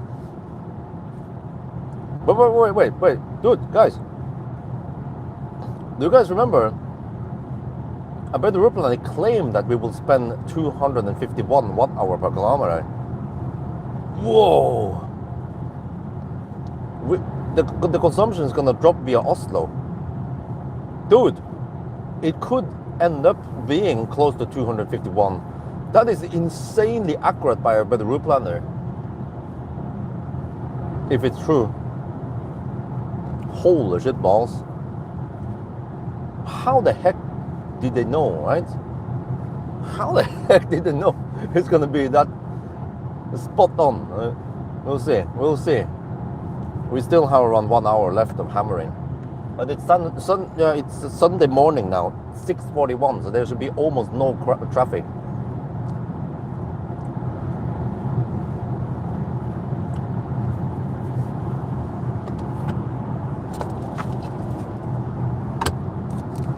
Gonna have my sneakers now.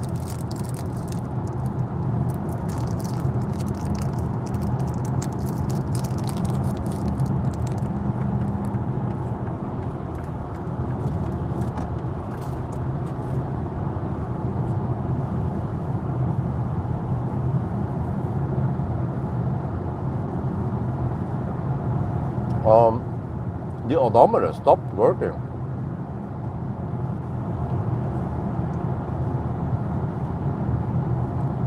The average temp is probably around, it's 2 degrees now. I'd say it's around 4 degrees only. It's considered quite cold run. Maybe even 3 degrees. It was -2 at the coldest, and then around, I think around 6 degrees at the warmest. So diff is 8, and then half of that is 4.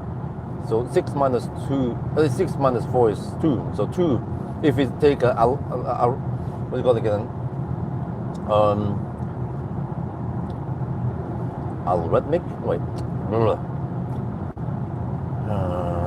If we should take, what the heck is it called again? In mathematical, arithmetic average, right?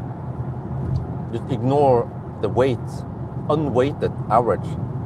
Or a median, or I'm not sure if it's median. It was 6 degrees at Home last night. I think I even have some proof.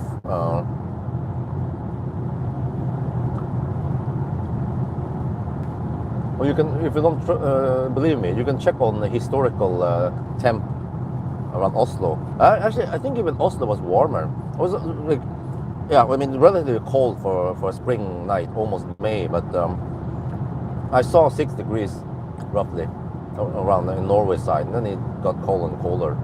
But even some places in Sweden, it was also around 3 degrees.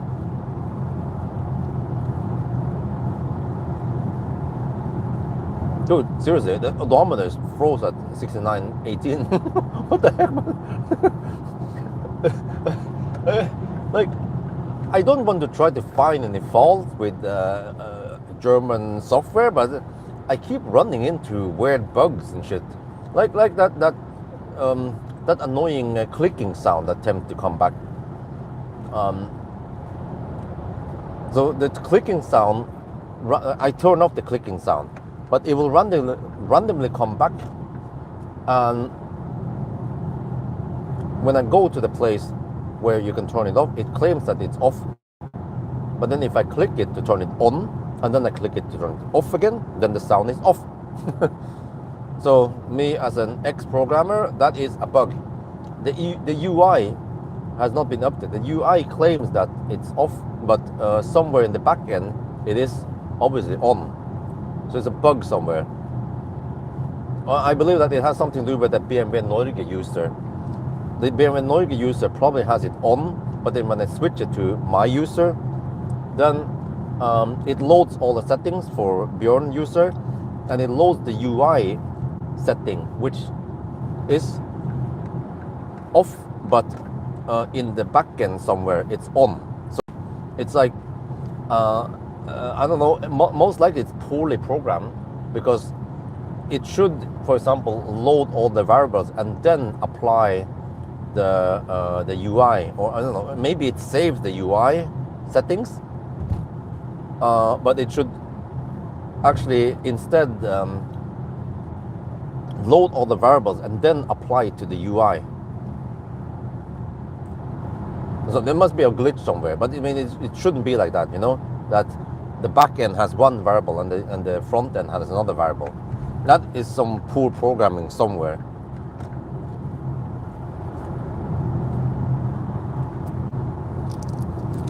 Maybe the AI code generator was not smart.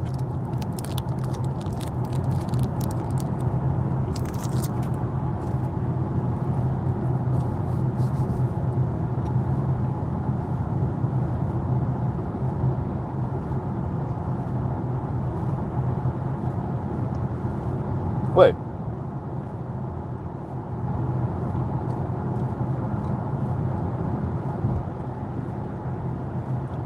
Are you guys seeing what I see? It seems like the average consumption has froze. No, okay, no, it's not. Wait. Or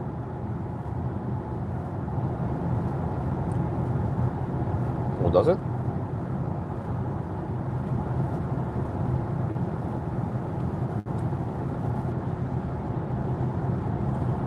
Or maybe it just updates really slow. No, no, okay, it changes. Okay. It goes up now. Okay. All right. I'm not doing. Okay, I'm floating. Right. I'm on this treadmill. That's what's happening. I wonder if the BMW factory is watching. They'll be like, Scheiße, fix that bug now. Schnell.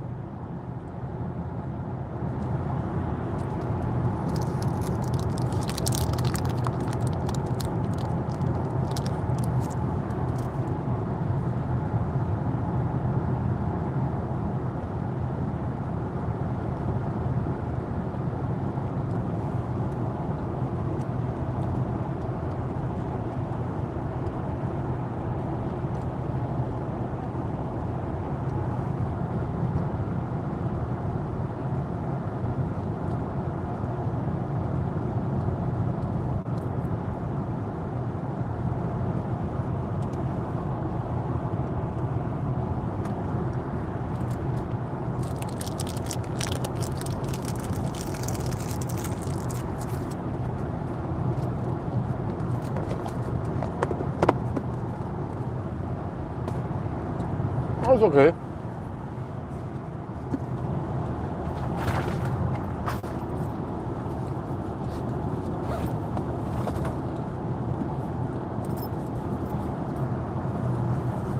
No, it doesn't change lane.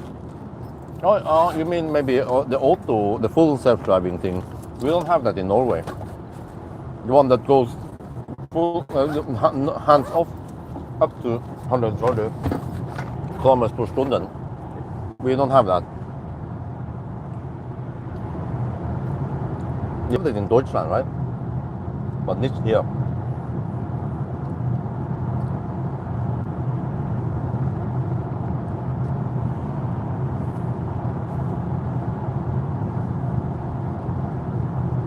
But I mean, if you think about this, charging to 80% or even 75 that we had, that is so schnell. Like round about 20 minutes. You can, like, if I took a more regular trip, right? First of all, I have to kind of hold it for a long time before I charge for the first time, and then it depends if you be in the bush like I did, or actually I did run into the gas station, yeah, second time. But usually a pee stop with some food. I ate in the car. Yeah, I forgot. I mentioned it in the videos. I ate in the car. I showed the bread I ate. Because I also sacrificed some time for shooting video. Most normal people won't do that. But you basically have just time for a little hot dog, and then some pee break, and then that's it. Done. Get back on the road. Back to work. Car is done at 80%. Go. Schnell.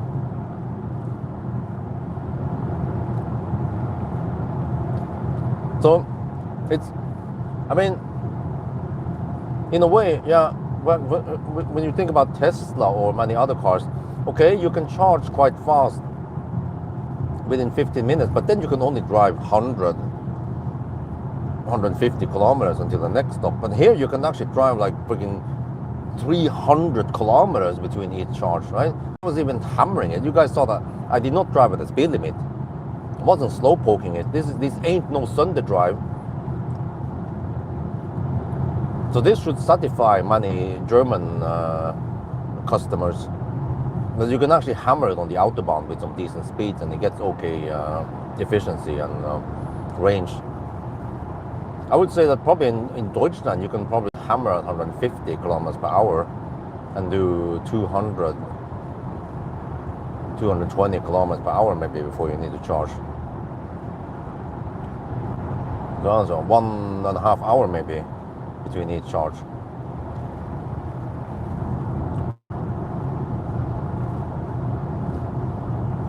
No, oh, okay, it doesn't take into account wind. Okay, well, guess what? Now the car claims 7% at the arrival.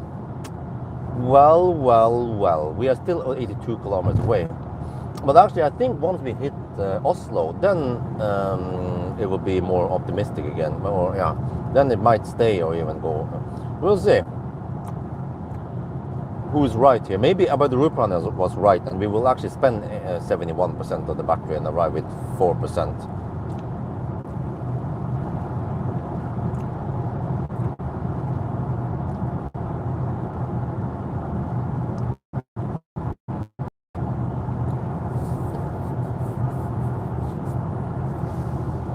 No, you can check yourself on the wind map or Y or something. It's like 3-4 meters per second headwind.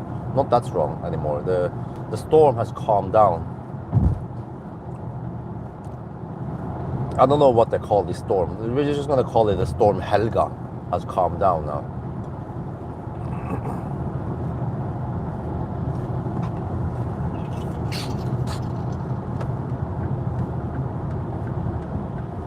Is the car wrong? No. Of course not. It's been 900 kilometers since we did the Sunday driving. Actually, more than that. I've been using the car in between. I've been hammering it, of course. It's been like 1,000 kilometers since we did Sunday drive.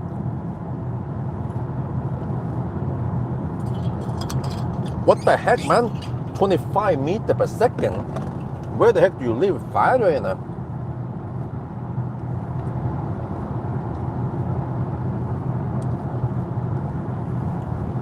Lofoten, Nordkapp maybe. I consider 7 meters per second quite strong around Gjesholm.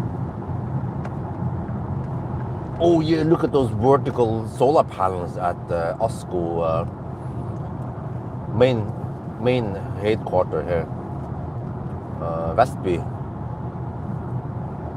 Let me see. The south facing is not getting anything. The roof now is way too low angle on the roof. So actually, right now, if ASKO has east facing panels, they will be generating okay juice. They get pretty good angle.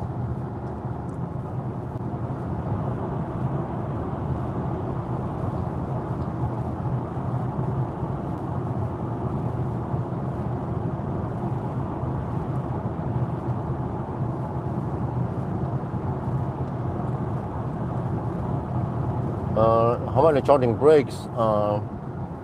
Zwei.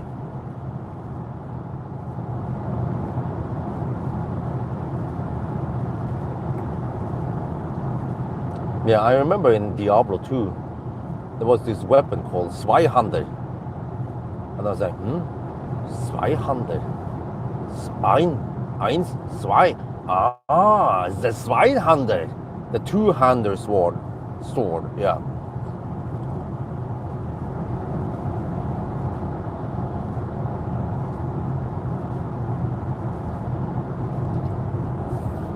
Wow, the traffic on Sunday morning is wonderful, man.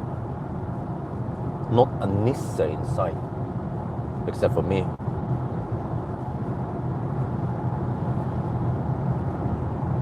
Almost forgot how nice it is to drive on Sunday morning. And I managed to stay awake. I was afraid that I will get really tired, and I was like, I need to take a 3-hour nap. %7 of the arrival.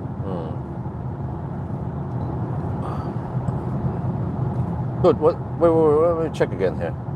What? We are on Norway side now, right? So that means that the consumption should be lower. We can't hammer too hard. If I switch over to since charging. 272? What the heck, man? I was gambling on 250, but I think the hard limit is like 270 something, because we have some 5% margin. Yeah.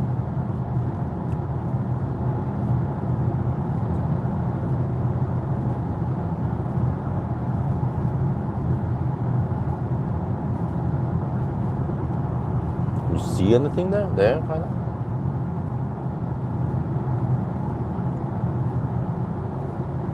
I wonder how long that supercharging session is going to take then. I need to set up the camera and then record it without... well, I had to choose angle wisely because there will be some sun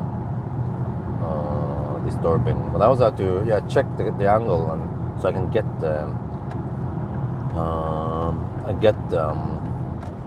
the battery temp in the recording also. I want to see that. Headwind, yeah, there's some headwind, but you can see on the trees they're not blowing, like swaying too much. So okay, let me check for you guys, since nobody else did it. Let me Google that for you. Okay. Vestbybrua, we have 2 meters per second headwind only, and it will become 3 meters per second in about 1 hour. So that's only 2 meters per second headwind. But you see, this is what I've been seeing, that this car is affected by speed more than others. Like I said, 150 watt-hour per kilometer in the 90 test, and 212.5 in the high-speed test, 120 test. So that is 40% increase.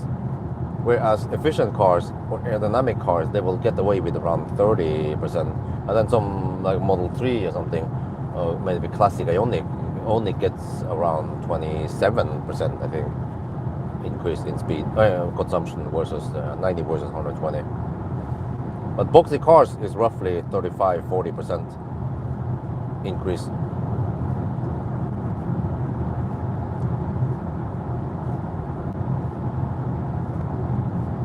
And what that means is that if the temperature is low, which has happened to be now, 2 degrees Celsius, and you have some headwind, then this car actually has somewhat high consumption because it's boxy.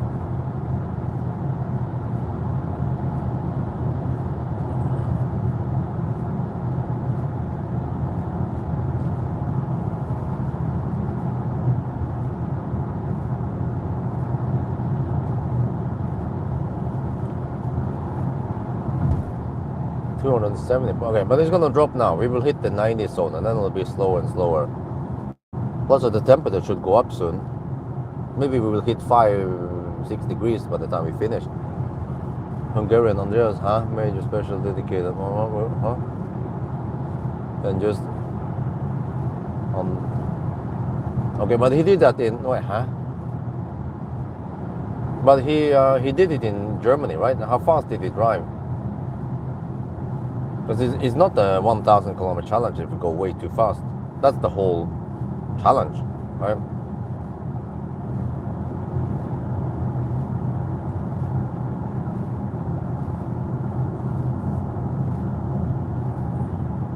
Because I made this based on that you have some speed limits. It's not unrestricted speed. It was never meant to be like that.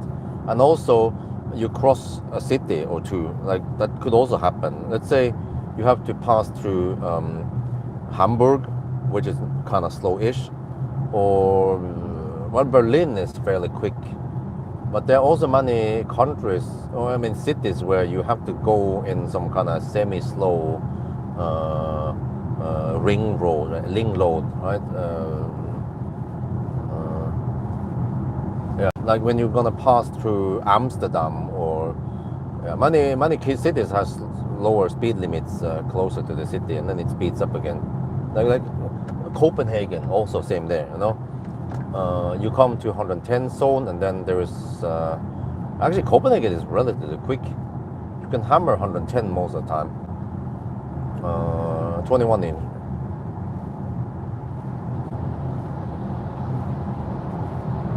Yeah, but another thing I forgot to mention is that many places there is some kind of Baustelle or traffic also, but in Sweden, it's remarkably quick to drive through Sweden. So yeah, 110 and 120 kilometers per hour limits, and we can cruise at 130 or something, right? Most of the time. So it actually makes it quite realistic.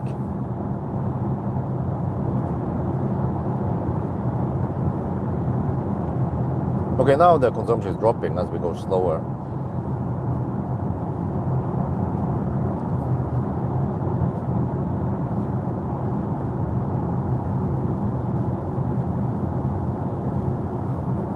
No, not that trip meter. No. The trip. But now it becomes even kind of overexposed in the tunnels. Oh yeah, I forgot. Let's switch to total. Okay, there. Let me pay attention to the navigation. 6% of the arrival. Oh shit, are we even gonna make it there? I mean, I charged with 75%. Shit. Let me see. How was it again? It was around 290 kilometers. Okay. 75%. 290 kilometers. So the hard limit is 280 watt-hour per kilometer. Okay, we are at least below that. Yeah, definitely. We are now at only. Let me see. Yeah, we're 268. So we are below the hard limit, where we will arrive with 0%. So there, it's likely that we will arrive with maybe 5% then. I don't know. We'll see. But the navigation claims 6% now.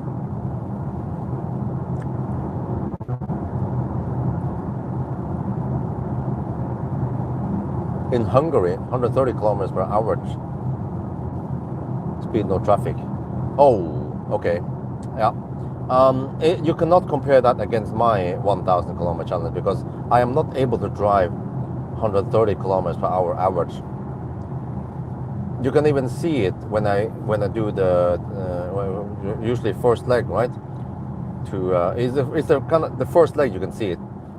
When you see the first leg, you see that I usually average 117, 118 kilometers per hour because as I pass through Oslo. And also you can see it on the fossil 1000 kilometer challenge that I end up with around 125 maybe average speed, even with one refueling stop. Well, that means that the average speed, well, I mean, can it actually be close to 130, the average driving speed then? Sounds kind of high. When you have to really go barely legal or have no pricks on you.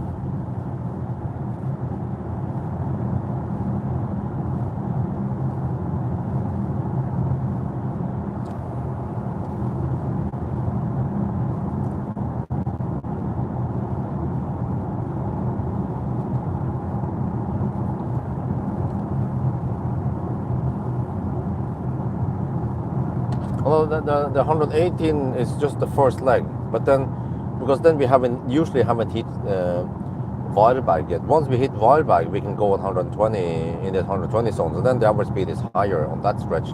But then eventually we also need to go back and so on. But you can do the math. 1,000 divided by 130 is it's 7.7 hours, right? And then if, like we had now, around 40 minutes stop plus some detour, plus some detour stuff, we can say that, let's say 45-minute total stop with a detour. That would be 8:44, yeah, roughly 8.5 hours. But I cannot drive that fast.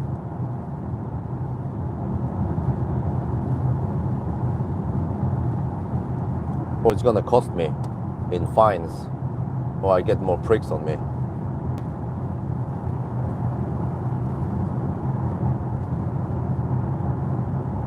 So it's well, it depends. Actually, to be honest, at least I made this test and I do the same route or most of the time, so it will become more consistent. But I remember I calculated once that starting from Home means that I have to pass through Oslo twice. Because you guys remember in the old days when I lived in Oslo, I would 999 right around here in the 90 zone, and I don't have to pass Oslo twice. So I calculated that the pre-Jessheim time, or the Jessheim time is around 5 minutes slower than the Alnabru time. So that could actually mean that if we could do it in 8:55 today, that would have been an 8:50 run from Alnabru. But on the other hand, before we didn't have 400 kilowatt at Falkenberg, which we actually utilized today, and before we didn't have. Oh, we had Spekkerud, okay, yeah. But because we didn't have Falkenberg, then I would probably have to take 3 charging stops, and I would probably struggle a bit to find enough 400 kilowatt.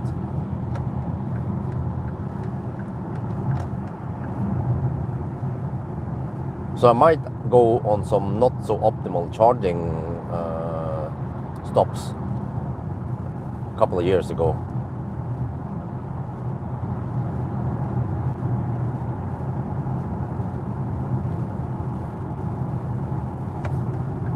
Oh wow, the traffic suddenly increased after 7 in the morning.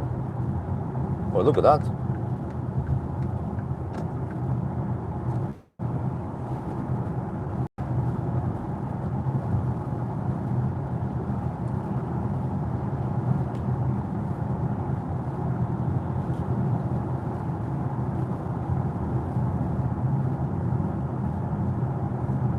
Most inefficient tires in the refrigerator. Okay. Well, maybe But you know what kind of tires they use for 20-inch? Because we have the Goodyear Eagle F1, and I think those are quite sticky tires.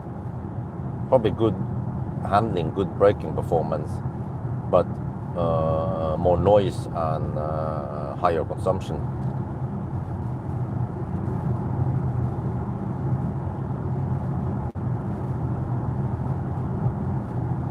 Long range single motor? No, I've only tested it in Thailand. Wait, did I test it in Norway? I don't remember. I tested so many cars, but I don't think I did that, right? Wait, did I do that?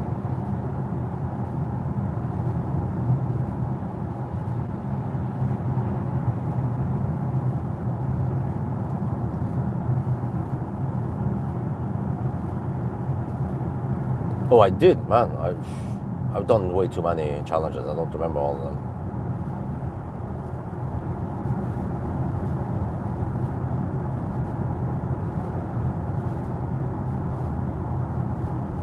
I'm actually getting kind of tired now. Like I'm running out of oomph. I've been awake for too long, and the effect of the monster is fading out now. 9 hours and 10 minutes. Wow, that wasn't too bad.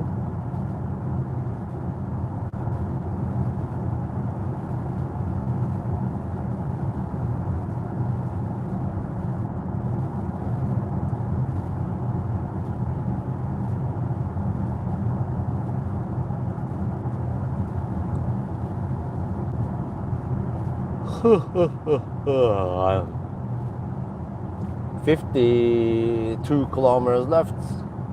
Okay, now the car suddenly says 7%. So it seems like when you go schnell, the car is like, oh shit, I'm dropping. And then now that we go slow, then they're like, okay, we're good.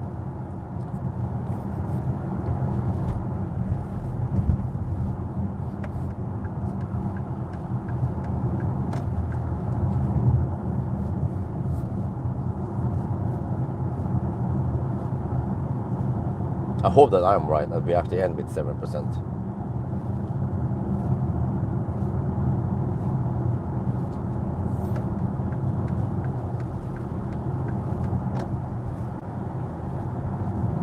Okay, how the heck will we count again? 1 hour plus 18 minutes. So we are almost at 8.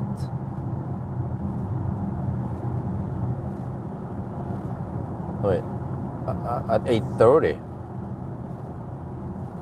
Okay, with 8:29 now. Wait, really? 8:29? Okay.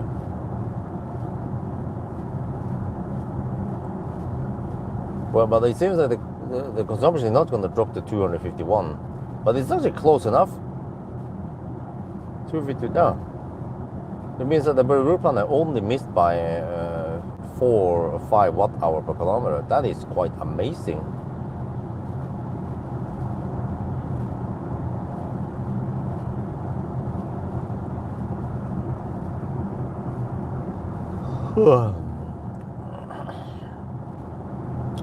Let's see, how long will a 200 kilowatt supercharger session take? From 10 to 80%. Oh shit. Maybe almost an hour. Oh well, hopefully it flattens out the curve, so it ends up being around 40 minutes only. That would be great. Yeah.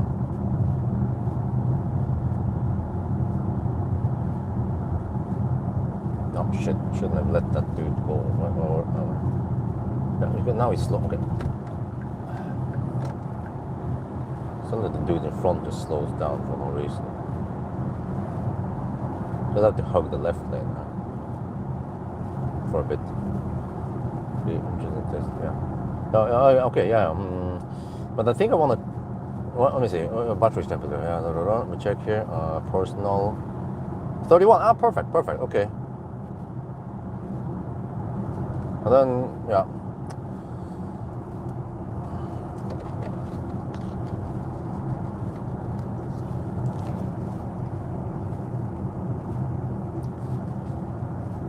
We are now in Oslo. It's 7 in the morning on a Sunday morning, and the Sunday drivers are out. So, yeah, there's freaking Nissan camping the left lane. It doesn't blink. Yeah, okay, whatever. But yeah, so we will get a couple of these guys. I mean, it doesn't sound like much, but every time some of these guys camp, I might lose 10, 20 seconds. Right? It doesn't sound too much, but multiply that by 20, 30, it can actually become a couple of minutes. So we'll see by the end of the challenge what I decide to do. Probably have to correct slightly for it. But I should also have some tolerance for traffic, because that's actually a natural part of driving.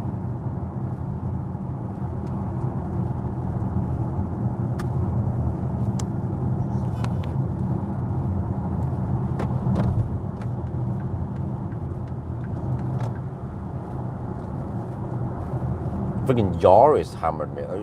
Are we gonna accept that the Yaris hammered the ultimate driving machine? I bet I have more range than that Yaris, huh? How about that?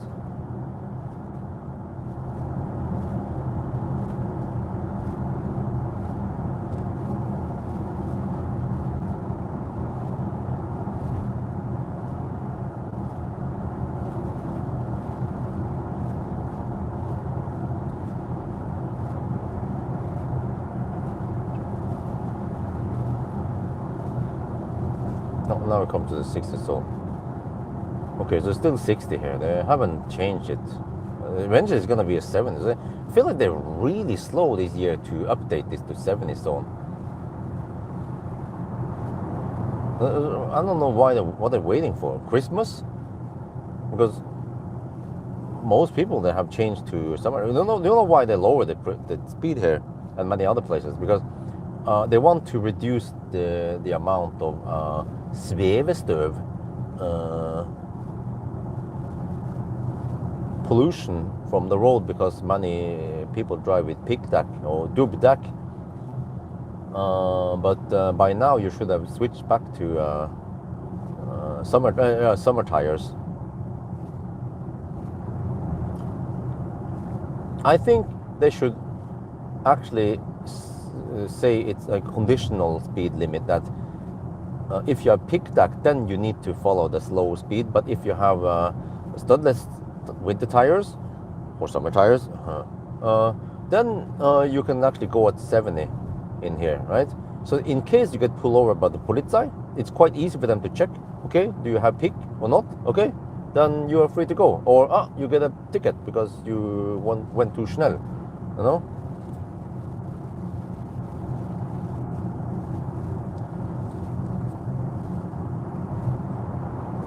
Dude, it's dropping a lot now. Holy macaroni, in the low speed, the consumption must be a lot lower, so it pulls down the whole 957 kilometers actually. Wow. But eventually it needs to go up.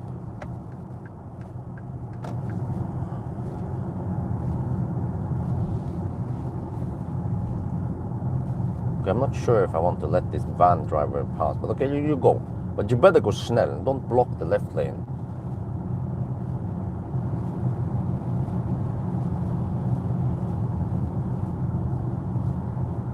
I kind of want to pee before I do the charging test. The problem is that at both locations I cannot pee unless I go to cleavage. There I can pee in the cleavage. Oh, okay, well, that sounds weird, but yeah. Well, I could go home first, let the battery cool down a little bit, and then I go to Remen. Yeah, I wonder if that's the best idea. I actually need to get back to 10% somehow, right? So I'm gonna. Okay. I see what's gonna happen now. There'll be one slow Nissan. Okay, that guy actually went. Okay, I'm running out of space. Okay.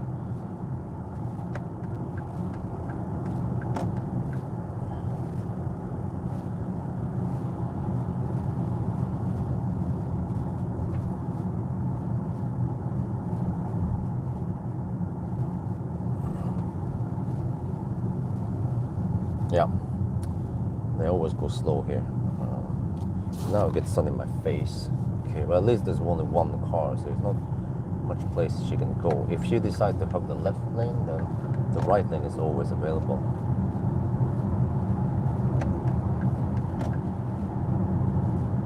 She obviously had a dirty windscreen because she squirted right when she got the sun in her face. But I always keep the windscreen clean, even when I'm not going against the sun. But I see many people, they squirt once they get low sun in their face. Yeah, she actually squirted in my face because I came behind her. she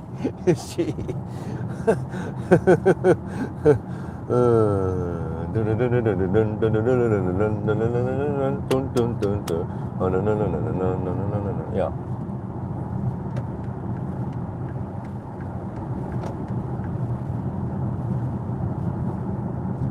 Now it becomes kind of, well, you guys want to see those numbers? I can make sure you guys see those numbers, no problem. We just have to do this. Look, wait.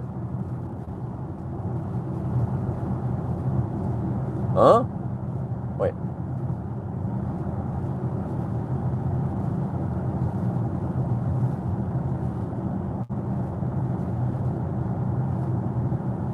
The kids don't know. I mean, as long as they're young, they don't know about what it means yet.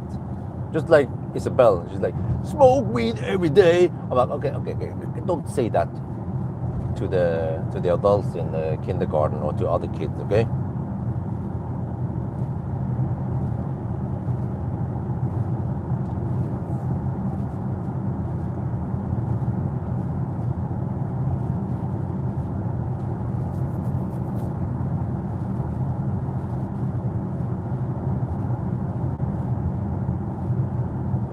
Yeah, I wonder if that was Dr. Dre. Some people say that was Dr. Dre at the end of the song.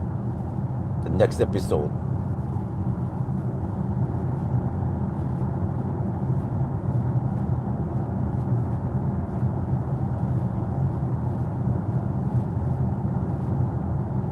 Okay, well, 254 now. But the route planner claimed 251. That ain't too bad in it. Wait, let me see, if I do the flip mode here and then the flip mode there, then we're back here. You can kind of see the numbers until you get the sun in the face again. 720. Okay, maybe the kids wake up soon, but I need to do that charging test before it's too late. If I wait too long, then the battery will cool down. Then I need to spend time heating it up. But the problem is that if I go and charge it, well, it's 7% arrival. Oh, okay. Not sure what works best, but we could end up with 5%. So that means I need to charge up to 10% first. That might actually cripple the whole charging session a bit.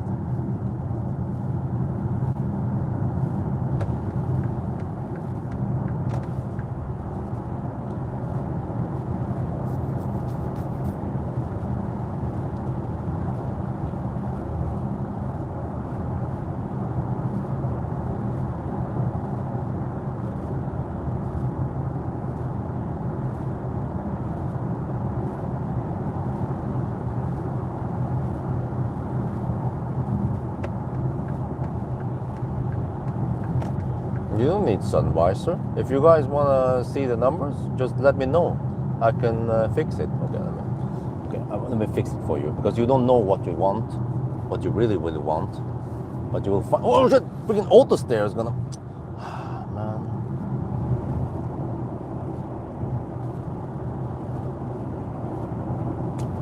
Dude, what the heck happened to auto steer? Oh, I have sun in my face. Auto steer doesn't work. Gee, man, I forgot it's a freaking BMW. No need to zoom. Okay, let me show you guys that you actually need to zoom. Let me do this again. It works now in the shade, but as soon as I move out of the shade, then it's not gonna work anymore. Okay, there. Because then there will be You know how the camera evaluates the picture? It looks that it has several measuring spots. It measures the light intensity, and then because the road and whatever ahead is so bright, then it evaluates everything, and then it also measures the dark spots. But the dark spots, they have lower weight because they only cover a smaller portion of the whole screen or the whole sensor. So then it decides that, okay, we need to turn the exposure down, and then that's why you can't see shade on the panorama thing. But now you can see it because it's not that bright. We are in the shade. So, but this is probably good enough, because then you will see occasionally what the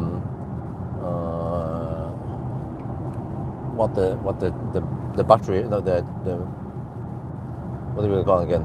The status is.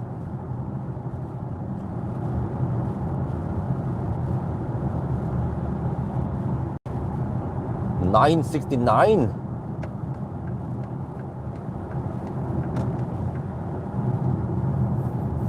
The problem is that once we count down, you might not be able to see the screen.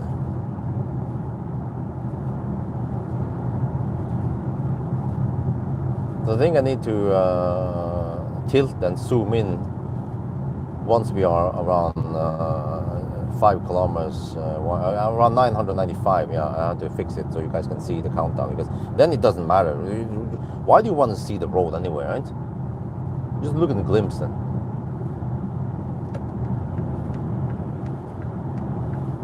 It's not every day you can get a live countdown. You can see the number. Normally you just hear me countdown.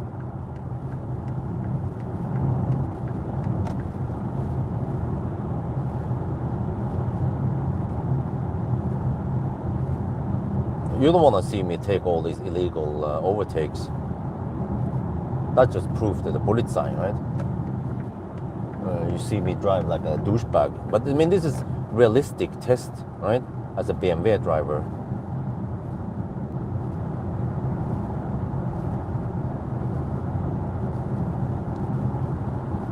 Oh, that's an Ioniq 9.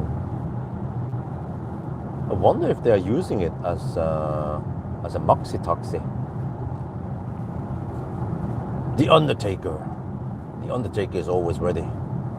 The Undertaker will never hesitate. Dude, seriously? I'm trying to adjust the speed here. It's... Oh, man. Jävla munshit. Oh, the phone's haptic shit. Oh. I try to be gentle on the press, but then I press a little bit too hard, and then it jumps by 10 instead of 1. Oh. Yeah, that's actually the average consumption for the whole test. Wow. But now it's going to go up. But the temperatures, well, it hasn't risen yet. It's still 2 degrees.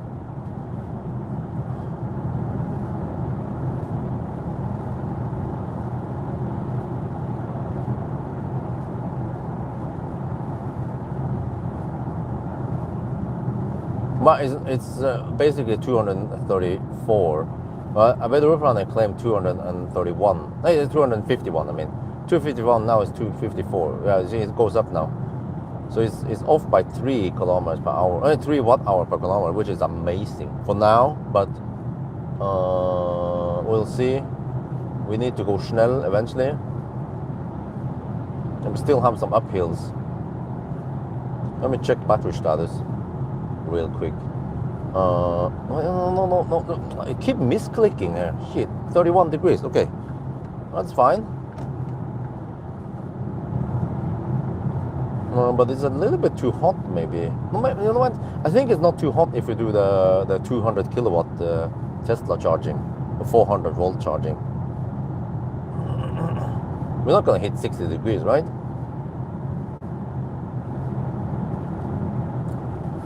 Wait, no, don't bug me about low range. Well, we are at 11% now. Wait, okay. Now, which one of your mother truckers claimed that I charge too much, and that we need to deduct too much charging? Because now it seems like we might arrive at 7%, which is within spec, or Anything below 10% is fine.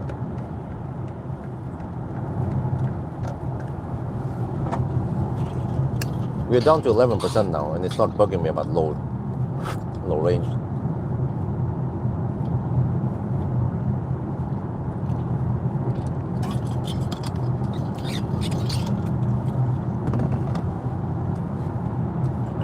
The car charges so fast that it's not that big of a deal. We'll see. 728. Okay, 28 plus 18 is 46, right? 946 right now.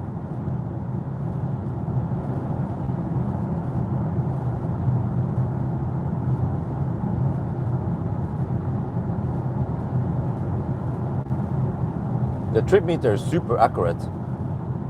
On a 425 kilometer leg, the trip meter claims 424.9. It was off by 100 meter if we assume that it was 425 on Google. It could have been 425.4 or 424.5 or 6, right? But it's super accurate. It's good. 3 degrees. Now finally the temperature is rising. There is some scattered clouds, so there's not full blast sun out yet. Actually, it seems like today won't be that clear blue sky. Yeah, that is German precision, yeah. Is that the ZS? This is a classic ZSEV. Kind of want to test one to see if it has degraded much and if it works with a rear load adapter. Yeah. I think you need premium to include wind and all that goodies. 980. Okay, so around about 10 more minutes. 7:30 now. Wait, is it gonna be 7:30?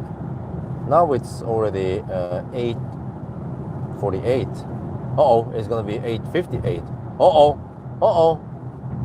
It's gonna be 9 hours. Well. Even a 2026 BMW with way bigger battery cannot beat Tesla. Well. 800 volt architecture. Well.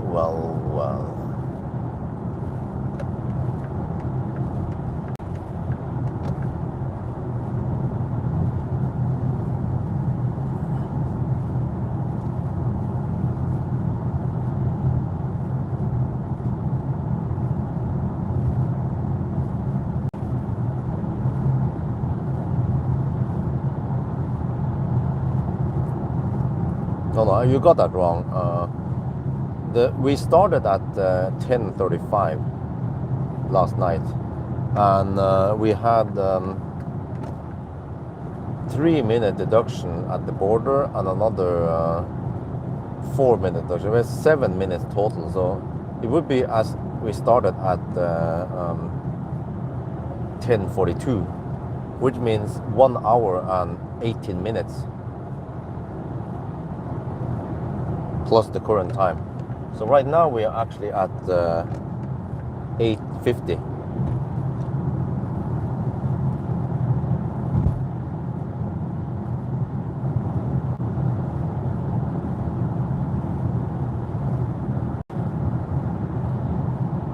So at least it won't be an 8:50 run. Okay. Yeah. I think it's time to prepare for the thing there, and then can we see that thing also? No, Model S Palladium long range.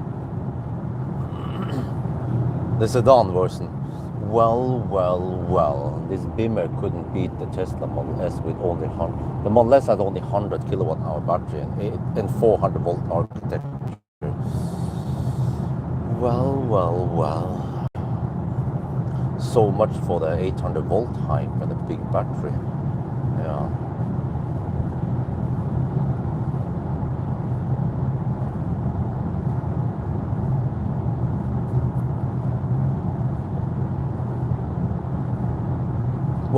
Well, it bugged. The odometer bugged or crashed or whatever at 6918. It happened already 45 minutes ago. Well. So much for the awesome tech in here. The bugs in this car. We're not in a Chinese car, right? Nah, it's a feature. Yeah. No. The subscription for the odometer expired, and we forgot to renew it. For helvete. Head's gonna roll at the BMW in Norway. They were like, oh, dude, why didn't you extend the odometer subscription, man? Now it's red. Scheiße.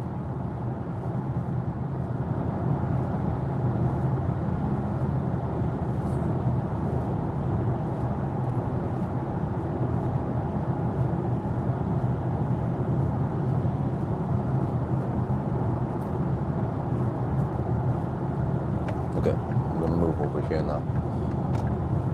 Right, 9:52. 11 kilometers left. 8% left. Oh, look at that, huh? Seems like I was right. And actually, we have to look at how many percent we have when we pass Yes Home, because that was what I was calculating on roughly. Well, actually, I was counting on around 290 kilometers. Actually, a little bit past Yes Home. Okay.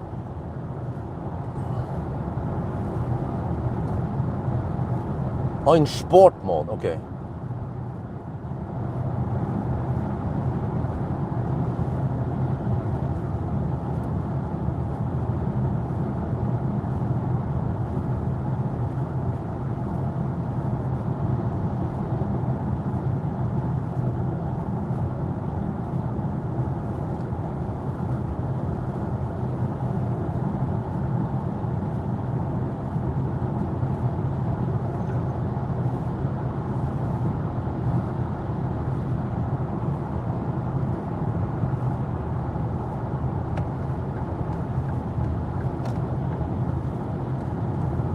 $991, okay.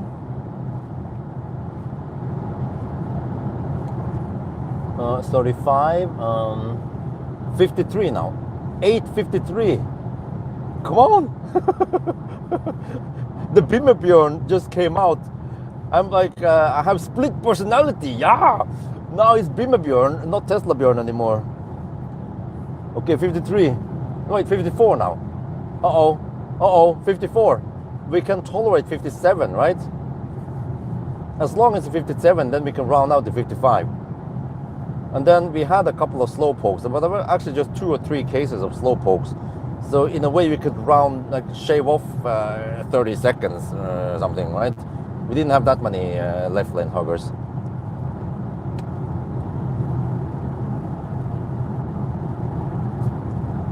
Okay, here is the Yes Home exit. Well, you guys don't see that, but I need to pay attention to the thing now. Okay, 7%. I told you I did. 7% at Yes Home. Yeah. Okay. I'm using normal, what do you call, comfort mode.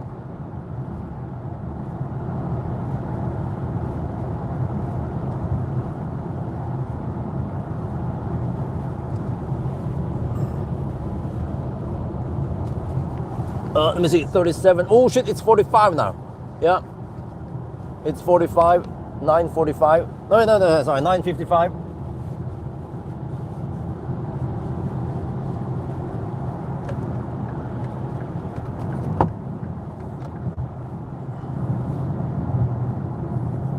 Now it just boils down to how fast we can hammer the remaining 5 kilometers. Okay, let me fire up the microphone. We need to do a sound check. Microphone check, 6%. Dude, the car was so bad to estimate. When we passed it, I had 7%, and initially it claimed that I will arrive with 18%.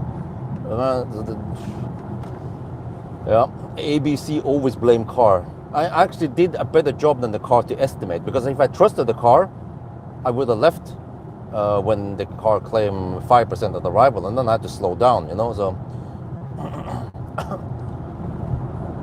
38, no, it's 38, it's now 6, it's now 8:56. Okay, I had to get ready. I'm gonna show the full stats here. There. I need to just keep driving.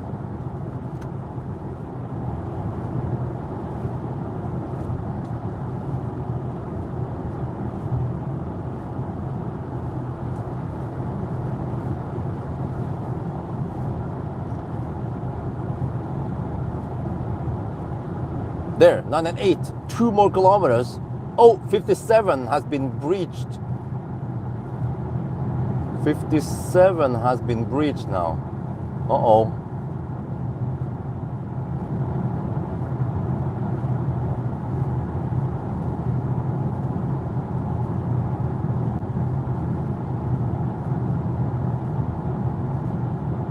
Need to change lane time just in case. Okay, let's do the countdown. 990, 991, 992, 993, 994. Come on, go schnell. 995, 996, 997, 998, 9999. Come on. 1000 times 739. That means, no, 40, but it was 39. That means 8 hours and 57 minutes, and we could round it down to 55, but it ticked to 40 just right there. So is this 9:55 or 57 and 55 seconds? Or is it is it the 9:50 or sorry, not 9? Is it 8:55 or 9-hour run? 256.8 watt-hour per kilometer, and here you see that we have 5% left. So I can show you here. Actually, when we passed by the where is it? Here, when we passed by Yesheim here, we had 7% left. The car, when I was charging at Spekkerud, it claimed that I will arrive with 18%. You see how bad the estimation is on the car. It was way off. So 7% was actually my guess. I guessed that we will arrive with 7%. A bit route planner guessed that I will arrive with 5%. No, I forgot. A bit route planner estimated that I estimated it to the 99 point. So actually, a bit route planner was also correct.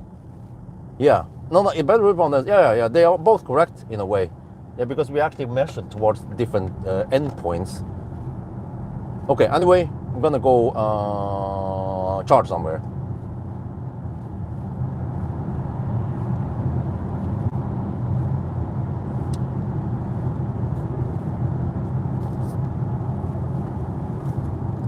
Okay, was this 8:55 or because you guys, I don't know if you guys saw the clock. We finished charging at 55. Well, it was technically 57, and then just 5 seconds later it became 58. So if you round, I don't know how you round down this shit, man. But okay. Let me see, where the heck do I charge?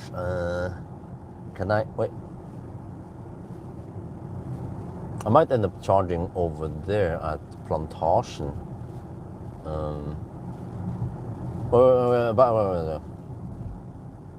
Now I need to go this thing. This is kind of okay. 30 degrees. 30 degrees is okay.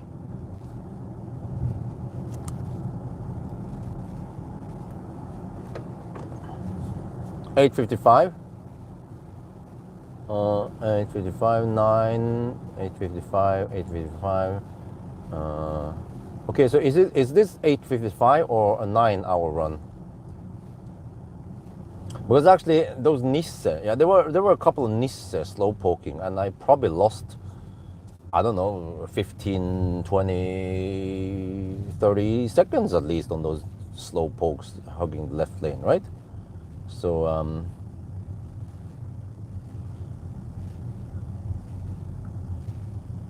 Okay, sorry, I can reset this there so you guys can see where the heck we are suddenly. So, okay, I'll probably. So the kids are probably awake now, but I still need to finish my shit. So okay, maybe I'll just charge over here. No, wait, what was the thing? Is there a toilet there? I kind of want to pee, but I wonder if there's a toilet at the control point here. I'm just gonna go check. But I'm at 5% now, so um, mm, mm, mm, mm, I was almost at the Ionity when I think about this. Could have gone a little bit further down the road, but then I'll be at maybe 2%. I'm at 5% now. Yeah, okay, it's like a control place here. So I know that at do they have toilet here? Probably not. Wait, there's the WC, you see? Told you. They usually have some place in case there is control and then some truckers that you need to take a shit, you know. But I'm a Heimscheißer, so I prefer shitting at home.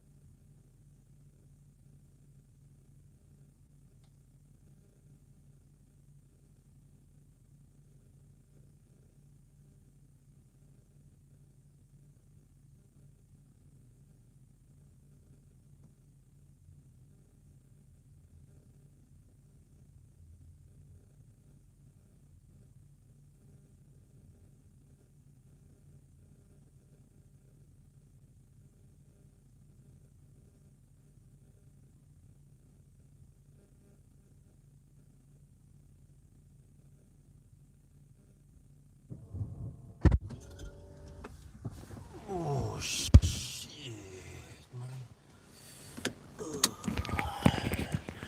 Fan på daily. Okay, anyway.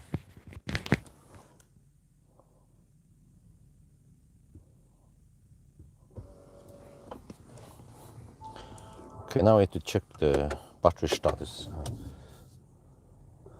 5%.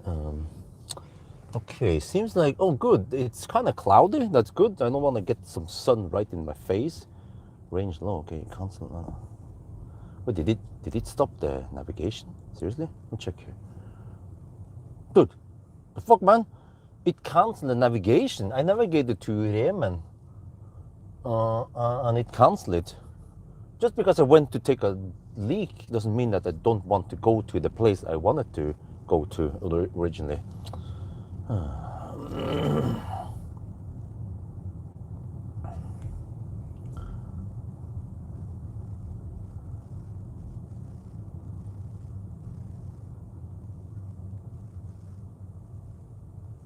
wonder if the BB Bingo guy, you had a different name yesterday or 2 days, last live stream, right? Or, because I haven't seen the band guy today. He's a Tesla hater.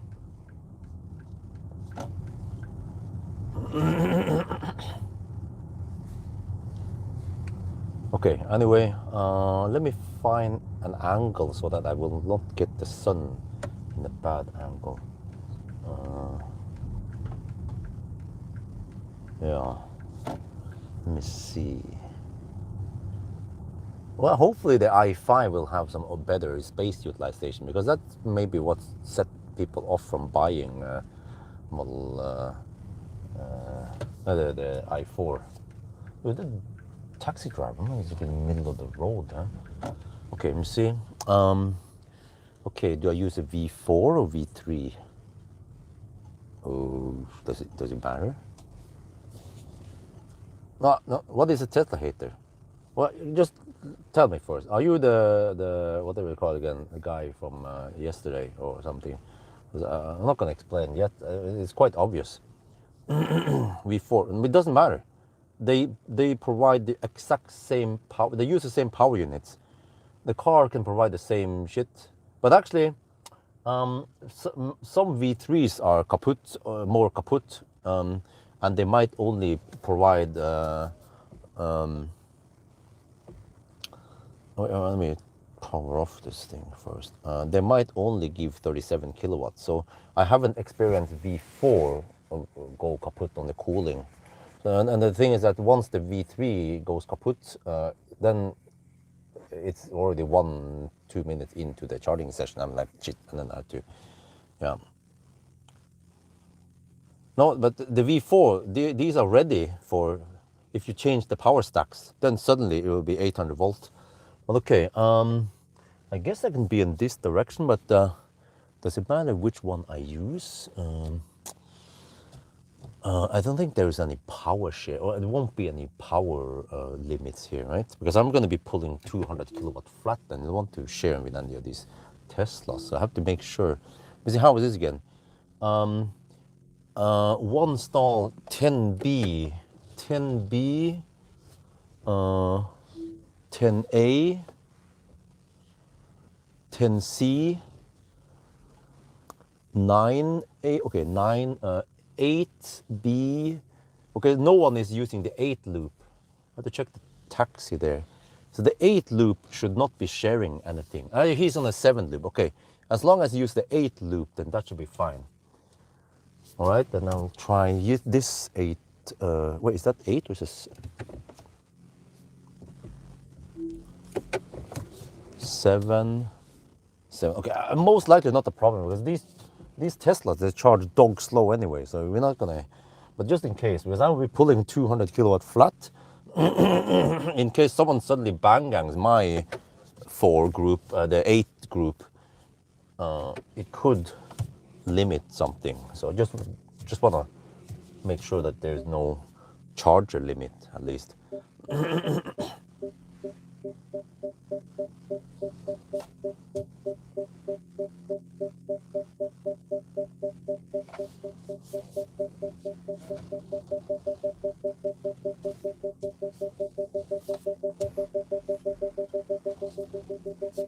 Dude, I forgot.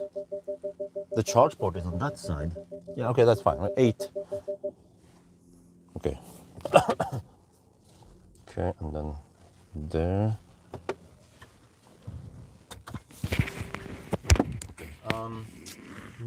I don't know how much cooldown I need. Um,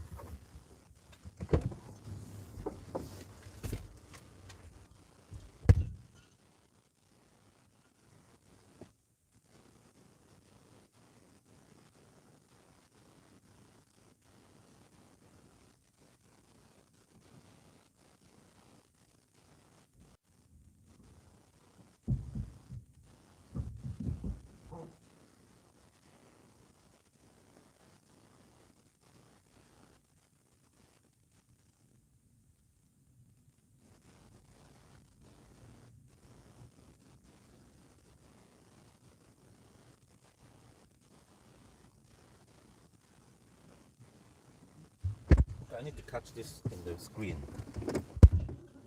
Whoa, whoa. This is fast.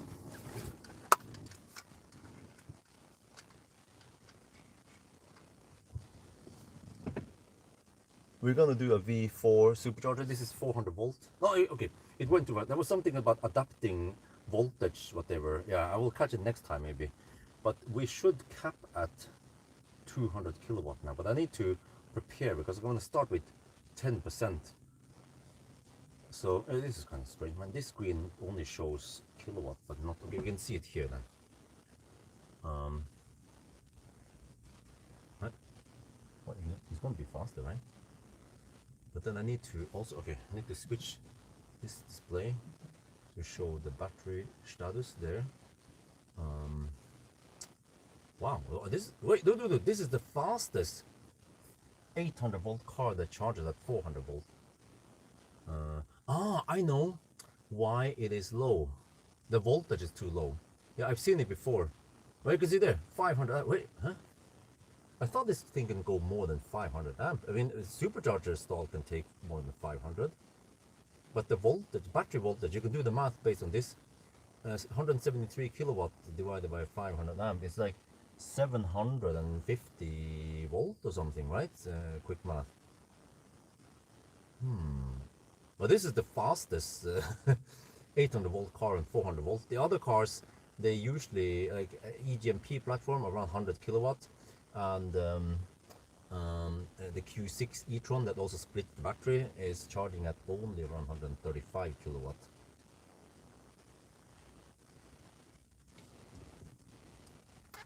Okay, I need to how to do this. I need to record it, but do this. Oh shit! I have low, semi-low on that again. How much do I have here? I haven't charged the batteries. Oh shit! Both of them are kind of low-ish. Okay, I forgot I can plug it in. Yeah, I forgot I can plug it in and charge. But give it 9%. So eventually I need to stop and then let it rest a little bit before I proceed with the thing. I have to stop at 10%.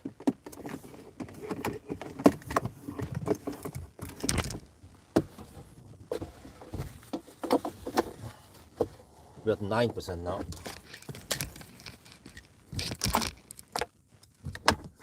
10%. Okay, and a lot.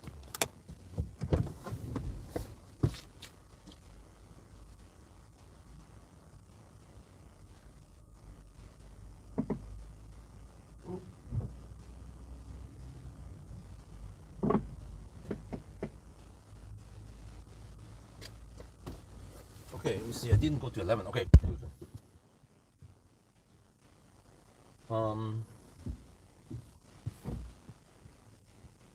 What, did you guys see that? Or I want to make it better this time. I wasn't prepared for all that, but let's see there. Oh, you actually want to see current also there, but that's usually very useful.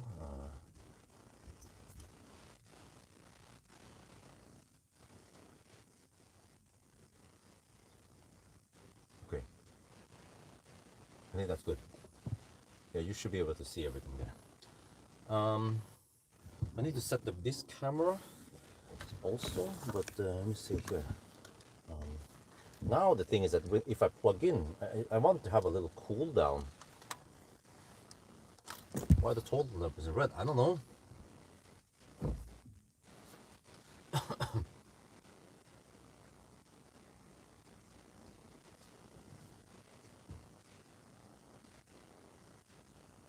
now I want to wait around, I don't know, maybe at least 5 minutes before I plug in again, because otherwise the session might be a bit exhausted because I started from 5%. You see a little bit behind the scene when I try to collect data for the charging session.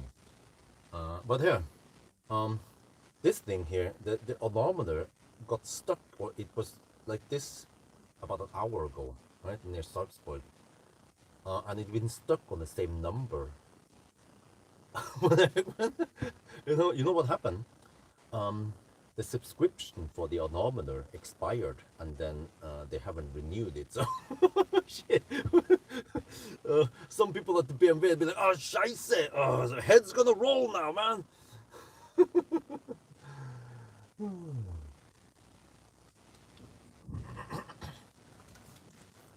Okay, but anyway, I need to prepare which camera I will use. I also want to start soon. Wait, check something. I forgot. Can I do charging now? Charging, and then can I do battery preconditioning? Activate once. Wait, what the heck does it do now? Sustaining DC charging readiness. The heck does that mean, huh? 31 degrees now.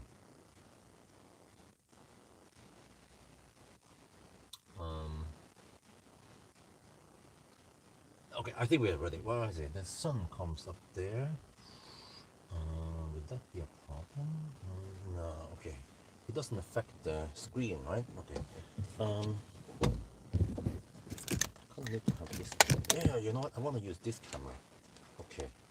Because then I can charge it. Okay, so I need to mount this camera. Oh, all right, let me get ready. I can use this shaft. Then use it here. That should be good.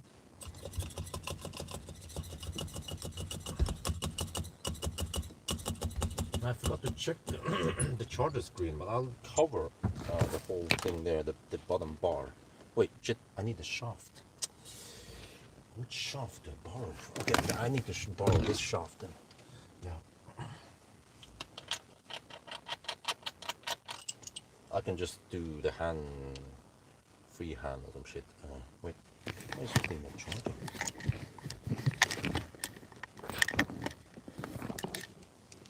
Okay, I'm gonna do this. It's a bit weird. I need this to charge.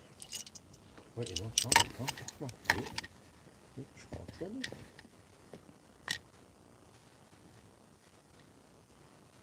There. Okay.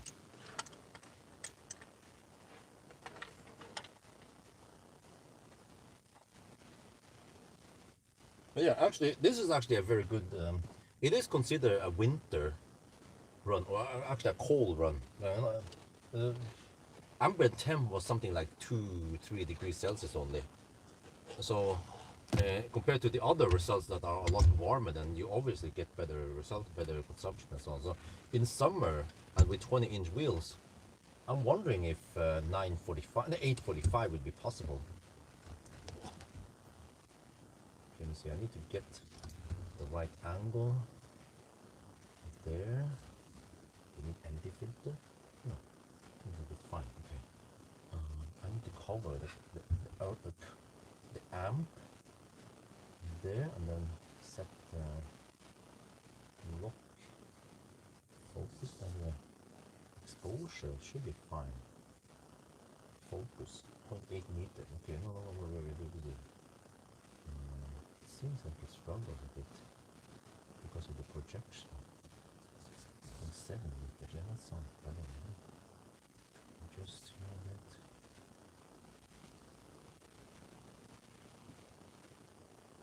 0.7 meters, right? And then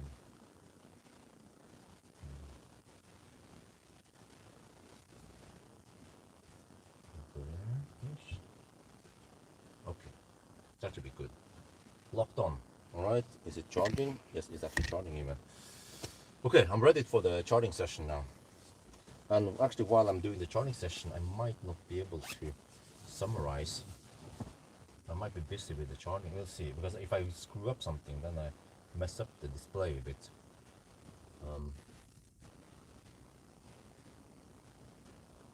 Okay, let me plug in.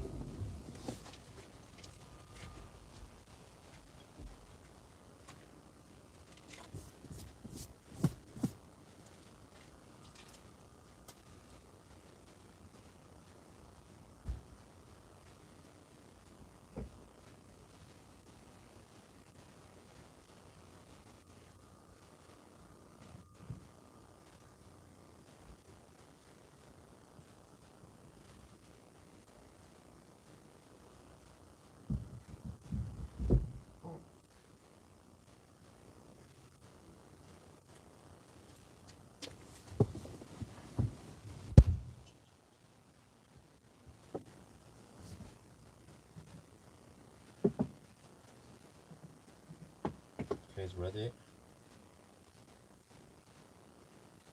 I'm ready. Fan down. Go clip, go clip. Oh, watch it.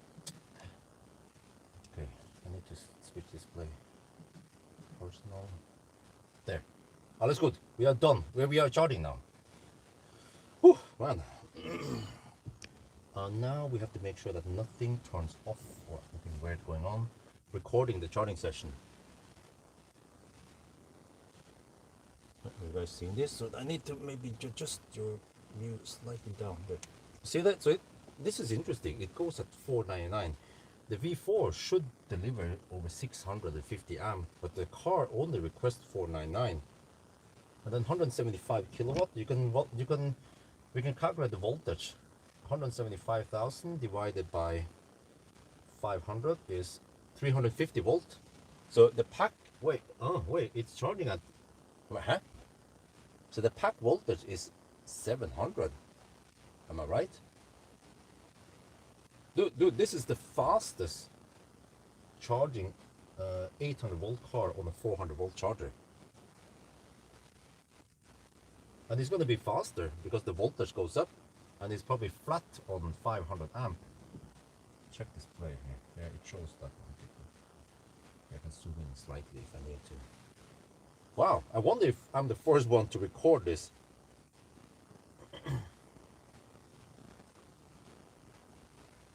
No, it's not only for Tesla. The Polestar 2, the Polestar 3 and 4, and also Neo EL8 can take more than 500 amp.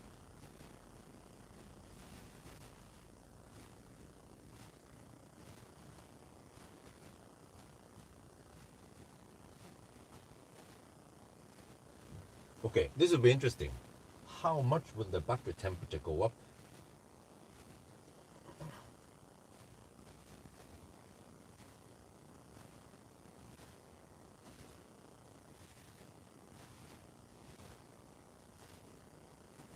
Yeah, but there is no 500 amp limit in the iX3 because I've shown it during the challenge that when we were at the 400, when we were at Falkenberg, the Alpatronic 400 kilowatts, the car was pulling around 540 amps.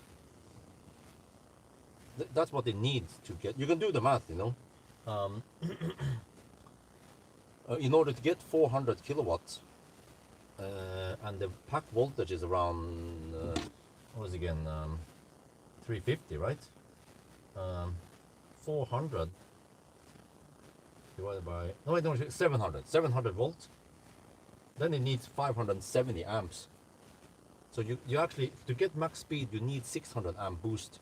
So the chem power will give you around 350 kilowatt, actually, the 500 amp chem power.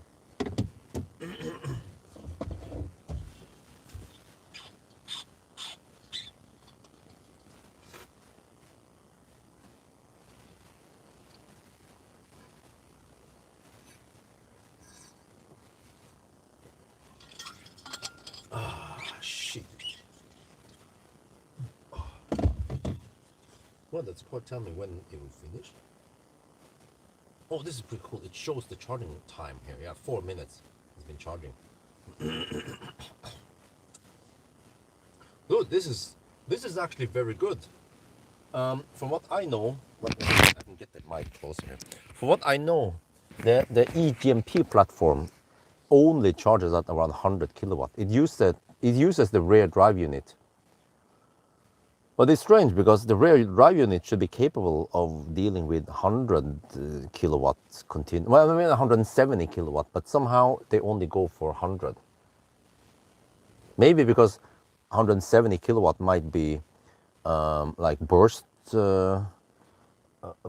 power, but then continuous load is only 100 kilowatt. But this should be a lot smarter. Where is it? 182 kilowatt. Let me check something here. 181. Yeah. Oh shit! I forgot something. I should record this.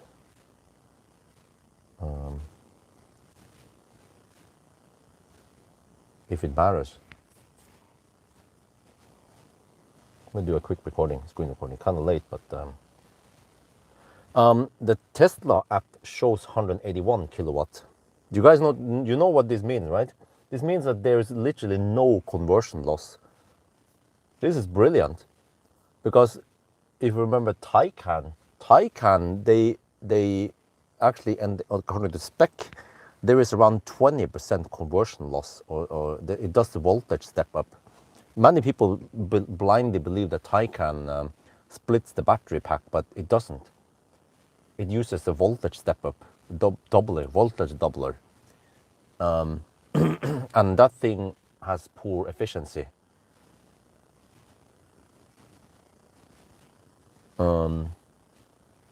Yeah.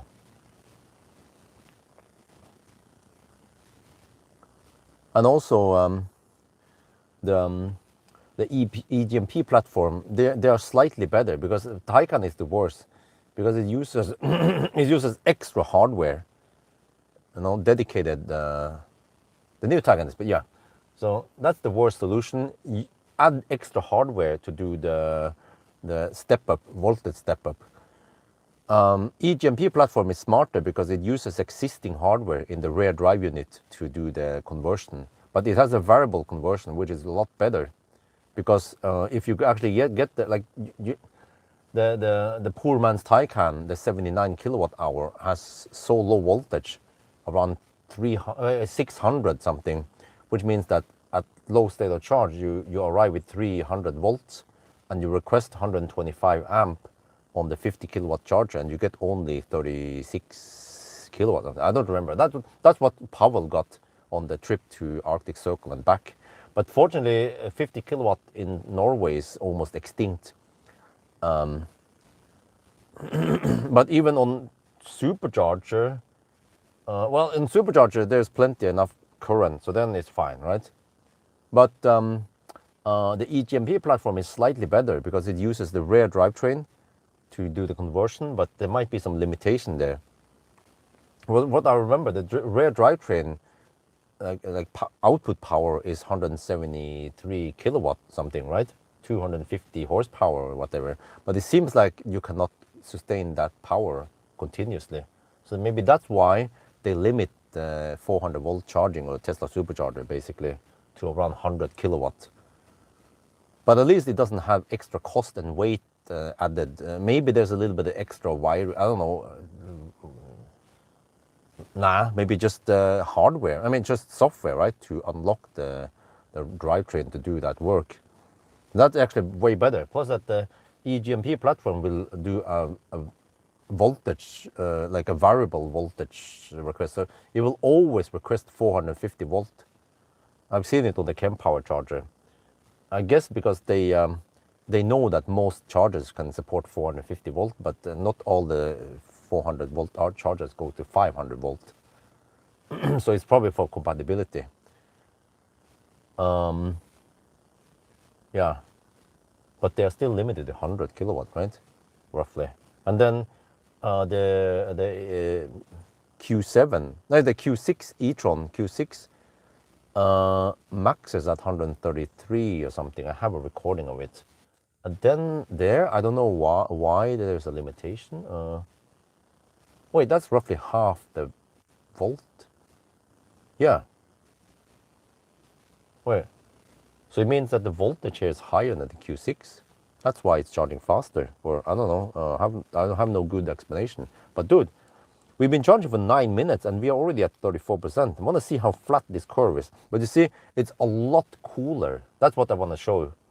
We're not going to hit 60 degrees. But how flat will this be? Well, we find out.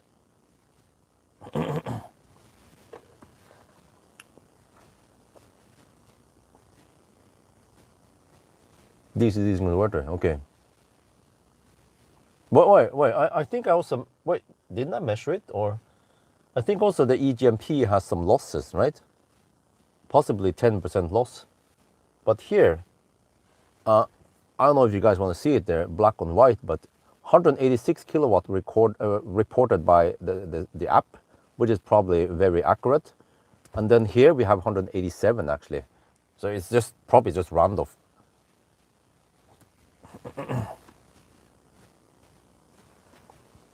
So I'm doing a screen recording of the Tesla screen.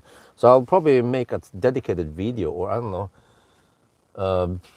Because if I just say charging test, it will be boring maybe. I have to probably say something about how 800 volt cars charge on 400 volt chargers, which is the best. And for some reason, actually this car is the best. It has the highest speed and also no losses.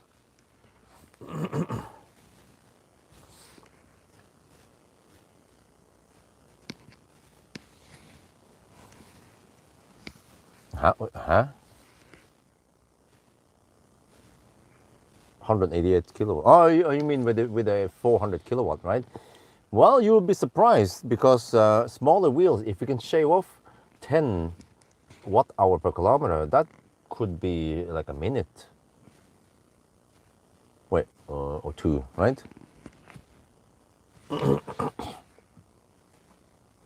But I'm a little bit surprised why it caps at 500 amp.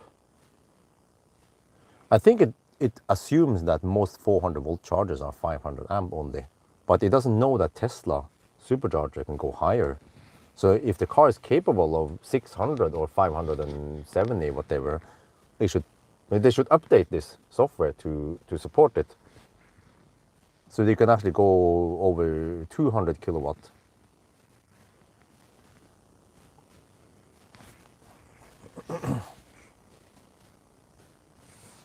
But one thing I wonder is if they split the pack and they charge both sides, what if there is IMBA between them?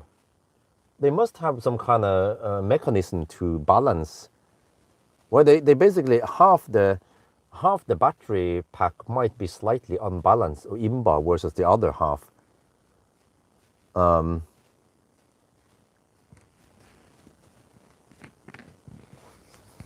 So, yeah.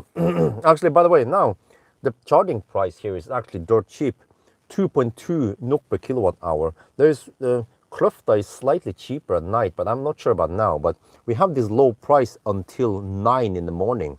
Kind of weird pricing. In Yesholm, at Remen, the higher price kicks in earlier at 8, and then it goes from 2 something to 320, I think. So this is actually the best deal over here right now. And then hopefully we finish by 9. And even if we finish a little bit later than 9, then we have done the majority of the charging session before 9. So it's dirt cheap charging.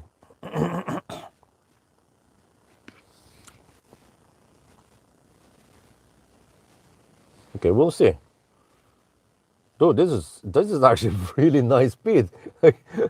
You know, it means that if it's more convenient to stop at the supercharger, you can totally do that. Okay, the V2. Okay, V2. What will happen at V2? It will cap at 375 amp. Okay. Oh shit! I cannot touch the calculator right now. I'm recording. I think I've recorded enough. I recorded that the kilowatt on the display and on the video on the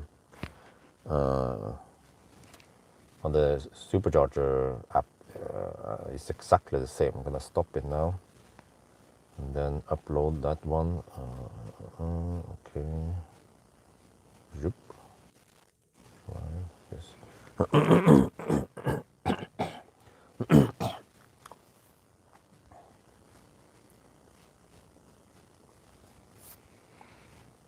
Yeah, speed is increasing because the voltage is increasing. I'm gonna see when it caps or when it drops.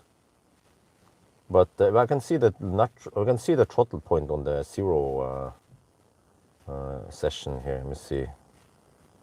So it starts it, yeah, 65%. It should be at 202 kilowatts. Okay, we'll see then. Shouldn't take too long.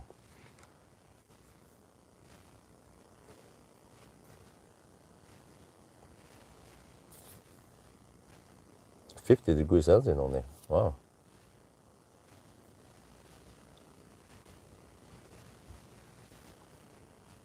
But yeah, you can, you know, I think the cooling is barely running right now. It's like the BMS knows that it needs to be at around 50 degrees to take maximum speed. Otherwise, it will coldgate.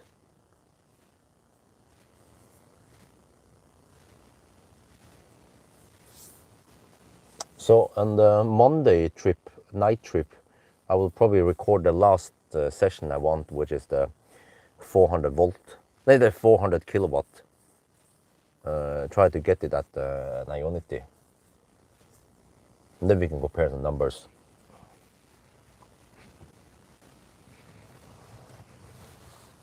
Oh, okay, you guys don't know what's going on, but we are at the V4 supercharger right now. We are recording what happens if you're... Wait, is it throttling?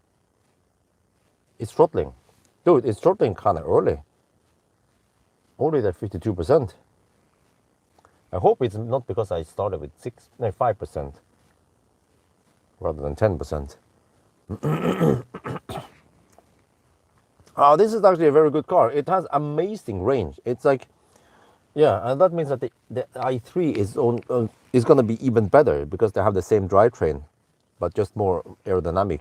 I feel like this car is affected by the wind more than, well, okay, it's, yeah, cold weather and stuff, because of drag.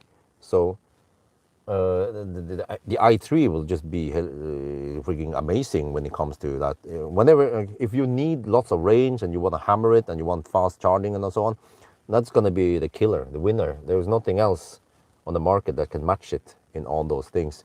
Like you have EQS that has good range. You have the Chinese cars like Seeker and IM6 that can charge fast, but they are thirsty, and the EQS goes far, but it doesn't charge that fast, only 200 kilowatt and below. Tesla is the most efficient, but it doesn't have that big battery and it doesn't charge that fast. So this car is like the holy grail. It has everything. It's efficient, it has good range, big battery, charges actually quite fast. I mean, but it's not like it's not the most efficient car. It's not the biggest battery, and it's not the fastest charging. But all those things combined makes it the best range, the best when it comes to long trips and range and so on. You know what I mean? The other cars, they just simply don't have all the same attributes together. So yeah, I mean, interior, many of the Chinese cars, they have nice interior for half the price. So you just have to kind of understand what is the strength here. It's not the interior, it's not the quality, it's not the best soundproofing or any of that. But when it comes to range versus in a SUV, this is freaking insane, unbeatable.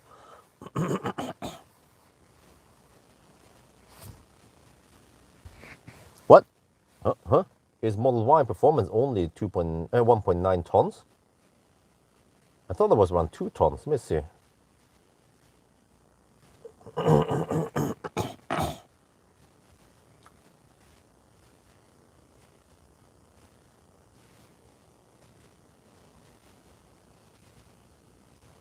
Juniper, okay. Model Y performance, Juniper. Okay, I don't know where you got the 1.9 tons from. The Juniper weighs 2140. So this car weighs 280. Wait, 2140 versus 3 4 no 2 4 20 minus 2 1 280 kilograms more. Yeah, or the Model Y performance weighs 280 kilograms less. But then you get a lot bigger battery and roughly the same space. Okay, so I don't know why it throttles so early.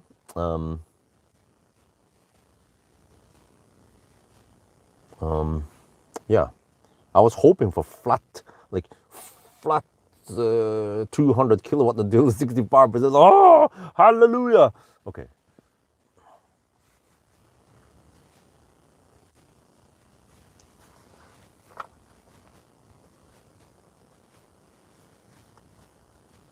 Yeah. So, and the battery should be warm enough, and also not cold gating and not rapid gating. So, we documented the battery temp and so on. So, it is a bit mystery. Yeah, why? Wait a minute. I just thought of something. Maybe there is a current limit or like a quota because we've been pumping in 500 amp for a while. Normally on 800 volt, right? We are not going at that high current for too long.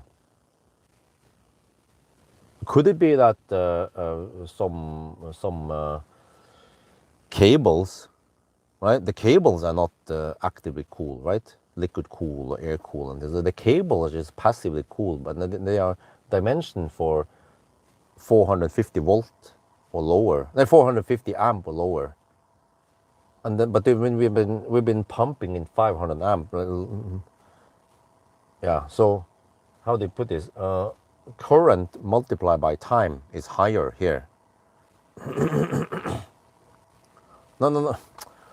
Yeah, I know about the whole kilowatt versus, but what I'm saying is that the car needed to do a compromise, and I wonder if that's why it's not taking 550 amp, because it's probably some kind of amp limit on the battery, and then eventually it needs to kick back. Otherwise, things are gonna overheat.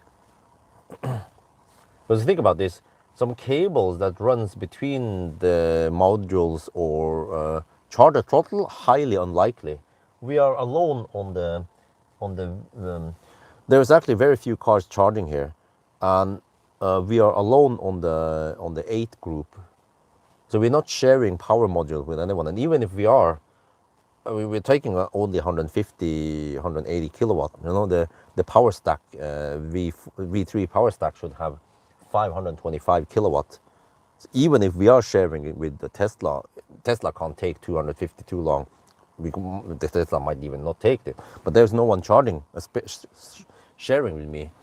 And we have liquid cooled cables here. So that's my best bet, that there is like a current multiplied by time limit.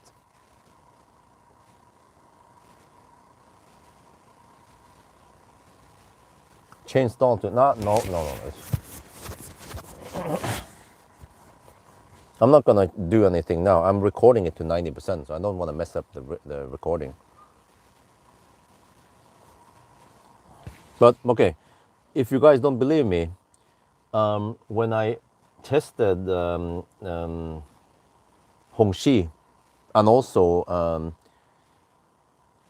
Neo EL8, they can charge way faster, and they pull higher current even. So they are actually pulling more from the V3, V4 supercharger, and they could do it just fine. So the supercharger, stack, stall, whatever, they can deliver, no problem. It's the car that limits this.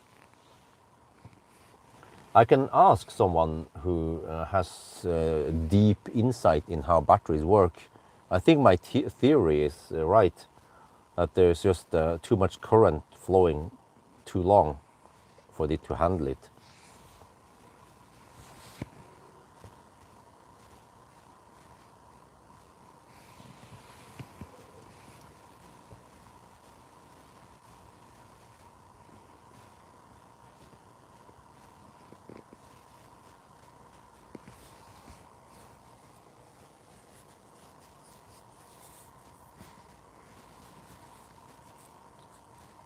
Well, I mean, BMW engineers would be the right person to ask, but I guess I won't get any answer from them if I ask them. So I have to ask someone else who knows a lot about batteries.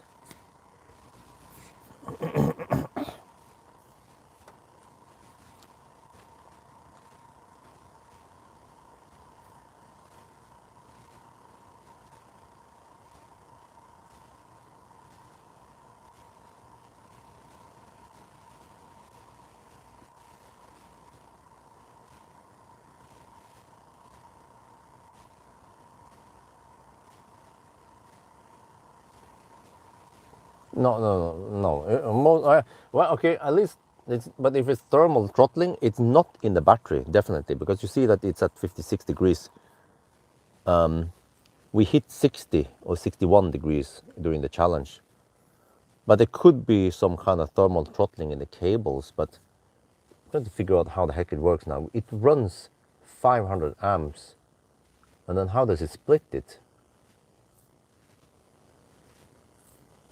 When it takes 200 kilowatt, each part gets half of that. Each part gets 100 kilowatt. But that should mean that each part gets only half the current, 250 amp, right?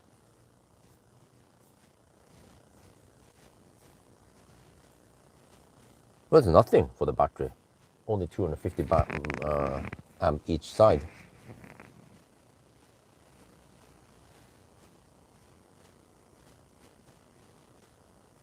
Wait, it means that the inlet, the charger inlet, takes 500 amp. Yeah, so that's the problem. The limitation is probably in the charging plug or somewhere before it splits, because it needs to take in 500 amp for way longer time than normal.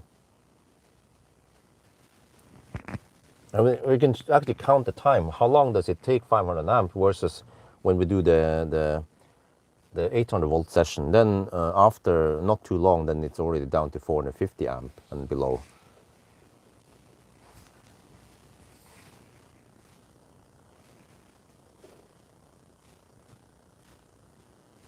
Yeah. So I bet that there is no active cooling in the what do you call it again, the charging plug, or unlike the trucks. Yeah, the trucks. I forgot the trucks. They have Volvo trucks. They have the what the heck was it called again?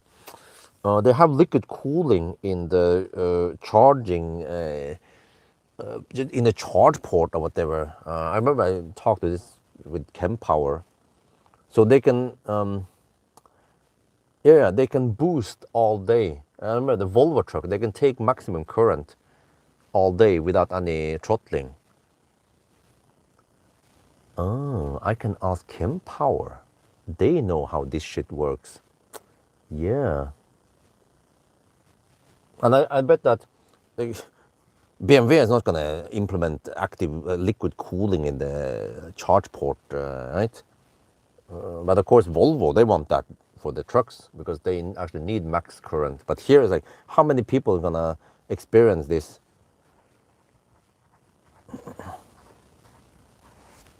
Yeah, we can test that later on the trip or something. I don't know. But the problem is this car has so good range, so that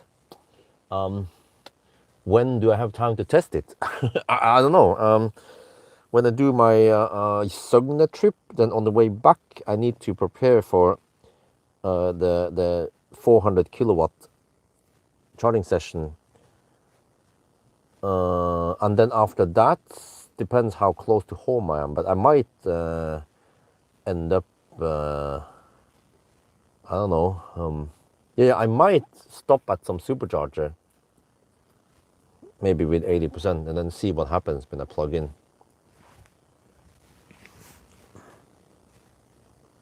Lucid Blue Ionic 5. Oh, it's actually called Lucid Blue. What the heck?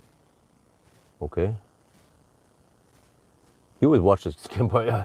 Like, dude, like some of those Chem Power guys, they like they are really nerds. They know a lot about batteries and charging and current and like it's a it's such a pleasure to talk to some of the Chem Power guys. They know their shit, you know.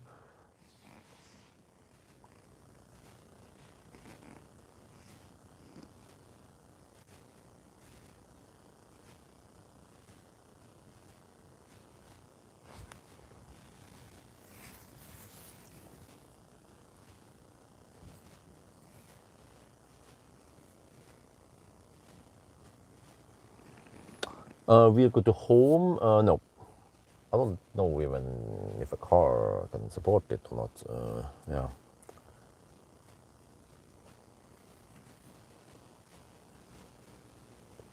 Yeah, I remember Jostein at Kempower talk about something about cooling, and then oh shit, shit, shit, shit. Oh no, this camera is struggling because the sun came up, but the camcorder fortunately has high enough dynamic range to capture everything just fine, without the screen there going too dark. Dude, but this is, dude, how long is it gonna take to go to 90%, man? It charges slow like a Tesla now. Gee, man. I wanted to take that summary, but I kind of need to do that when not everything is a big mess right now. Okay.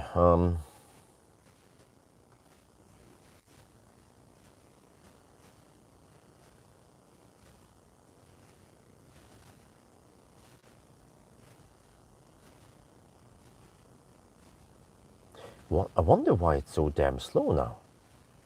I mean, the cells are able to take it. At 162 amp is nothing. Well, unless some kind of wires in there near the charge port was taking 500 amp, and it's like, scheiße, it's too hot. But actually, the charge port side there is in the shade, or at least not facing the sun. So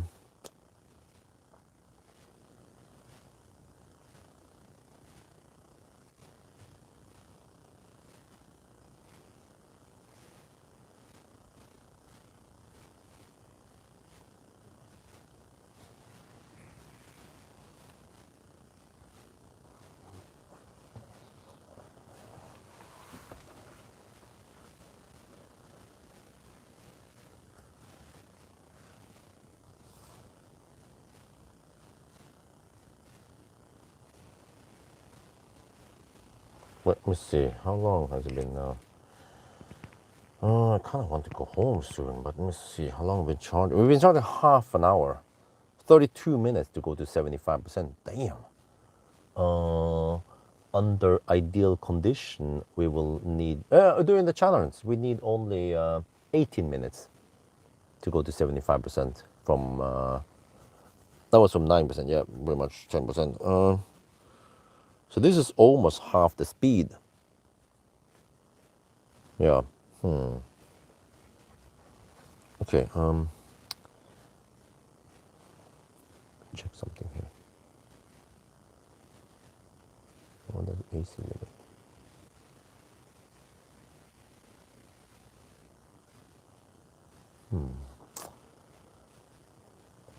I wanted to see if we can estimate. Well, I can try to estimate myself. If the charging speed will sustain at 65 kilowatt, 76. Okay, so 14% left times 108.6 kilowatt hour plus let's say 6%. 16 kilowatt hour divided by 65. It would take 15 more minutes to finish to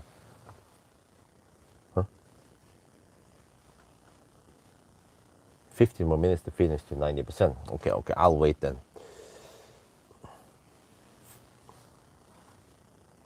But it was going quite fast at some point. It was going at very close to the speed of the 800 volt session. But then suddenly something just like collapsed, like so.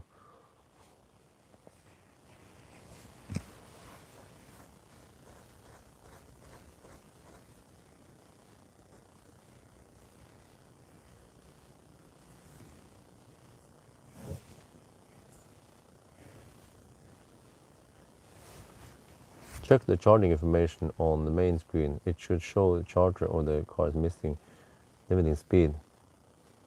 No, it doesn't say anything.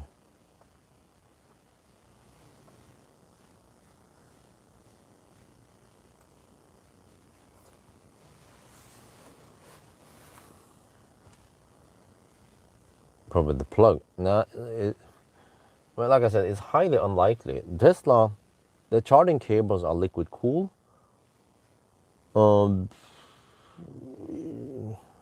It can output 500 plus amps all day long, and it is cold outside, 2 degrees Celsius, which with the ambient temperature should not be any problem.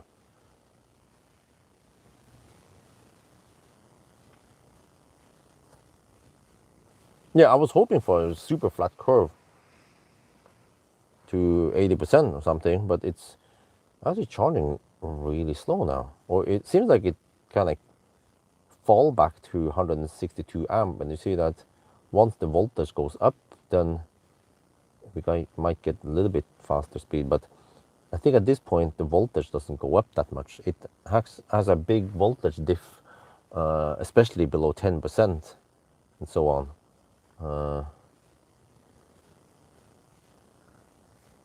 Yeah, we can kind of calculate the voltage now. Let's see. 65,000 divided by 162, 401. Okay, yeah. So that's 802 volts roughly.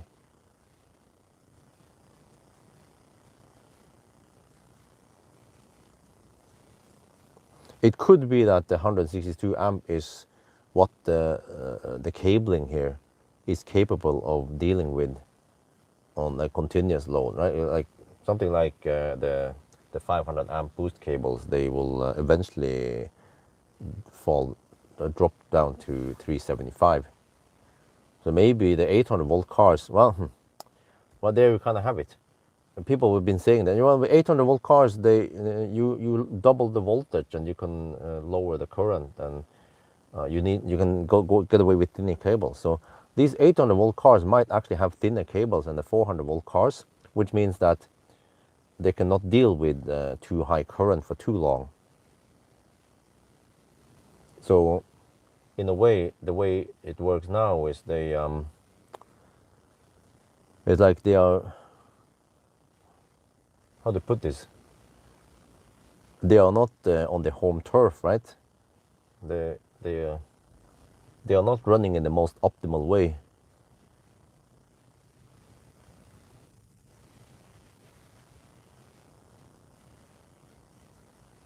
And then you know what they could do is they could oversize the cables, but then that costs more money, right? If they go for 400 volt thickness. And I guess they don't need it, because most of the time, 99% of the time, they will be charging on 800 volt.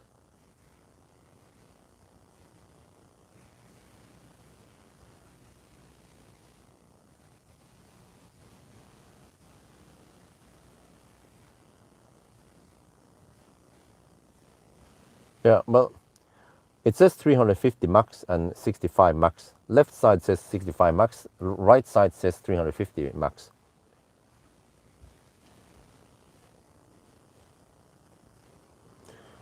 Well, we don't know yet where the limit is here.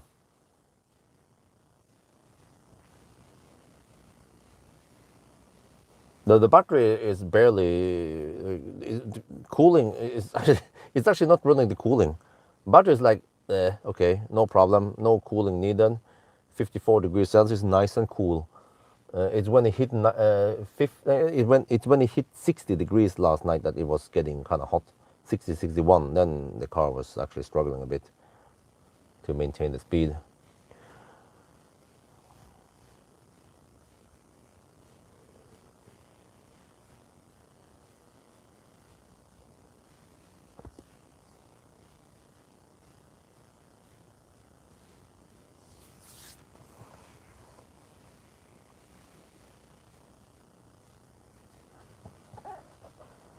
Yeah, well, the car says max 65, so it cannot take more than 65. Oh, okay, okay. Let me record this.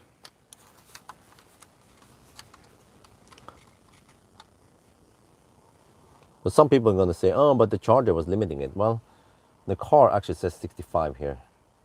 So people won't believe me until I say I show them the screen here, the charging screen that says 65 max.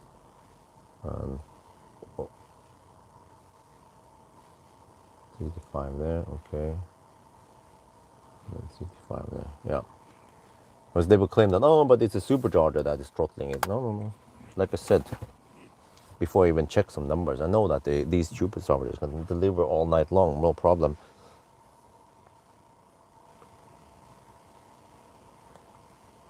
If it was some kind of 400 volt, yeah. For example, cleavage, 400 volt. They have it there. No, it's SD1 cleavage. That's one of the few 400 volt chem power. I think those chargers they can deliver only 375 amps. They're not 500 amp boost, even. So there, I think it says 150 amp, 150 kilowatt, but they estimate 150. Well, I don't know, 375. What kind of pack voltage is that? Let's see, 150 divided by 375. Yeah, 400 volt on the battery. So an iPace doesn't charge that fast. A Palladium, yes, a Model S Palladium can get 150 kilowatt there, and go flat at 150 kilowatt, 400 volt. Actually, it goes to it requests around 425, 415, 20 volts, and then only 360 amp something, and caps, and then it flattens out at 150 kilowatt at cleavage. But this car will be a lot slower. Yeah, that's what we saw. When we went deep, it's around 330 volts or something, and then 375. Yeah, 125 kilowatt. I think that's what they had, 125, 130 kilowatt. When after we did the 0 mile test. 84%. Okay, 6 more percent. Come on, yeah, you see, 66 kilowatt now. See, the voltage goes up, and then it just limits to 162 amp. So I think that's it. Some of the internal cabling on this iX3 probably has a 500 amp boost mode, and then 162 amp continuous load without overheating.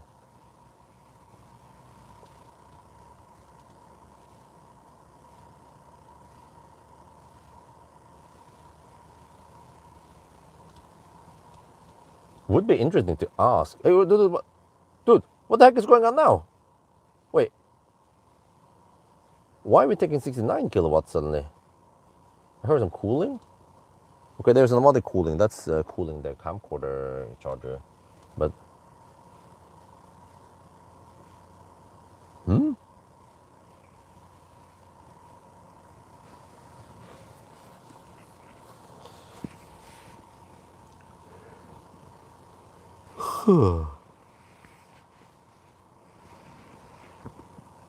wait, it seems like GOM has updated a bit.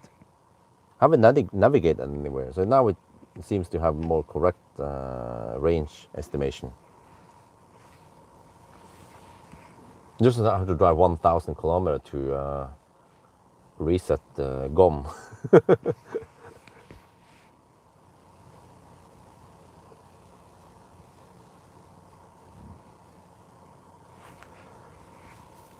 Man, long nights, long days, man.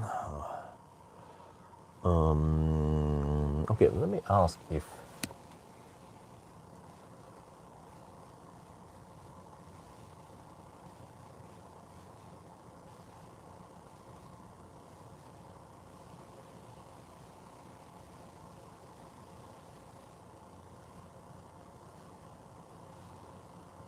wifey if the kids want burger and fries. Since I'm already here, I can just pop by.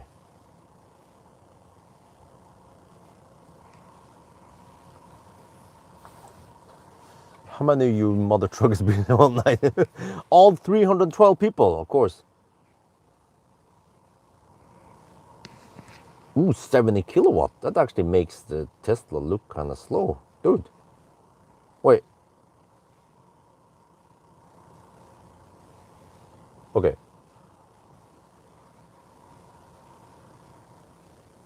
Okay, guys. Do we charge to 90% or 100%?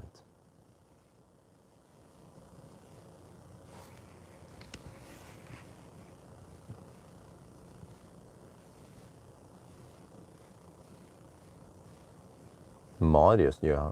No, sorry, I misread it. Mauritius, yeah. Okay, sorry. Battery's getting colder.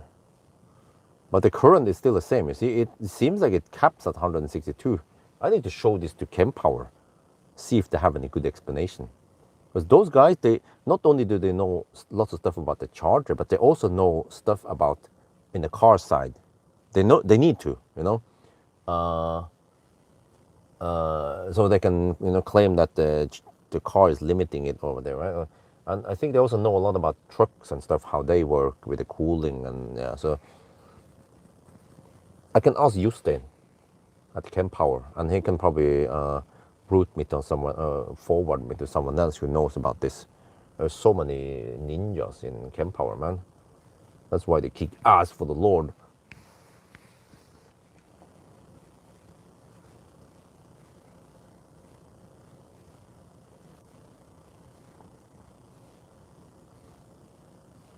Trying to go. No, it's different. The 400 volt session actually throttled earlier, despite that it was charging a lot slower and the battery was cooler, no rapid gate or anything. And then on 800 volt session, especially on 400 kilowatt charger, if you go deep to 400 to 0% like I did earlier, then the battery actually rapid gates and you get a quite nasty throttle. So instead of getting 400 or 300, no, instead of getting around 350 kilowatt, you're throttled down to 270 and 250 kilowatt. I can show you guys eventually the charging curves I've been collecting. So this will be interesting charging test for once. Yeah, the BMS is stupid. If I have time, go for 400, 100%. Okay. Wait, it's strange. Does the car not tell me when I will finish? Maybe I'll have to look in the app. State of charge. Okay.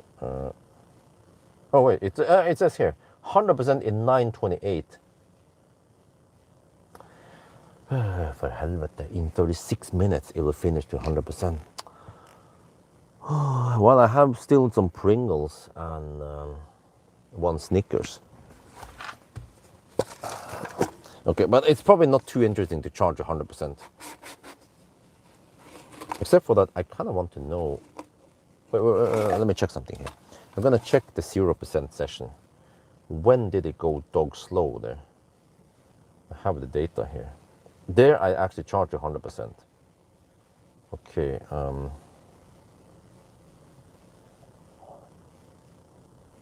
Right? Can I input the data to you guys? I think I will try. This. How do I copy?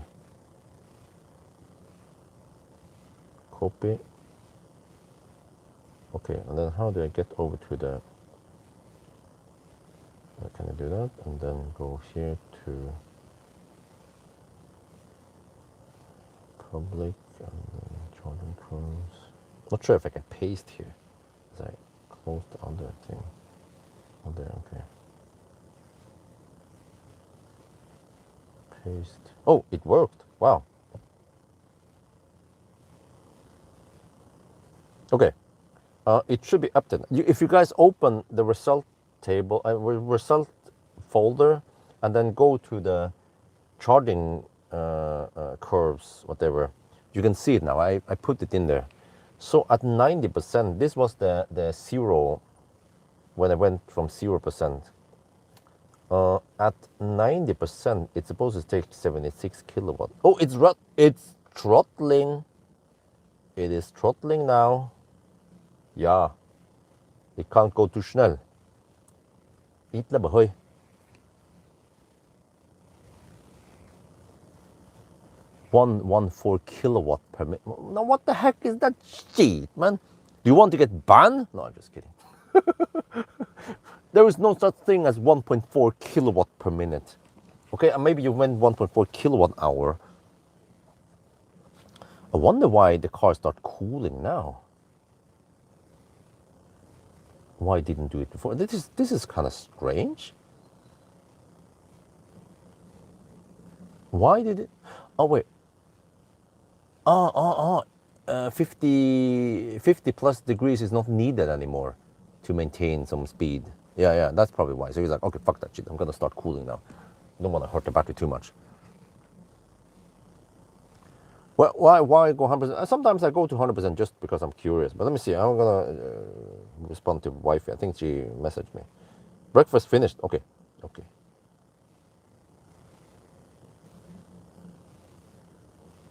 Huh? Wait.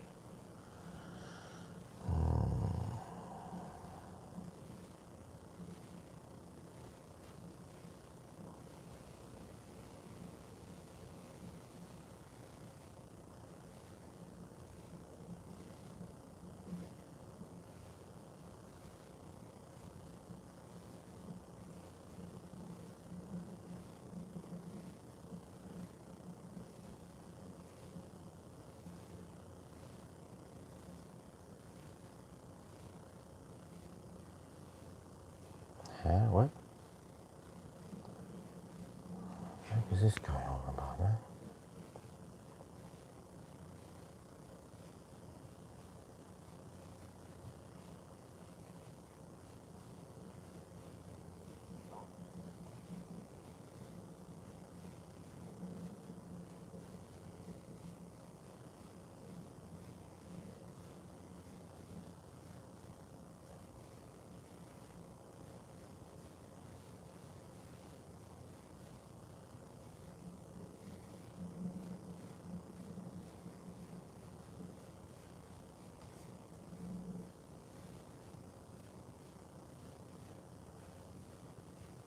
Okay. But lunch a bit later. Okay, let me see here. 93. Huh? Okay. Let's see. How was the old session? Man, some people I don't know why some people are just bugging me about things, man. I need to go and where the heck is it? Yeah. Lately, people have been finding because it's easier to find the Tesla Bjorn at Gmail account. So they're sending me shite there, I want to send you items for review, or want to be, how do you want to be business partner, or spam or shite, and random shit in there. So I'm like, man. I mean, I'm already busy running everything, so I need to find a way to not get too much junk in that email, because so from time to time I need like when free supercharging. Okay, you can contact me on Tesla Bjorn, but now people can find that easier. I think maybe because also I forgot, after Streamlabs stopped working on the donation thing, then I send. If you want to donate, you can send it to Tesla Bjorn but I think I have to go and delete that shit. That means I have to go in a shit ton of videos to delete it. Yeah, okay. No. But for the longest time, as long as I keep, not keep it completely secret, it's not possible, but at least not try to expose the Tesla Bjorn too often, then it's harder for people to find my email. And it's mainly because I don't want junk and stuff, and I don't want people to just send me email, and then every time I have to kind of read what the heck is this. There could be something interesting, but most of the time it's just like, okay, why do you even email me? Well, can you just stop bothering me? Yeah. Some Chinese people want to send me items, or I don't know, various stuff, something totally unrelated that I didn't request for. So, for example, yeah, when I talk about the free supercharging, they can contact me there, or when I was selling my soul, you can contact me on Tesla Bjorn, and then people use that email for other things that does not have anything to do with that. You know what I'm saying? So this is another reason why I stopped replying, or I stopped using the Facebook page. Like, you guys have no idea, man. That Tesla Bjorn Facebook page, about 95%, 99% of the 95% of all the messages in there would be about car buying advice. They want,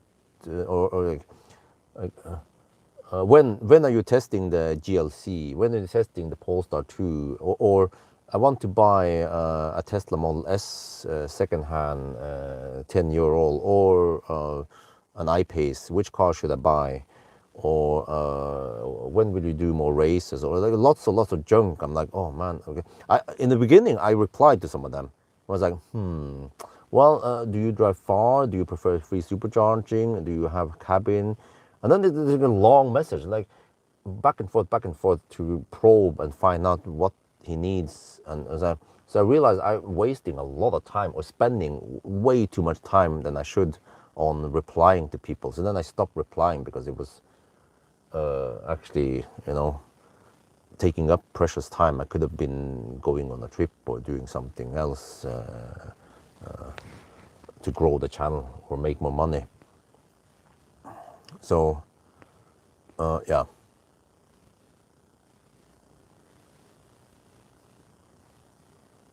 But okay,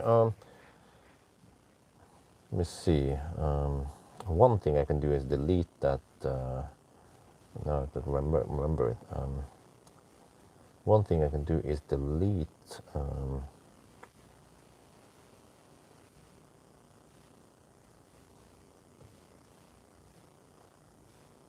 That selling my soul thing.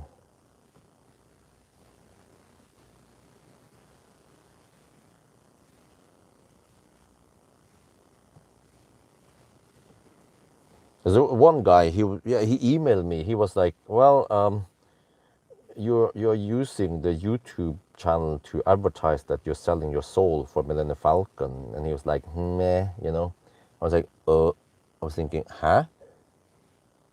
It's actually relevant content, and I might as well use my channel to reach out to people, just same way I used to reach out to people for free supercharging, or to borrow a leaf for a challenge or whatever,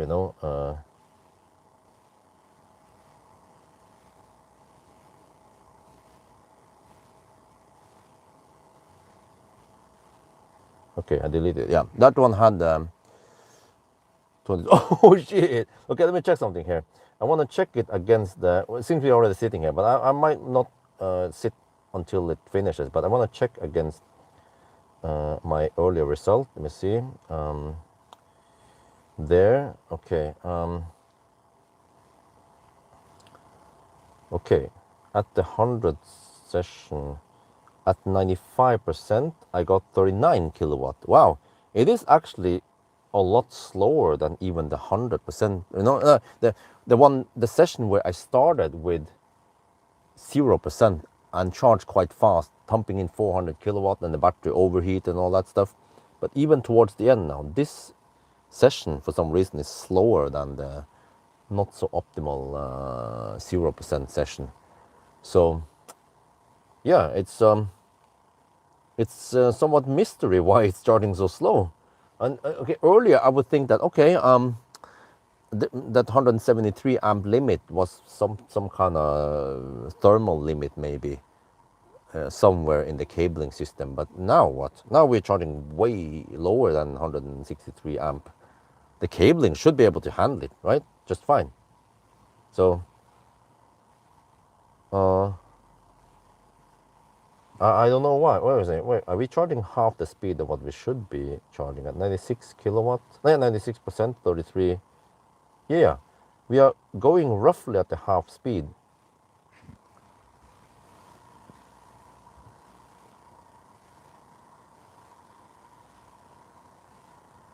Okay, anyway, yeah, I think I can just pack and leave now. I've seen mostly enough, right? Wait, let me just check something here. Since we already got to 96%, I'm gonna check on the app.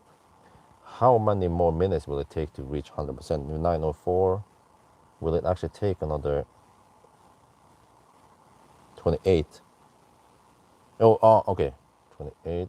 In 24 minutes, it will finish charging. Okay, we're not gonna sit here another 24 minutes. I have better things to do. Nope, it was the same as the Seeker 7X and the Model S Palladium long range.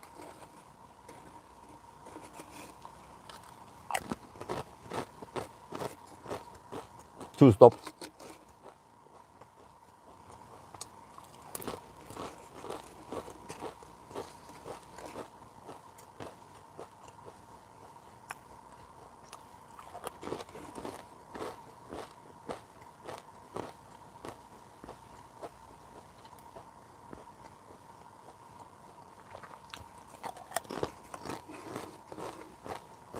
But I like this. When you split the battery, like in the Q6 and the Cybertruck, you basically have no losses or no extra losses. There is of course losses when the battery heats up, but no conversion losses.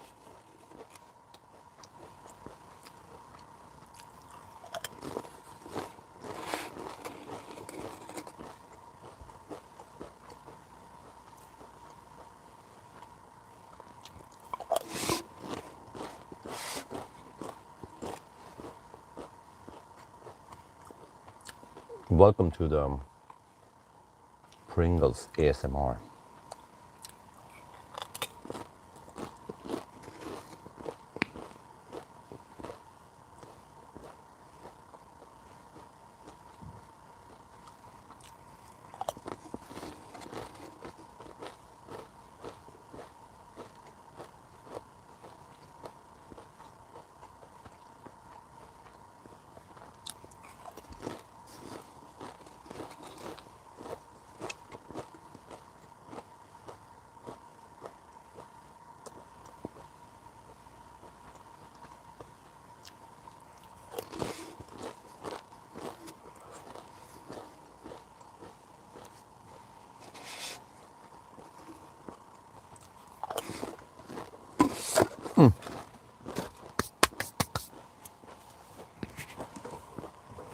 Okay, I think I'm done here. Let me see. Stop. Okay, now I need to pack. And I need to do a quick summary at home.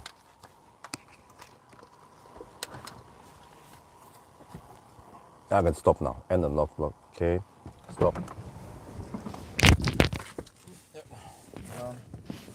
I pulled the cable again because I forgot that I was hooked on. Yeah, hopefully I don't damage the microphone. That was quite hard to pull the cable. This is why I always disconnect the microphone before I arrive at some supercharger during a challenge, because then I'll be also kind of stressed.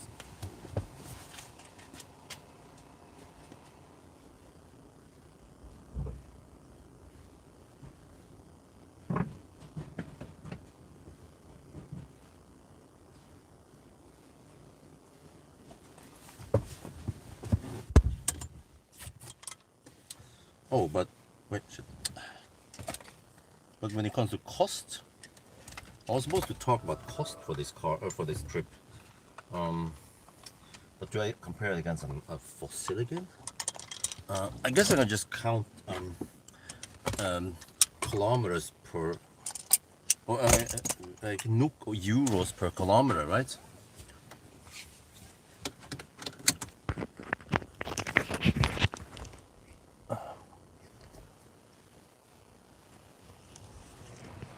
Okay, HVAC on.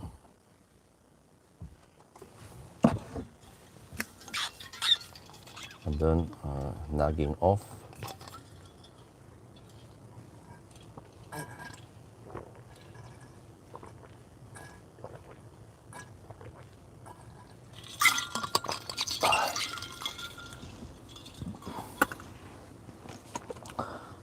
me see. Is it charging? No. Huh? What? What? Dude, come on. Come on. Oh, I didn't plug it. Kind of want to charge the camera. Well, actually, let me think about this. I think it's fine. We need to charge it. Let me see. Oh, it's okay. Still 60%. Okay, let me charge it a bit. ABC always be charging the camcorder, right? There. Okay, put it back there. What was I gonna say again? Yeah, I was gonna check something here.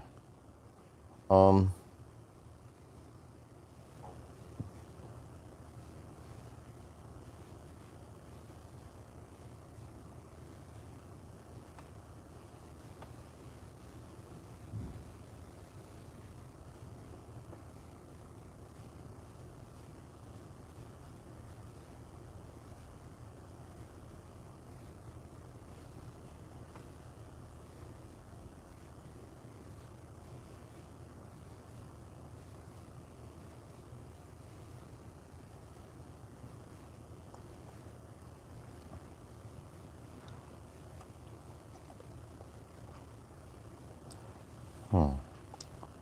3.2.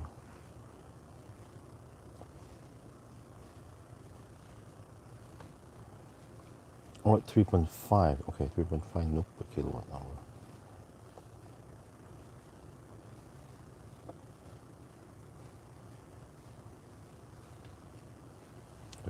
All right, let's go.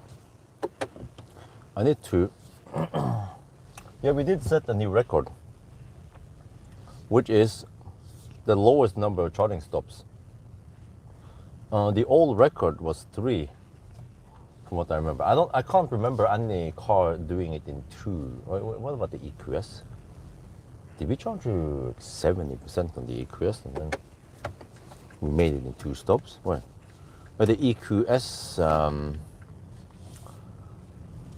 no, not fast as Neo. Just look at the results table. You see the Neos are really fast with a swap. Wait, but I actually needed several swaps. Wait, didn't I? But the thing is that each swap is quite fast and you get 90% instantly. Boom! And despite that the car is kind of thirsty or not that efficient, then it almost doesn't matter because we just swap. Yeah.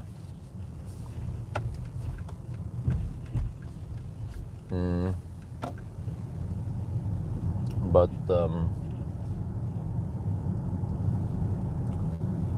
yeah, I don't know how the heck I survived all that for so long, man. I need to survive today now.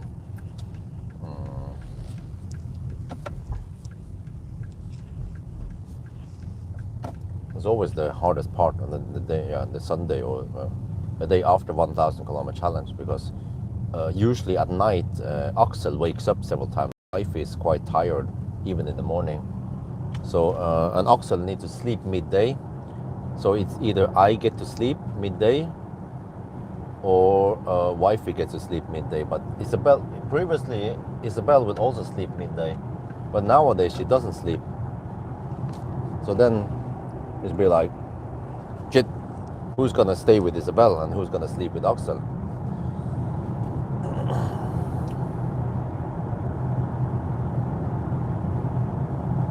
I guess if I get a 15-minute power nap, I can kind of survive.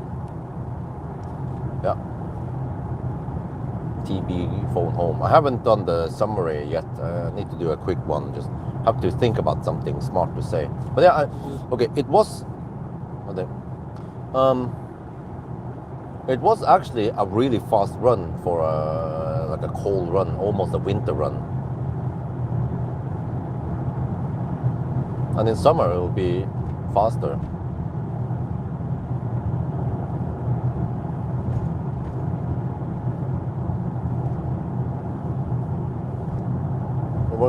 But also, but the road plan was super accurate. It only missed it by 3 or 4 watt-hour per kilometer. That was amazing, man. But if we think about this, if you can shave off, well, if you go 3 charging stops, that's actually safer. And that means that when you unplug, you will have around 200, well, more, maybe at 50, maybe around 200 kilowatt charging. But if you go 80%, then you will have less. But okay, let's say 200 kilowatt. If you shave off 10 kilowatt, 10 watt hour per kilometer, that means 110, no, 150, 5% out of 206 minutes. You shave off 3 minutes of charging time. Yeah, 3 minutes of the challenge. You see? So then the question is, how much can you expect to shave off in consumption? I mean, you can't get it as low as Model S, you know? So maybe 240 or 200, let's say 230 then. So I would say maybe in summer it can be around 5 minutes faster. Oh, I forgot about one thing. Then 2 stops would be more optimal. Yeah. You can charge only to, let's say, 75%, yeah, maybe 75% first time, and then 70% second time. But yeah, but shave off maybe 5 minutes. I don't know, 10 minutes, is that even possible? Charge for around half an hour total, 15 minutes time. That sounds almost too good to be true. That means charging to around 65% every time. Well, I mean, in the first leg, you will be able to go further. And then the following legs, you have to add slightly less. Yeah, maybe that's possible when I think about this. So 9:45, 8:45 could be possible.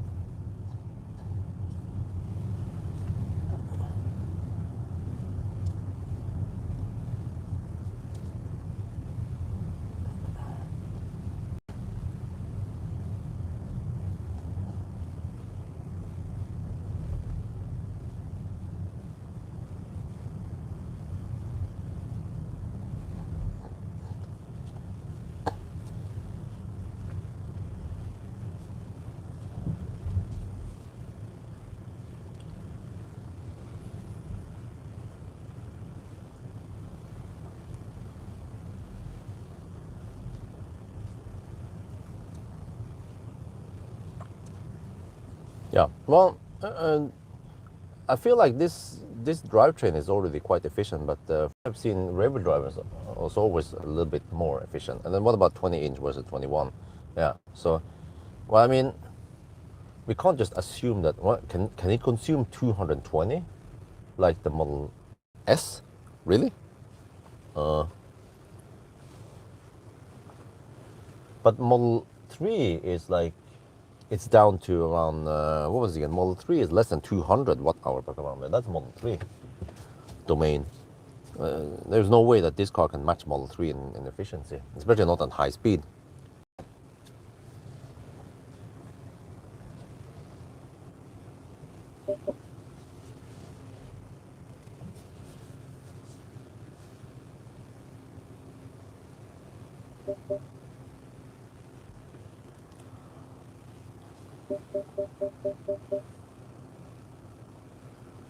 Yeah, but you know, smaller, lighter car. It doesn't need fat, big tires.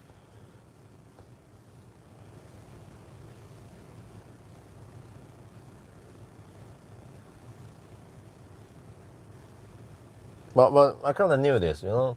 It's a lot harder to go from, let's say, 8:55 like we did to like. But when we are in the sub 9 hours, shaving off 5-10 minutes takes a lot.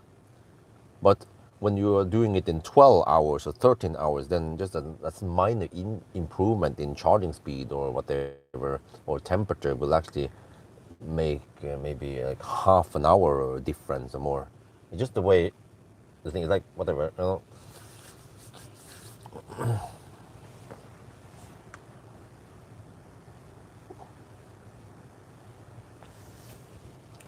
Huh?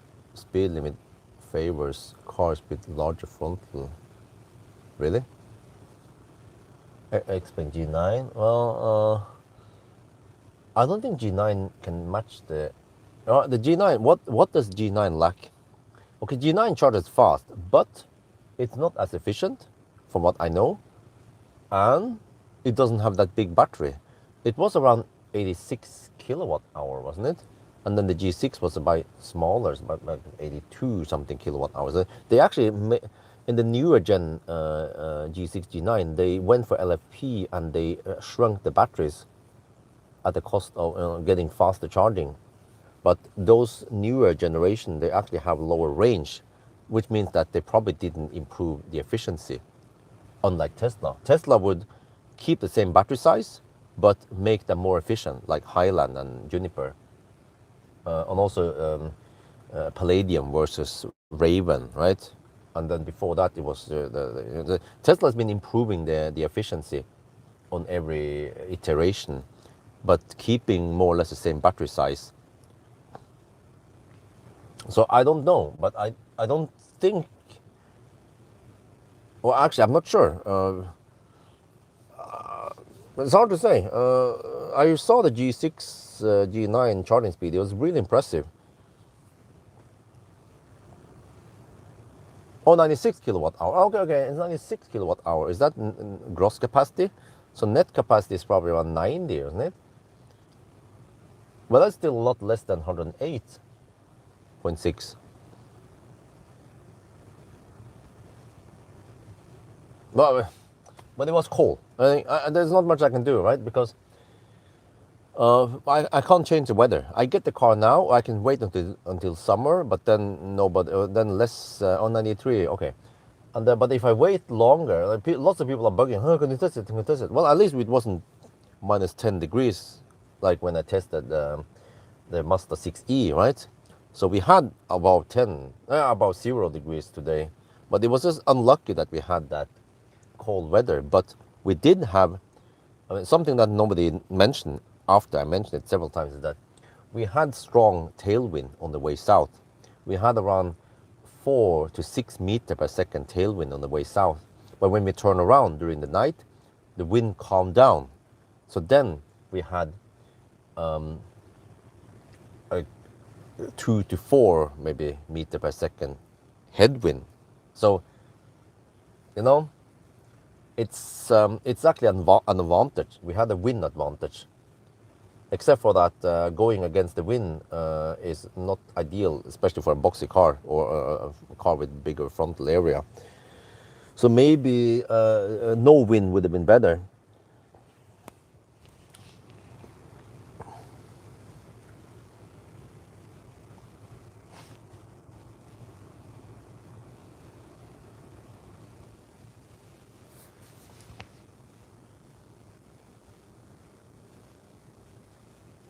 Okay, let's see. I need to.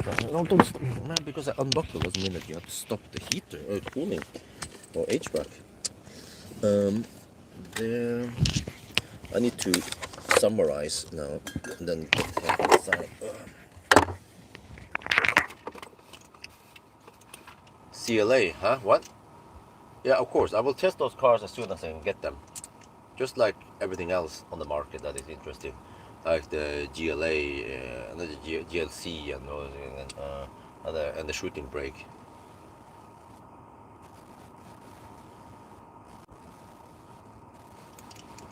Oh man.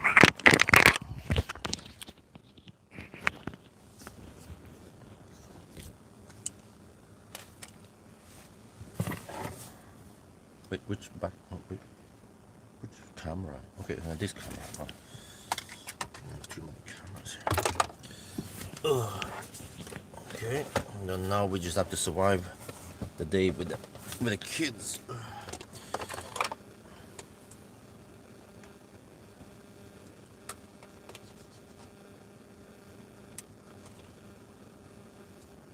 Well, it wasn't.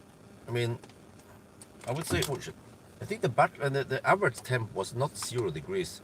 We had a few times with -1, -2, but it was also around 2, 3 degrees many times. And then I didn't pay attention always, but like now it's 5 degrees. It was 6 when we left. So I'd say that average temp is something like +2 degrees, but it's that low, you know, +2, +3 degrees Celsius, roughly average temp.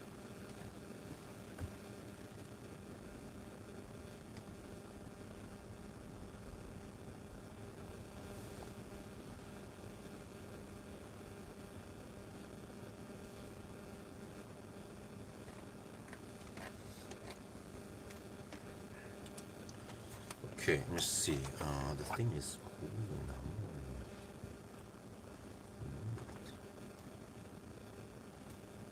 Less 5 minutes is, you mean 5 minutes faster during summer? Well, that's what I was trying to calculate.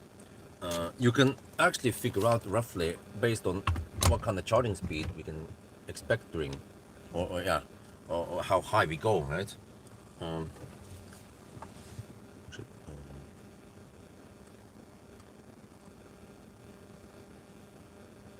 but I would say 5-10 minutes faster during summer. So there, let me go 2. Yeah, there we go.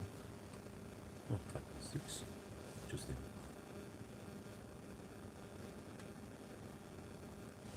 Okay. Like that, maybe? This thing is kind of way now. Okay, let's plug it.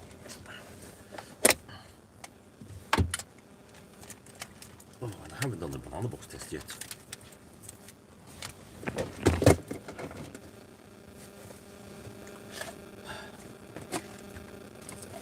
It's almost out. Almost empty now.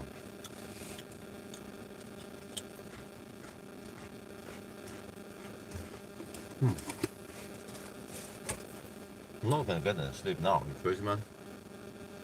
Maybe. Oh, well. Fortunately, not that. I'm not that fortunate. Okay, let's see. Go further back.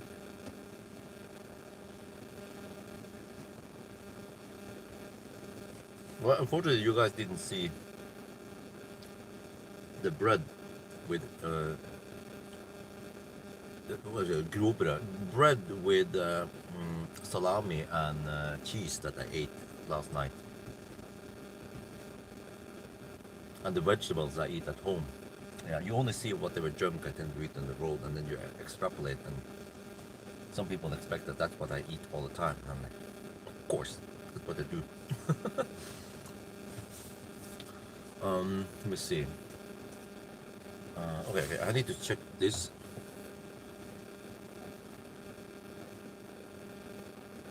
Oh yeah, cost, charging cost. So it's no, it's actually 0.8 NOK per kilowatt hour when we don't count the fixed. Yeah, so the variable is 0.8 only. And then I finish at 5%. Yeah, okay. Let's see, let me calculate it quickly. 89 plus 89 plus 80.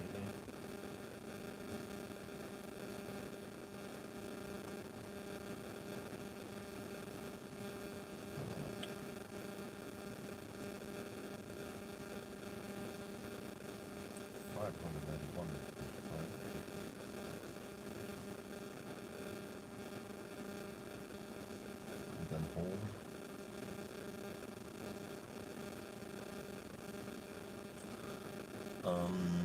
From 100% down to 5%. Then 6. And then charging loss 8%. 111.4 kilowatt hour. Multiplied by 8 equals to 5.11.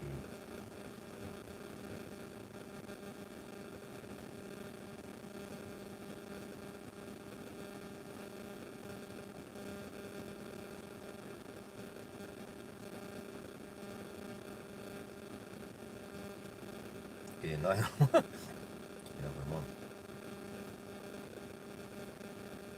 Total is 5591.5. 680.6 kroner.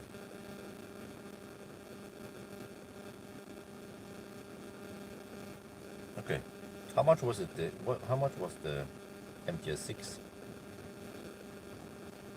Oh, I have it in. Oh, I have it in euros. 808.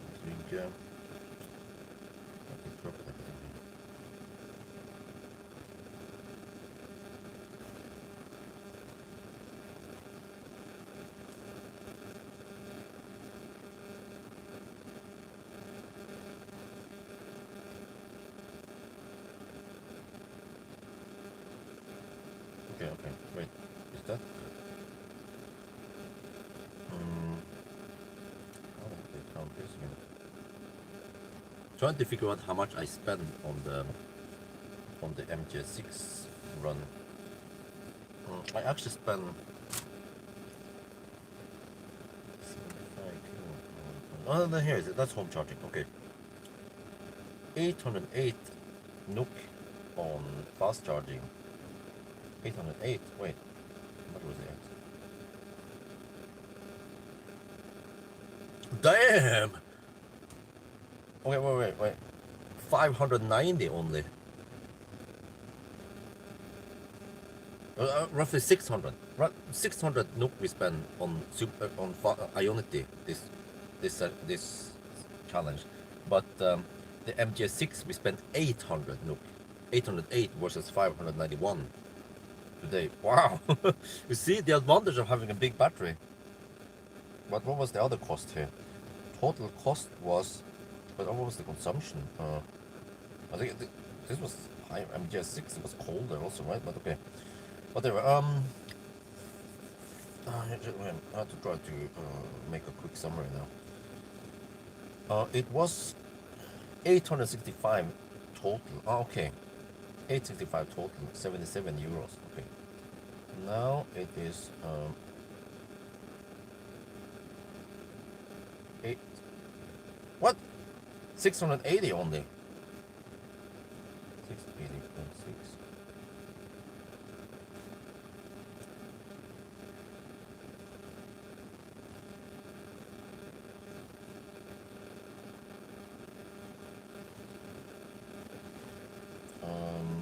Euros. 62.3 euros. 62 euros. What? Let me see. What was the MGS6 consumption? This was 250. What was it again? 254 or something, right? Wasn't it?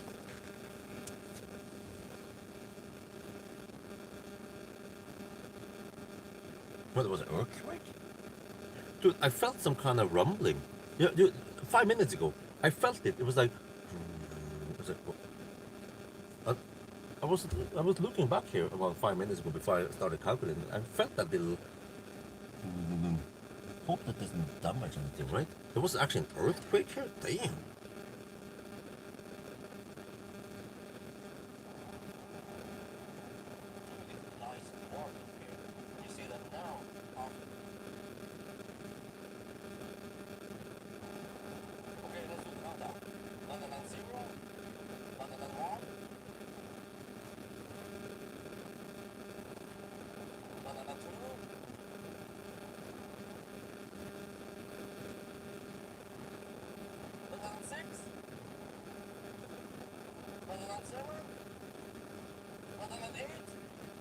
Oh wow, interesting. Huh. It reports total consumption 257 kilowatt hour used, but the distance thing reports 254.3. The remaining the difference must be in idle consumption while we are charging. Okay, so it's 254 then. 0.3, yeah, 254.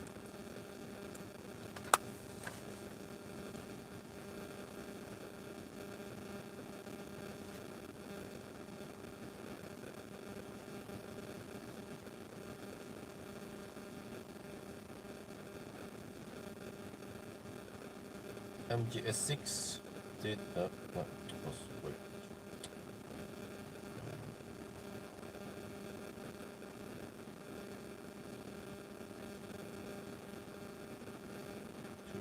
289. Okay, okay. Oh, the MGS6 was, oh, the MGS6 was actually a similar temp actually, -1 to +5, but a lot less efficient. But MGS S6 was also quite spacious, but you see less efficient. 289. Wow. Okay, but whatever. I'm probably not gonna compare this against MGS6, but I will say that 62 euros. That means 62 euro cents per kilometer. Huh? Is that a good price? 62 euro cents per kilometer.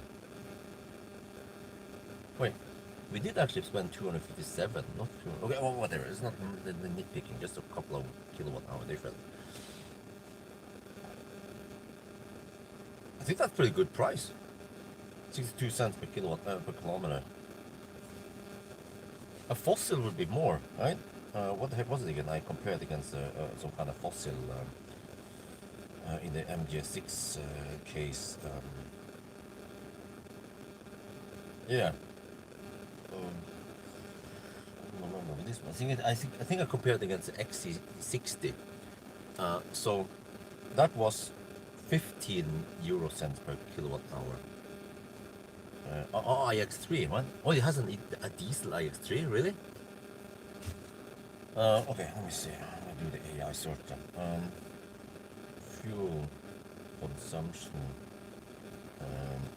diesel, BMW, iX. What is it called again? It's called X3, right? It's called X3. 2026 model. Going, I think it was 115 kilometers per hour. Not sure if that's, maybe it should be 120. Actually, I think I should say 120. 20 kilometers per hour. And then average, we can take average temp then. Let's say 2 degrees Celsius. Okay, let me see what the AI says. Like AI models. For diesel 20D, I don't know if it has a 2 liter. Fuel consumption of 7 to 7.5 liters per kilometer. That's actually not too bad. Then the diesel price has dropped now. I forgot to check the diesel price on this challenge, but I think it was like, what? Dude, don't stop! I'm still sitting here. Can't you feel the butt cheeks, the butt sensor? I'm sitting here. Official, okay. So it claims around 7 liters per 100 kilometers. Okay, but the diesel price is not crazy high. Oh, it's diesel? Wait, what about gasoline? Okay, but diesel.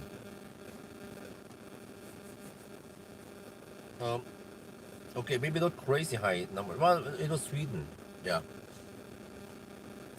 Yeah.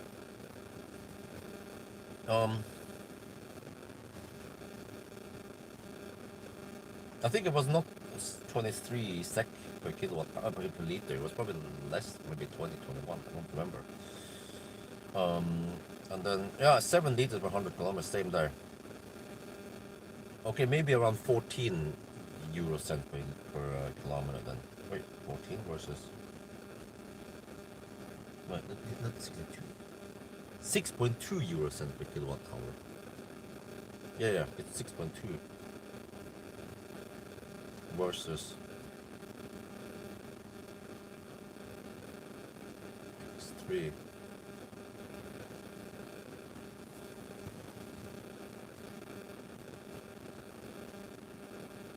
Okay. With the diesel, I expect around 14 maybe. Yeah, because of the diesel price.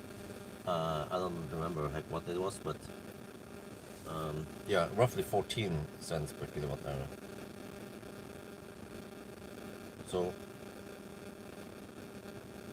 per kilometer. So you see, this car, despite fast charging, it's half. But actually,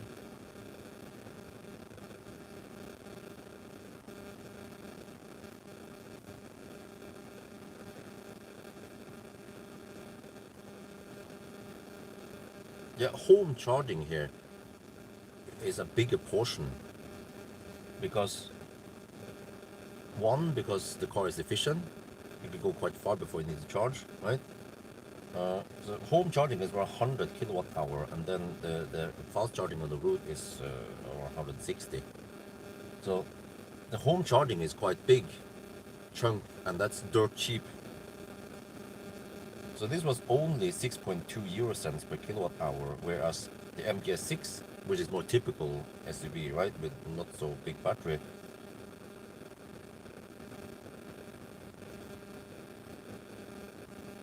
it was 7.7 versus 6.2. Okay, it's not that big difference. Still dirt cheap. Wait. I may got away with some cheaper charging. Okay, whatever. We're not gonna overcomplicate things. But I need to summarize now.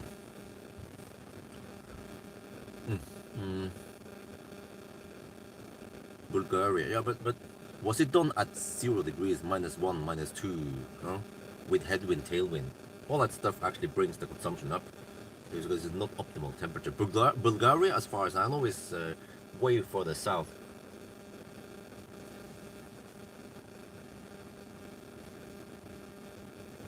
Okay, anyway, I need to kind of, it's almost 10 now. I need to summarize. Then I have to check here, get prepared this. Okay, 1,000 kilometers.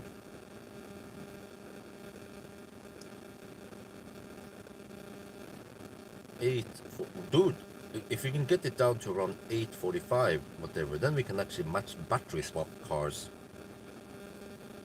Very close to fossil cars also, because the fossil car also needed to charge, refuel once and then go pee somewhere. I don't remember what the heck I did. Yeah. And even the hydrogen. And the touring. Okay, that was battery swap.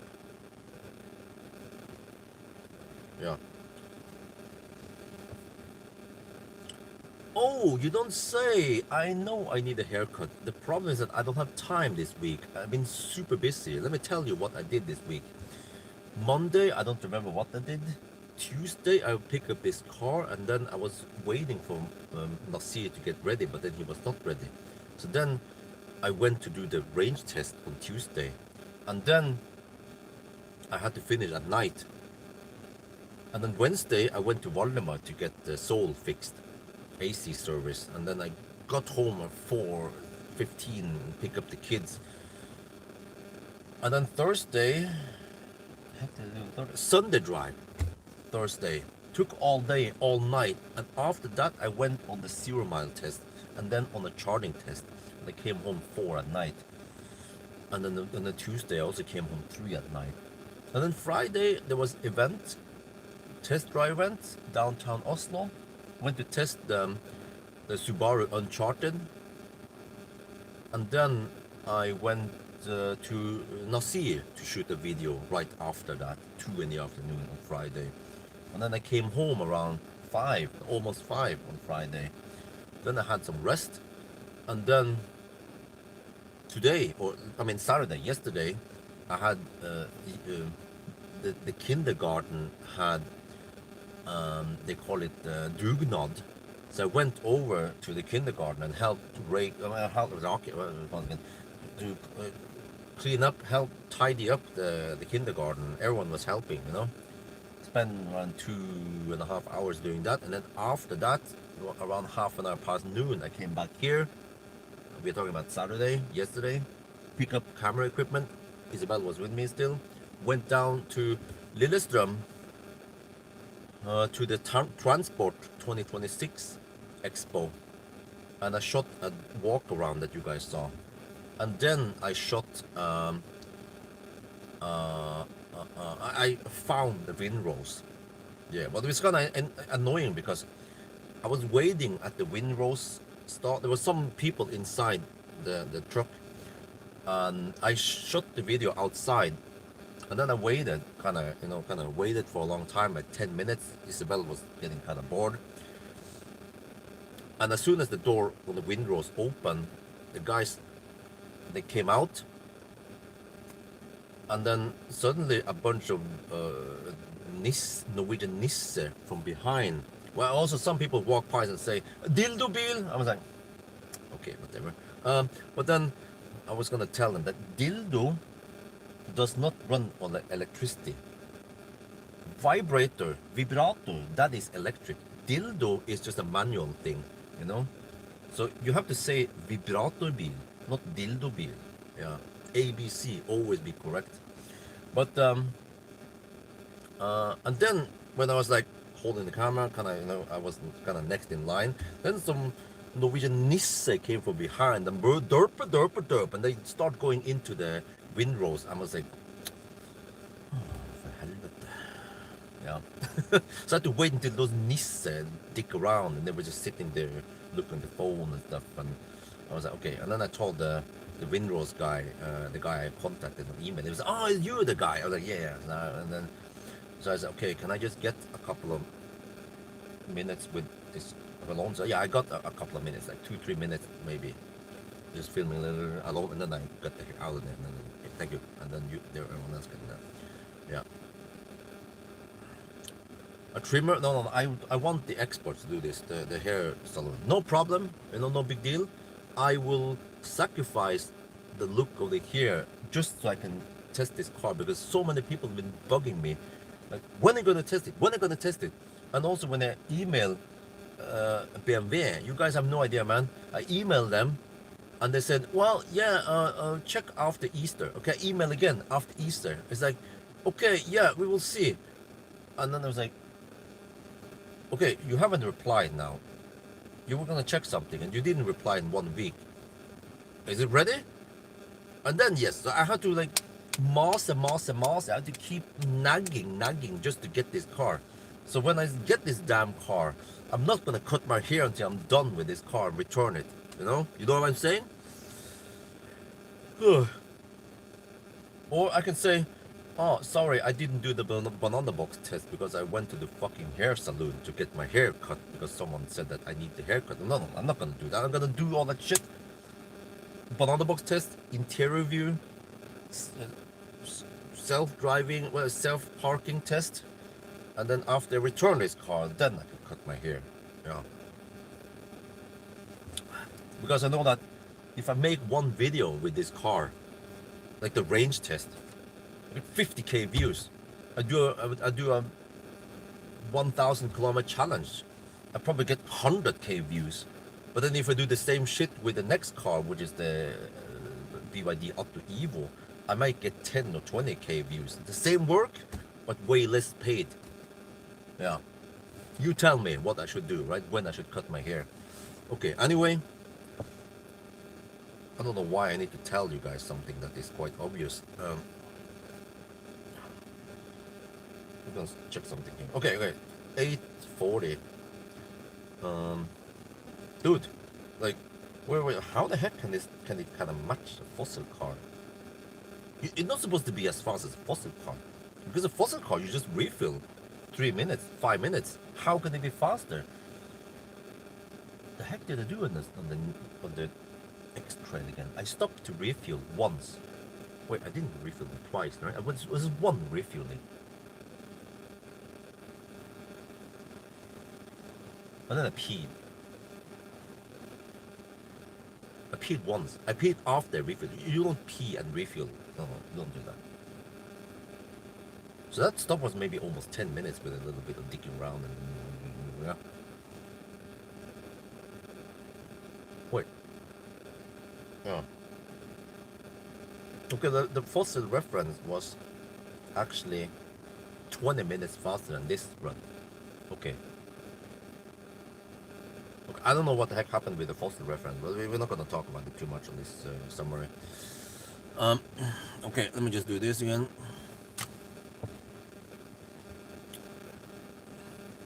Yeah, I don't know. I had to How to eat while driving also with the fossil car. Okay. Anyway, okay, I want to talk about the 6.3 euro cents versus. Okay, I need to switch to this with this. Turn off HVAC because it's actually making some background noise. There. Okay, that's good. Now the light condition has changed slightly. Look the exposure there. Okay, maybe. Okay, that's good.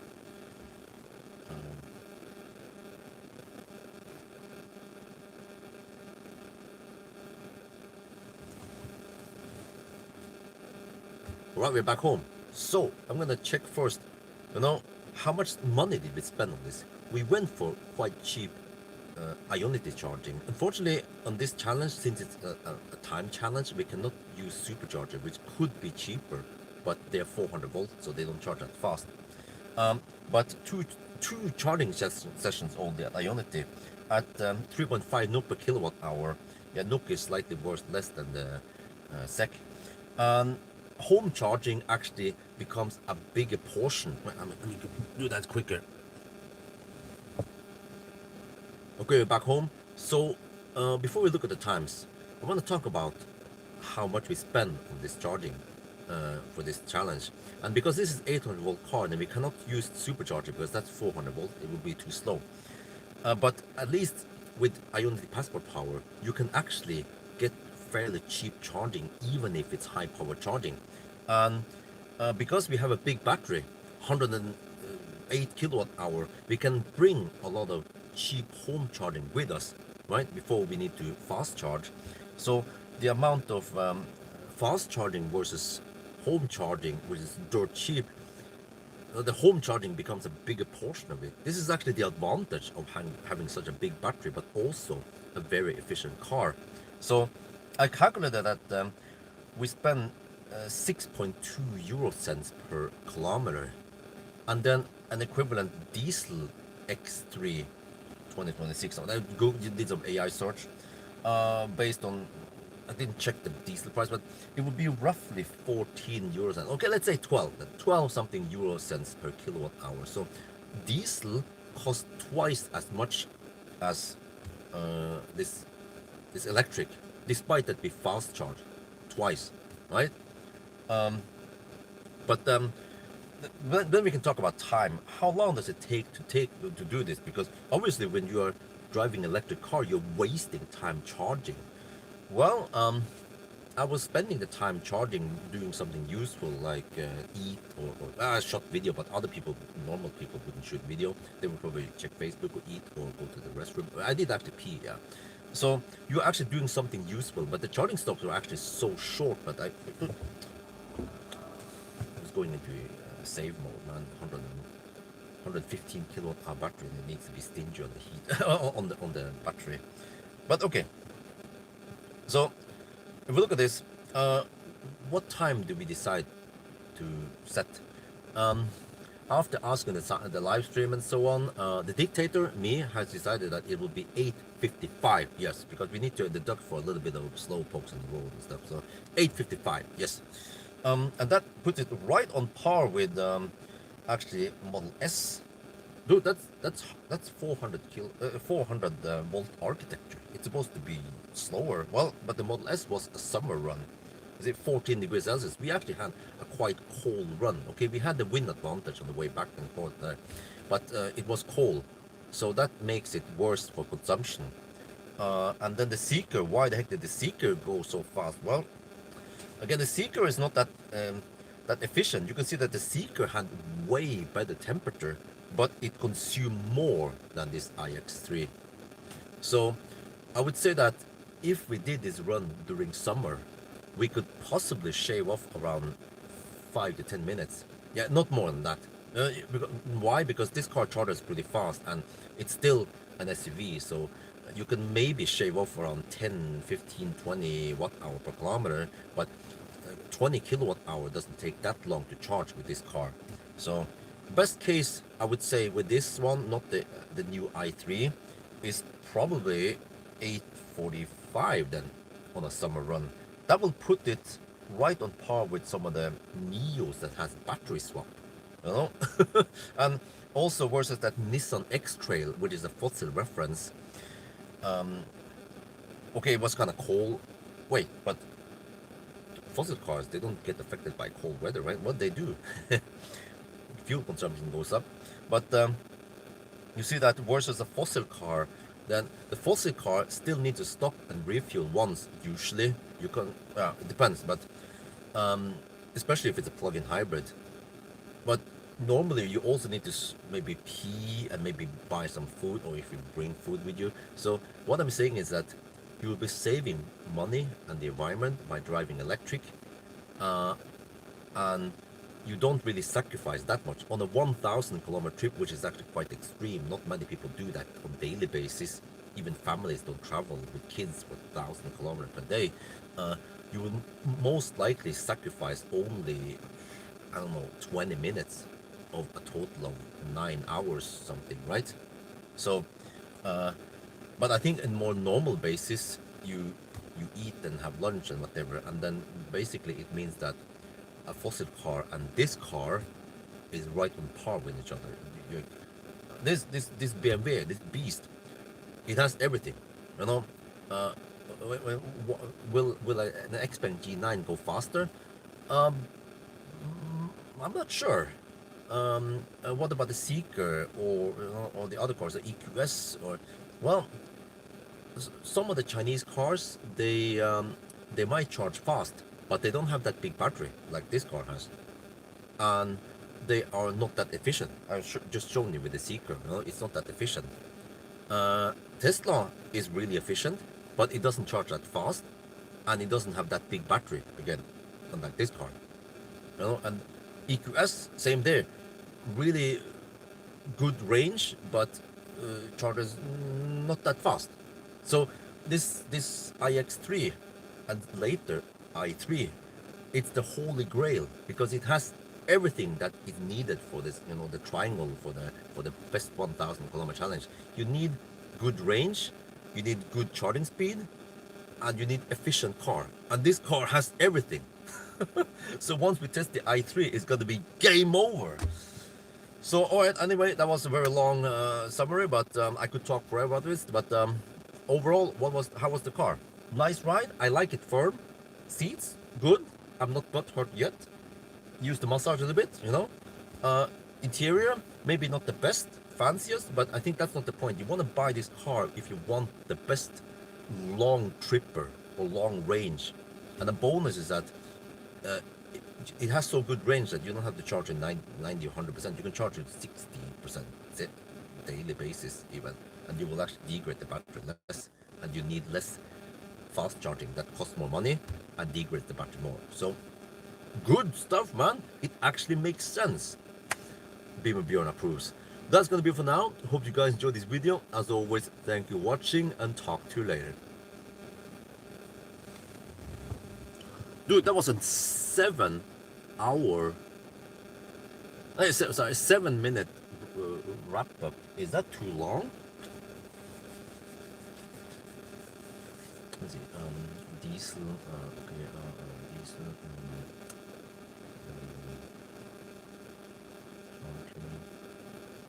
I want to try to get it a little bit closer.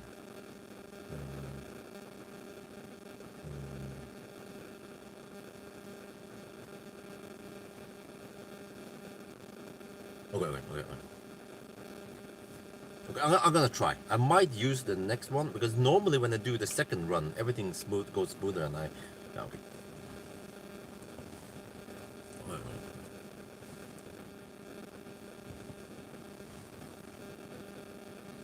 Right, we're back home. So, if we want to look at the cost first, how much did it cost? Well, because this is 800 volt car, we cannot use the 400 volt, it's too slow, so I can't use supercharger. But Ionity Passport Power is actually quite cheap. We needed 2 charging stops, and I found out that because this battery is so big and it's so efficient, you can actually drive quite far before you need to fast charge. You don't need to fast charge that much because it's efficient. So the portion of cheap home charging becomes bigger versus other cars, and I ended up with 6.2 euro cents per kilowatt hour, and an equivalent BMW X3 diesel will cost around 14 euro cents. Or let's say, okay, let's say 12 then. 12 euro cents per kilowatt hour. So diesel still costs twice as much on a 1,000 kilometer trip versus electric, despite that we have to charge, fast charge twice. So there's the advantage of having a big battery and efficient drivetrain. But when it comes to time, which time did I go for? 8:55 or 9 hours. I decided to go for 8:55. We round it down a little bit because of some slow pokes on the road and so on. So that's actually pretty good. But if you look at the other cars, the Model S, that was a summer run and it's a sedan, so it's kind of unfair. We should compare the i3 versus the Model S. And also the Seeker 7X was also a summer run. We had a lot colder weather, and remember that this is an SUV, you know. So actually, in a way, okay, we got the same result as a Seeker, which is also SUV, the same class, but it's just a winter run. So I expect that in summer it can be around 5 to 10 minutes faster. We can probably shave off 10-20 watt-hour per kilometer if you have 20-inch wheel instead of, you know, the 21-inch and lower temperature. But the car charges really fast. You can't expect like 20-minute, 30-minute improvement. That's not going to happen. But around 5-10 minutes is actually realistic during summer. And that puts this car right on top there, the fastest charging EV actually, and matching like hydrogen Mirai or some of the Neos that battery swap. That's how good this car is, because it can do only 2 stops, right? So, and actually it could almost match a fossil car, because okay, the fossil car also needs to stop and refuel, but in practical use, when you are with family, you're not gonna drive like 4.5 hours before you stop and charge. You will charge probably before that, or you might charge longer. And it means that a fossil car versus this car is practically the same. It's like this car is the closest to a fossil car when it comes to range, especially if you go not on this kind of road like highway hammering. If you go on the B roads like Sunday Drive, you will actually have over 800 kilometers of real world range, and that takes 12 hours to drive if you want to do it non-stop. So what I'm saying is that this BMW iX is the first car to have everything, because you see that the Seeker was you could match it on time, but the Seeker was actually less efficient despite that it had summer temperature. And okay, the Tesla was a sedan, so that's kind of unfair comparison. But you know, what about if I tried like the Xpeng G9? Well, the G9 might charge fast, but it might not be that efficient from what I've seen. And then what about EQS? Well, okay, the new EQS, we want to see about that, but what about some Tesla over there, right?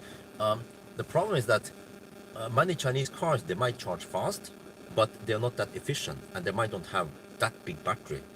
They have usually like 90, 100 kilowatt hour battery. And then Tesla, they're really efficient, but they don't charge that fast, and they don't have that big battery. Like the old EQS, the current EQS, has really good range, but it doesn't charge that fast, and it's actually not super efficient either. But this iX3 has everything. It charges really fast, it has a big battery, and it's efficient. That's why it makes it so fast for long runs, and it becomes like you get properties or performance, like long trip performance, like a fossil car. So this is actually the perfect car to convert someone who is stuck in the fossil and they think they need lots of range. Get this car and they will be blown away by how well it works and how far you can drive. Yeah. And then how is it for comfort? Seats are actually good. I'm not butthurt yet after so many hours here. Interior is nice, but maybe not the nicest I've seen, but it works. I think the whole point with this car is that it can go really far and actually not waste too much energy. So I think BMW did the right thing by improving the efficiency. It gives you so many benefits, and you don't have to have a freaking humongous battery in here. So yeah, overall though, great car. BMW approves. That's gonna be for now. Hope you guys enjoyed this video. As always, thank you for watching, and talk to you later. Okay, that was 5.5 minutes, and I think Huh? Oh shit! Did I say? Oh shit! I not typo, but I said did I say euro, not euro cents? Okay, I meant euro cents. Euro cents versus yeah.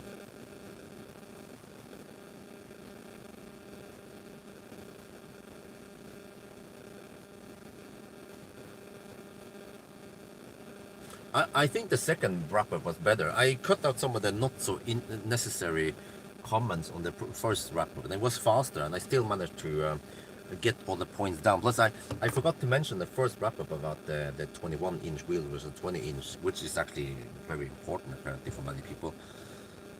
Let me see how the restore. There.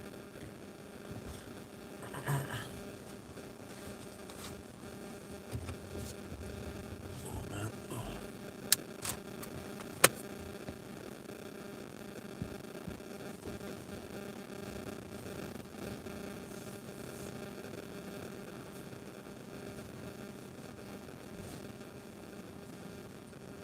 But when that is being said, I believe that what's going to happen in the real world scenario is that you're not going to be able to go deep with this car, especially with family.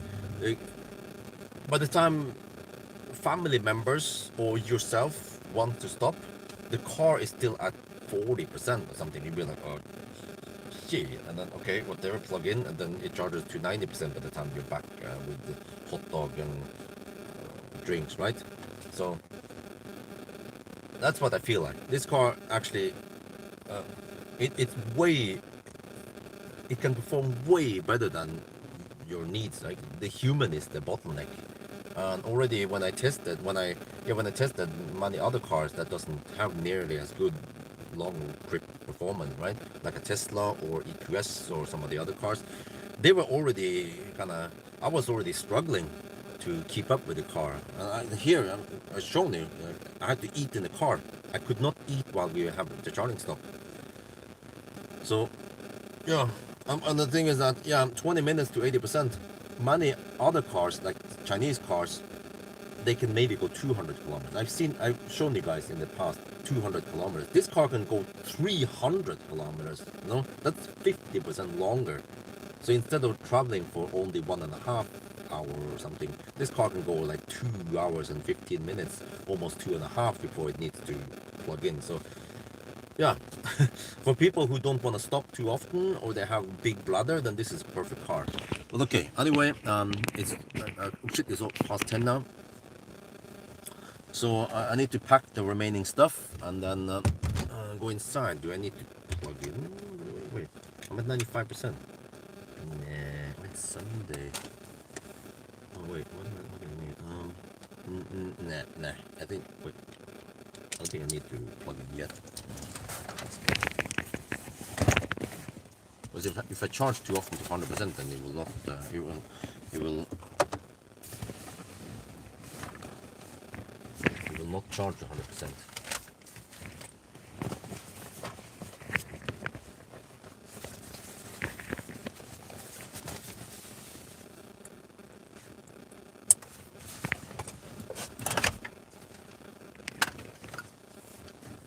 Okay. Let me see. Do I now? Okay. I need some. Okay. I'm kind of hungry.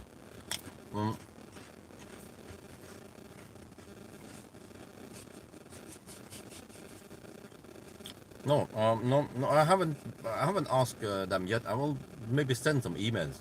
Then usually I get some replies from some of them.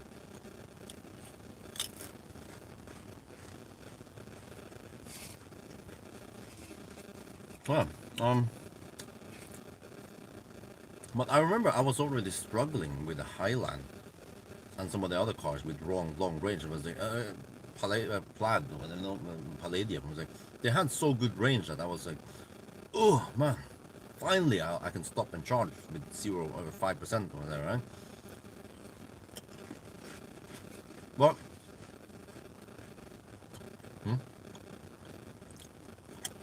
I don't know, the odometer. Oh yeah, the wheel size is yeah.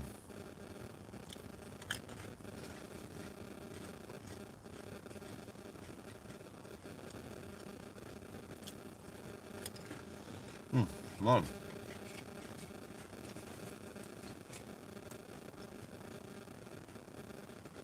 yeah. The Palladium had the advantage that it can go flat 250 kilowatt until 30%, and then it's it's really efficient. That was the advantage. It averaged 250, 220 only.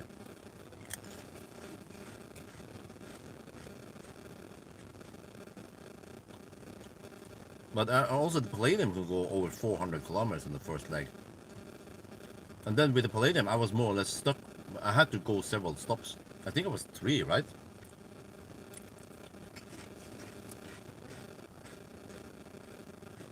That sounds about right. If you go 400 first leg, then you can go.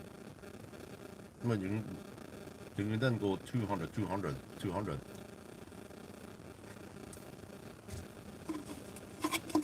Okay.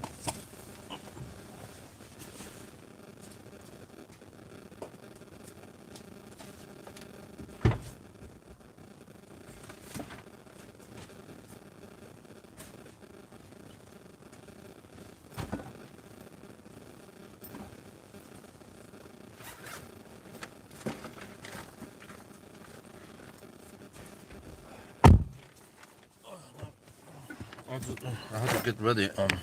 I think, yeah.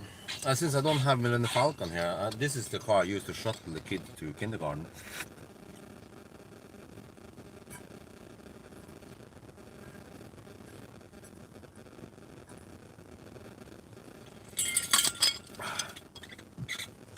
Är det så bil? So that means okay, let me see. That shaft.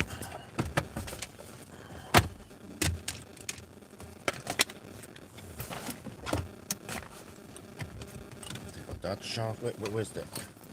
Where's the? To take out all the equipment, and then put the car seat in here.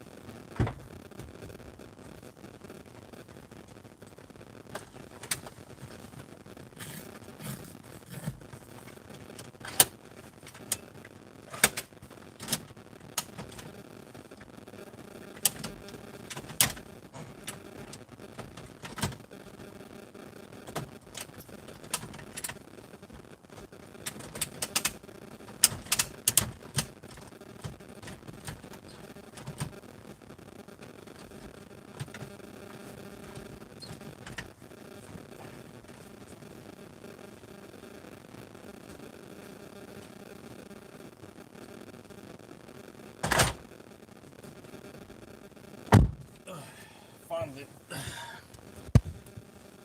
Okay. I think I finished more or less everything now.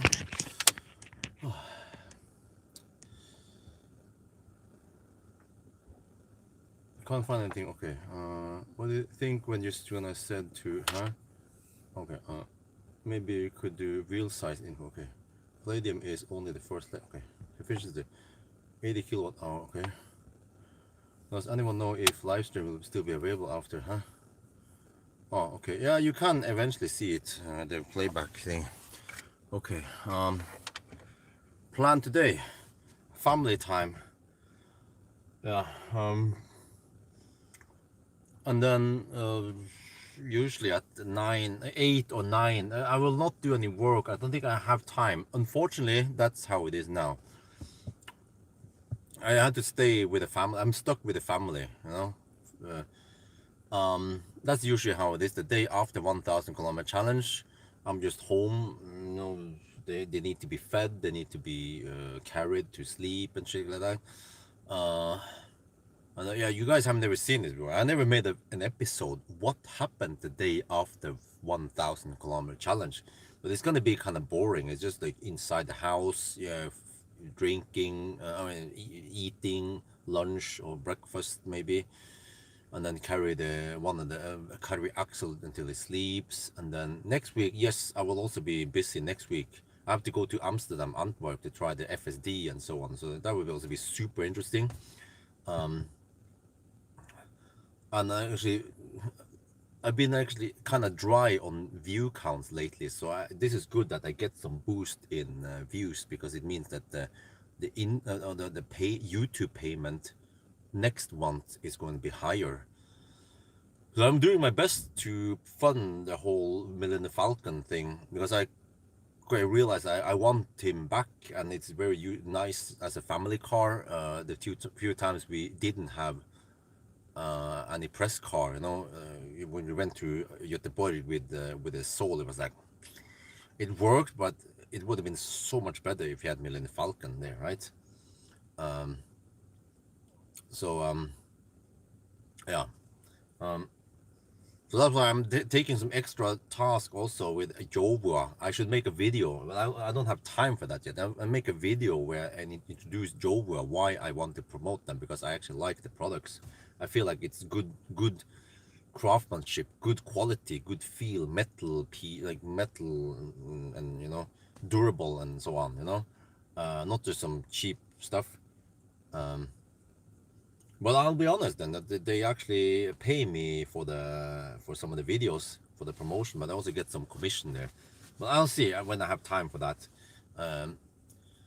But okay, so just doing my best now to try to get stuff. I realize there's stuff I want. I want the heat pump in the house.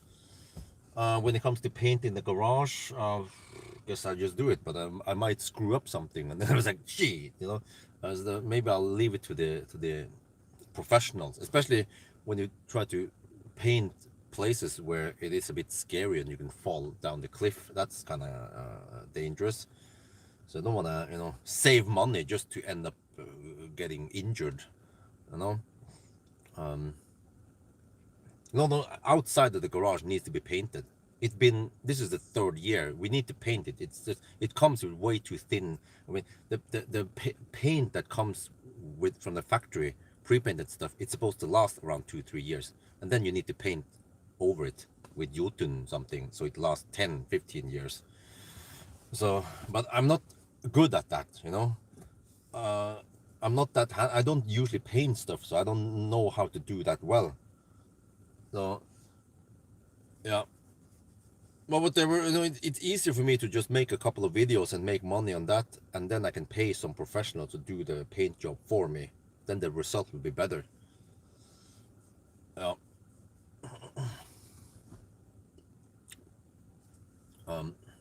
Okay. Anyway, oh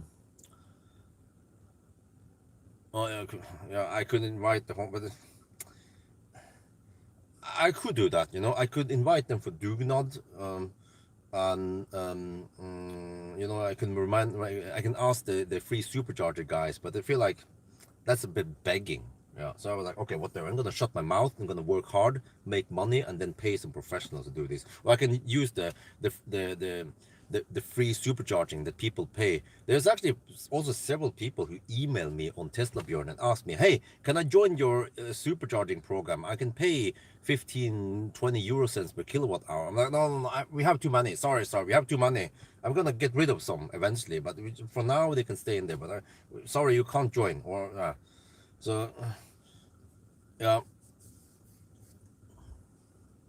Streamlabs. Oh, that one. Yeah, I guess I could, but let me see. Someone is bugging me now. Power. Okay, fit the cut. Huh? Oh shit. Oh,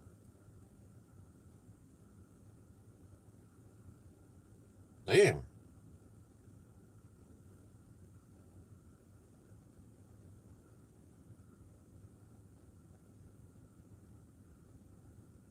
Yeah, I felt that. Okay, Pawel sent me a video about the earthquake. I also felt it. I was like, huh? Heck is going on here? There's some rumbling. Okay, but I mean, for now it works. Selling some of the get rid of some of the free supercharging and actually get some money out of it is win-win. The guys they get cheap charging and I get some money out of it. It's one way to exchange it to get yeah. So it works for now. Yeah, but yeah. So anyway, I need to go inside now. So guys, thank you so much for the live stream. It was awesome. Thank you that so many people joined me in the live stream. It was awesome. Yeah. And then I had to figure out if I want to live stream the Søgne trip on Monday night. Do you guys want me to live stream to Søgne? Søgne is outside of Kristiansand, a little bit past southwest of Kristiansand. Yeah, I'm planning on going there on Monday night, not Monday around 9-ish after the kids are in bed.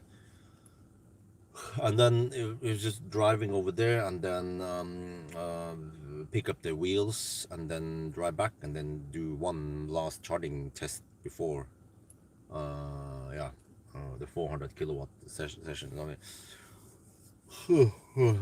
Yeah.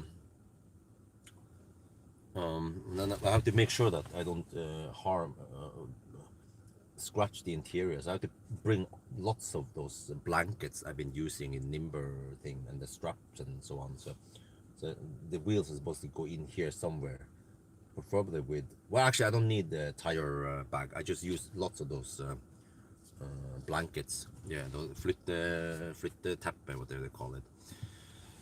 So